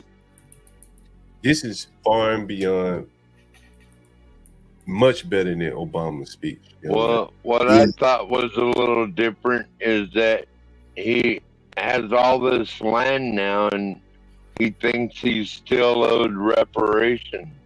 Well, and that is the sad part, in that he's couching a lot of it. He's bringing up a lot of racial elements to it. But he could tell this whole story without race, and it would be still just as inspirational. Yeah. But for him to get up in front of a Democrat audience and tell this speech, it has to bring in race. But there should be nothing racial about this speech. And the Democrats, I think they should highlight him more than Obama right now. It should be like how he overcame and overcome the barriers he faced. Yeah, right. If the blacks are to make it out of whatever downtrodden situation they're in, they can go to Obama path and try to politic their way out of it, or they can go to Tyler Perry path and create their way out of it. So you don't think Obama didn't work hard to get where he was? No, that's not what I'm saying. He politicked his way, and my question is, how did he get into a position to politic? He had to work hard to get to that position to politic. Well, if you listen, and this is my opinion, so you can have yours. But Tyler Perry just told a story, not very different from mine. He went from one building to the next building to the next building. That shit resonates with me. I don't necessarily agree with him, but I can understand that story. Obama can't tell me a story like that because he's never scrapped and scraped and bought a little building. It was shabby looking and everybody probably picking fun at him. Okay, well, you know what? You from Chicago, John? I read a lot about Obama, but what I'm saying, Obama. Let me finish. Don't interrupt me. Obama had his chance to tell a story, just like Tyler Perry. He didn't do it. He talked about Trump. You got to get Tyler Perry credit. Like, I think we take away from him by talking about Obama. Like, this man is telling you more or less. I don't know his whole story, Tyler Perry, but it's almost like a rags to riches story. He's telling you, hey, I bought a building on Krog Market. I know where that is in Atlanta. I went out to Greenbrier Mall. I know where that is in Atlanta. I went to Paul McPherson Army Base. I know where that is in Atlanta. That's real, right? That's real. Like, let me finish. For better or for worse, Obama can tell you how he politicked and he got voted and elected and this and that, and that's fine. That's great. But you need more men like Obama. I mean, like Tyler Perry, that built something. You always hear me talk about you got to build something. And the man built something. He got a story right here. And it's just a shame that he got to couch it in race when there's nothing racial about this story. He transcended race. Well, my response is I've never bought a building or sold it and bought a bigger building. Are you going to tell me that I didn't work hard? No, that's not what I'm saying. Okay, well, no, I'm not. I heard what you had to say. My question is, I didn't follow your path or Tyler Perry's path. But I didn't do real estate. Are you going to tell me that I didn't work hard? But neither one of us is speaking at the Democratic, party thing here, apparatus here. But the two that are speaking, they're radically different in how they. In my opinion, I think Obama worked hard. That's really my only point. There is more than one way for a black man to work hard. That is my point.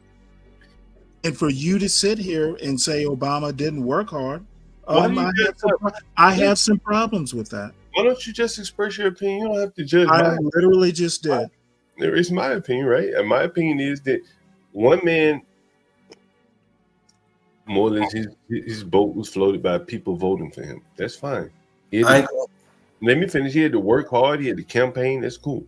Another man had I'm saying, how did he even get there? Now, his path, his working hard might have been in a library or a law school, editor of the Law Review. It's a different type of work. My argument is it is hard work, and to discount a man. So my argument is that he's building a studio in the south side of Chicago that dwarfs Tyler Perry's. Like, I'm telling you facts. It's almost $1 billion, and in a black south side neighborhood. Like, Obama's making millionaires right now.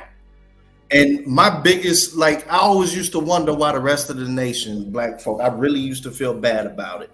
Like, man, why are they dogging this man out? I just voted for him to be in there, be presidential, get in, get out, survive, come back, bring that money to Chicago while you win, and drop that library right in the hood. Now, he did all of that. But I understand, because I keep hearing it, I understand.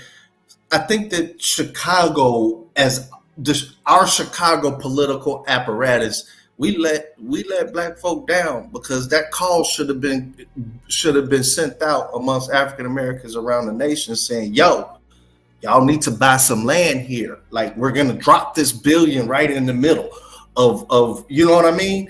Like, I feel bad about that. Like, I really do feel, because he did, you can't tell me Barack wasn't a great president for me, because that's Chicago homebred. And he brought the money back while he was in, and he built a library and making millionaires right now, black.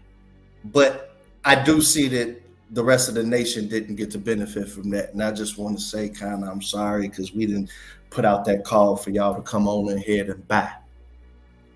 And I think that's why they telling y'all Chicago's such a hellhole now. But that's it. I think they're just two different messages. That's all I'm pointing out. I'm not criticizing one versus the other. I'm saying that the average man stands a better chance of listening to Tyler Perry's message and taking that and running with it. the average man stands a very little chance of becoming President Obama or becoming some elected official. So is that a reason for the average man not to take an Obama path? No, what I'm saying is that I think this is a good message for the Democrats to get out. Someone like Tyler Perry's message is different from Obama's, and I think that this is what the Democrats have been missing. If you ask me, I can't think of a Democrat that can even give this message. Well, there's a Democrat on the screen doing it. Aside from Tyler Perry, I can't think of another Democrat, black or white, that can give this speech. I just, it may not be in Atlanta, but you know what I mean? Like, I can't hear one pull myself. Okay. You know what? This argument will go round and round. I simply think your opinion is uninformed. Well, let me ask you this question. Can you think of another Democrat with a Tyler Perry like short? Well, I can think of my father. Well, I mean a prominent Democrat like Tyler Perry, right? Well, no. Prominent. But I bet there is one. I can't think of one, and neither can you. Does that mean there's not one? But like, okay, 12th man, not now. I think that's the point that I'm making, Stanley. And again, I'm not criticizing. Don't feel like you got to defend the Democrats because I'm not criticizing. Oh, I don't feel that I have to defend anybody. I'm just basically taking your argument on its face in saying you're not informed enough, and frankly, neither am I, to make these grand pronouncements. Well, I'm sure there's another prominent Democrat out there. We got Democrat billionaires. He's not the only one. But I think that the Democrat billionaires that you have out there, they can't put them out there. Maybe they're big time capitalists for whatever reason. They don't want to put them out there. They don't resonate with average everyday Americans, but I think Tyler Perry does. And I think that is the weak spot. If I were a Democrat, campaign strategy, I would say we need more people like this. Did you hear that crowd yell for him? We listened to Obama. The crowd didn't yell like that for him. Well, maybe they were yelling for the race part. That's really your original point, right? Whatever the case may be, he was able to get them up in the yell. Obama, and again, I'm not criticizing Obama, so I hope you don't jump to his defense. Oh, I don't need to. Why would I need to defend Obama? All right, but let me finish there. When I listened to him, he was rolling out the same old lines: "Don't boo, vote." Like he just great line. You talking about Obama recently, right, John? Right. Yeah. He has lost some luster. It didn't hit, man. Like Tyler Perry is hidden. Most of these people in here probably don't even watch Tyler Perry's movies. I don't. I don't. And a lot of these people in the nobody here does. A lot of the people on the panel and the chat, people in the chat or the panel don't watch his movies. Probably are repulsed by his movie. I'm looking in the chat. People are talking about. I keep seeing him in a dress, but when you listen to him, if you close your eyes and just listen to what he's saying, it's an inspirational message. It's in rags to riches. Pull yourself up by your bootstrap. Go from a little small studio to the next studio to the next studio. It's a good speech. That's something that, in my opinion, the Democrats have lost out on. And somebody knocking at my fucking door. Yeah, I'll be right back. Hit play on it before you go. Oh, that back. Who you think gonna win, Stan? I paid everybody's taxes all for years, so that they can keep their houses.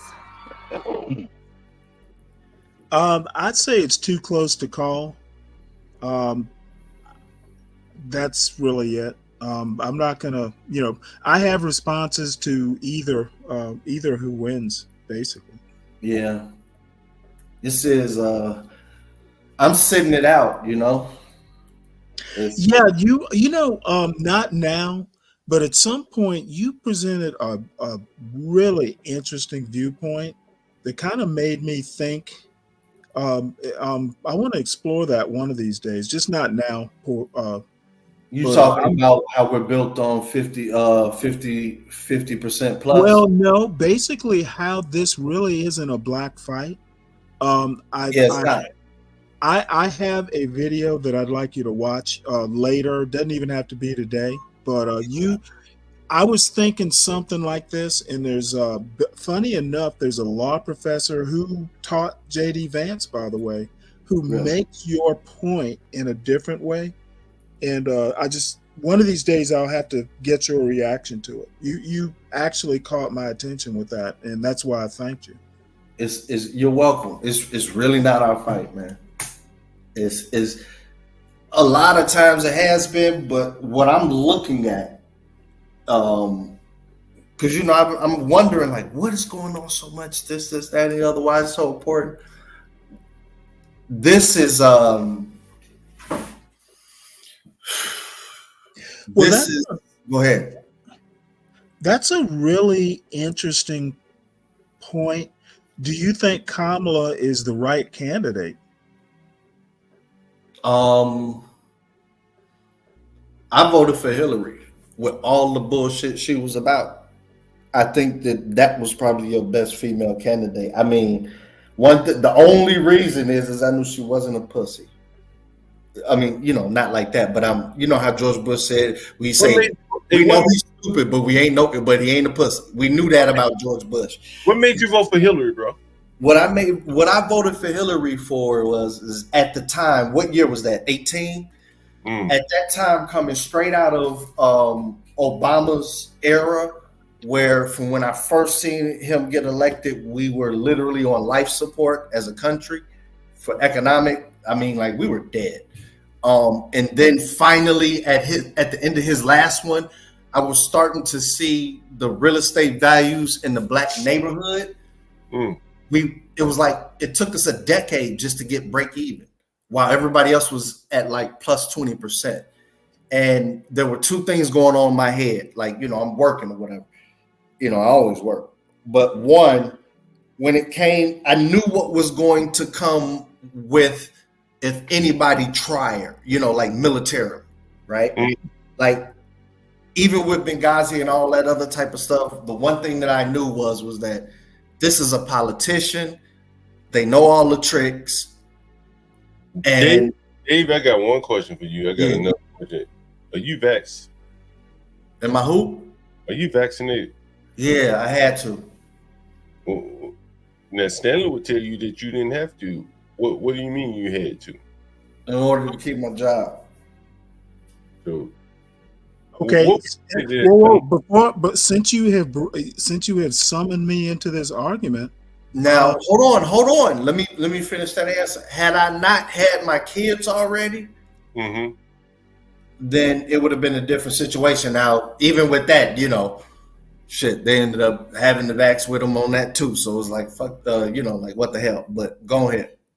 Well, no, I was about to say that doesn't change much. You actually do have a choice. You just prioritized your job over what you would have done had you not had kids. Doesn't change my point, John. No. He said he was forced, and I wanted you to clarify. He was not forced. He had a choice. Yeah, I had a choice. If you want to put it like that, you could quit and starve. He had a choice. John, CKJ, if you're in the chat still, and if you could join the panel, I want to hear your stance on this. I would like for you to expound on it. He says, I bet Stanley doesn't know that part of having an oil tycoon stepfather, Obama is more like Trump than Tyler Perry. I want to hear like what made you say that and why you said that. He started talking about Barry Soda wrote. Well, wait, hold it. Lolo. You're asking me or Dave? He talking about CKJ3. Now no. Are you asking me because the CKJ3 was? I'm more tribal in my voting. Like if a Republican came out of Chicago, that's who I'm voting for. Well, here's I just want to get as much money back as close to where I live as possible from what I put in taxes. My response to CKJ3 is, number one, how is it relevant to my point? And number two, did Obama's stepfather give him $100,000 to start a business or go to school? That's my response. Yeah, I just wanted to hear what made him say that. That's all. Oh, what made CKJ3? How many people? I just wanted to hear his position on his comment. That's all. How many people have heard of Lolo Sodero? CK, come up. I haven't. You've never heard of Lolo Sodero? No. I haven't either. My thing. Okay. Hold on for 1 minute. 1 minute. I'll let you go. Mm-hmm. We got some people screaming about Lolo, and who they talking about is not Lolo that comes up on the panel, but they talking about Lolo Sodero. Indonesia. Man, I can't believe you don't know this. Stanley, you gotta know everything about Obama. No, actually, I don't. No, I don't. I didn't care nothing about it. Obama's mama ran off to Indonesia. I think it was Indonesia. She got with a man, Lolo Sodero. Lolo Sodero. You often sometimes hear people when they want to, I guess you want to say slander Barry Obama. They would call him Barry Sodero. Oh, okay. No, I saw that being bandied about, but I didn't watch the videos. Well, if you read Obama's books, he talks about Lolo. Does he? I haven't read Obama's books. Yeah, if you read his books, he talks about Lolo. And then if you read Steve Saylor's mirror book of Lolo of Obama, remember I mentioned the real title, the full title of Obama's book. Remember that, right? You know, y'all know more about Obama than you do Trump. I find that interesting. Because there's another reason why Trump is popular also. Like for me, George Floyd changed a lot for me because I was under the belief that most of these black people hated America. But I realized, and the Trump election, I realized that, you know, I ride with my tribe. So when my tribe, you know, I try to get the vibe of the tribe. So y'all almost had me, not y'all, but, you know, black people almost had me convinced that they hated this shit. And then when I saw the George Floyd, but most importantly, when Trump was in office and I started hearing black folk, old black folk and everybody else talking about, did you hear what he said about the FBI and the CIA? That's not right. He's diminishing their quality and he's diminishing the respect. And I'm sitting there like, wait a minute. Shown on the screen here is from Wikipedia. And this is Lena Dunham. I think Obama's mother's name was Lena Dunham. Yeah. 1963, Lena Dunham met Lolo Sodero at the University of what? Hawaii. Hawaii? He was an Indonesian East-West Center graduate student in geography. And they did what? They got what? They got married. And you guys, I'll leave the rest of that to read for yourself. It's up to you. Well, I'm trying to figure out why is this important to know? If you read it, if you're reading it, if you read about who is Lolo? If you read it, who is Lolo? Who is Jungle? Right. Is that his daddy? If you read about Obama was born with a silver spoon up his ass, basically. You know what? He was like Kamala. First off, he wasn't. It's a stepfather. He didn't live very long with him. And 12th man, by the way, later on tonight. Wait a minute, is Lolo his daddy? No, stepfather or some bullshit. Jesus Christ. Later on tonight, what, Stanley? You gonna make me a promise, brother? No. Before we get to any promises I make to you, you spoke about income taxes, and I have a little video clip that will teach you. Stanley, you ever heard of the Punahou? The Punahou, what is that? No, is anyone ever heard of Punahou? No, it looked like a little college in Hawaii. Are you taught? Nobody. Anyone ever heard of Punahou? 12 men. Anyone ever heard of Punahou? No, sir. I haven't. No one ever heard of Punahou? No one. What is that? Punahou is it's where Obama went to high school. Oh, that's important. No, I'm just telling you. Listen, that's a history lesson. For the people that say that he didn't grew up with a silver spoon in his mouth. This is a very, very. I'm literally saying he did not grow up with a silver spoon in his mouth. This is a very, He very. did. This is a very, very elite. You know school. what, 12th man? You. It's a very, very elite school, and you know you have to say. Do you know you can be a scholarship student to elite schools? He wasn't a scholarship. Did you know that? He wasn't a scholarship student. How do you know? Because Who paid his tuition is what I'm asking. His grandfather, if I'm not mistaken, was an executive at a bank. Did very well indeed. I think he said. I think at the time he was making about $500,000. If my memory serves me correctly. These people were not poor. Nobody said they were poor. Right. I'm saying he wasn't born with a silver spoon in his mouth. There's a difference. It depends on what color, well, you know, how, you know, what you actually, it doesn't depend. And if it does depend, your opinion is just an opinion. And she never worked at McDonald's. I only take your opinions when you're sober. What I'm saying is that this man did not grow up poor. I didn't say he did. I said he didn't grow up with a silver spoon in his mouth. So should he have grown up poor? Like, I'm not understanding. I'm not saying anything, but what I'm saying is this man clearly, by connection, let me finish, Stanley. By connection with Lolo Soderbergh, by connection with other people, I can't name all the names. You know, there's something there that we don't know. There is what I'm saying is that, and since he's not running for president, who cares? Well, that's clearly true as well. He's not running for president, but this is kind of revisionist history here. In that, you know, most of you guys didn't notice about this school.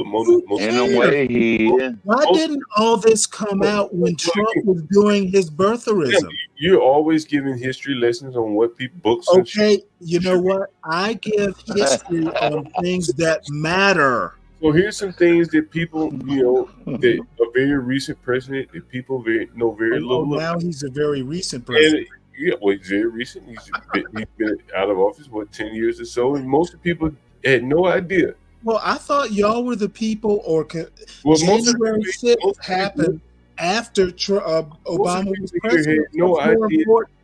Most of the people here had no idea. January 6th or a very recent president? Most of the people here had no idea that, you know, Lolo Soderbergh, Barry Soderbergh, there are records of him. Let me see what else I can find. Soderbergh just. Guess what? Tomorrow, when they sober up, they still won't know. That's true. That's true. And neither will you when you get through your next box of Bud Light, Stanley. Yeah, well, I'm sure that stung. Anyway, you know, it's just a history lesson. Trying to sting. For people that didn't know, you know, they may have found it interesting. Someone in the chat was talking about Lolo, so I figured it was worth mentioning. For Portia, other people that had never heard of Lolo Soderbergh, so there's Lolo Soderbergh. You can dig deeper into that if you Google his name, Lolo Soderbergh, an Indonesian businessman that Obama seemingly had some interesting feelings about him because he was a businessman. It's worth looking into. Yeah. Lolo Soderbergh. Well, John Gall, I heard the Atlanta rally was live earlier, like that one video you were playing. That's just part of it, but it was live in Atlanta. No, I'm sorry. I get pushed. You know if it's still live? We're gonna get back to it. Sorry, 12 man. I'm sorry, Portia. I got you off. Sorry about that. I didn't mean to interrupt. It wasn't you. It was me. I've been interrupting 12 minutes. I only like to interrupt Stanley. You didn't interrupt me. You're good. Anyway, go ahead, Portia. Sorry about that.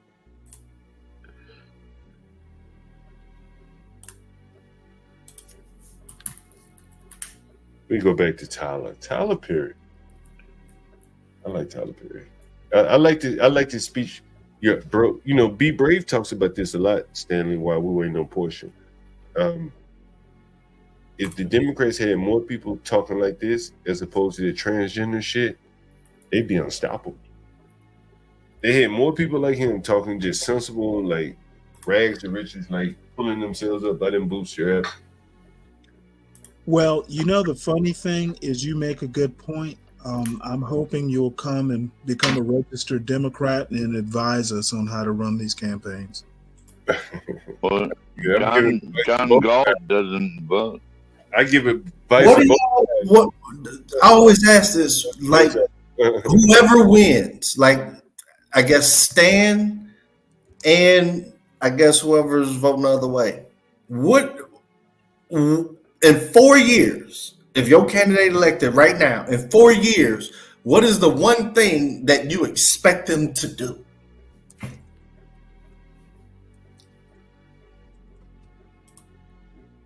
Don't be quiet, little mouses here. You've been talking a lot up until now. Just one. Well, stop the bleeding at least a little bit. That's what I expect. I don't expect them to fix nothing, but at least just as, put a splint around it for at least a little while, so at least more people can get prepared and do what they got to do. Well, I think one of the most interesting things is how people like 12th Man tend to vote against their own interests. If you actually think Trump is a populist and cares about Joe Sixpack, what did I say more about power, more power to Trump. Stanley, Stanley.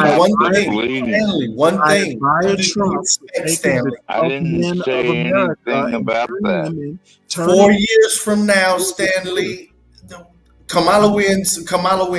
4 years from now, what is the one thing that you expect that if you hold on before you get off your couch, because I'm voting and you're not apparently. Let me finish off 12th Man. Then I know my one thing. It's always been the same thing. That's what I can deal with. Stanley, don't finish off 12 Man. Just like for the sake of the conversation, just go ahead and answer the question. Right. You know what? I expect. No, what do you want? Whatever it is she's gonna do. No, but that's not the question he asked you. What would you like? One thing that and we ask people this on the street interviews. What I would like her to do is basically control the border, so people like John Galt have nothing to talk about in 4 years. How about that? Yeah. All right, that's the one thing. My one thing was the one reason why I'm sitting on the sideline. Oh well, Listen. Go ahead. And I was hoping Kamala would do it. I had already heard from Don a lot. I haven't heard not one policy about how we're gonna get the 20s, the people in their 20s, to be like not just educated about it, but where's the guarantee for employment? Okay, hold on one sec. The push. That was my thing. Like, I had to find something because these people weren't going. I know they really can't do nothing. Understood. Have you read? I've got a PDF of her policy statements. Would you like them? Yeah, I would like for you to tell me. Let me just tell me one, because hold on. Okay, I will. Let me find the PDF from her website, and I'll put it in the back chat, and you can see if what you're looking for is there. I looked. I don't know what this is. If this is something new that only you have. This is her policy statements. I've read those. Okay. 56 pages of bullshit. So what you were looking for isn't there? Gotcha. It isn't, because I was really hoping for the job guarantee. Is that what you're looking for? No, before they were doing the college student loan. Like, I saw that as, okay, if you're going to promote the trades, like, I saw it differently than everybody else. The trades, for every trade that I know, max cost is like $17,000. And okay, so what are you expecting the federal government to do about it? Education is a local issue. Listen, no, not the 20,000. We're going to wipe out 20,000 of it, which basically would have made, which any level. I was like, give me 10 across the board, I would have known that America is serious about the future. I'm thoroughly confused. Can you be more specific? You're Student talking loan, federal student loans. Oh, okay. Student loans. So what are you looking for? That was like I'm just looking. Me personally, I had to figure out that everything that I wanted, neither candidate was going to get. So I said, well, stop thinking about myself. What is the one thing like effective to my life? I'm like, well, I definitely want a better future for these kids. I said, whichever one of these people, if they have like a coherent policy for that 20-year-old group, then I'm going to vote for them. Okay, well, let me address this in a way you're not. And the closest thing forward was expecting the federal government or Kamala Harris to guarantee your kid's future. You are looking in the wrong place. You're not hearing what I'm saying. Hold on. Hold on, Stan. That works for other people. Finish my point, please. I'm a totally. Let me finish my point. No, if you are looking for, you're not going to be able to finish this, Stan. I'm going to say that right now. You're not going to be able to finish your point, in the wrong place. You're not going to cut me off and then say you're going to make your point. I'm not attacking you or nothing like that. Come on, Stanley. The only thing that's going to stop this is the moderator. Come on, Stanley. Come on, attacking anybody. I do this shit all day, man. This is addressing your concern. I keep getting my work if done. You are looking for what I'm asking. And what the closest thing what it was the federal student loan forgiveness of like 20 grand. Okay, why? Because that 20 grand would have made every single trade, carpentry, electrician, plumbing, would have basically made it free with no student loan. Why are you looking for Kamala Harris to guarantee your kid's future? That's my question. Did you hear mine? You know what? Did you hear my question? When you did you hear my question? When you answer, did you hear my? It's a yes or no. No, I didn't. What's your question? Okay, my question was. Make it quick. I will. Yeah. Real quick and curt. What policies does either candidate have that you know of that you can tell me right now that is targeting on making sure that the 20-year-olds have a brighter future? No candidate can do that. Okay, there you go. Why would they make a policy on guaranteeing a 20-year-old their future? That's utopian. Hey, Portia, you want to get back to Tyler Perry? We're way off base. Yeah.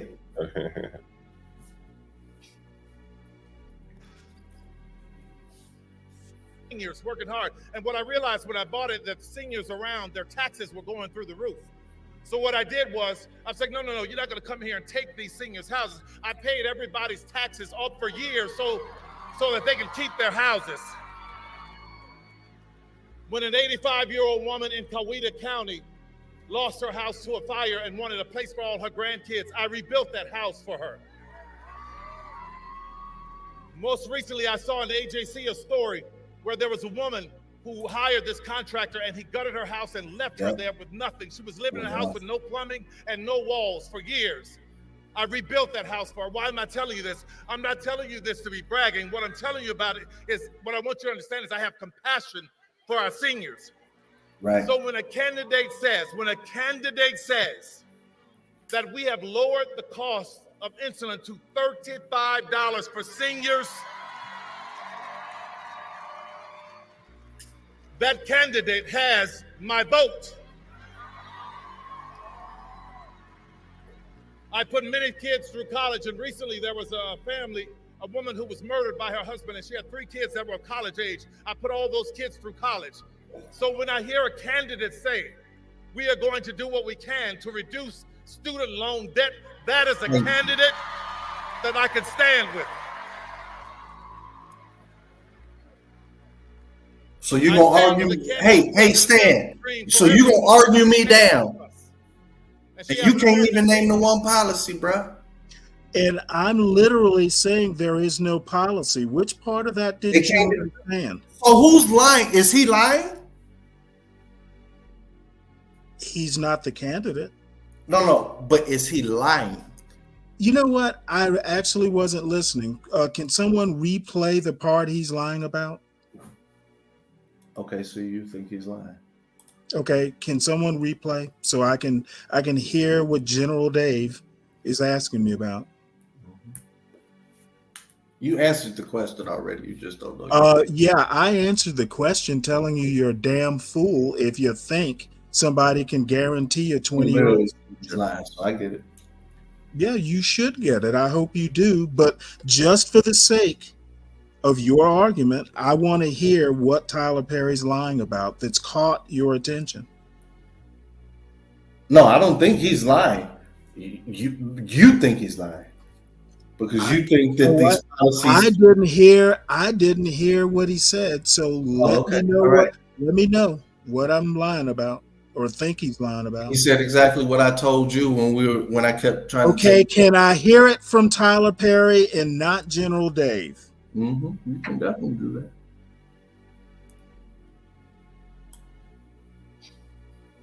Grandkids, I rebuilt that house for her.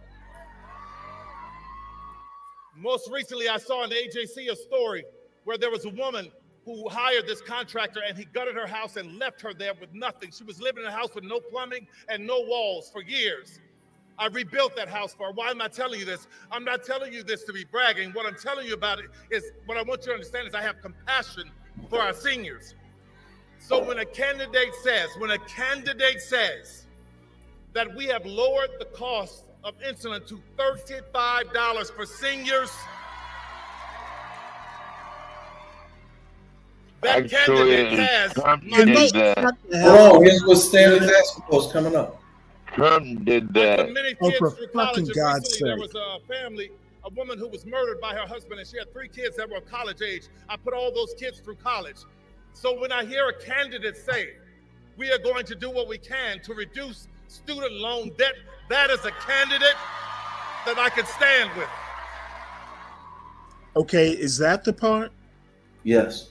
Okay, can we pause it right there? Okay, what she said, she's going to reduce the burden of student loan debt. So how is this exactly guaranteeing the future of a 20-year-old? Who's the most likely people to be having student loan debt? The new ones.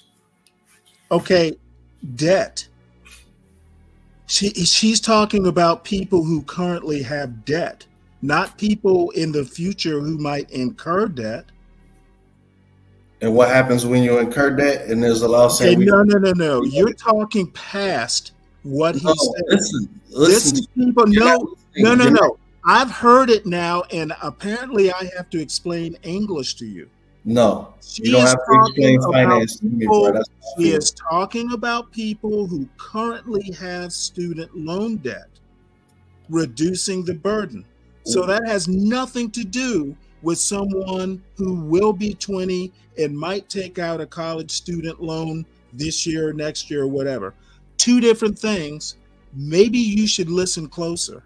So when the law is passed, it literally took me 2 seconds to hear him, and I've answered your question. Now, if you want to move beyond, I do want to move beyond that. We're not going to find common ground. I literally just explained what he said to you, and you can't take it now. Yeah, you're right. We're not going to find people who currently have debt. She is going to try and reduce. I heard what you said. I just said I disagree, and we're not going to find common ground. What does this have to do with 20-year-olds? Saying it all over again doesn't make it right. I disagree. There's nothing you're going to say that makes me agree. The goalpost. I argue. You're moving the goalpost. I'm not. I literally just told you. I'm basically saying you win. You understand what she meant? You win. You win. You understand? I understand you win. Okay, well, you know what? I'll take it. You beat the horse. You beat the horse to death already, Stanley. You know what? I want to make sure that he understands. If you're going to ask me a question, you need to make sure of what you're asking me. All right, more of the video portion. Who has an American dream for everyone. She stands with us. And she has an American dream for our children. And let me tell you something about the children. I don't know if you remember, but her DNC speech was great, right? But there's a moment that you may have missed. When the cameras were rolling and she was walking around and the balloons are falling and confetti's falling, I'm watching her smile and wave. Her family comes out, but there are two little girls on the stage. And I see her constantly making sure they're okay, not getting too close to the edge. That's what you want. See, the little things will tell you about the heart of a person.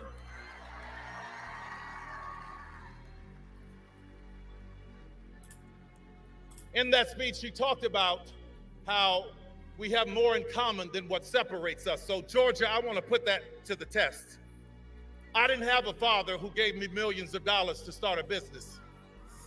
Did you? Didn't think so. My mother didn't have some great legacy, but she taught me how to pray my way through a situation.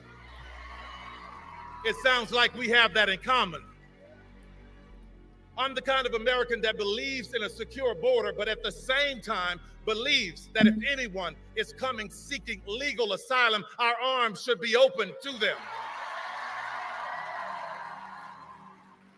I'm the kind of American that believes that if you are running for office, you shouldn't sink and tank a bipartisan bill to help the border so that you could use it for your own glory.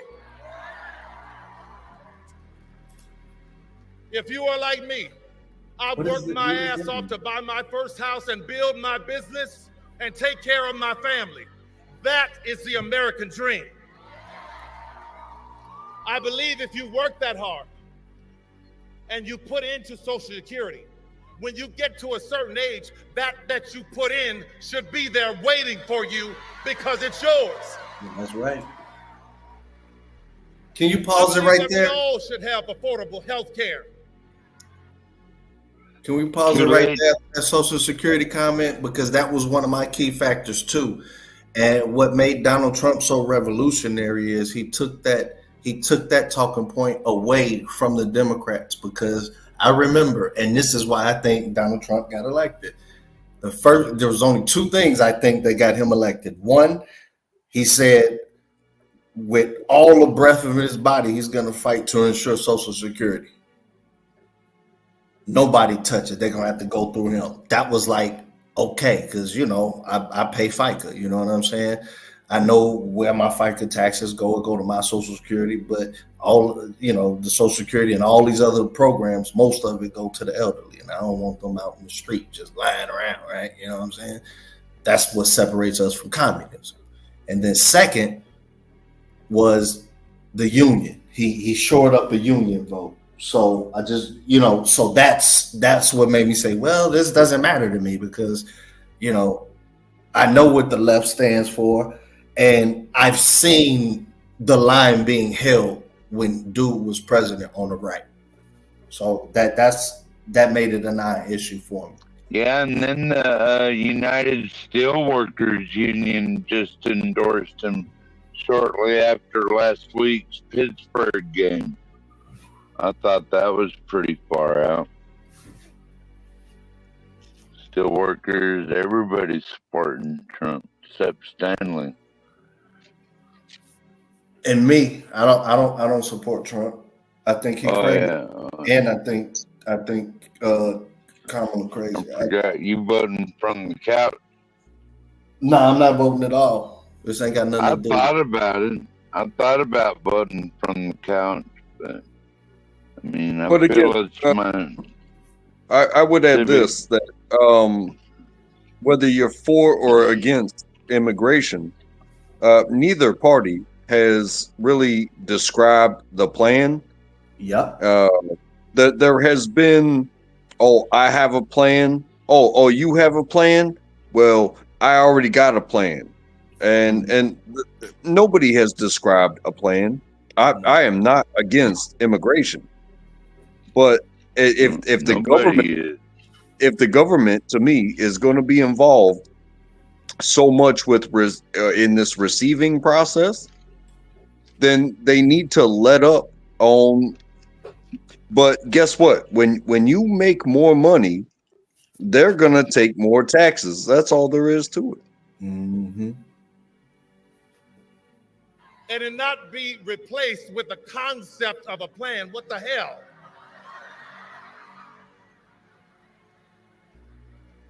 I'm the kind of American that believes that no matter what your party, we ought to be able to sit down and have civil conversation so that we can work toward a solution, the same as I do with our governor, Brian Kemp.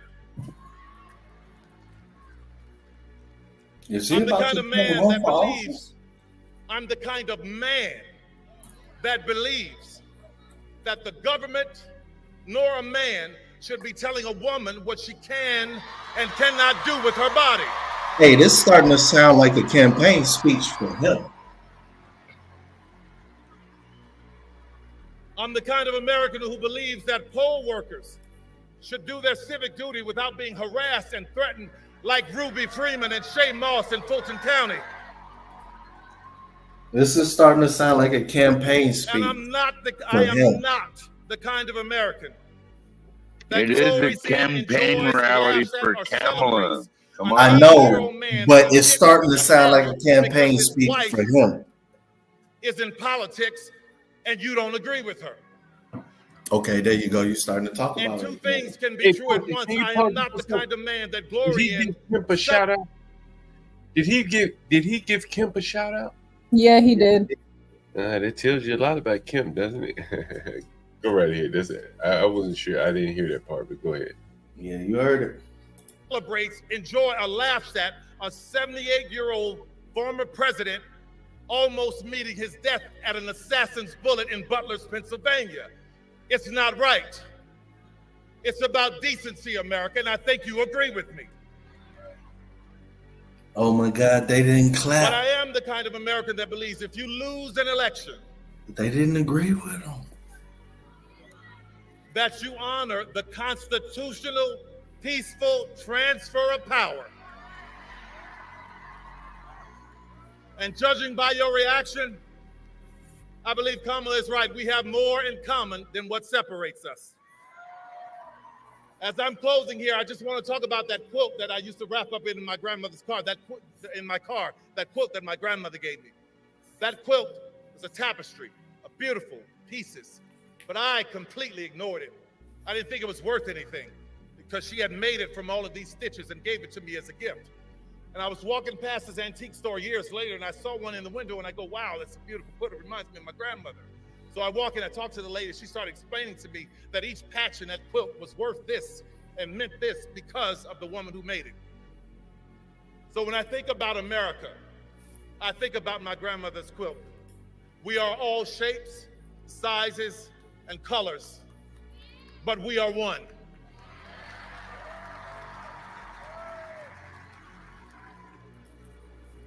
And it was so important for me to stand with a candidate who understands that we as America, we are a quilt. And I could never stand with a candidate who wants America to be a sheet.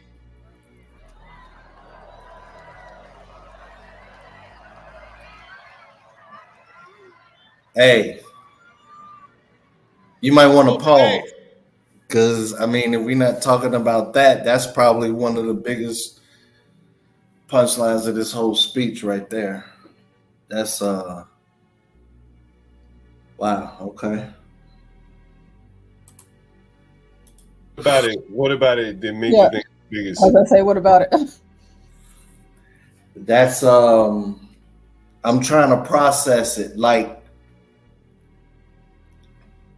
throughout the whole speech, it's this, that, and the other. Like the wordplay on that, like.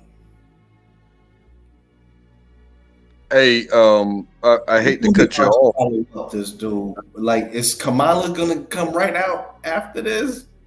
No. Hey, I hate to cut you off. No, but, she retired for the next couple of weeks. What? Wait a minute, Kamala's really not coming out? No, she's not coming after Tyler. Obama is. Neither. Wait, no, but please. Wait. Hold on for 1 second. So is Kamala gonna come at all? Yeah. I think she's supposed to be at this one. Yeah. Oh, okay. And then, but Obama's coming next. Boy, Obama's got a tough act to follow. Man. Go ahead and try. Yeah, I was just gonna say, did it click with anybody that he said that he was going or he wanted America to be a sheet for all? No, he said, I want I'm America to be a quilt, while Donald Trump wants it to be a sheet. Yeah, I didn't hear that. I wasn't listening. That's why I paused it, because it seemed I was waiting for somebody to have a reaction. He said he made that whole story about this quilt. He's going into this, that, and the other. And he says that's the type of person I want. Somebody who sees that we're all different. We can patch together like a quilt. While Donald Trump so I would rather have my grandmother's quilt than the sheet for all. You know what I mean? Maybe that's where I missed what was said. Yeah. Okay. Yes, I would definitely rather have. J-Dub got me, boy. J-Dub said, "Hey, man, you're not making a point here." Did anybody get what the sheet meant? Go ahead and tell us, Stanley. Go ahead and tell us. It was a reference to the Klan. I felt that way. Yeah, and it was a funny one, subtle. And you know, I think that's where I was kind of getting at, where maybe I missed some words, but I heard the sheet and I heard the quilt, and I know what a quilt is. So yeah, I would rather have the quilt. Do you know what a sheet is? Yes. Okay, just checking. Yes, I do. So what do you want to talk about, Dave? I think y'all we done all said it. You know, okay, what kind of reaction were you expecting? Some type of reaction, because it wasn't any. I'm trying to figure out, what were you expecting? What kind of reaction? At least somebody acknowledging, like, wow, that was a zinger. Oh. It wasn't that good. I know, but it was some wordplay in there. Yeah, it was some wordplay in there. Okay. I voted for Kamala Harris.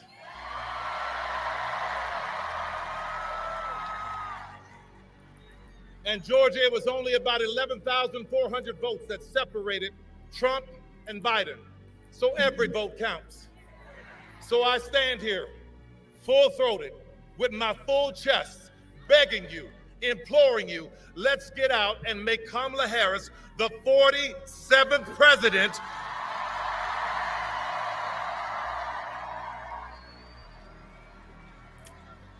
of the United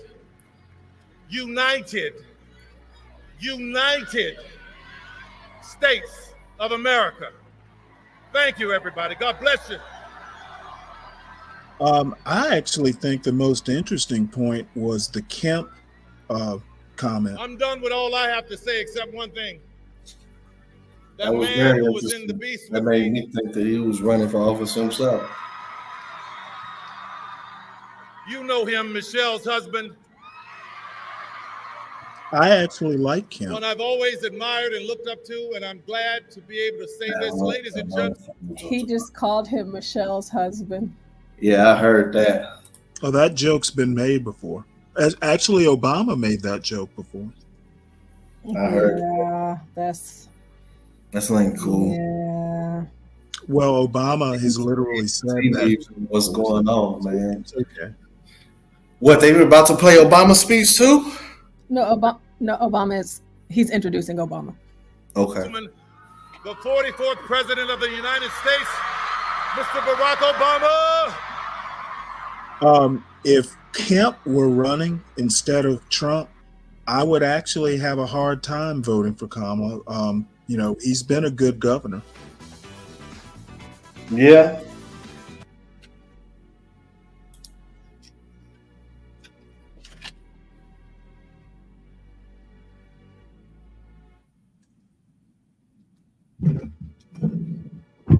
Man, he grades so much. Boy, that office takes so much from you. Hey, Stanley, I wanted to say one of the reasons why you're probably high on Kemp is that the media has been very kind to Kemp. No, one of them is Ahmaud Arbery, and the other one is African American AP African American Studies. And I'll talk about it once this is over. Those are two specific things, and other things as well. But if Kemp came up in a presidential campaign against a Democrat, the media would smear him as all kind of Republican. He did this or he did that. So I guarantee you. Well, probably so. I don't doubt that, but it wouldn't persuade me because I'm literally a Georgia resident and know what he's done and what he's done for the state. So media wouldn't sway me. I bet you would persuade a lot of Atlanta residents. Oh, you're in the battleground state, right? Oh, yeah. Man. That would be interesting, and I hope Kemp does run one day. Remember Stacey Abrams? Kemp does not get a whole lot of.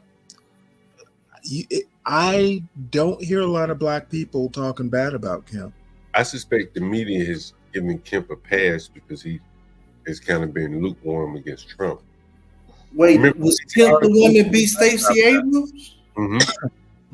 Yeah, he beat Stacey Abrams, and quite frankly, him beating Stacey Abrams says a lot about black people. They weren't all in for Stacey Abrams. She probably won 95% of black votes. Yeah. They weren't all in for Stacey Abrams. Is my point. 95%. 95% isn't 100%. See, right. Bruce Springsteen. You got Tyler Perry. You got a couple of guys from those Capital One commercials. If that doesn't get you fired up to vote, I don't know what will. You right about that. Now, you've heard this already. I am going to repeat it. We are going to keep repeating it. Here in Georgia, early voting has already started. Vote early and vote on. If you have not already, go vote. Return your absentee ballot. If you're going to vote, remember to bring your photo ID. If you need to figure out where to go to iwillvote.com/GA, and then you get your friends and you get your family to make a plan to vote. Because together we have a chance to choose a new generation of leadership in this country. Right. And start building a better and stronger and fair and more hopeful America. Now, I love you too.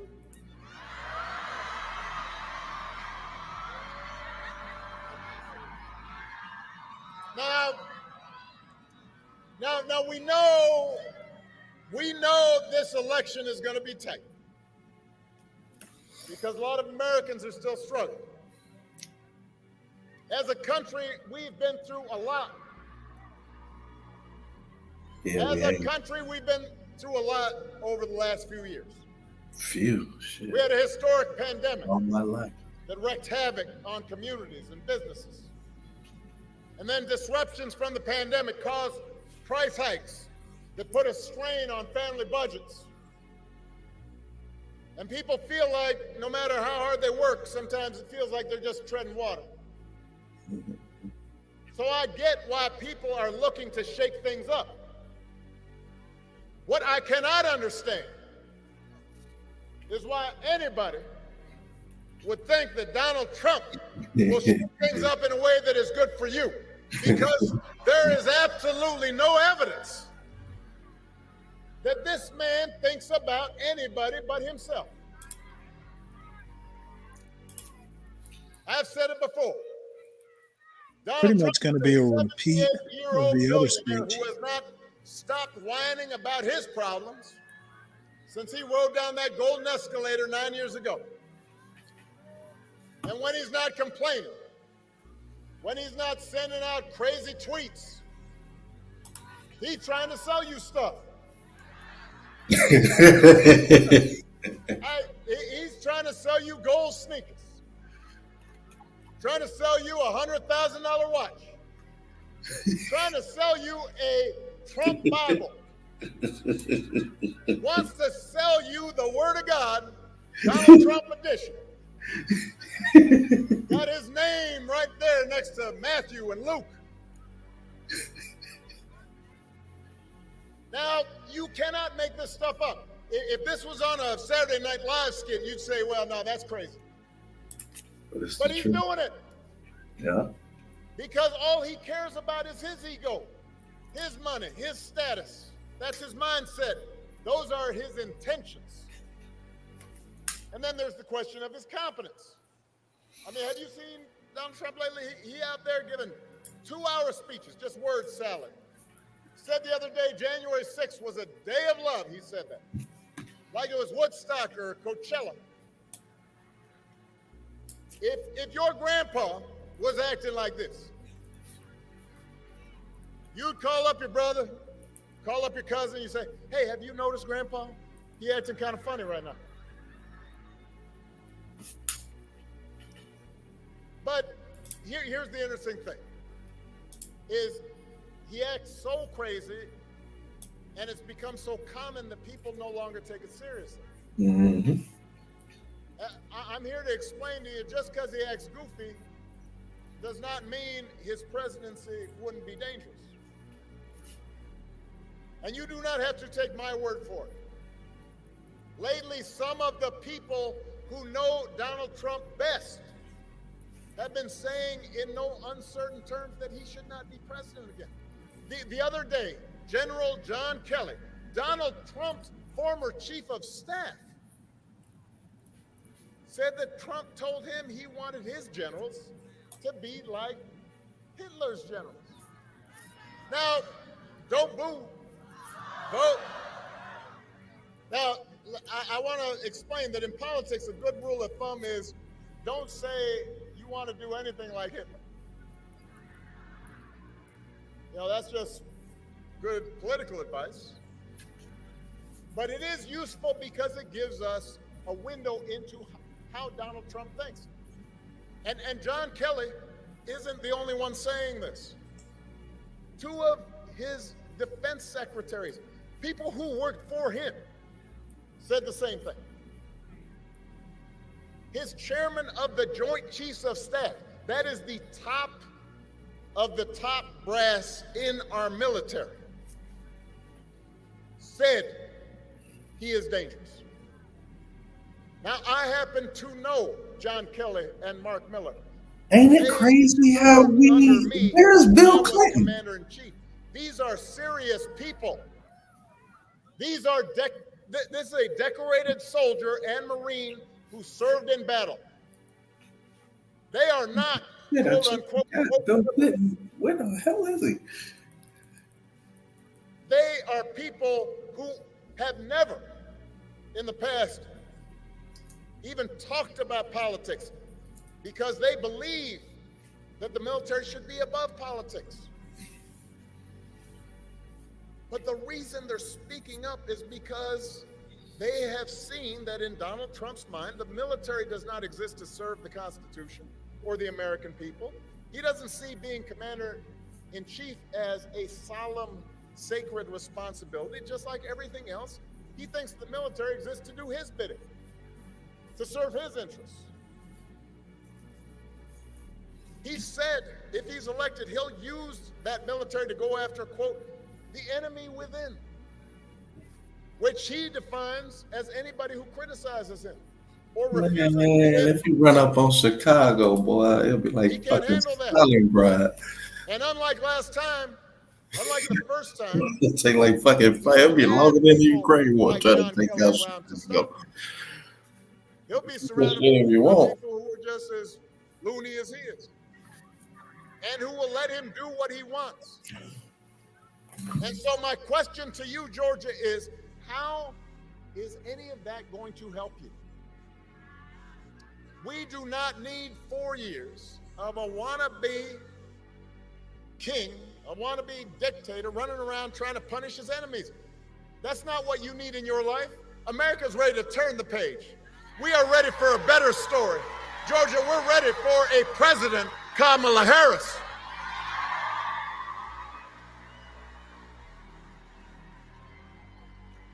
And the good news is that Kamala Harris is ready for the job.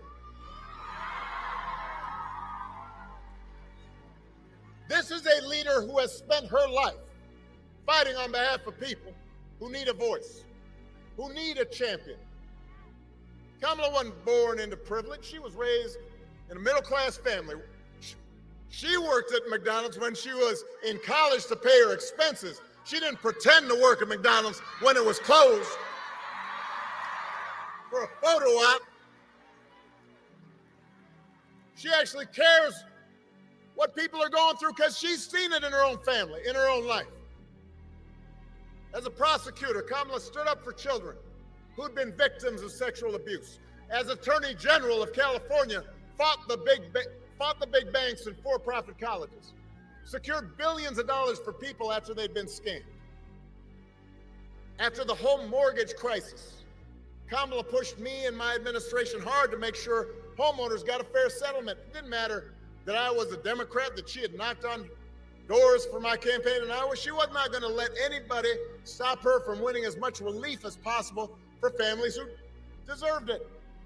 So the point I'm making, if you elect Kamala Harris, she will not be focused on her problems, her ego, her money.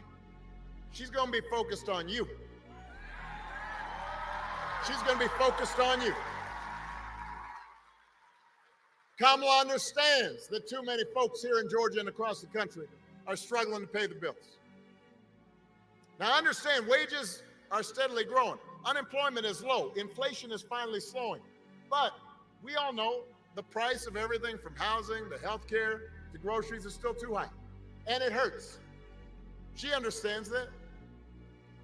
The question is, who's really going to do something about it? So Donald Trump's plan is to give another massive tax cut to billionaires and big corporations. Because he was a reality star on The Apprentice, there's some folks who think, well, I don't know, he's a businessman. He must know something about the economy. I've heard people say this, right? I'll talk to them. Why would you think about voting for this guy? Well, I remember the economy when he first came in, it was pretty good. Yeah, it was good because it was my economy.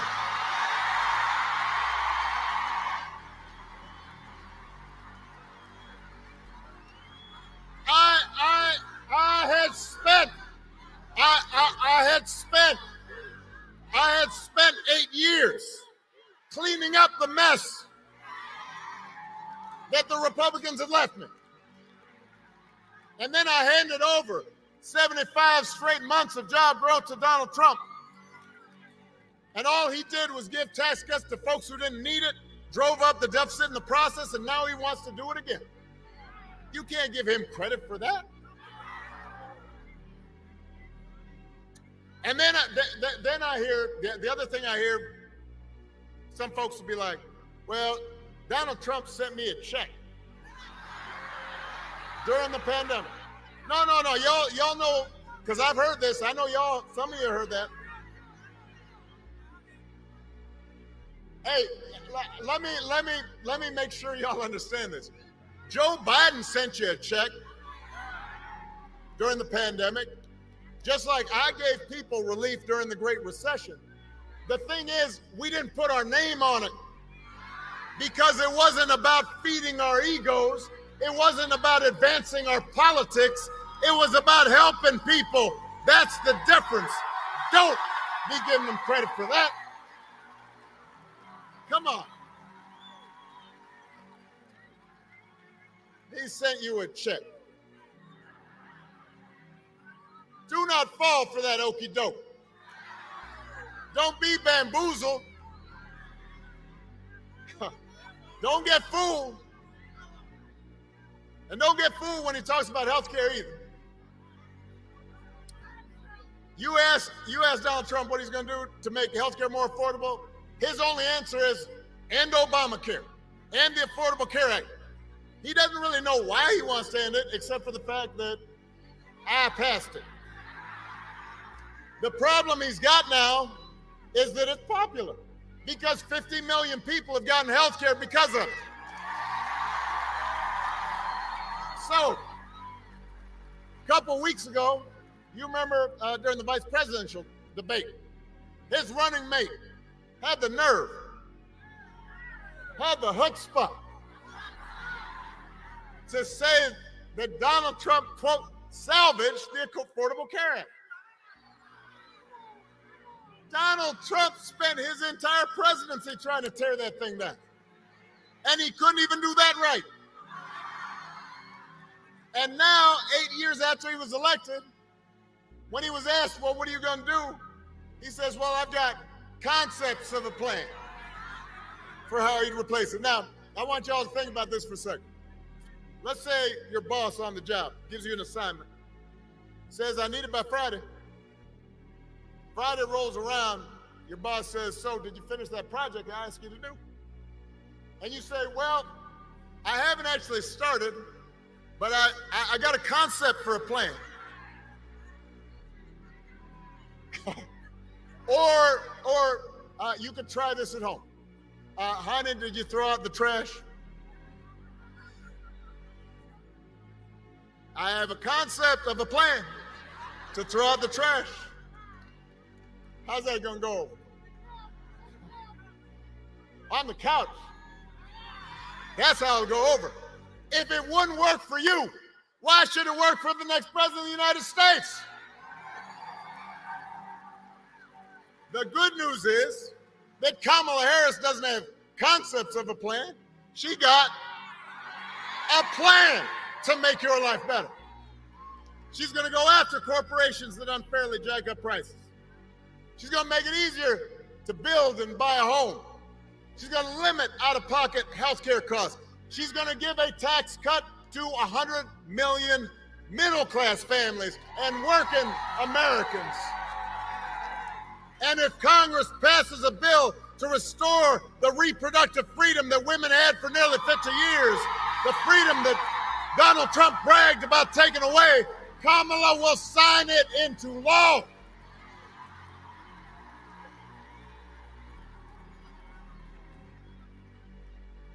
It's an example of how elections matter. And I have to say, I get why folks get frustrated with politics. I do too sometimes.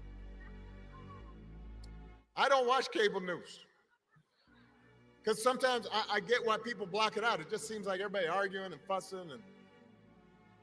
But I always tell people, look, politics, it's not going to solve all your problems.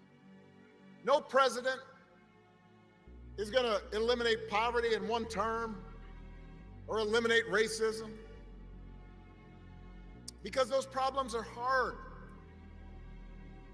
It takes steps, a little bit at a time, but your vote matters because that little bit of a time, that incremental improvement, that adds up.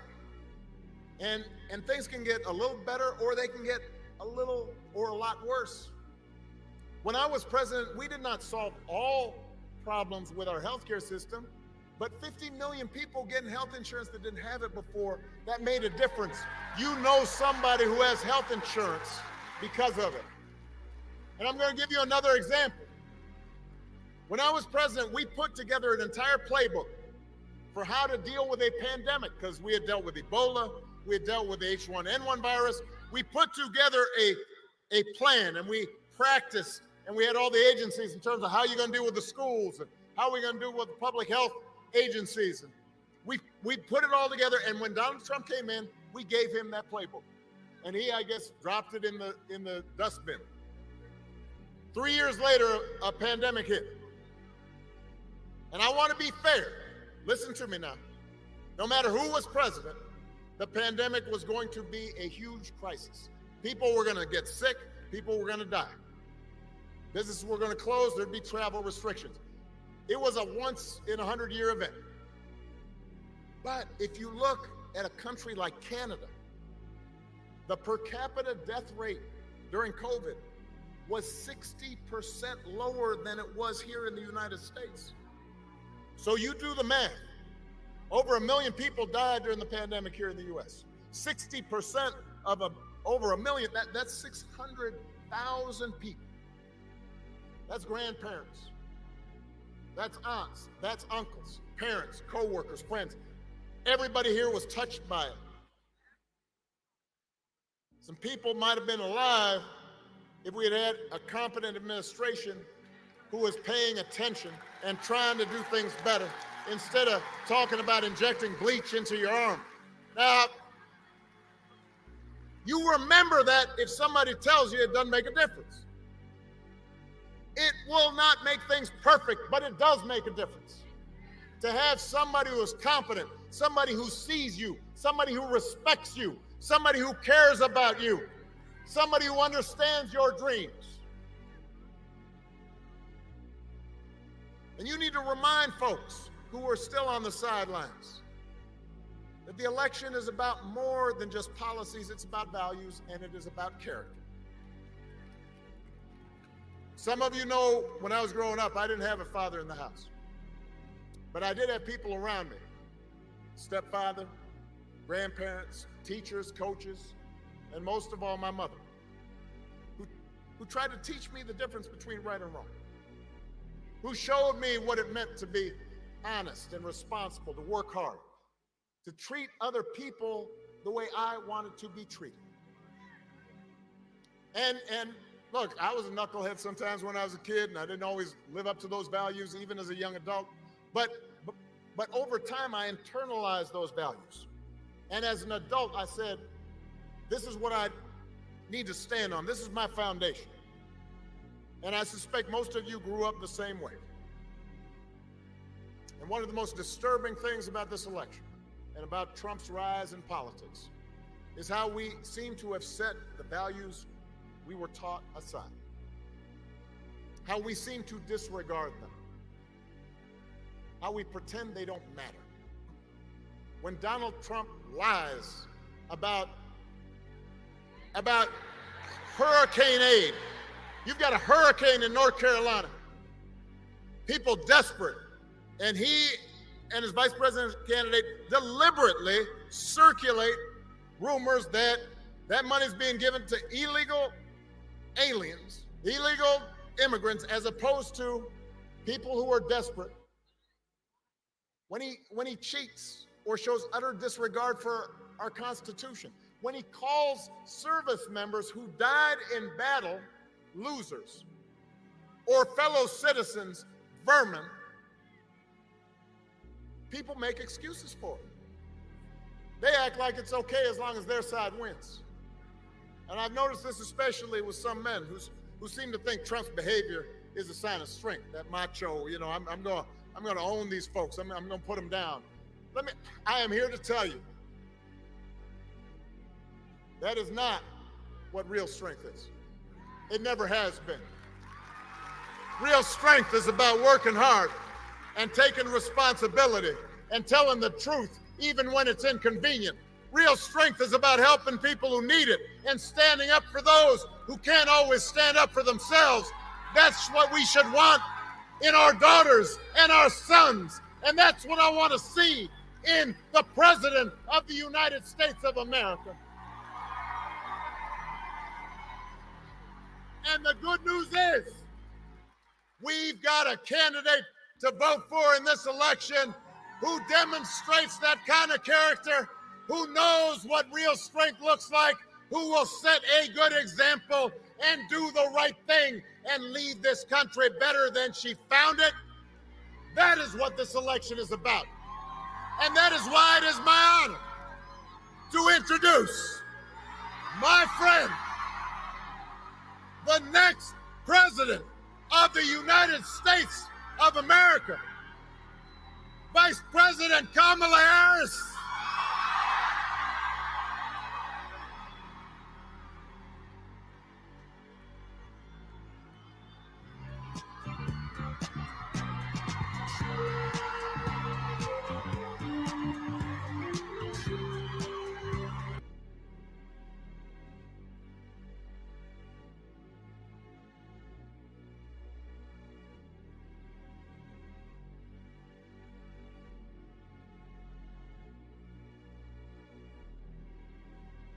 I don't like her outfit, but you know, it's fine.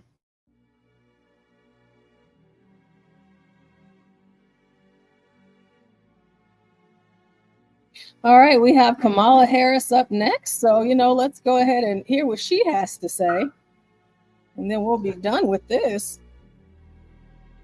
Well, I hope the first thing she addresses is your critique of her style. I hope so. I know she doesn't pick her own outfit, Stanley. These people have Come style. on now, she's 60. Yeah, I mean, I think without the jacket, it would be dressed better. like an older AKA.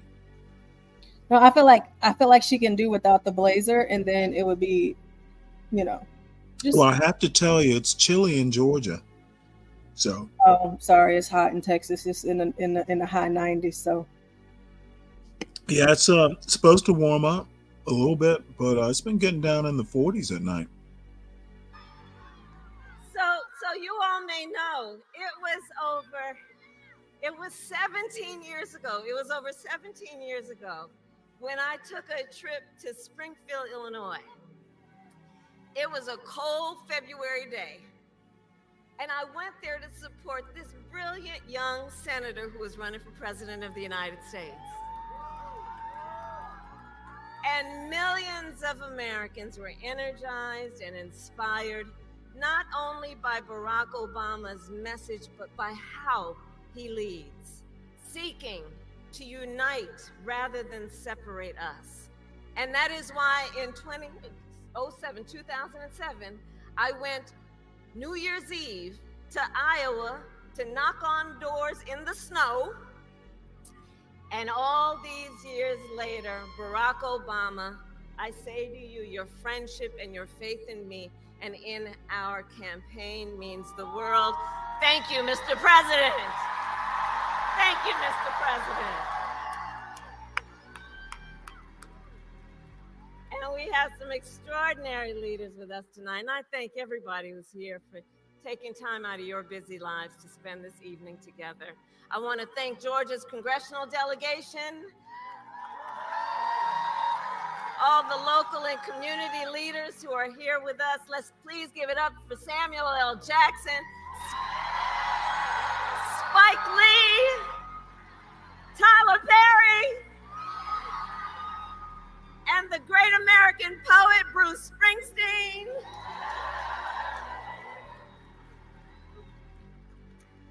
So Atlanta, before I was Vice President of the United States, before I was a United States Senator, and before that, a two-term Attorney General for the state of California, and before that, a district attorney and a courtroom prosecutor. And in those roles, I took on perpetrators of all kinds, predators, fraudsters, and repeat offenders. I took them on and I won. Well, Georgia, in 12 days, it's Donald Trump's turn. It's his turn. Just 12 days left in one of the most consequential elections of our lifetime.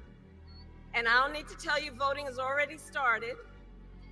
And everybody here knows it's going to be a tight race until the very end.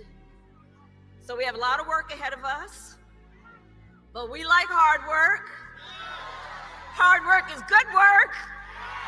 Hard work is joyful work. And make no mistake, we will win. We will win. We will win. Or as a certain former president would say, yes, we can.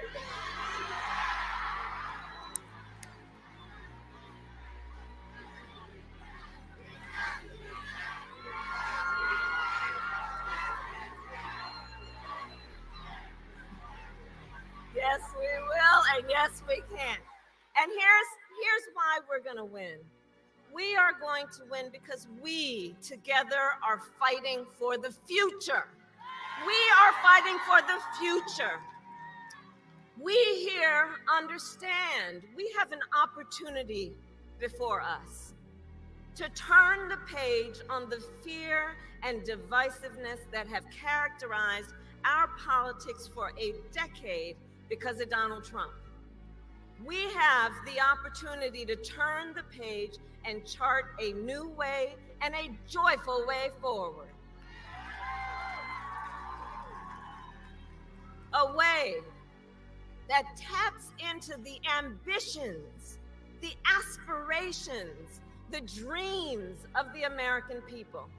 And I will tell you, as I travel our country, there is an overwhelming call for a fresh start, for a new generation of leadership that is optimistic and excited about what we can do together. There is a yearning for a president of the United States who will see you, who gets you, and who will fight for you.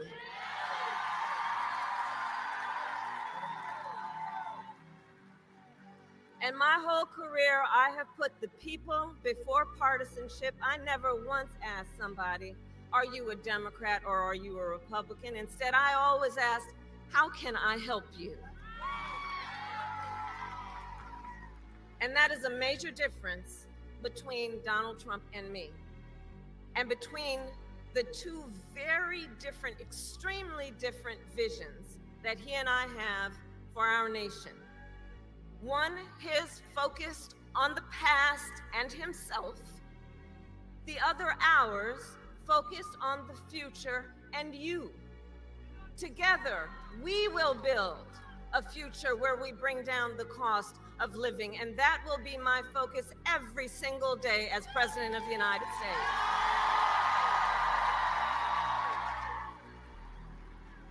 Because look, while inflation is down and wages are up, prices are still too high. You know it and I know it. And unlike Donald Trump, who had $400 million served to him on a silver platter and still managed to file for bankruptcy 6 times, he talks about being a good businessman. Come on. Unlike him, I grew up in a middle-class neighborhood with a working mother who kept a strict budget and did everything she could to make sure my sister and I had all that we needed. I come from the middle class, and I will never forget where I come from. I will never forget where I come from. Which is why my common sense plan will lower the prices you pay on everything from prescription drugs to groceries to housing.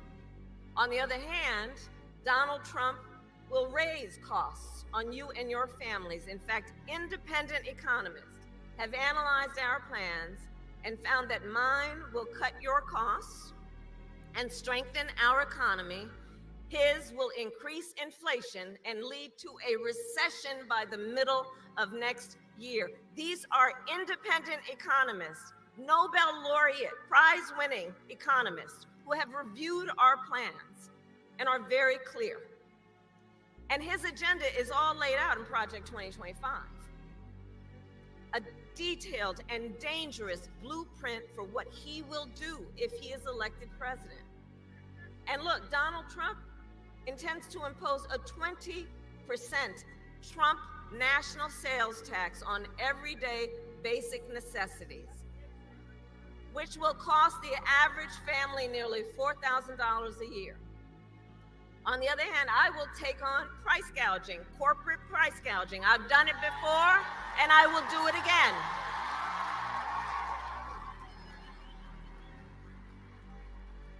Donald Trump will give massive tax cuts to billionaires and the biggest corporations, exactly like he did the last time he was president. I will give middle-class tax cuts to 100 million Americans, including $6,000 during the first year of a child's life, that will also lift America's children out of poverty.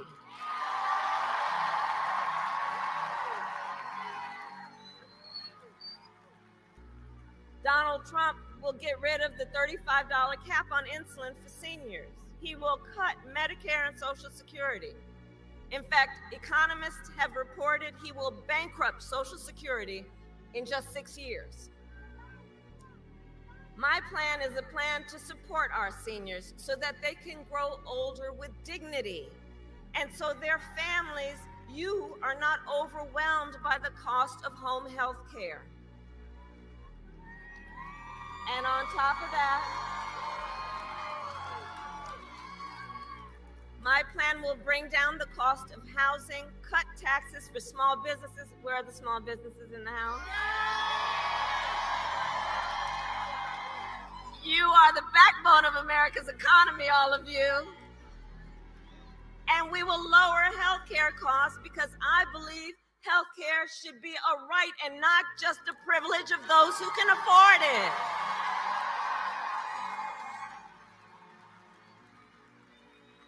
Donald Trump, on the other hand, intends to end the Affordable Care Act, or like we like to call it, Obamacare. And he wants to take us back to when insurance companies had the power to deny people with pre-existing conditions. Well, we are not going back. We are not going back. We're not going back.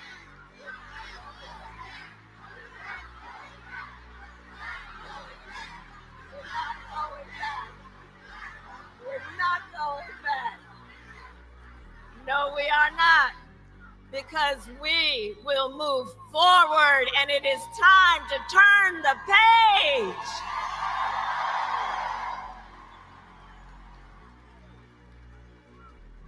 Ours is a fight for the future, and it is a fight for freedom.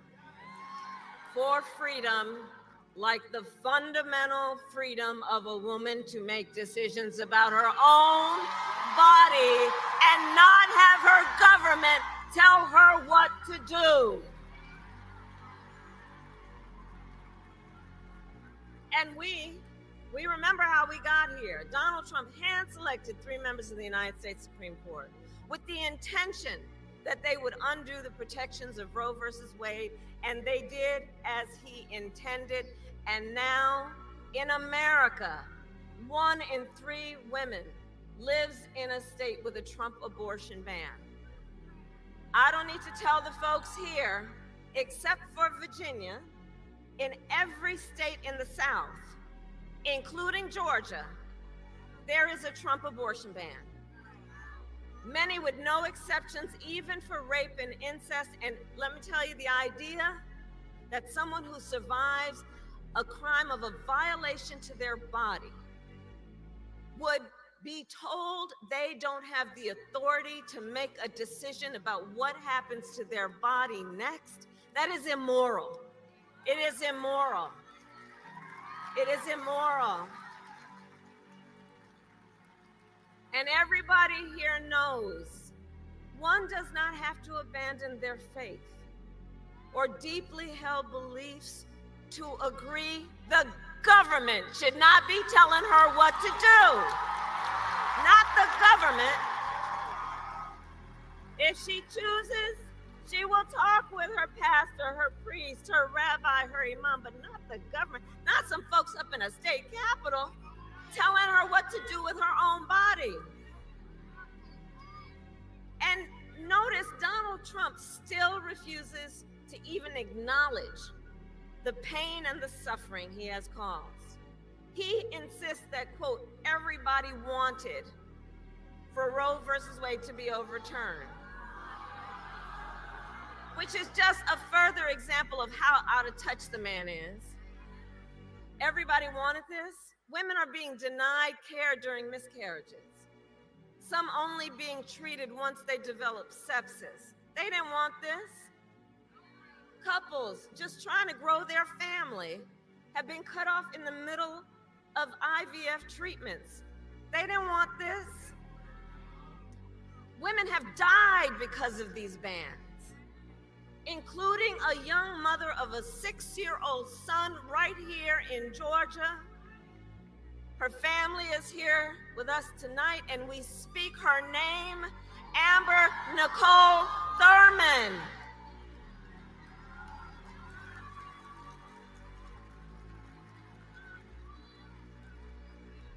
And you all have heard me say, look, I do believe Donald Trump to be an unserious man. And the consequences of him ever being president again are brutally serious. These are just some of the consequences of the Trump abortion bans and what he does and what he's likely to do. And I pledge to you, when Congress passes a bill to restore reproductive freedom nationwide, as President of the United States, I will proudly sign it into law. Proudly.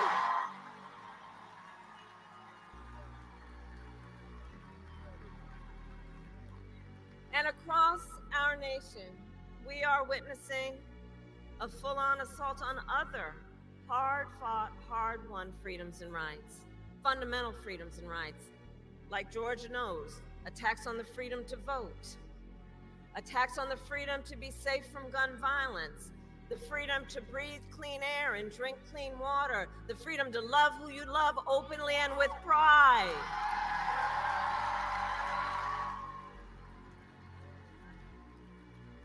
And as Atlanta knows well, generations of Americans before us led the fight for freedom.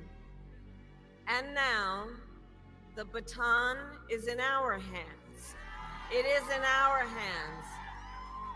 And so I'd like to speak in particular to all the young leaders that I see here this evening. I see you. I see you. I see you. And to you I say, you all have grabbed the baton. I've seen what you do, and I see how you are doing it, because you are rightly impatient for change. You, who have only known the climate crisis, are leading the charge to protect our planet and our future. You, young leaders who grew up with active shooter drills, are fighting to keep our schools safe. You, who know now fewer rights than your mothers and grandmothers, are standing up for reproductive freedom. And I know it is because for you, I say to our young leaders, this is not theoretical. This is not political. This is your lived experience. And what I love about you is you are not waiting for other people to figure this out. So I see you and I see your power, and I know so many of you are voting for the first time and know that our future is so good with you all at the helm. And I'm so proud of you. Can we hear it for our young leaders and first-time voters?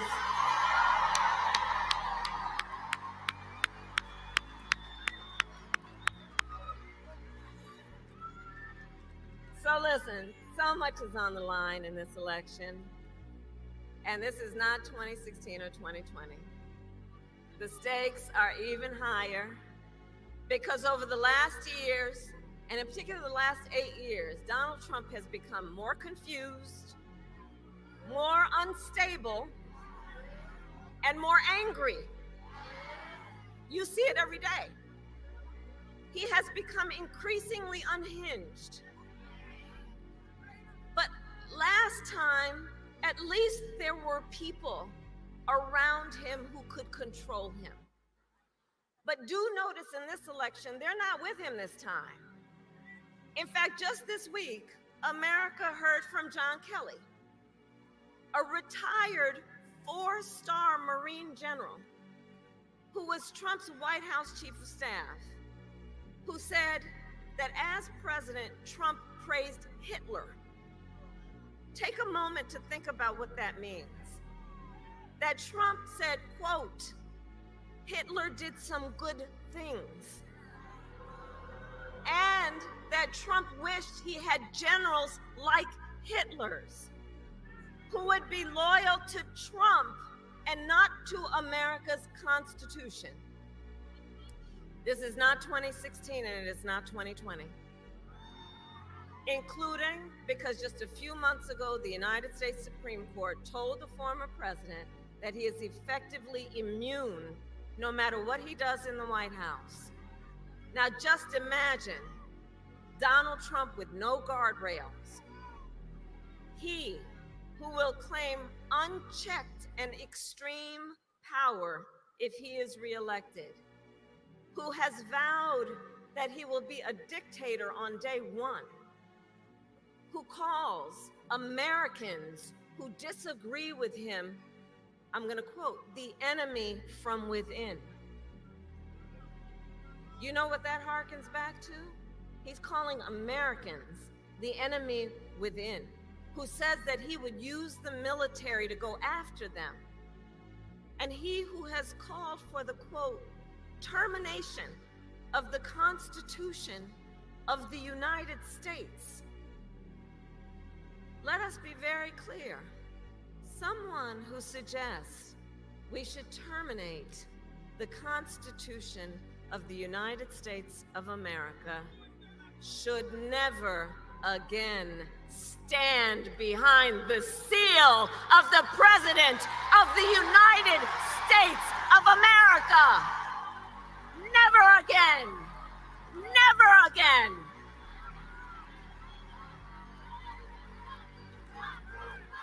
We're not going back. We're not going back. We're not going back. We're not going back.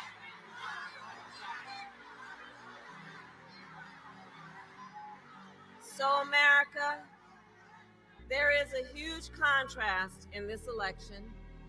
Just imagine the Oval Office in 3 months. Picture it in your mind. It is either,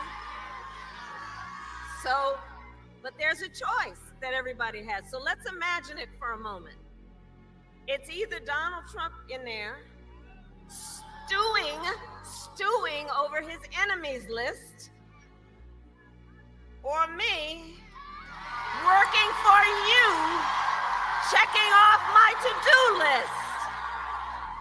You have the power to make that decision. It is your power. It is your power. So,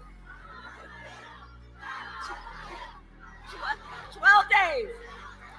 All right. So, okay, we got work to do. Okay, so Georgia, listen, it all comes down to this. We are here together because we know what is at stake. We are here together because we love our country. We love our country. And I do believe it is one of the highest forms of patriotism to fight then for the ideals of our country and to fight to realize the promise of America. That's why we are here. And as the great Congressman John Lewis reminded us, democracy is not a state, it is an act. So Georgia, now is our time to act, and together we will win. We will win. We will win. So, Election Day.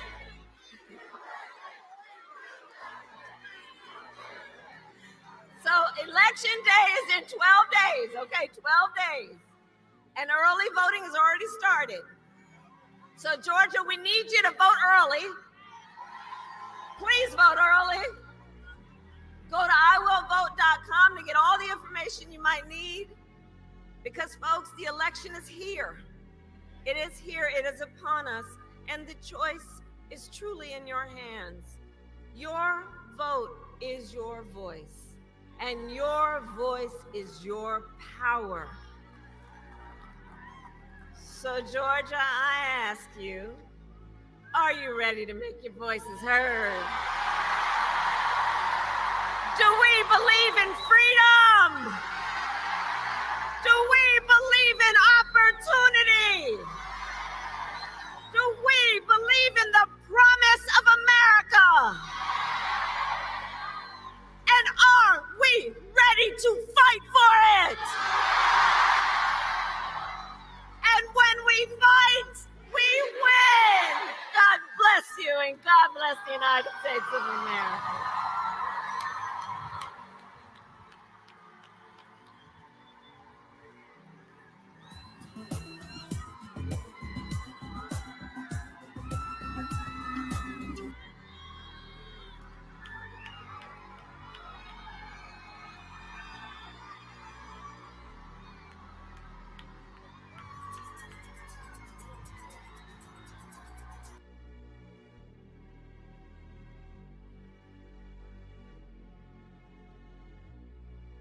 right, so it's over. You feel as invigorated as I do? Of course I do, Stanley. I heard her say Samuel L. Jackson was there. Yeah, apparently.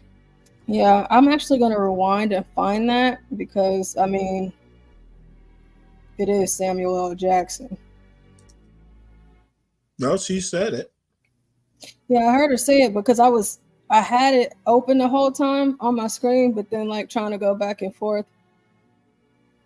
And I was seeing everybody, but he's the only person that I did not see from what it looks like. It's Samuel L. Jackson. You know, I kind of wonder if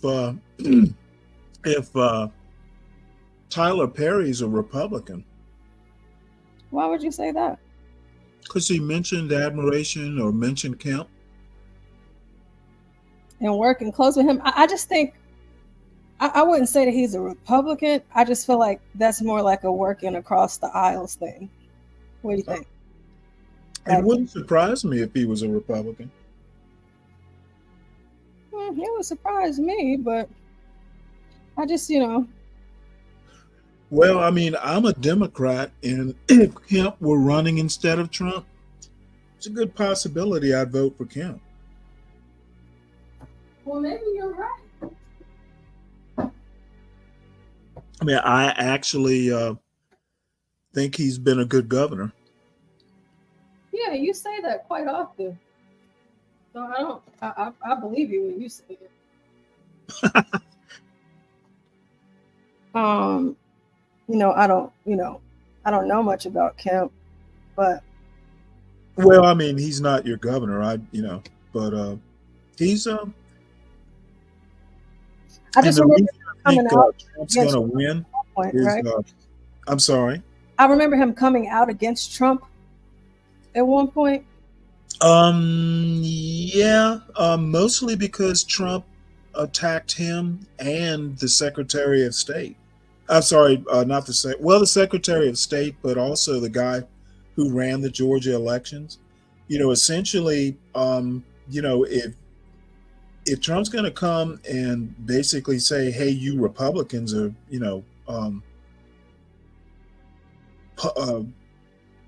rigging elections," I mean, yeah, I'd take. Oh, that's what it was. Okay. Yeah. I don't think he was very pro-Trump before that, but definitely after Trump accused him of, cooking the books on the election, yeah, I'd be kind of mad too. Yeah, I would too. I can understand that. However, Kemp and Trump appeared on stage together in Valdosta, Georgia.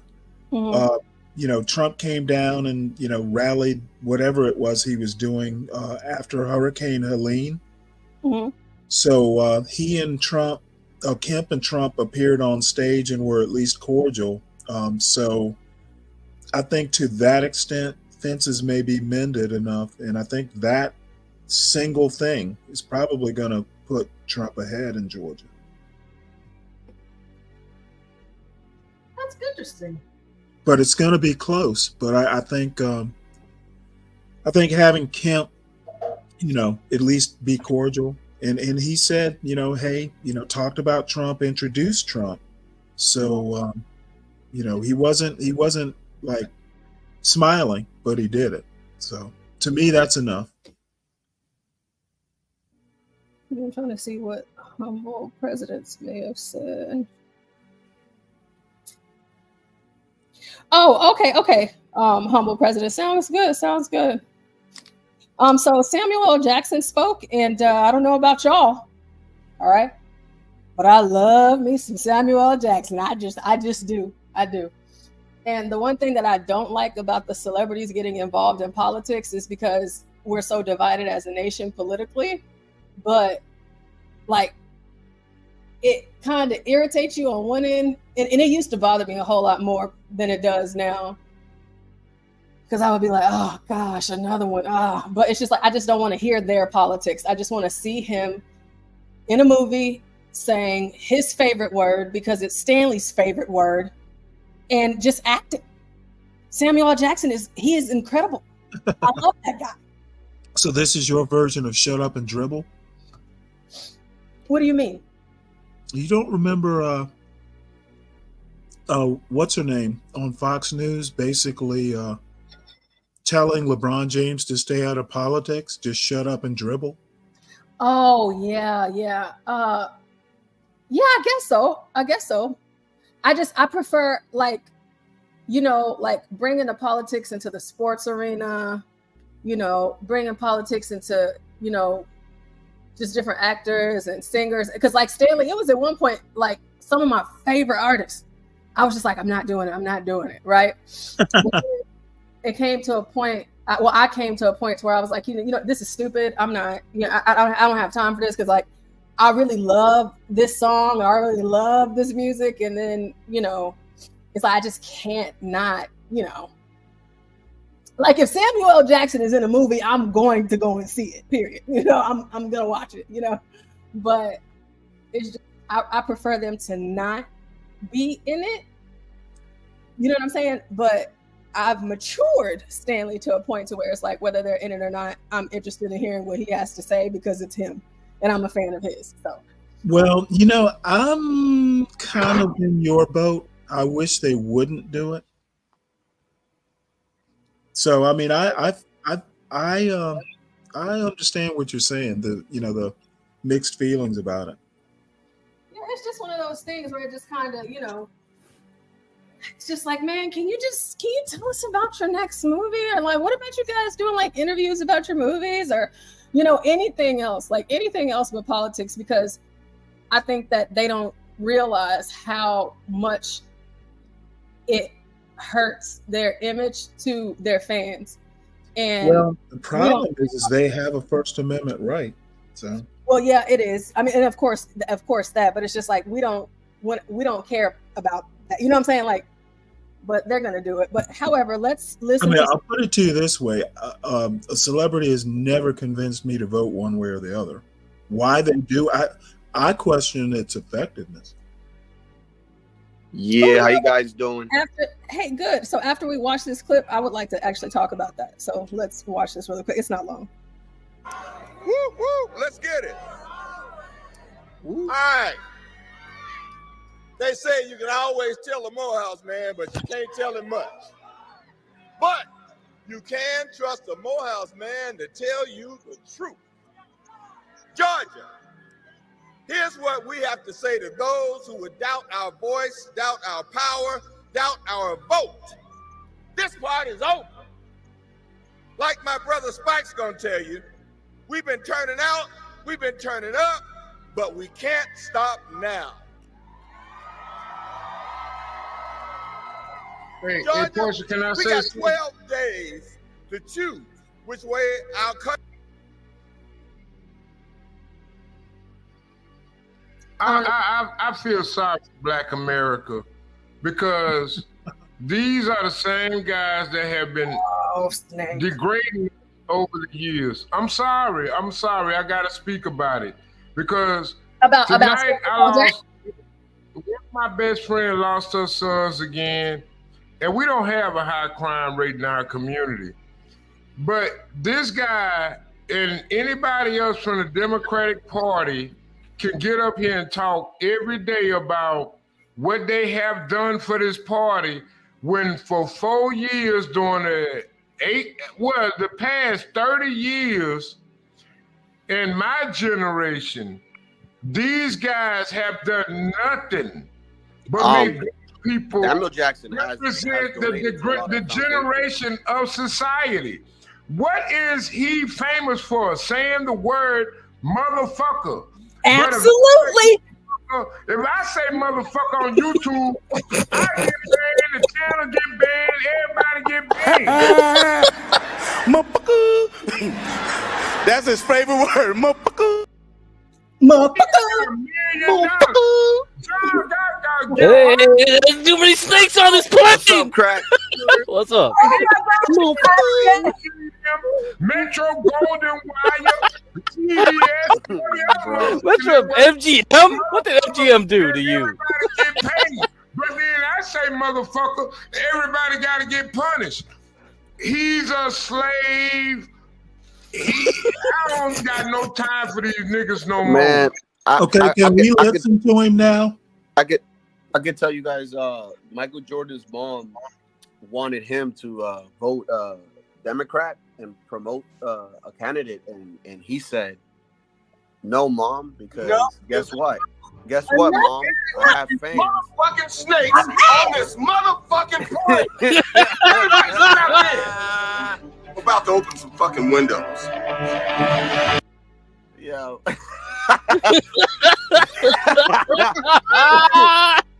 So Michael Jordan told his mom, "No, mom, I have fans that are both Republican and Democrat." Well, good for Michael Jordan. Yeah, and look at him today. Relevance. Smart man. Relevance. None, Stanley, probably not. So yeah, guys, let's just finish hearing Samuel, and then we'll get into it. And Snake, don't leave because we'd love to hear from you. Okay. Oh, we're gonna hear even if he doesn't come on. Which way our future is going to go from here. That's why I'm so fired up to be here with y'all. Please say it, Samuel. Vote for Kamala. And that's why I'm so proud to support our next president of the United States, Kamala Harris. You don't have to wait till election day to show your support. You can go vote early right now in any polling place in your county. Showing up at the polls is the only way we can deliver. He should say F Donald Trump. She's running on a vision to lead our country forward. A vision built on hope, built on faith, and built on opportunity. Built on the belief that we can build a brighter future by lifting each other up and not tearing each other down. Amen. He believes in so much that he has to raise. He the black guy that shot a black man in the face in the front seat of a car. Protecting the most vulnerable and taking on the tough, tearing each other down. She's running on a proven track record of fighting for the people. Standing up to bullies, protecting the most vulnerable and taking on the toughest fights. And we've heard her favorite curse word is a favorite of mine too. What is it, Sam? What is it? But I ain't gonna say that word. You shut up. But I don't know about you, but that's the kind of president I can stand behind. That's the kind of president I can see leading our country forward.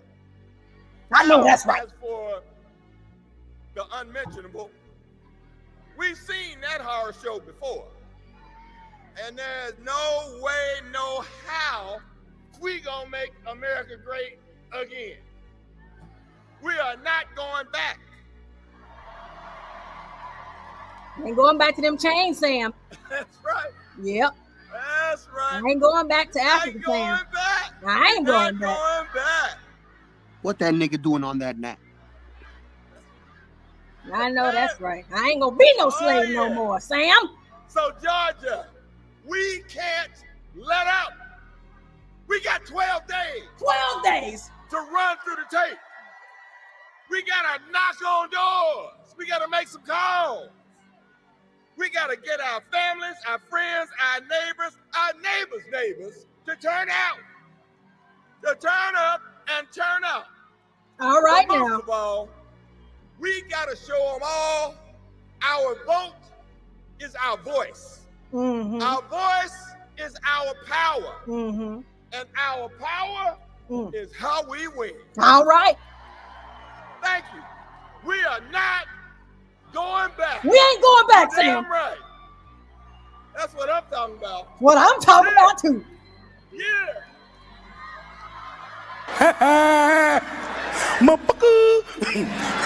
That's his favorite word. Oh man, I love Samuel L. Jackson. If he called me on voting day and said, you need to go vote, I might actually do it. You know, I was getting sleepy, but he just woke me up. Let's go. Snake, what you got to say? Come on, Snake.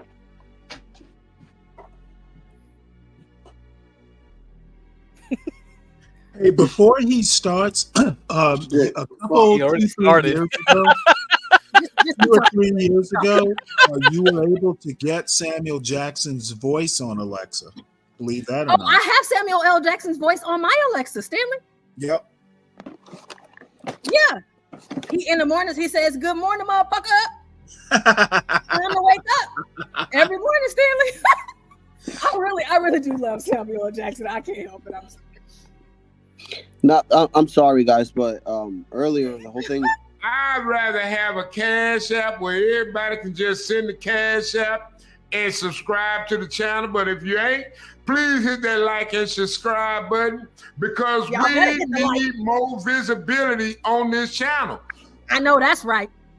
You better tell him, say, hit the like. When it come back to Samuel L. Jackson, that is a coon I have never seen before. That's a coon I'm accused of being.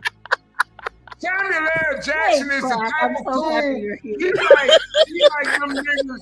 I'm sorry. How you gonna sit back and say, "Hey niggas, y'all being replaced," and if you ain't for it, fuck you. You the problem. But you sat your ass in a Quentin Tarantino movie and just had one of the leading black actors that was coming What that up. nigga doing on You that shot net? him in the back seat of a car and you had an Italian clean the blood up.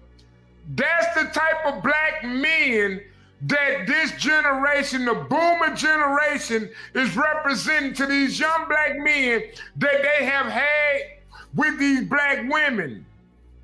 And this shit needs to stop because I have just had to lay down this year alone.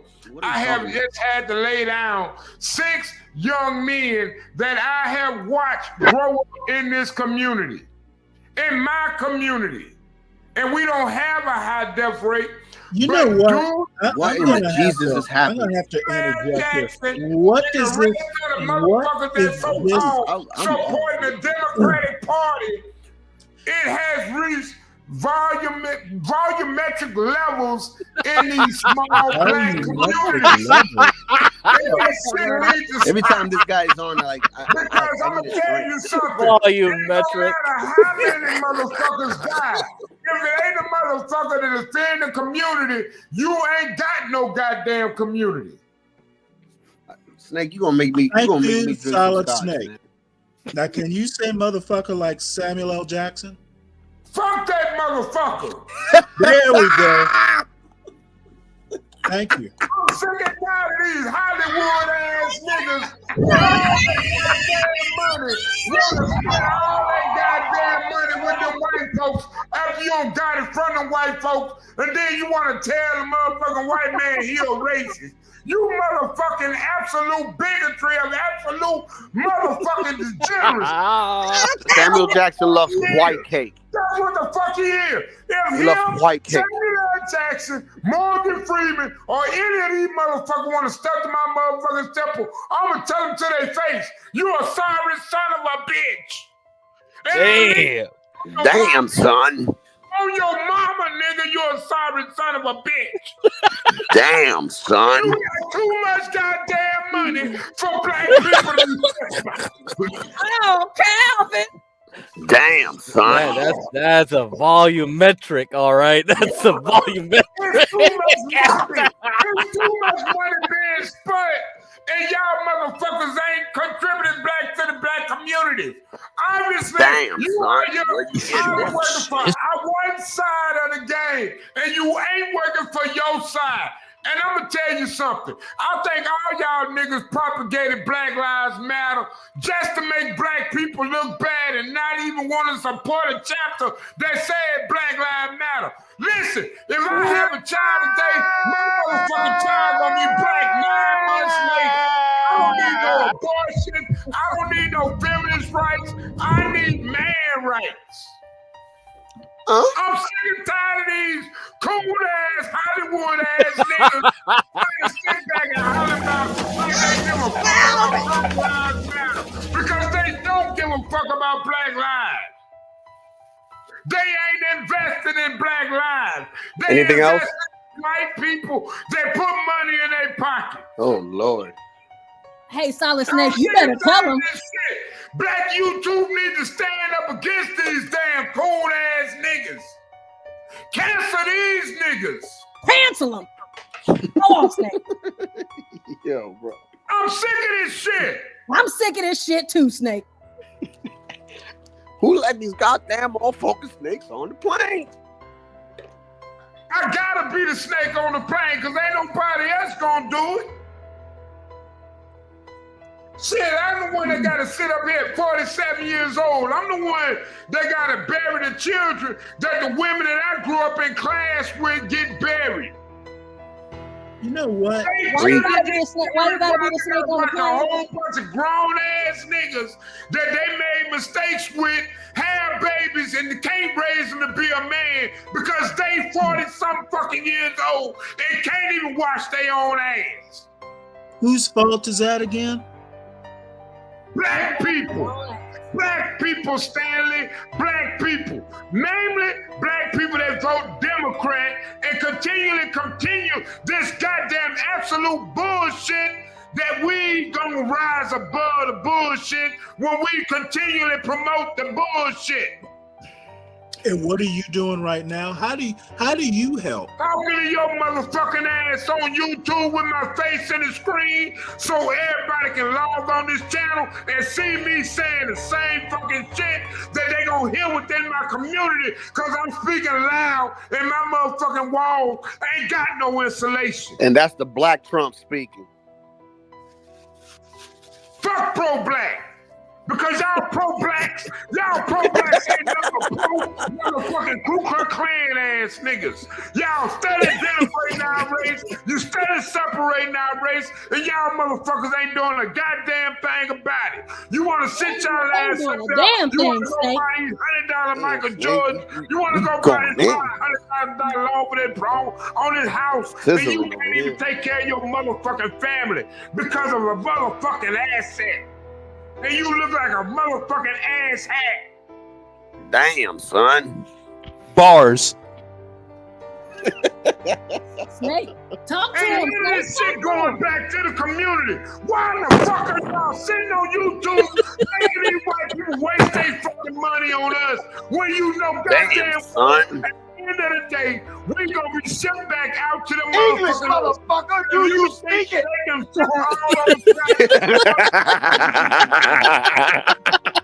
them back. How the fuck you think they gonna ship your ass back to your home? Ship your ass off on the way. Thumbs up. In the middle of the fucking ocean again. Why would you be in the middle of the ocean? Y'all sitting up here playing this stupid ass game. Hold on, Snake. Now you lost me. Why you gonna be in the middle of the ocean? Yeah, how we get to that? All I'm saying is this population is being replaced. Okay. This population is being replaced. If you think of black dropping over here, how about thug culture, how about gangsterism has a place in a capitalist society where you literally advocate the death of your own kind. It's going to survive in a capitalist society. You mistaken.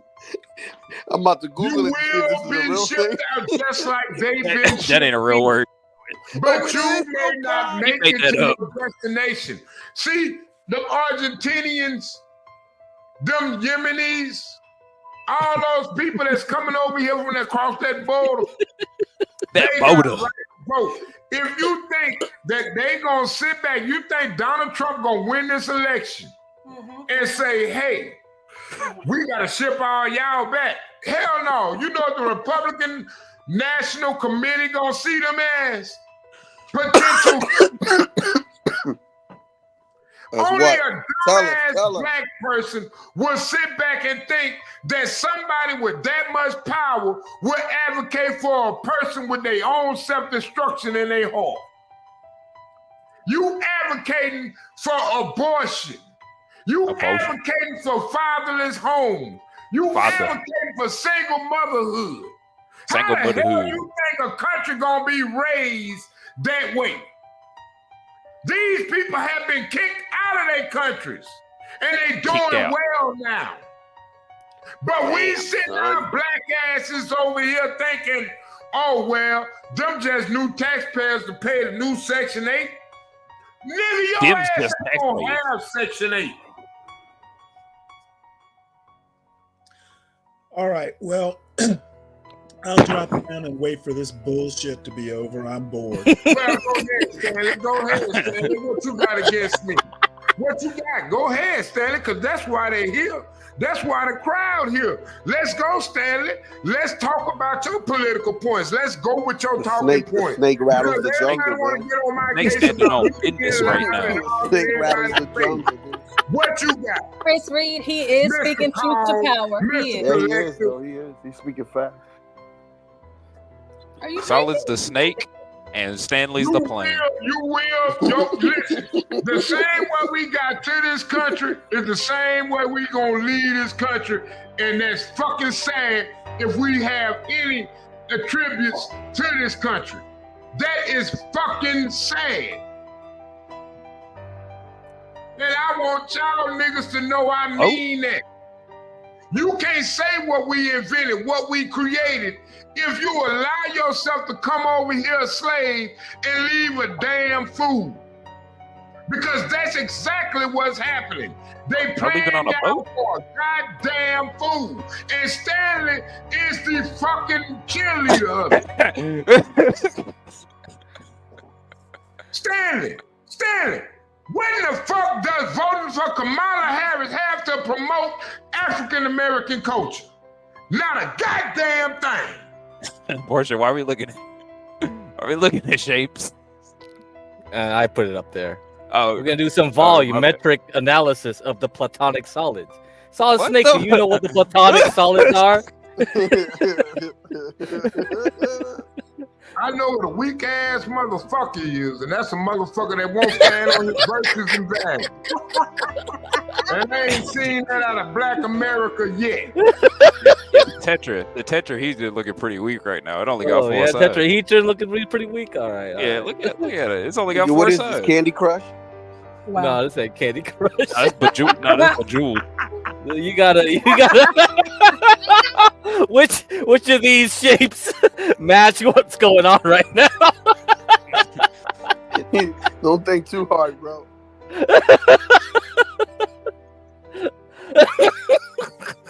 Oh, they got the dodecahedron up there. No, these are the solids. These are the main solids of Plato. What do you? Which one? Solid. Which one fits your personality? And Solid Snake is also one. He's also, You have to add it to the Icehedron, maybe. It's a little complex. Oh, okay, all right. A little complex, Hey, you know. Hey, you think he got 20? You think he got 20 sides, Portia? Is that the D&D dice? God damn you. We gotta find the volume of this. You think he a D20, Portia? I mean, you're asking a math teacher, and I'm just giving you. 1 times 1 equals 2. All right. We're not going down that road. Portia's like the dimetrics. Portia right here, right now. Let's argue this point, Portia, because that's what they're here for. 1 times 1 equals 2. Oh no! Let's go. Let's go. You know, my brain is. 1 times 1 equals 2. I won't get crack opinion. Yeah, get Oh back. man, man, the first trucking show we had this argument. We're not going back there. That was 3 months ago, bro.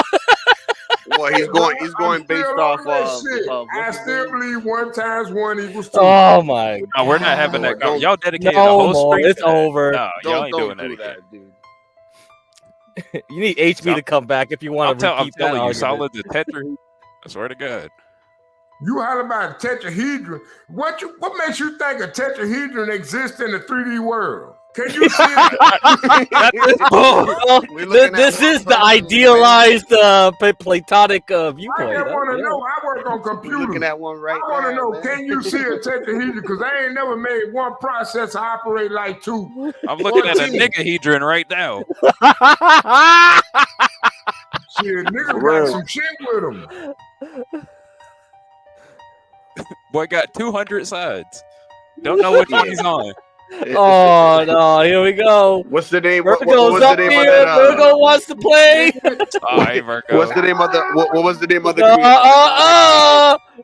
Hey, What's the man, name of the guy we that come created the over white? everybody shit, man. Everybody needs to come on over here and have fun. That's all it That's is. Yaku's little brother. Cooperhedron. Hey, man, let everybody know. Let everybody know. Solid Snake in the house. We all in the house. Stanley in the house. Hey, man. Hey, Snake, man. everyone What's knows in the that. house? What's gonna do some clip? Hey, man. Hey, everybody. What's up, We should all Virgo? sing happy birthday to. We got Portia. 2 hours and 2.5 hours left. Well, 1.5 hours left. Let's make this shit lit, man. Let's get it right, man. Oh, solid, shoot. solid. Sing Portia, happy birthday. Hit that like, share, subscribe. Get on your Negro Facebook and talk to your people. A Negro gone. Instagram. Solid Snake is not gonna let anybody in, man. He won't shut up. Oh shit! Why you ain't come down to the homecoming? That's what I'm mad about. Homecoming. I got my daughter got her own homecoming out here. Solid. Did you know it's Portia's birthday? Yeah, man. I thought, hey, what you gonna do about it? You gonna come to the ground and all call? I was supposed to come to Bayou Classics, but plans have changed. I can't come down this year. Yeah, with everything that's happening, it's just not wise to just spend money. That could have been our live stream, me and Virgo. Oh, I know. shit. Next year, Solid. I promise you. Next year. Next year. I was gonna get a whole new dental set. You know what I'm saying? So I can look good on the camera. Oh, Solid. That's so sweet. Yeah, next year. My family, that shit would have been so lit. We could have been like the 30-year reunion. You know what I'm saying? Because that's how we roll. GSU. You know what I'm saying? You AKA, I'm just a motherfucker out there in the street. But you know, hey, it would have. I'm telling you, it would have worked. It would have worked. I would have made a way for it to work. Should get some platinum. Yeah, I was looking forward to see my sorors as well. So, oh well, it is what it is. Portia, how was your birthday? Oh, it's been cool. It's been good. You know. Did you get some lovely gifts? Yeah. So I got I have one of those desks that stands up, like it raises up. So like I got a walking treadmill for it. So whenever instead of standing up, I can walk while I'm working. And then I got some gifts from the kids. I actually wanted to show Stanley. I'll show Stanley later. But I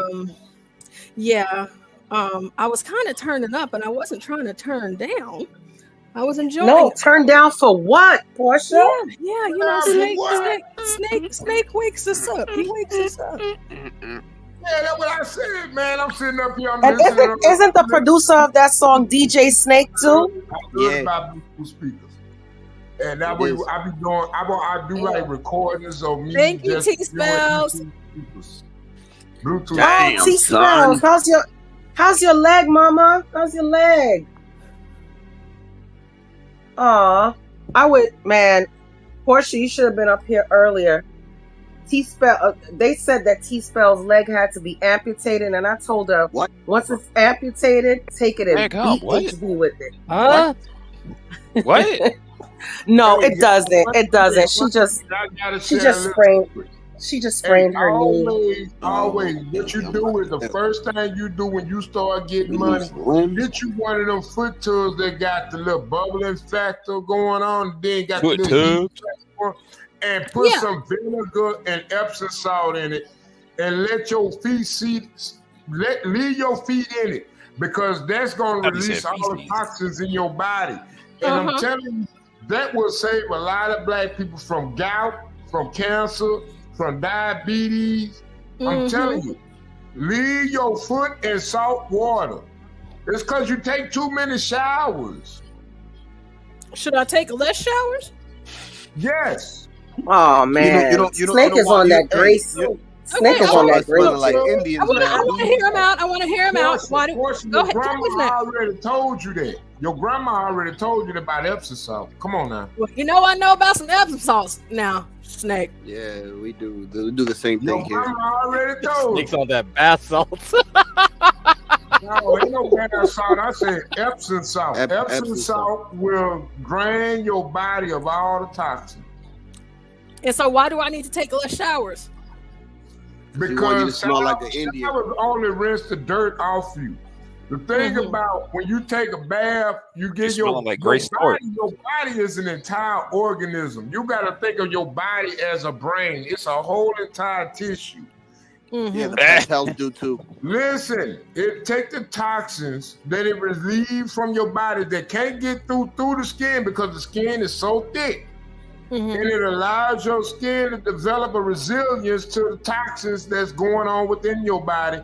That way, when your toxins come out of your body through your skin from the inside, it's already got a defense from the outside. Snake, hold on really quick. If you don't mind. Hold on, wait, Snake, really quick. I want Snake, really quick. I want to let Crack tell us about how often we need to shower. So let's see.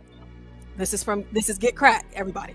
To relax after a hard workout. And good hygiene is how we protect ourselves from infections and the social stigma of being smelly. But do you really need a daily shower to stay clean, or is it doing more harm than good? It turns out there aren't any definite rules, but some scientists have recommendations based on what we know about the biology of our skin and what might be living on top of it. Your skin is a giant organ that physically blocks harmful stuff from getting inside your body. It's covered in a bustling community of bacteria, fungi, viruses, and even teeny tiny arthropods. They make up what's known as your skin microbiome. For the most part, researchers think that these microbes you carry with you are pretty harmless. But as you interact with the world, you can pick up other microbes that could make you sick. And when you rub your eyes or put food in your mouth, your hands can help those germs slip past your skin and get into your body. Which is why washing your hands with soap is so important, especially if you work in medicine or food service. See, soap is a surfactant, which means it's made of molecules that can bind to water and things like dirt, oils, or bacteria. This lets you rinse all that junk away, and fewer germs means a lower chance of infection. But what about washing the rest of your body? Well, your skin has glands that are always producing sweat and oils, which cools you down and keeps your skin moisturized and healthy. But there is a fine balance. Certain bacteria break down sweat and release smelly molecules like thioalcohols. And if your skin has too much dirt, dead skin cells, or oils, your pores can get clogged, leading to problems like acne. So showering with soap can help get rid of some sweat and oil to manage your looks and smell. And in some cases, like the night before a surgery, a doctor might tell you to shower with an antimicrobial soap, which has extra chemicals to kill microbes. If a surgeon is making cuts in your skin, they don't want any potentially dangerous stuff sneaking in. On the other hand, showering too often might not be great for you either. For one, it can mess with the microbes that naturally live on your skin. And since soap and water wash away oils, your skin might get too dry so the outer layer cracks, making it easier for disease-causing microbes to slip into your body. Go ahead, Snake. That's why if you want to disinfect the wound, you don't put alcohol on it. Alcohol only increases the salt content in the wound because your body is already fighting it. That's why you bathe in Epsom salt. Epsom salt automatically sterilizes the body to where it can fight these different microorganisms coming from everybody else. Everybody got different dietary programs, and that affects the skin. The human body skin is an organism. It can develop a cancer, so-called, what they call it, what was melanoma. But what you can do is soak your body in salt. It will force the body to heal in an aggressive way. Is that why R. Kelly was peeing on people? Oh, man. That's a black good one. people are seen as degenerates because that's the first thing that popped to your mind is R. Kelly, whatever the hell they put in your mind. I know, Snake, just degenerate. I know, you tell him. I'm going to say, if you think R. Kelly, P. Diddy, Bill Cosby, and P. Diddy has salt in baby oil. J. Simpson did anything wrong other than protect their money and property, you are accumulating salt, baby.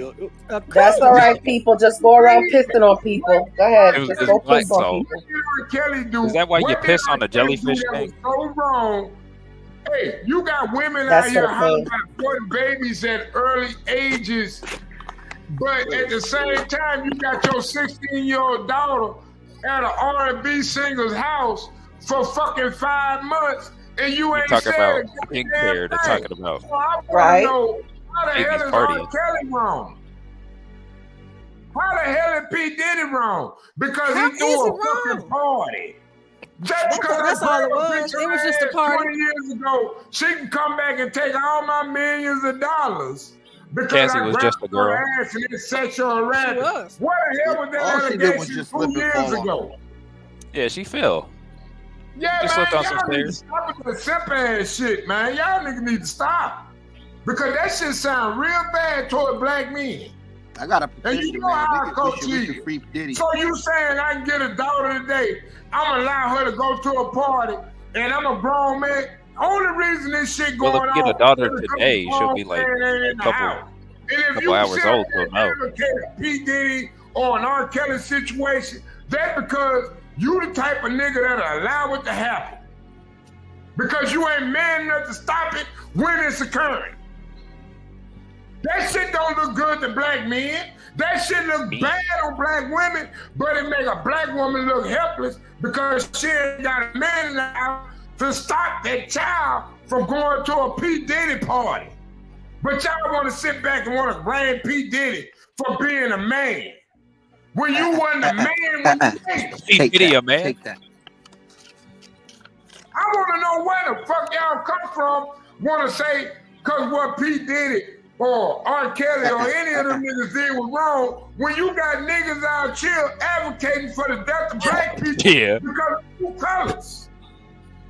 And ain't there one of y'all niggas on these YouTube streets talking about, hey man, we better than red or blue. We better than black or white. Where y'all niggas at? Y'all niggas want to sit back and talk about books. Cause you sat there and read a couple of books, you think you're smart. You think you're a smarty on ass nigga. Those are shots. Shots fired. Manly ass nigga. You think go you're back smart. and look. It's calling I out want Stanley. I want my motherfucking. Hey man, that's why we about to be 86 out of this culture because y'all niggas sit up on these YouTube streets and expose us in front of everybody with artificial intelligence. Snake, can I tell you? Can I tell you? Snake, really quick. Snake. You don't want to defend your. Snake, I want to tell you about the sodium content that's found in pee. Yeah, that's why I said that. No, shout out to Crack. So, urine sodium is usually ordered when it's necessary to distinguish between various forms of renal failure and to classify, what is this, hyponatremia? It seems like it has a high salt content, so it doesn't seem as though that would be too bad of an idea. That's what I'm saying. So Snake, maybe you're right about R. Kelly. Maybe you're right. He's saying that bitch like. Imagine how many. If she allowed by peeing on her, he was trying to heal her wound. I'll piss on that bitch too. Just to sterilize. Hold on, what? I mean, but goddamn, hey, what in the hell I'm doing so wrong that her mama didn't do wrong?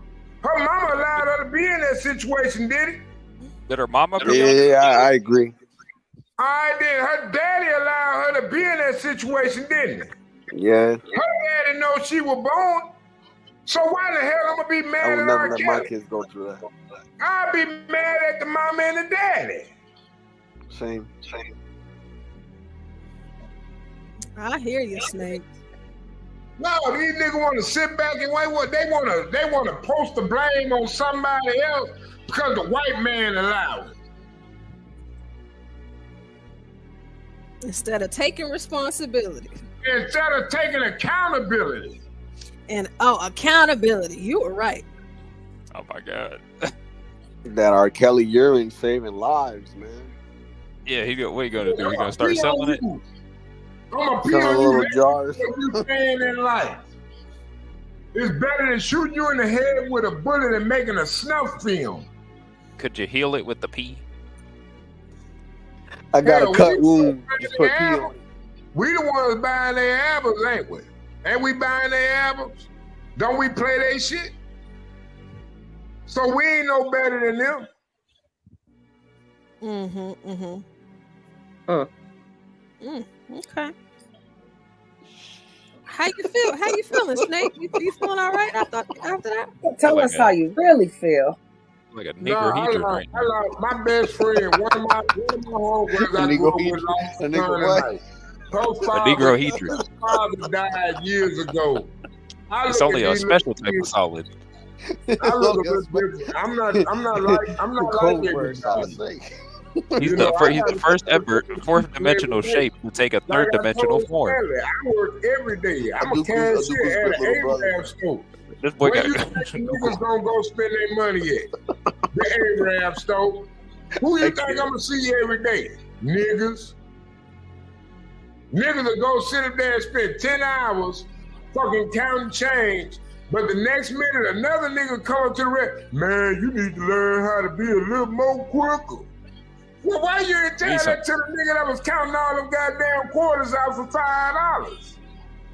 Well, Snake, did you hear about Diddy's underground tunnels? I don't give a fuck about his underground tunnels. I want to know why these niggas feel like they can get pregnant, get a woman pregnant, and walk out and just go live their life. Did a small hat dig them for him? Apparently, these tunnels were there before. He leased out the Small Hats tunnels. What was his name? Don't wear small hat tunnels. That's why they gave him the house. Yeah, that's what I was thinking. Yeah, but that tunnel goes under. What's the name of this? Under the port of Miami, right there where customs is. So it like goes right under there. So that's funny. All right, Yeah, no, he had tunnels in his house in California. What is this? 1039. Since the arrest of Sean Diddy Combs, damning details of his underground tunnel have emerged. It was pretty wild. There were very curious things taking place, Uh-huh. and I didn't necessarily understand. Speculation has surrounded this tunnel for years, hinting at hidden and dark activities, and now exclusive new details have come to the surface, exposing the secrets behind it. I think half the people there were butt naked. So what's really happening beneath the surface? Let's get into it. Diddy's freak-off parties. Recent footage has reignited disturbing allegations about music mogul Sean Diddy Combs and the secretive, controversial world behind his lavish parties. For years, whispers surrounding Diddy's infamous parties have swirled within Hollywood circles. Known for hosting extravagant events, these parties allegedly crossed the line into something more sinister. One of the most shocking allegations embroiled in the freak-offs is the existence of underground tunnels beneath Diddy's Los Angeles mansion, which connects it to the next mansion beside it, the Playboy Mansion. On the surface, this might not seem concerning. After all, what's unusual about a mansion connection? However, the Playboy Mansion is no ordinary residence. Owned by Hugh Hefner, the former publisher of Playboy magazine, the mansion has a reputation steeped in controversy. Hefner's legacy is marked by immoral actions, and his mansion was infamous for hosting dark, secretive activities during his prime. AE's documentary re-examining Hefner's life and his questionable impact on society reveals shocking details about what went on behind those luxurious walls. Holly Madison, Hefner's main girlfriend and a longtime resident of the mansion during the 2000s, disclosed in the documentary that she feared leaving the mansion due to concerns over revenge porn being leaked as a form of retribution. According to Madison, on nights out, Hefner would take all kinds of naked pictures of the women, often when they were intoxicated. Madison revealed that Hefner would then print out 8 copies of these photos, keeping one for himself and distributing the rest among the women. Madison also recalled that on her first night out with Hefner and the other women, she was determined to observe and decide if she was comfortable with the situation. During the evening, Hefner leaned over and offered her a Quaalude, powerful sedative. When she declined Hefner's offer by saying she didn't usually do drugs, Hefner responded, "I typically don't either, but they used to call this thigh openers in the 70s. Quaalude, a brand. A name for the sedative methaqualone, was widely prescribed in the U.S. during the 1970s as a sleep aid. However, due to its high potential for abuse and addiction, it was banned in 1984. Sandra Theodore, a former playmate and one of Hugh Hefner's ex-girlfriends, revealed in the documentary that Hefner was fascinated and obsessed with Charles Manson during the early stages of their relationship. According to Theodore, Hefner's obsession stemmed from Manson's ability to surround himself with women and gain their loyalty and control over their lives. But this kind of lifestyle extends beyond the Playboy Mansion. Jennifer Saginaw, an author, revealed in the documentary that over the years of the Playboy existence, shadow mansions, otherwise known as mini Playboy mansions, began to emerge. These smaller versions of the Playboy mansion operated independently of the official Playboy brand, Donald Trump. replicating the lifestyle and culture Hefner created, while also providing exclusive spaces for similar activities. Girls who didn't make it into Playboy Mansion were funneled into this underground network, exposing them to exploitation in these underground tunnels. Now, it's suggested that Diddy's mansion is probably one of these mini mansions since he shared a connection with Hefner. So when they say underground tunnels, are they talking about like a real tunnel? Yeah. So it's a real physical tunnel. Yeah. Okay. All right, let's keep going. This connection was evidenced by Kendra Wilkinson, Hefner's ex-girlfriend, revelation on the Kyle and Jackie O show. On the show, Kendra revealed that she attended several parties where Diddy was not only present, but a familiar face at these gatherings. I remember just going to like one or two parties that Diddy was at. But again, like I had a great time in my youth, said Kendra. Kendra emphasized that although troubling things may have occurred at these famous parties, she personally never witnessed anything negative. When asked by the host if she ever observed anything unusual at the parties that one wouldn't typically see at a major Hollywood party, Kendra Wilkinson responded, "Look, you're going to the Playboy Mansion. You know there's girls topless in the grotto. Don't we already know that?" Given the proximity between Diddy's mansion and the Playboy Mansion, together with Kendra revelation, it suggested that there is an underground tunnel connecting both houses which serves as secret passageways, allowing Diddy and other guests to move unnoticed during the freak-offs. While this claim still has the benefit of the doubt, there are underwater swimming tunnels reported in Diddy's mansion. Diddy's Los Angeles mansion spans around 17,000 square feet and features 8 bedrooms, 11 bathrooms, a 3,000 square foot guest house, and some of the most extravagant amenities imaginable. Among them are a 35-seat theater, a fully equipped gym, a wine room, and an underwater swimming tunnel that connects to a grotto. Another chilling claim involves hidden cameras allegedly planted throughout Diddy's mansion. These cameras were reportedly used to record guest activities during his infamous gatherings. The footage was eventually used for blackmail or as a means of control. In some cases, former staff members and attendees have claimed they became aware of these cameras only after the deed. One such is Diddy's former producer, Rodney Lil Rod Jones, who sued the rapper in February over several complaints, including allegations of sexual misconduct and forced drug use. In the lawsuit, Lil Rod said the rapper stashed hidden cameras in his Los Angeles mansion and his compound. Hey John, are you here actually? He said he'll be back in 30 minutes. Okay. I was curious to know if he's heard about this. Found on Star Island. While living and traveling with Mr. Combs, Mr. Jones discovered that Mr. Combs had hidden cameras in every room of his home, the lawsuit said. It also added, Mr. Combs possesses compromising footage of every person who has attended his freak of parties and his house parties. When Homeland Security raided these properties in March, in relation to an ongoing sex trafficking investigation, the agents also alleged finding hidden cameras within several angles of the mansion. Rapper Mark Curry also contributed to the revelations in a documentary on Diddy's downfall. In TMZ Presents The Downfall of Diddy, Curry alleges that many recording devices were seized from Diddy's properties, suggesting that many people find themselves implicated in these recordings taken in secretive and compromising situations. He even gave an estimated number of the hidden cameras retrieved, and that's a whopping 250. In addition to his mainland estates, Diddy reportedly hosted freak-off parties on a private island, referred to by some as his Love Island. The clip of his Apple interview with Young Miami, in which he speaks about the island, also resurfaced. I put something in the back, but I don't know if this is real. Okay.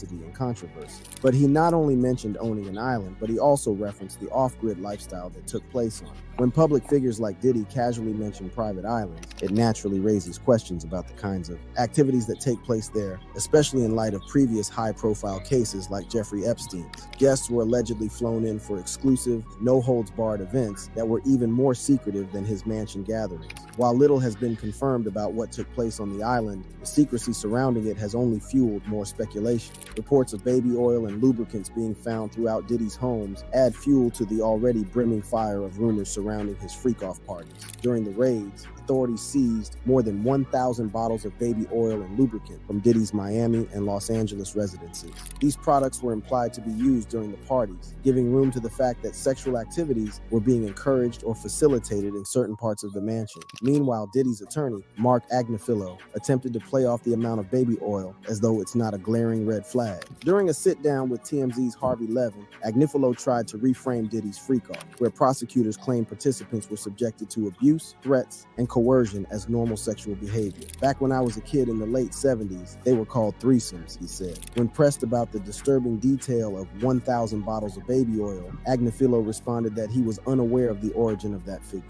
I can't imagine it's thousands. I mean, you know, and I'm not really sure what the baby oil has to do with anything. When Levin suggested that the 1,000 bottles of baby oil were implied to be used as a sexual lubricant, Agnifilo responded by playing dumb. I guess. I don't know what you need 1,000. One bottle of baby oil goes a long way. I don't know what you need 1,000 for. I mean, he has a big house. He buys in bulk. You know, I think they have Costco's in every place where he has a home. Agnifilo further tried to dismiss the claim by pointing to Costco's bulk buying culture, stating, Have you sat in a parking lot of a Costco and see what people walk out of there with? However, a Costco spokesperson later confirmed that the retailer does not sell baby oil in any of their U.S. stores, contradicting Agnifilo's explanation. Agnifilo's attempt to downplay the significance of the 1,000 bottles of baby oil comes off as particularly tone-deaf when revisiting Cassie Ventura's lawsuit against Diddy from November of last year. In her detailed complaint, Cassie described the so-called freak-offs, alleging that these events took place in hotel rooms stocked with baby oil and Astroglide. She further claimed that Diddy would instruct her to pour excessive amounts of oil over herself. This, combined with the rumors of underground tunnels and hidden cameras, paints a troubling picture of what may have taken place at these events. Allegations of inappropriate behavior and exploitation have hovered over the music mogul for years, with various celebrities and industry insiders alluding to the dark side of his empire. Gene Deal, Diddy's former bodyguard, has been vocal about what he witnessed while working for the music icon. In past interviews, Deal has alluded to the freak-off parties, stating that they were far from ordinary celebrity get-togethers. Appearing on The Art of Dialogue, Deal, who provided security for Diddy for the rap mogul throughout the 1990s, shared that the disgraced music producer. Have y'all been keeping up with Diddy at all? Nah. The last thing I heard today was like the reason why he's becoming such a big story is because they're trying to cover up a 23andMe story or something like that. It's some conspiracy that I've heard. So I don't know. I'm getting into that rabbit hole right now. What about you, Virgo? Have I been keeping up with the Diddy story? Yeah, or have you like heard anything or? I haven't heard anything new. What did I read? No, I ain't heard nothing new. They've been dropping stories like crazy every day. Yeah, I just don't pay attention to. I think it's a distraction, to be honest with you. Yeah, that's what I was trying to tell you just now with the 23andMe situation. Yeah, it's just a distraction. I mean, they did it with a lot of other celebrities as well. Situation. This is how I feel about the Diddy situation. What he did, was it nasty? Yeah. But was it really a crime? No, most of those people willingly went there, man. Yeah. And yeah. And there's rappers, I'm sorry, Virgo, but there's rappers that stated that they knew what time to leave, and they didn't mention other rappers that decided to stay at, when it got down dirty. So at the end of the day, those people that stayed made their decisions, man. Like, I don't know, that's how I feel about it.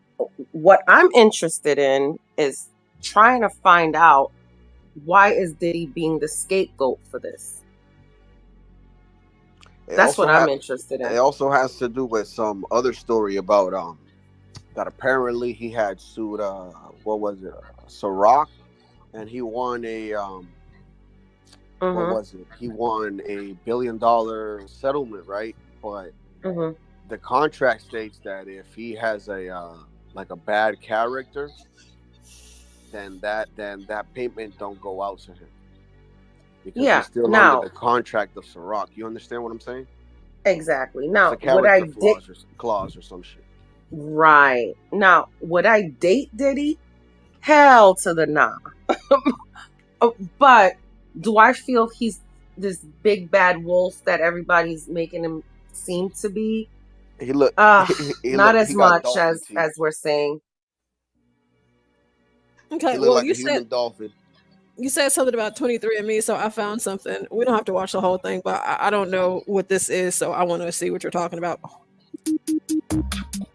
23andMe provides a cool service. You spit in a tube, send it off to them, and amazingly, they can use that saliva to generate all these personalized reports. I'm talking about ancestry, ethnicity, potential health risks. You can truly learn a lot about yourself by doing it. I know that this might all seem kind of straightforward and simple, but these tests have been made possible through years of genetic research, mainly the Human Genome Project. It was a massive undertaking. Starting in 1990, it took over a decade and billions of dollars to map out the sequence of the human genome. Now, I am by no means a biologist or geneticist, but to my understanding, that project made it possible for a person to have their DNA sequenced, but it was very expensive and not really accessible to most people. For example, Steve Jobs reportedly had it done for the price of $100,000 in hopes that it would help guide him toward more personally effective drugs and treatments for his cancer. But in the following years, further advancements allowed for more efficient genotyping as opposed to full-on sequencing, bringing the cost down significantly and leading to the foundation of 23andMe. That right there is a complicated name. The 23 refers to the pairs of chromosomes inside of our DNA. The "and" part is actually DNA spelled backwards, and the "me" part refers to the individual's connection to it. Plus, it rhymes. So overall, I would say a pretty solid name. The company was started by 3 people, the most significant one being Ann Wojcicki, who would go on to become CEO, chairman of the board, and 49% owner.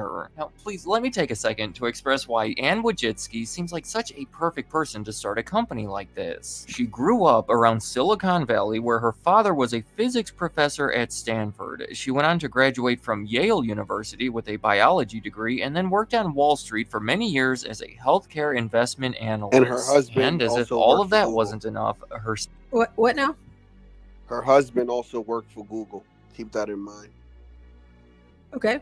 sister was an important figure at Google, helping make the acquisition of YouTube happen and serving as CEO of YouTube for almost a decade. And it keeps going. Shortly after founding 23andMe, she married Sergey Brin, who was one of the co-founders of Google that early on invested millions of dollars in her company. In late 2007, 23andMe started offering their famous DNA testing kits directly to consumers for $999, a comparatively reasonable price for the time, and there was a lot of hype around it, so much so that Time magazine named it the #1 invention of the year. As time progressed, 23andMe attracted more customers, became more valuable, and continued to be praised from seemingly every direction. Notably, it was on CNBC's Disruptor 50 list 4 times in a row starting in 2016, and 23andMe slowly became a household name as it continued to attract investors. In 2021, the company hit its peak valuation on the stock market of around $6 billion.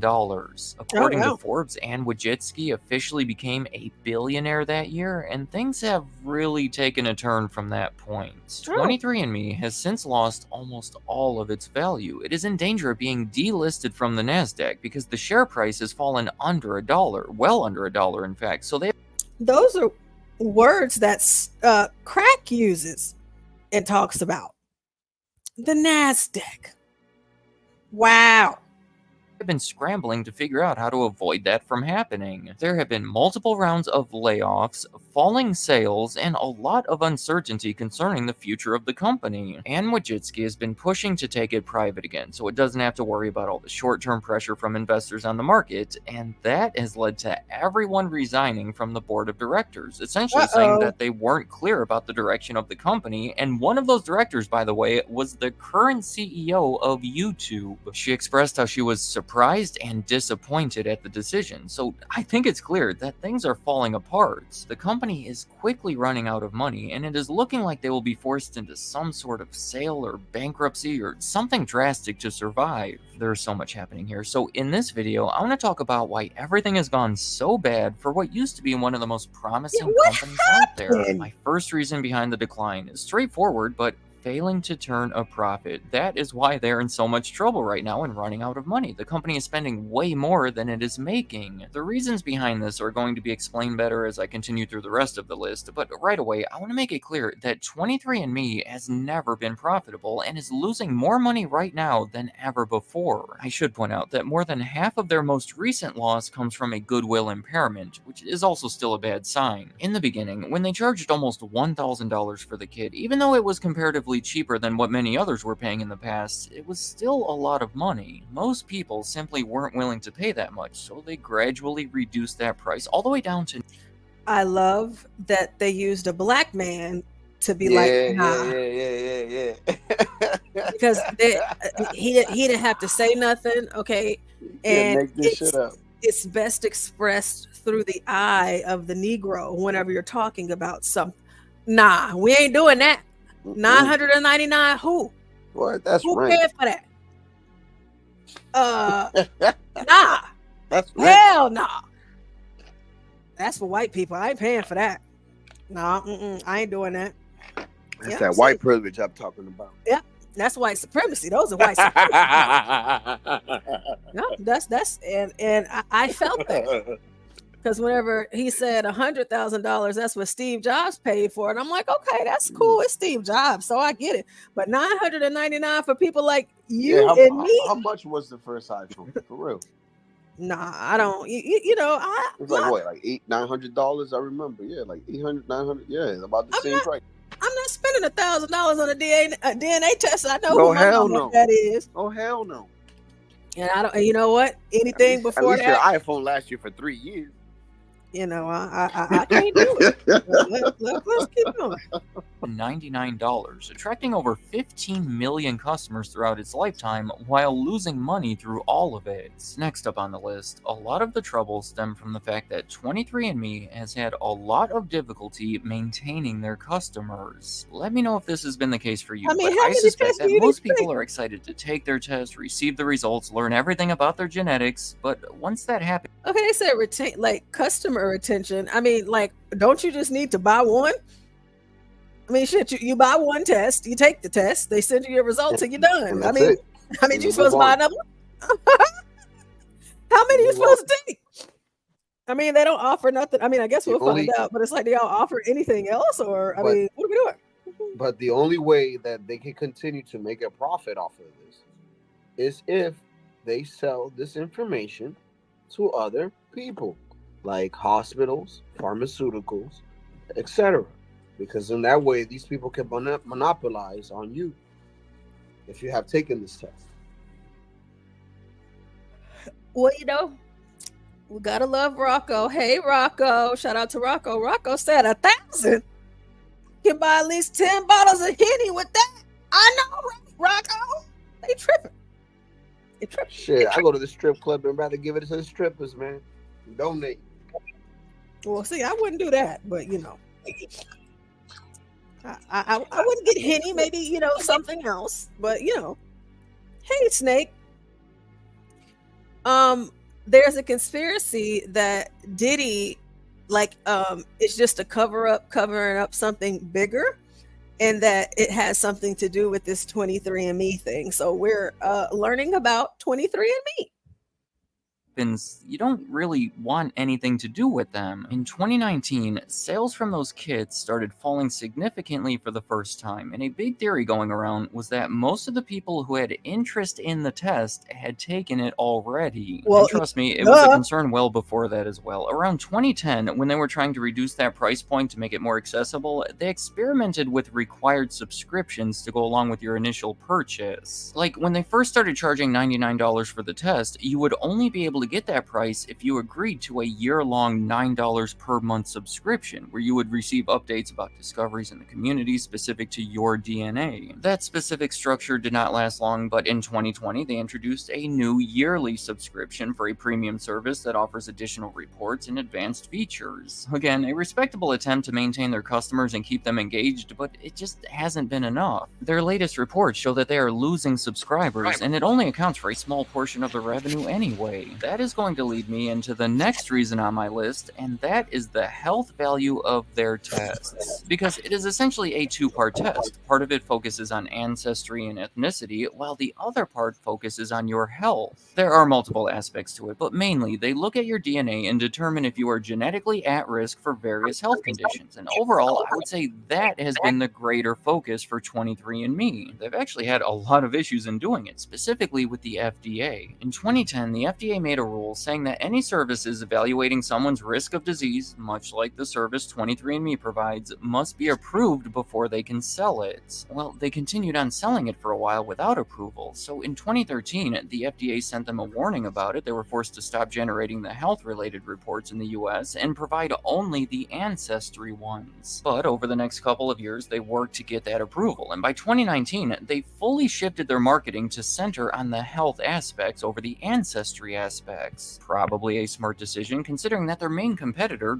Ancestry.com, obviously focuses more on ancestry. They even discontinued their short-lived Ancestry Health service, helping place more of a distinction between the two. In 2018, 23andMe made this 5-year exclusive deal with a pharmaceutical company in London called GSK. The idea was that GSK would utilize the genetic data that 23andMe had accumulated from performing all those tests, and it would be used to develop some helpful drugs. Well, today, that deal is no longer exclusive, and things are looking questionable. It is a long process before a drug is approved by the FDA, like over a decade, and with 23andMe in such a shaky position right now, Not the I vaccine! don't know if they're going to survive long enough to make it to that point. Also, in 2021, I want to mention that 23andMe paid $400 million to buy a telehealth company called Lemonade, so we can see how they have progressed into much more of a health-based company, and there's been a lot of risk associated with that. It is going to lead me right into the next reason on my list that I'm going to call entertainment. I think that there is a big divide between the company and its customers, because to me, it looks like 23andMe wants to be a serious, important company that helps treat people or even save their lives with genetic information. Like, if someone learns that they have a genetically high risk of heart disease, 23andMe wants that person to talk to their doctor about how to prevent it, look into how their medications can affect it, alter their diet based on it, get additional reports, just take that information as a serious part of their health plan. I mean, they have spent a lot of money on FDA approvals and acquisitions and everything else to become more medically trusted, while most of their customers, I believe, seem to view it as more of a source of entertainment. They take the test because it'll be fun to learn about their genetics and don't have any real plans to alter their lifestyle based on those results. If customers were taking it more seriously, I'll bet that they would be willing to pay more for that test and be more likely to sign up for the premium service. The final reason on my list is privacy concerns. Unfortunately, there are so many layers to this, but at the core, I think people are uneasy with having their genetic information out there. In 2019, remember when sales started falling significantly for the first time, and Wojcicki theorized that a big part of it was due to privacy concerns. And still today, now that the company is likely going to be changing owners, people that have taken the test before are concerned about what is going to happen to all that genetic data that they have accumulated. Who is going to have access to it? What are they going to do with it? And are the laws strict enough to keep everything protected? Because I guess the specific data is not protected by HIPAA that would protect it in a more traditional medical setting. On top of all of those concerns, 23andMe had a data breach in 2023 that exposed all sorts of account information from 6.9 million users, which is almost half of them. I'm talking about locations, birth dates, ancestry reports, and a bunch of other information. The company said that they incurred $2.7 million in expenses directly related to it, and in 2024, there was a $30 million settlement connected to it. In conclusion, 23andMe is a mess. Something that started out so promising has quickly become a negative subject. Let me know in the comments, what do you think about 23andMe? Is it a legitimately useful service, something fun to do once for $99, or is it just something that you would rather avoid? I'm curious to hear if you...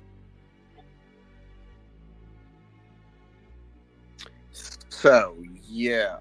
So, the whole point of the 23andMe, the whole conspiracy is that now she wants to go private, and her going private, she could sell that information to anyone.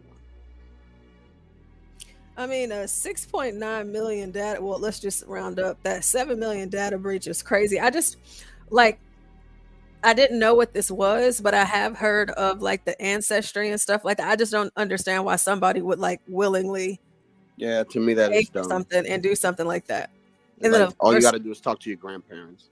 as the business model, it's like people are only going to buy it and take it once. They don't need to take it more than once. So this company seems like it was set to fail from the beginning. Tell me, Snake. Let's go. I can tell you what happened. They thought they were going to encapsulate a lot of men in child support with the 23andMe. What happened was all the black women in all these little small developed communities was only having babies by at least a couple of dudes. And they couldn't encapsulate a lot of niggas because a lot of niggas got free because they ain't on child support and they got their driver's license, so they mobile and they able to move around.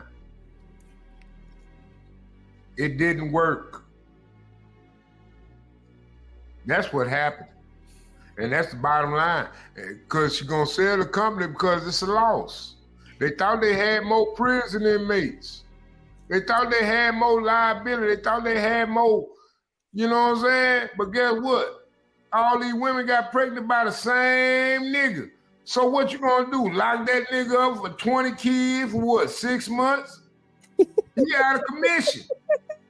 You can't lock that nigga up, ain't got no kids. I mean, y'all thinking too complicated. For one, for two, all you gotta do is think simplistically, think locally. What you see, all the smart young men get bullied and killed and die behind bullshit. Good die mostly over bullshit. So what you got left? See, Snake, I think you just kind of complicated it a little bit further for me, and I would like for you to. No. You just said out the hood. You out the hood.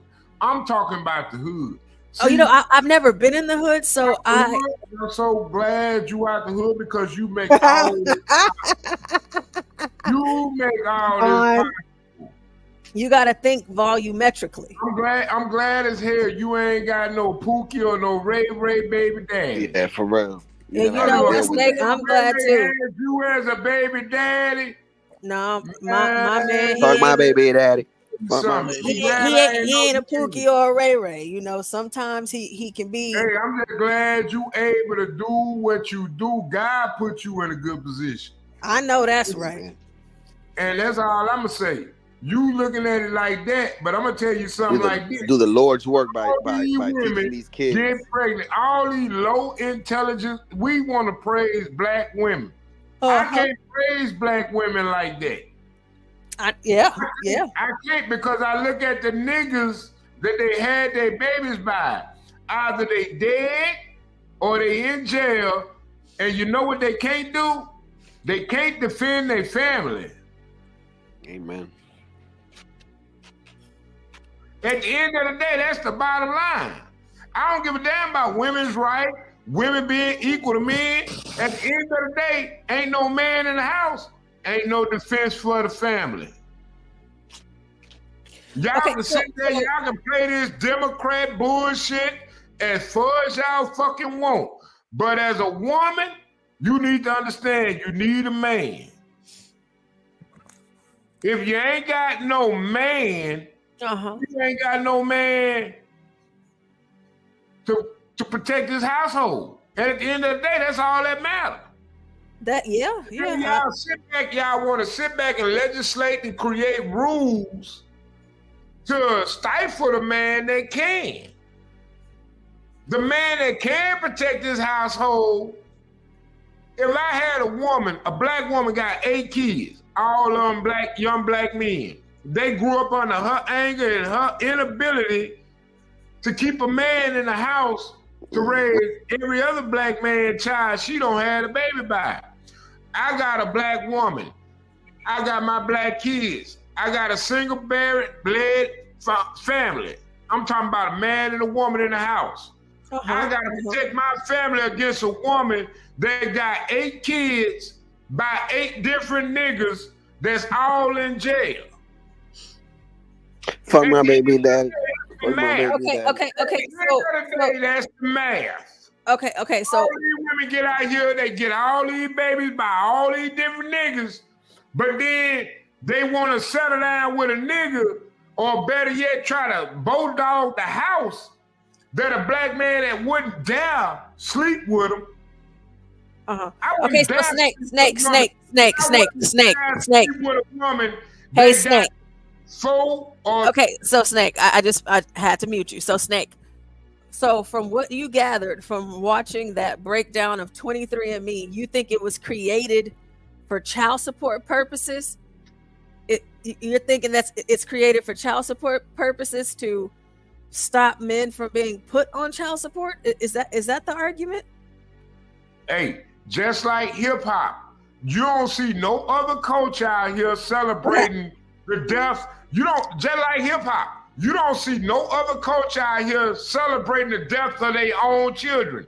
You don't hear no politician out here advocating to white people about abortion. They only advocate that shit to black people because it's black women hollering about they want to be single and they want to be individual and say, fuck my daddy and what he stand for, and go sleep with a nigga that don't stand for a goddamn thing they daddy stand for. Come on, man. This shit ridiculous. But that's because of 23andMe. Ridiculous. No, I mean, but so like that's why they created 23andMe, and that's why it failed.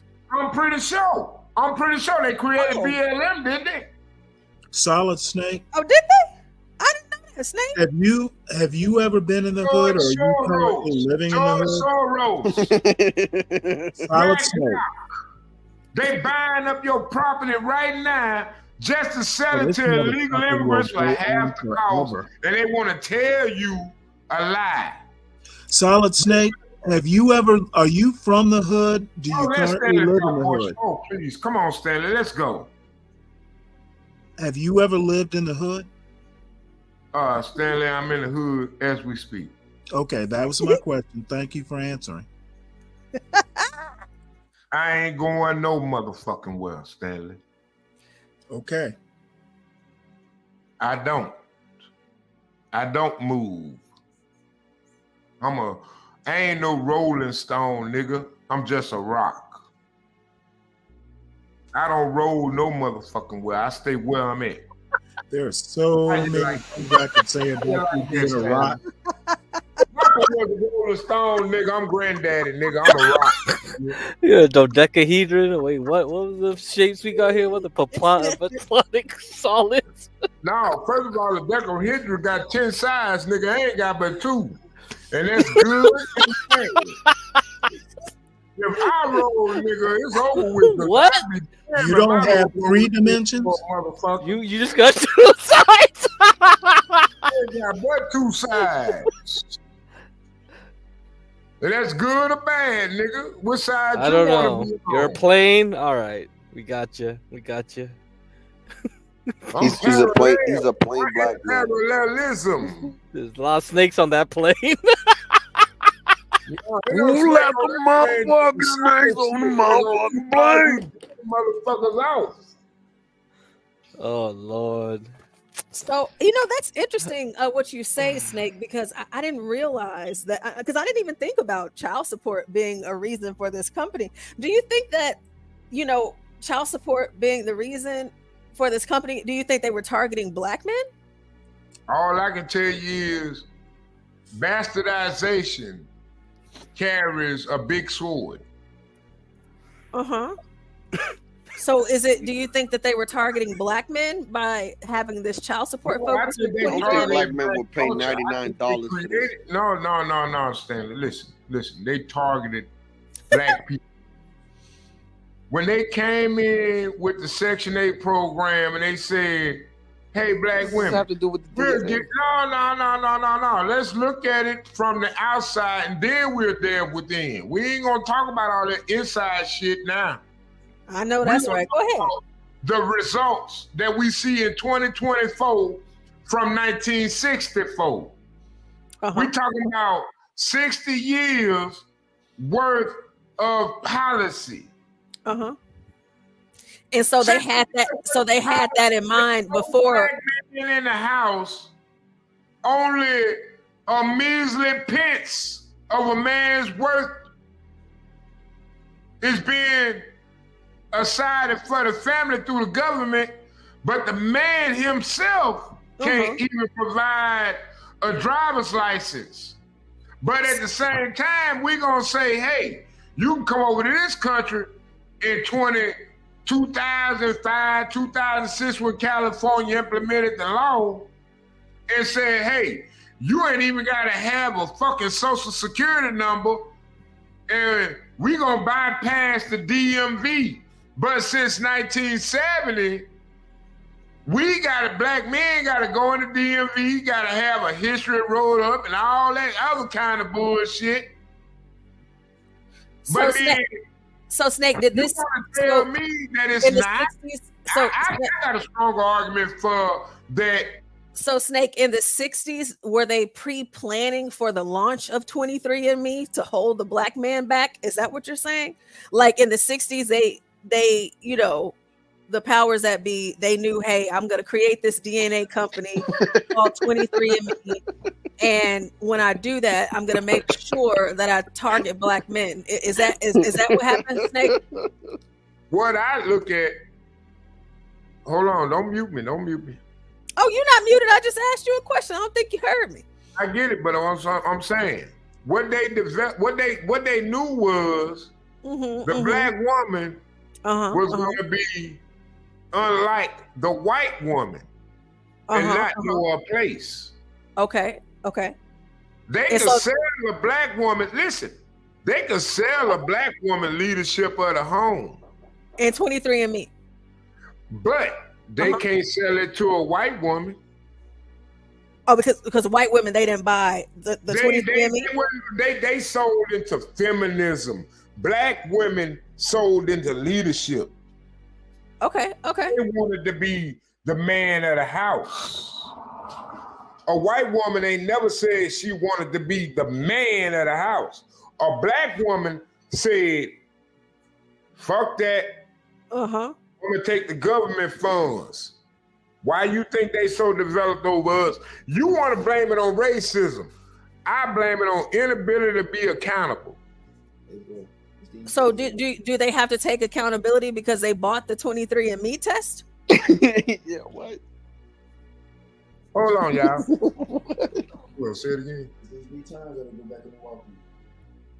Go look at the date on them and check, because it might be out of date. They might be out of date because that's simply and that's pure. But what's pure? If anything, what I do, I just go and get them and put them in my car. Are we witnessing the first? Are you talking about drugs? I hope not. No, we're not talking about drugs. We're talking about product in the store. Yeah, we don't sell drugs around here. No, that's my. I mean, because if it was like cocaine or something, you're asking is it pure? We ready for the fairs over here. I got all kind of mouth form. They ain't gonna catch me like Donald Trump. I ain't that nigga. Well, tell them your co-workers coming all day now. You know, shit. It's like whatever I get my hands on. Shit, that my brother. That my little cousin-in-law. He married to my cousin now. He got a baby by and everything. I'm just trying to make sure he's straight. You're a hard-working young man. Well, man, look, man, you talking to big dude, other big brother, man. You know, but I'm gonna mute. I gotta roll up a blunt because he on break right now. So, are you about to smoke something pure? You might not go get this shit in, bro. I know. Smoke weed every day. Oh, you know, Mike. Yeah, boy, that motherfucker. I'm supposed to have it rolled up. I got to get off though. Ninja bomber. That motherfucker. Man, that's I'll be on the live stream. That's some Negro vernacular right there. Yeah. Who knew Warnock had a dialect? Yeah. Stanley. All right. Snake, can I ask you, what does that motherfucker being a motherfucker mean? What does that mean? Oh Lord, that can mean a million different things. Like what? That motherfucker being a motherfucker. It can mean a good thing. It can be a bad thing. I mean, see a nigga ain't never pulled a damn pussy in his life. He ain't never pulled that damn female. But all of a sudden, this girl pull up, that motherfucker won't be a motherfucker. All of a sudden, oh man, don't talk to her like that. Oh nigga, no, that's mine. Nigga do some shit. That motherfucker being a motherfucker. He laid on Brent. He hey man, it is what it is. That motherfucker being a motherfucker right now. The female might be that motherfucker being a mother, just want to be messy. I want that nigga to admit. I want that nigga to claim that motherfucker being a motherfucker. A motherfucker ain't no male or female, ain't no man or no woman. A motherfucker is a motherfucker. A motherfucker is a motherfucker. He's all. And when they do some motherfucking shit, they do motherfucking shit. It don't involve nobody else. It's just they motherfucking ass being a motherfucker. Whoever's there at the moment. Wow. Thank you, Solace. I mean, that was just such a thorough explanation of that. I felt that was great. We're gonna have Ebonics lessons with Snake. And invite everybody in your family to join the channel, even if they the black sheep. Say, hey, we got this nigga named Solid Snake on the panel. I need to know where you coming from. Hey, you might identify with Solid Snake, and you can listen to him and learn. You could probably listen to Stanley. If you're a female, you can listen to Portia, you can listen to Virgo, you can listen to Ra, you can listen to, man, we got so many different personalities on this channel. Please like, share, and subscribe to this channel, man, because we need to be out here. We don't need to be subjugated by YouTube algorithm because it's going all this cursing. Reach. Okay, so here we have. If you're black or white. So okay, so which of these aspects is motherfucker being a motherfucker? Is that perfect, progressive? Is that intensified, continual, not habitual? They doing some motherfucking shit. They're putting a bunch of motherfuckers out of work. They're putting a bunch of motherfuckers out of place for a bunch of motherfuckers that didn't want to do right in their motherfucking country. But we want to sit back and sacrifice all our motherfucking lives for some motherfuckers that they ain't even want to get a line. Matter of fact, them motherfuckers who ancestors sold our motherfucking ass across the motherfucking Atlantic and the Pacific Ocean for this motherfucking bullshit we got right here, right now. Them motherfuckers. This dude's like the Energizer Bunny. He keeps on going and going. Is this the explanation of black vernacular over here? Yeah. This is Ebonic stuff. Yeah. Oh. I gotta find my old notes. I learned this stuff in college. It ain't easy. Well, get crack. I'm finna kick your ass. Crack, can you actually read? Can you read some of this? Talk. What? Okay, the habitual continuative aspect. He be working Tuesdays. Standard English, he frequently works on Tuesdays. Intensified continuative, that's habitual. He stay working. Standard English is he is always working. Intensified continuative, not habitual. He's steady working. He keeps on working. Perfect progressive. He been working. He has been working is Standard English. And this is the good one here. Eralius. I don't know what that is. He finna go to work. He finna go to work. He's about to go to work. They should have put he finna be late to work. Mm-hmm. For real. That motherfucker be a motherfucker because he finna gonna work. Motherfucker gonna work, but he finna been late. An hour and a half late. Anyway, yeah. So yeah, I took anthropology and I specialized in linguistics anthropology. So yeah, they had a section on Ebonics. So the whole damn. So you had to dumb down basically. Hey, remember when 1996 when the FBI came out and said they needed more agents to come out and study Ebonics? Maybe y'all don't remember that, but they did. I kind of remember that. Yeah, I kind of remember that. Over here, they did They that. wanted to come out and have people come out and study Ebonics. Mm-hmm. Do you know how to speak jive, Snake? Hey, I got a friend that graduated high school with me. He was like a 4.0. I mean, he worked for Nortel Networks. You know who Nortel Networks is? Yeah. You mentioned this story before. Yeah. Did I? Mm-hmm. God damn, I be talking too much then, don't I? Yeah, no shit. Yeah, man, Nortel Networks, man. That nigga showed me some of the things they was doing in Nortel Networks.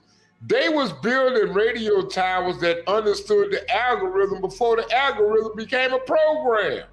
So, Snake, I mentioned this to you when you mentioned that story.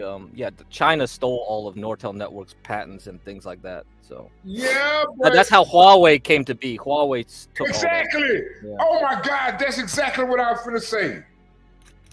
Yeah. Oh It's a my Canadian God, company. It's a they Canadian got company. Yeah.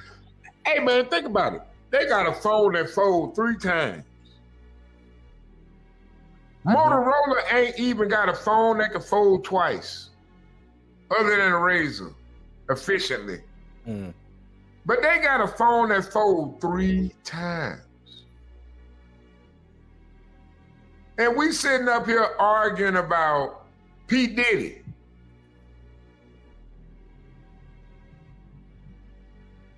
Are you kidding me? Are you kidding me? Yeah, I know. I ain't saying you an American get cracked, but man, it's time for you to become initiated. I don't know, man. I might jump you in the I'm game. not American.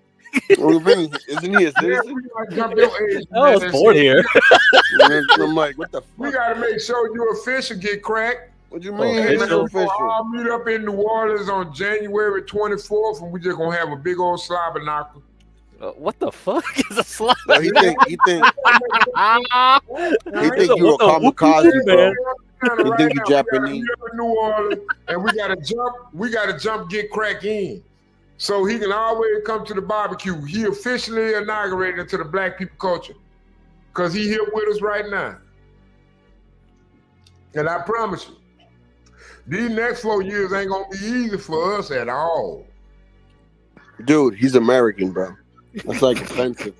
Yeah, I'm offended. They don't believe that, though. They don't believe that, though. Like no, that. man, listen. I know tethers. Tethers don't believe. What were you saying? Because he's Asian, he can't be American, bro? Now. He think we see him as a tether. I don't see him as a tether. I see him as an American. He happens to be just of the first Asian generational born. But I promise you, at the end of the day, he gonna see himself as a tether. No, he don't. You see yourself as an American. I don't know what I see myself at this point. See that? No, he's LGBTQ. But he still want to see himself as like not American, like I'm just first generational. I don't know how these 3 and 4 generational ass niggas gonna see me. My 23andMe, where's that at? Come find out you're a descendant of Kangas. You know what? 23andMe gonna lock a lot of niggas out of reparations. A lot of niggas ain't gonna get reparations because they did that 23andMe and couldn't find out your ass just Jamaican. They're gonna come back. It's gonna come back to Yeah, you reparations just is gonna first be, have to be generation. paid by Africans, man. Hold on, y'all. Hold on. They're gonna pay you reparations and blow darts.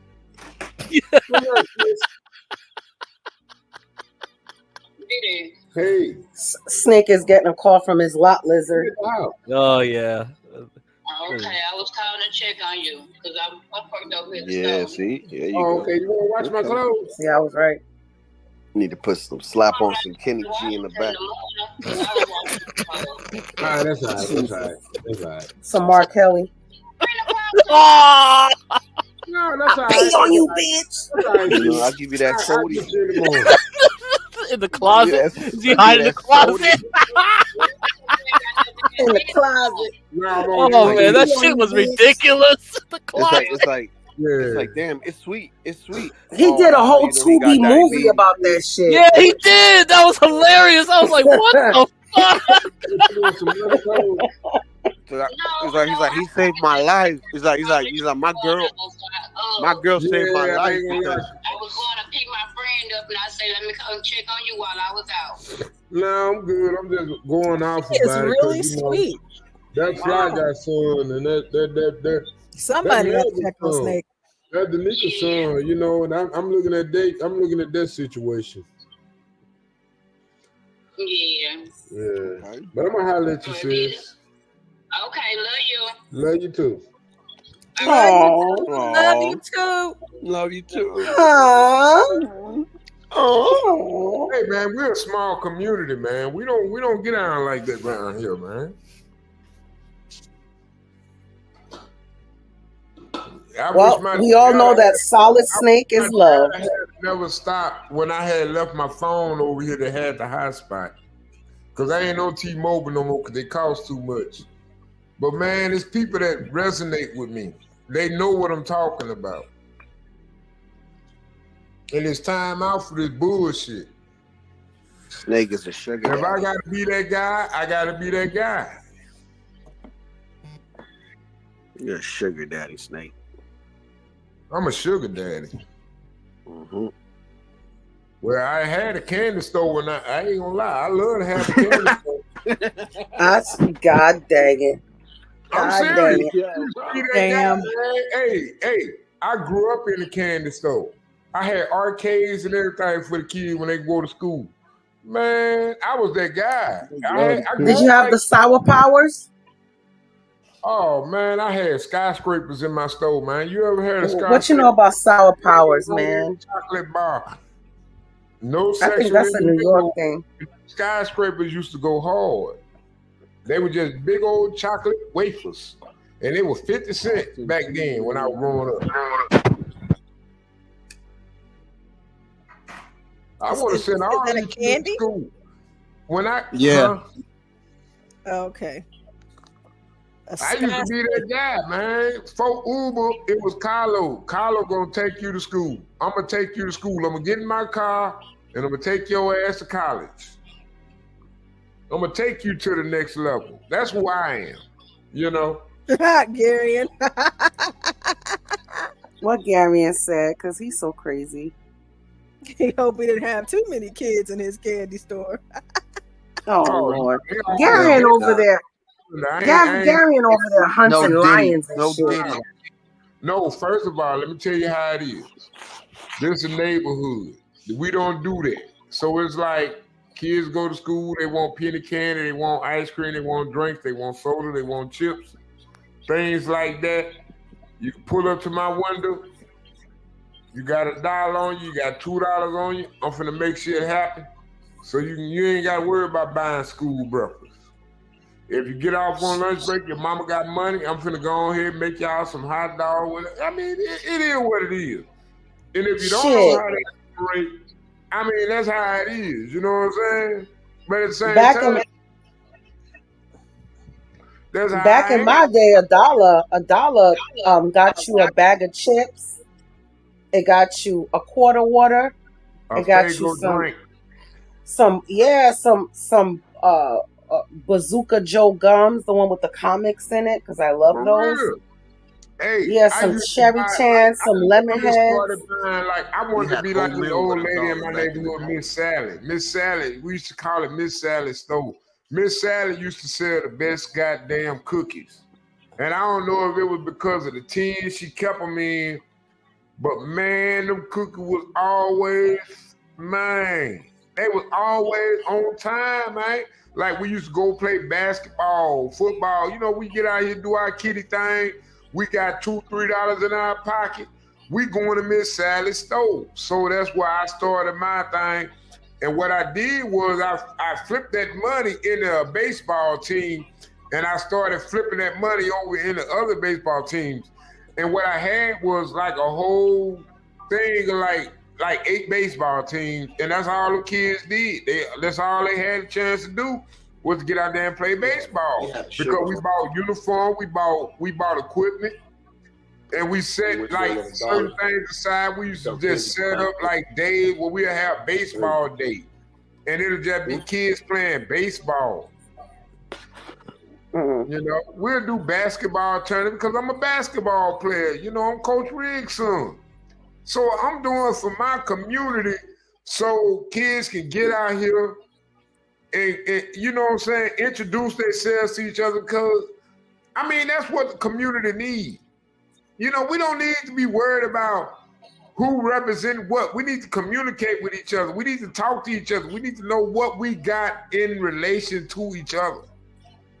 You know, and I don't understand how black people operate the way they doing now because it ain't working, and we see it ain't working, and we being at war with.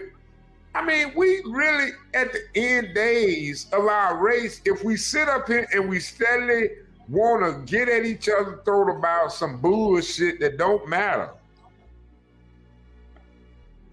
Well, do you think that Ebonics is a reason why it's not working, Snake? I think Ebonics is a straw man. How so? I don't think it's how I communicate with.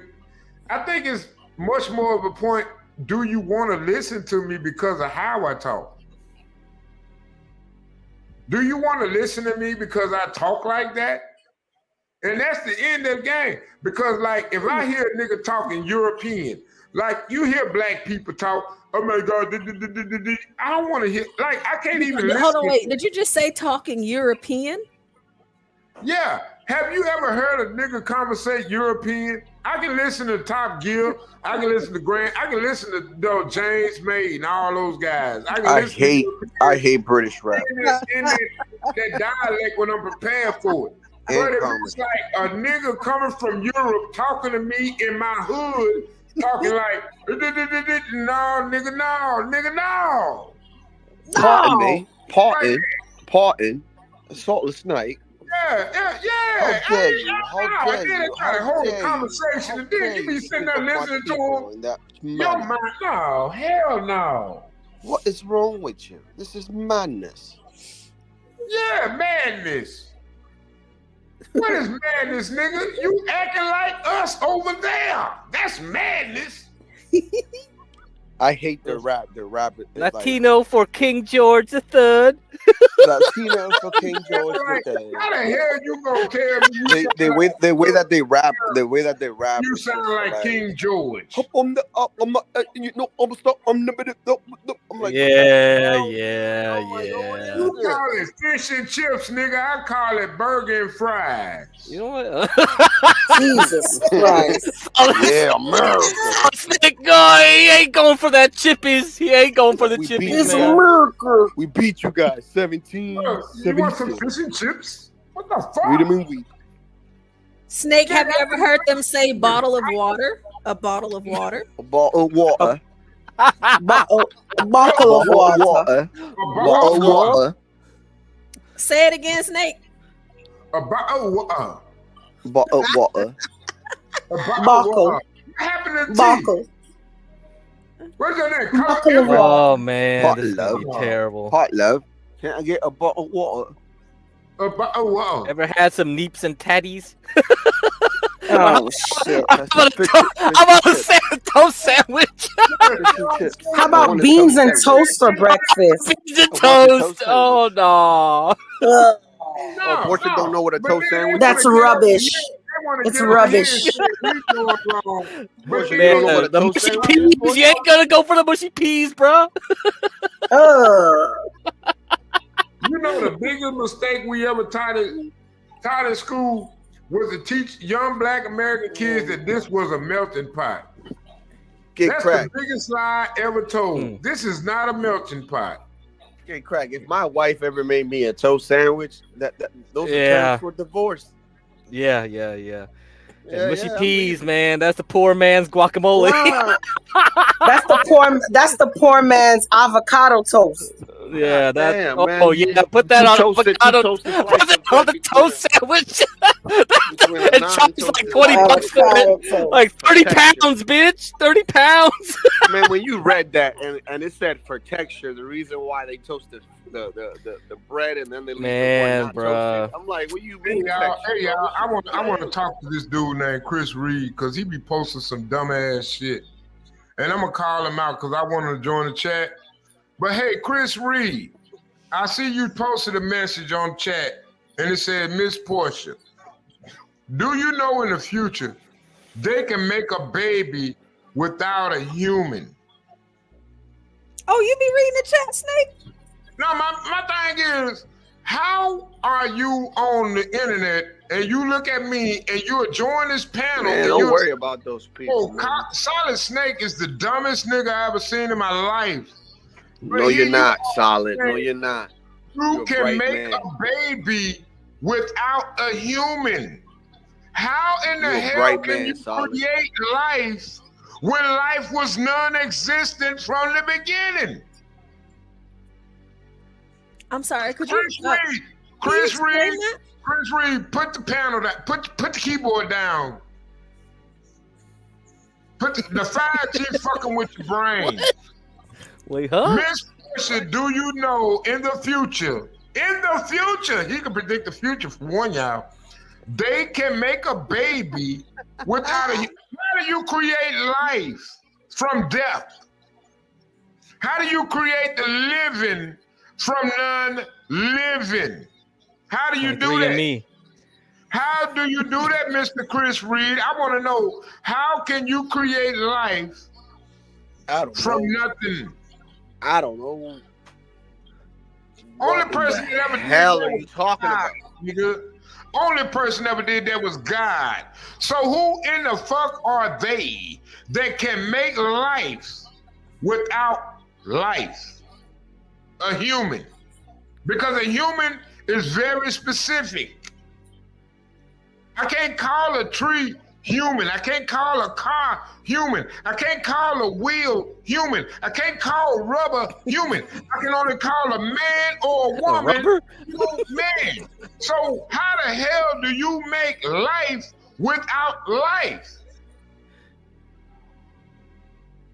I want to know, Chris Reed. Join the panel. It's with science, guys. Don't be posting no dumb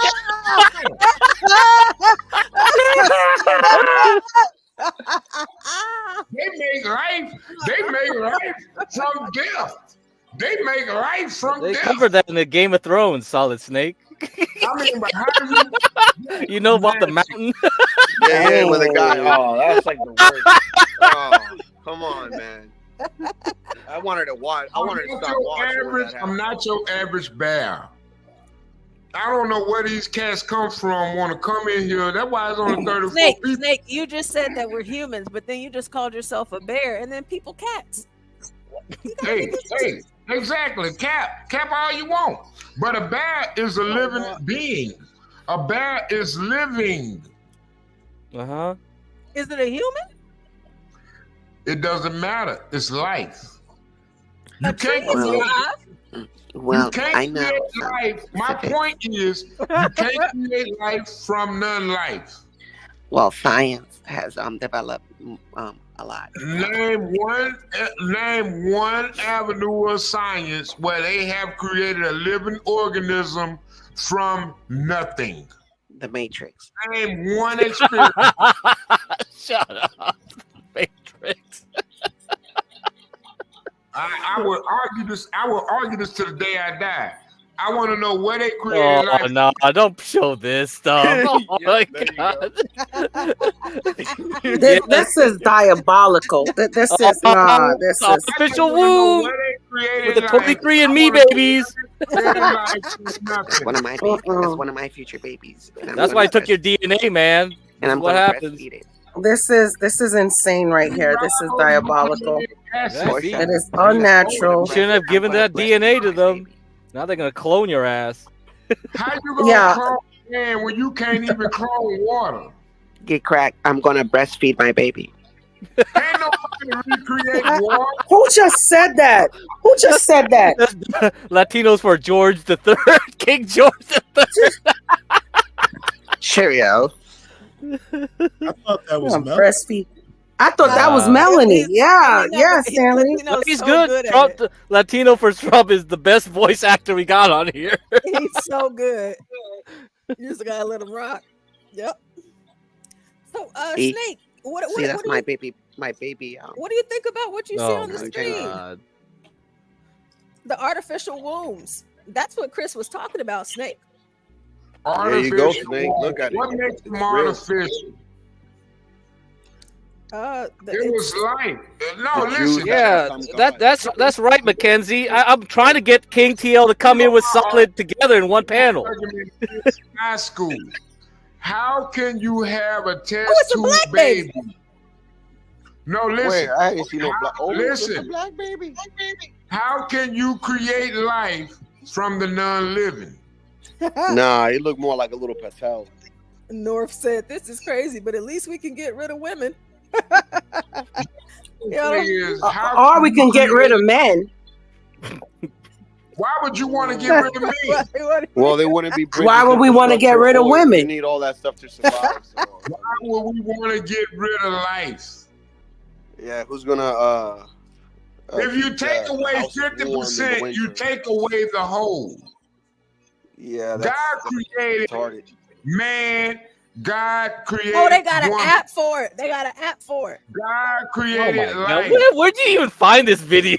What It's the fuck science. is this That's what it from? is. It's science, guys. This is some sick ass shit. This is a Chinese video. Oh, are you serious? Yeah. So what you want to do so is you want to bad. try to create This a is pig so bad. or a dog or a This is the cat worst with thing I've ever reason. seen in my life. Look, it's a little Yeah, Hindu baby. They have an app and you can actually sing to the baby and Oh my God. Also, these babies are not even real. yeah, it's just like a simulation type of video Why of do what idiots always watch the dystopic But movies you and don't try to rather make be it a a reality. slave than be a parent to a child. That's the Have mercy. problem. Why would you want to create? Why would you want to indulge in that? That's sad. Because I don't know. there's a We're lot of doomed. girls. There's a lot of girls that say, "I don't need a man," but then they'll have one of these machines. like they have these jackets that the women can wear while the baby is in the tank, and you can it'll be connected to your baby, so every time the baby kicks you can feel it in the Are jacket. you kidding me? Yeah. Oh my God. This is sick. So the babies are real. I mean, yeah, eventually, yeah. Oh, okay. I'm just thinking that this is just like a simulation type of thing. Yeah, no, this is for real. Like this Oh, is what they're God, working on Jesus doing Christ. for real. No, this is blasphemy. This is they took the Matrix movie and decided to make it in real Yeah, this life. is blasphemy. Bro. This is retarded. This is blasphemy. You have never heard of this. No, this Hey, is Portia, blasphemy. can I man. ask you a question? Can I ask you a Sure, question? of course. Do you drink alcohol? I do. Hmm. You ever had Monaco? No, let me look that up. I don't even know what that is. Wine? Monaco? Yeah. No, I never had that. What is that? Something that you like, the prosecco? Nah, that's something my sister drank. A lot of women drink it though. Oh So no, I we never gonna- heard of it. Are we What gonna is it? start replacing people with clones now? That's China's What's a goal. Monaco? Is it a wine? It's like a Crown Royal mix. Okay. Oh. When the that's white men die out due It's to like a due mix, to lack right? of not having sex, is this what they're gonna replace them with? His name is only Yeah. got This like is the machine. This is the machine that in Kung Fu, whatever his name. But is. more women I know drink it. And then they Earlier, got the earlier, little- Be Brave said that black people can't complain about white people unless they have something to replace them with. I guess the next time he says that, can you show him this video? Oh, sure. Hold on, black people can't complain My about white answer people. to be because they brave have would have everything. been white people Hey, smarter listen, than the you. white people are replacing us now. What are you talking about? He's talking about them. No, I'm saying I don't care. Oh, about look at them. the I'm just sperm. saying. The sperm made it. Oh my God. Golly, we pro-abortion up in here. We listening to Stanley like that? What you That talking is about? pro-abortion. You really want to pick a fight tonight, don't you? Bro, imagine. We'll save for the- next stream. We got 5 minutes on this stream. We only got Bro, about imagine 4 the minutes now. abortion. Man. That'd be off the chain. We only got 4 minutes. Got to end this. I'm about to post a link in the back for y'all. All right, save it for the next one. We could talk about the AI girlfriend and Daenerys. Oh yeah, I Targaryen. got some stories on that. Oh man, we gotta talk about that, man. Yeah, yes, please. Let's talk about the AI girlfriends. Oh my lord, this is some sick thing. So everybody on the panel, the link is in the back chat, so y'all can join the next one. Alrighty. Let's see here. So yeah, we're going to head over to the next stream. We're about to hit our 12 hours, and y'all know how we do. Remember to donate to the pot for Halloween. Yes. Please. And please be sure to hit that like, share, and please hit that share button for the next stream. We need everybody to hit the share button. Let's try to get to at least 80 people in the chat tonight. So if you gotta infiltrate somebody else's chat, We almost did. Let's disrespect some people tonight. Fuck it. It's a long weekend. No. Yes. What? Fuck that chat. Let's bring them over here. We ain't no You know what, Solid? We ready. We need more viewers. We need more clientele. Hey, So you ready for that smoke, Clientele. Solid? you ready for that smoke? Man, I'm always built. I'm built for smoke. My name, man, you don't know me. Oh, you a chimney. All right. Shit, nigga, I'm a smokestack. All right, Nickel. You ready for that Brooklyn smoke, though? I am a nuclear power plant. Oh, you got a nuclear power plant. Oh, shoot. Okay. 3 Mile Island here. Look at me. Right? This guy's gonna- Well, this now, guy's well, melting guess down what, right now. Solid? I'm Chernobyl. Oh man, this I'm Fukushima up in this bitch. Man, woman, and I was still trying to holler at you. Hey, man, I'm an ugly ass nigga. I don't give a fuck. But I want family. And that's what we hear. So bring more people over here, man. Let's bring Okay, let's bring drama.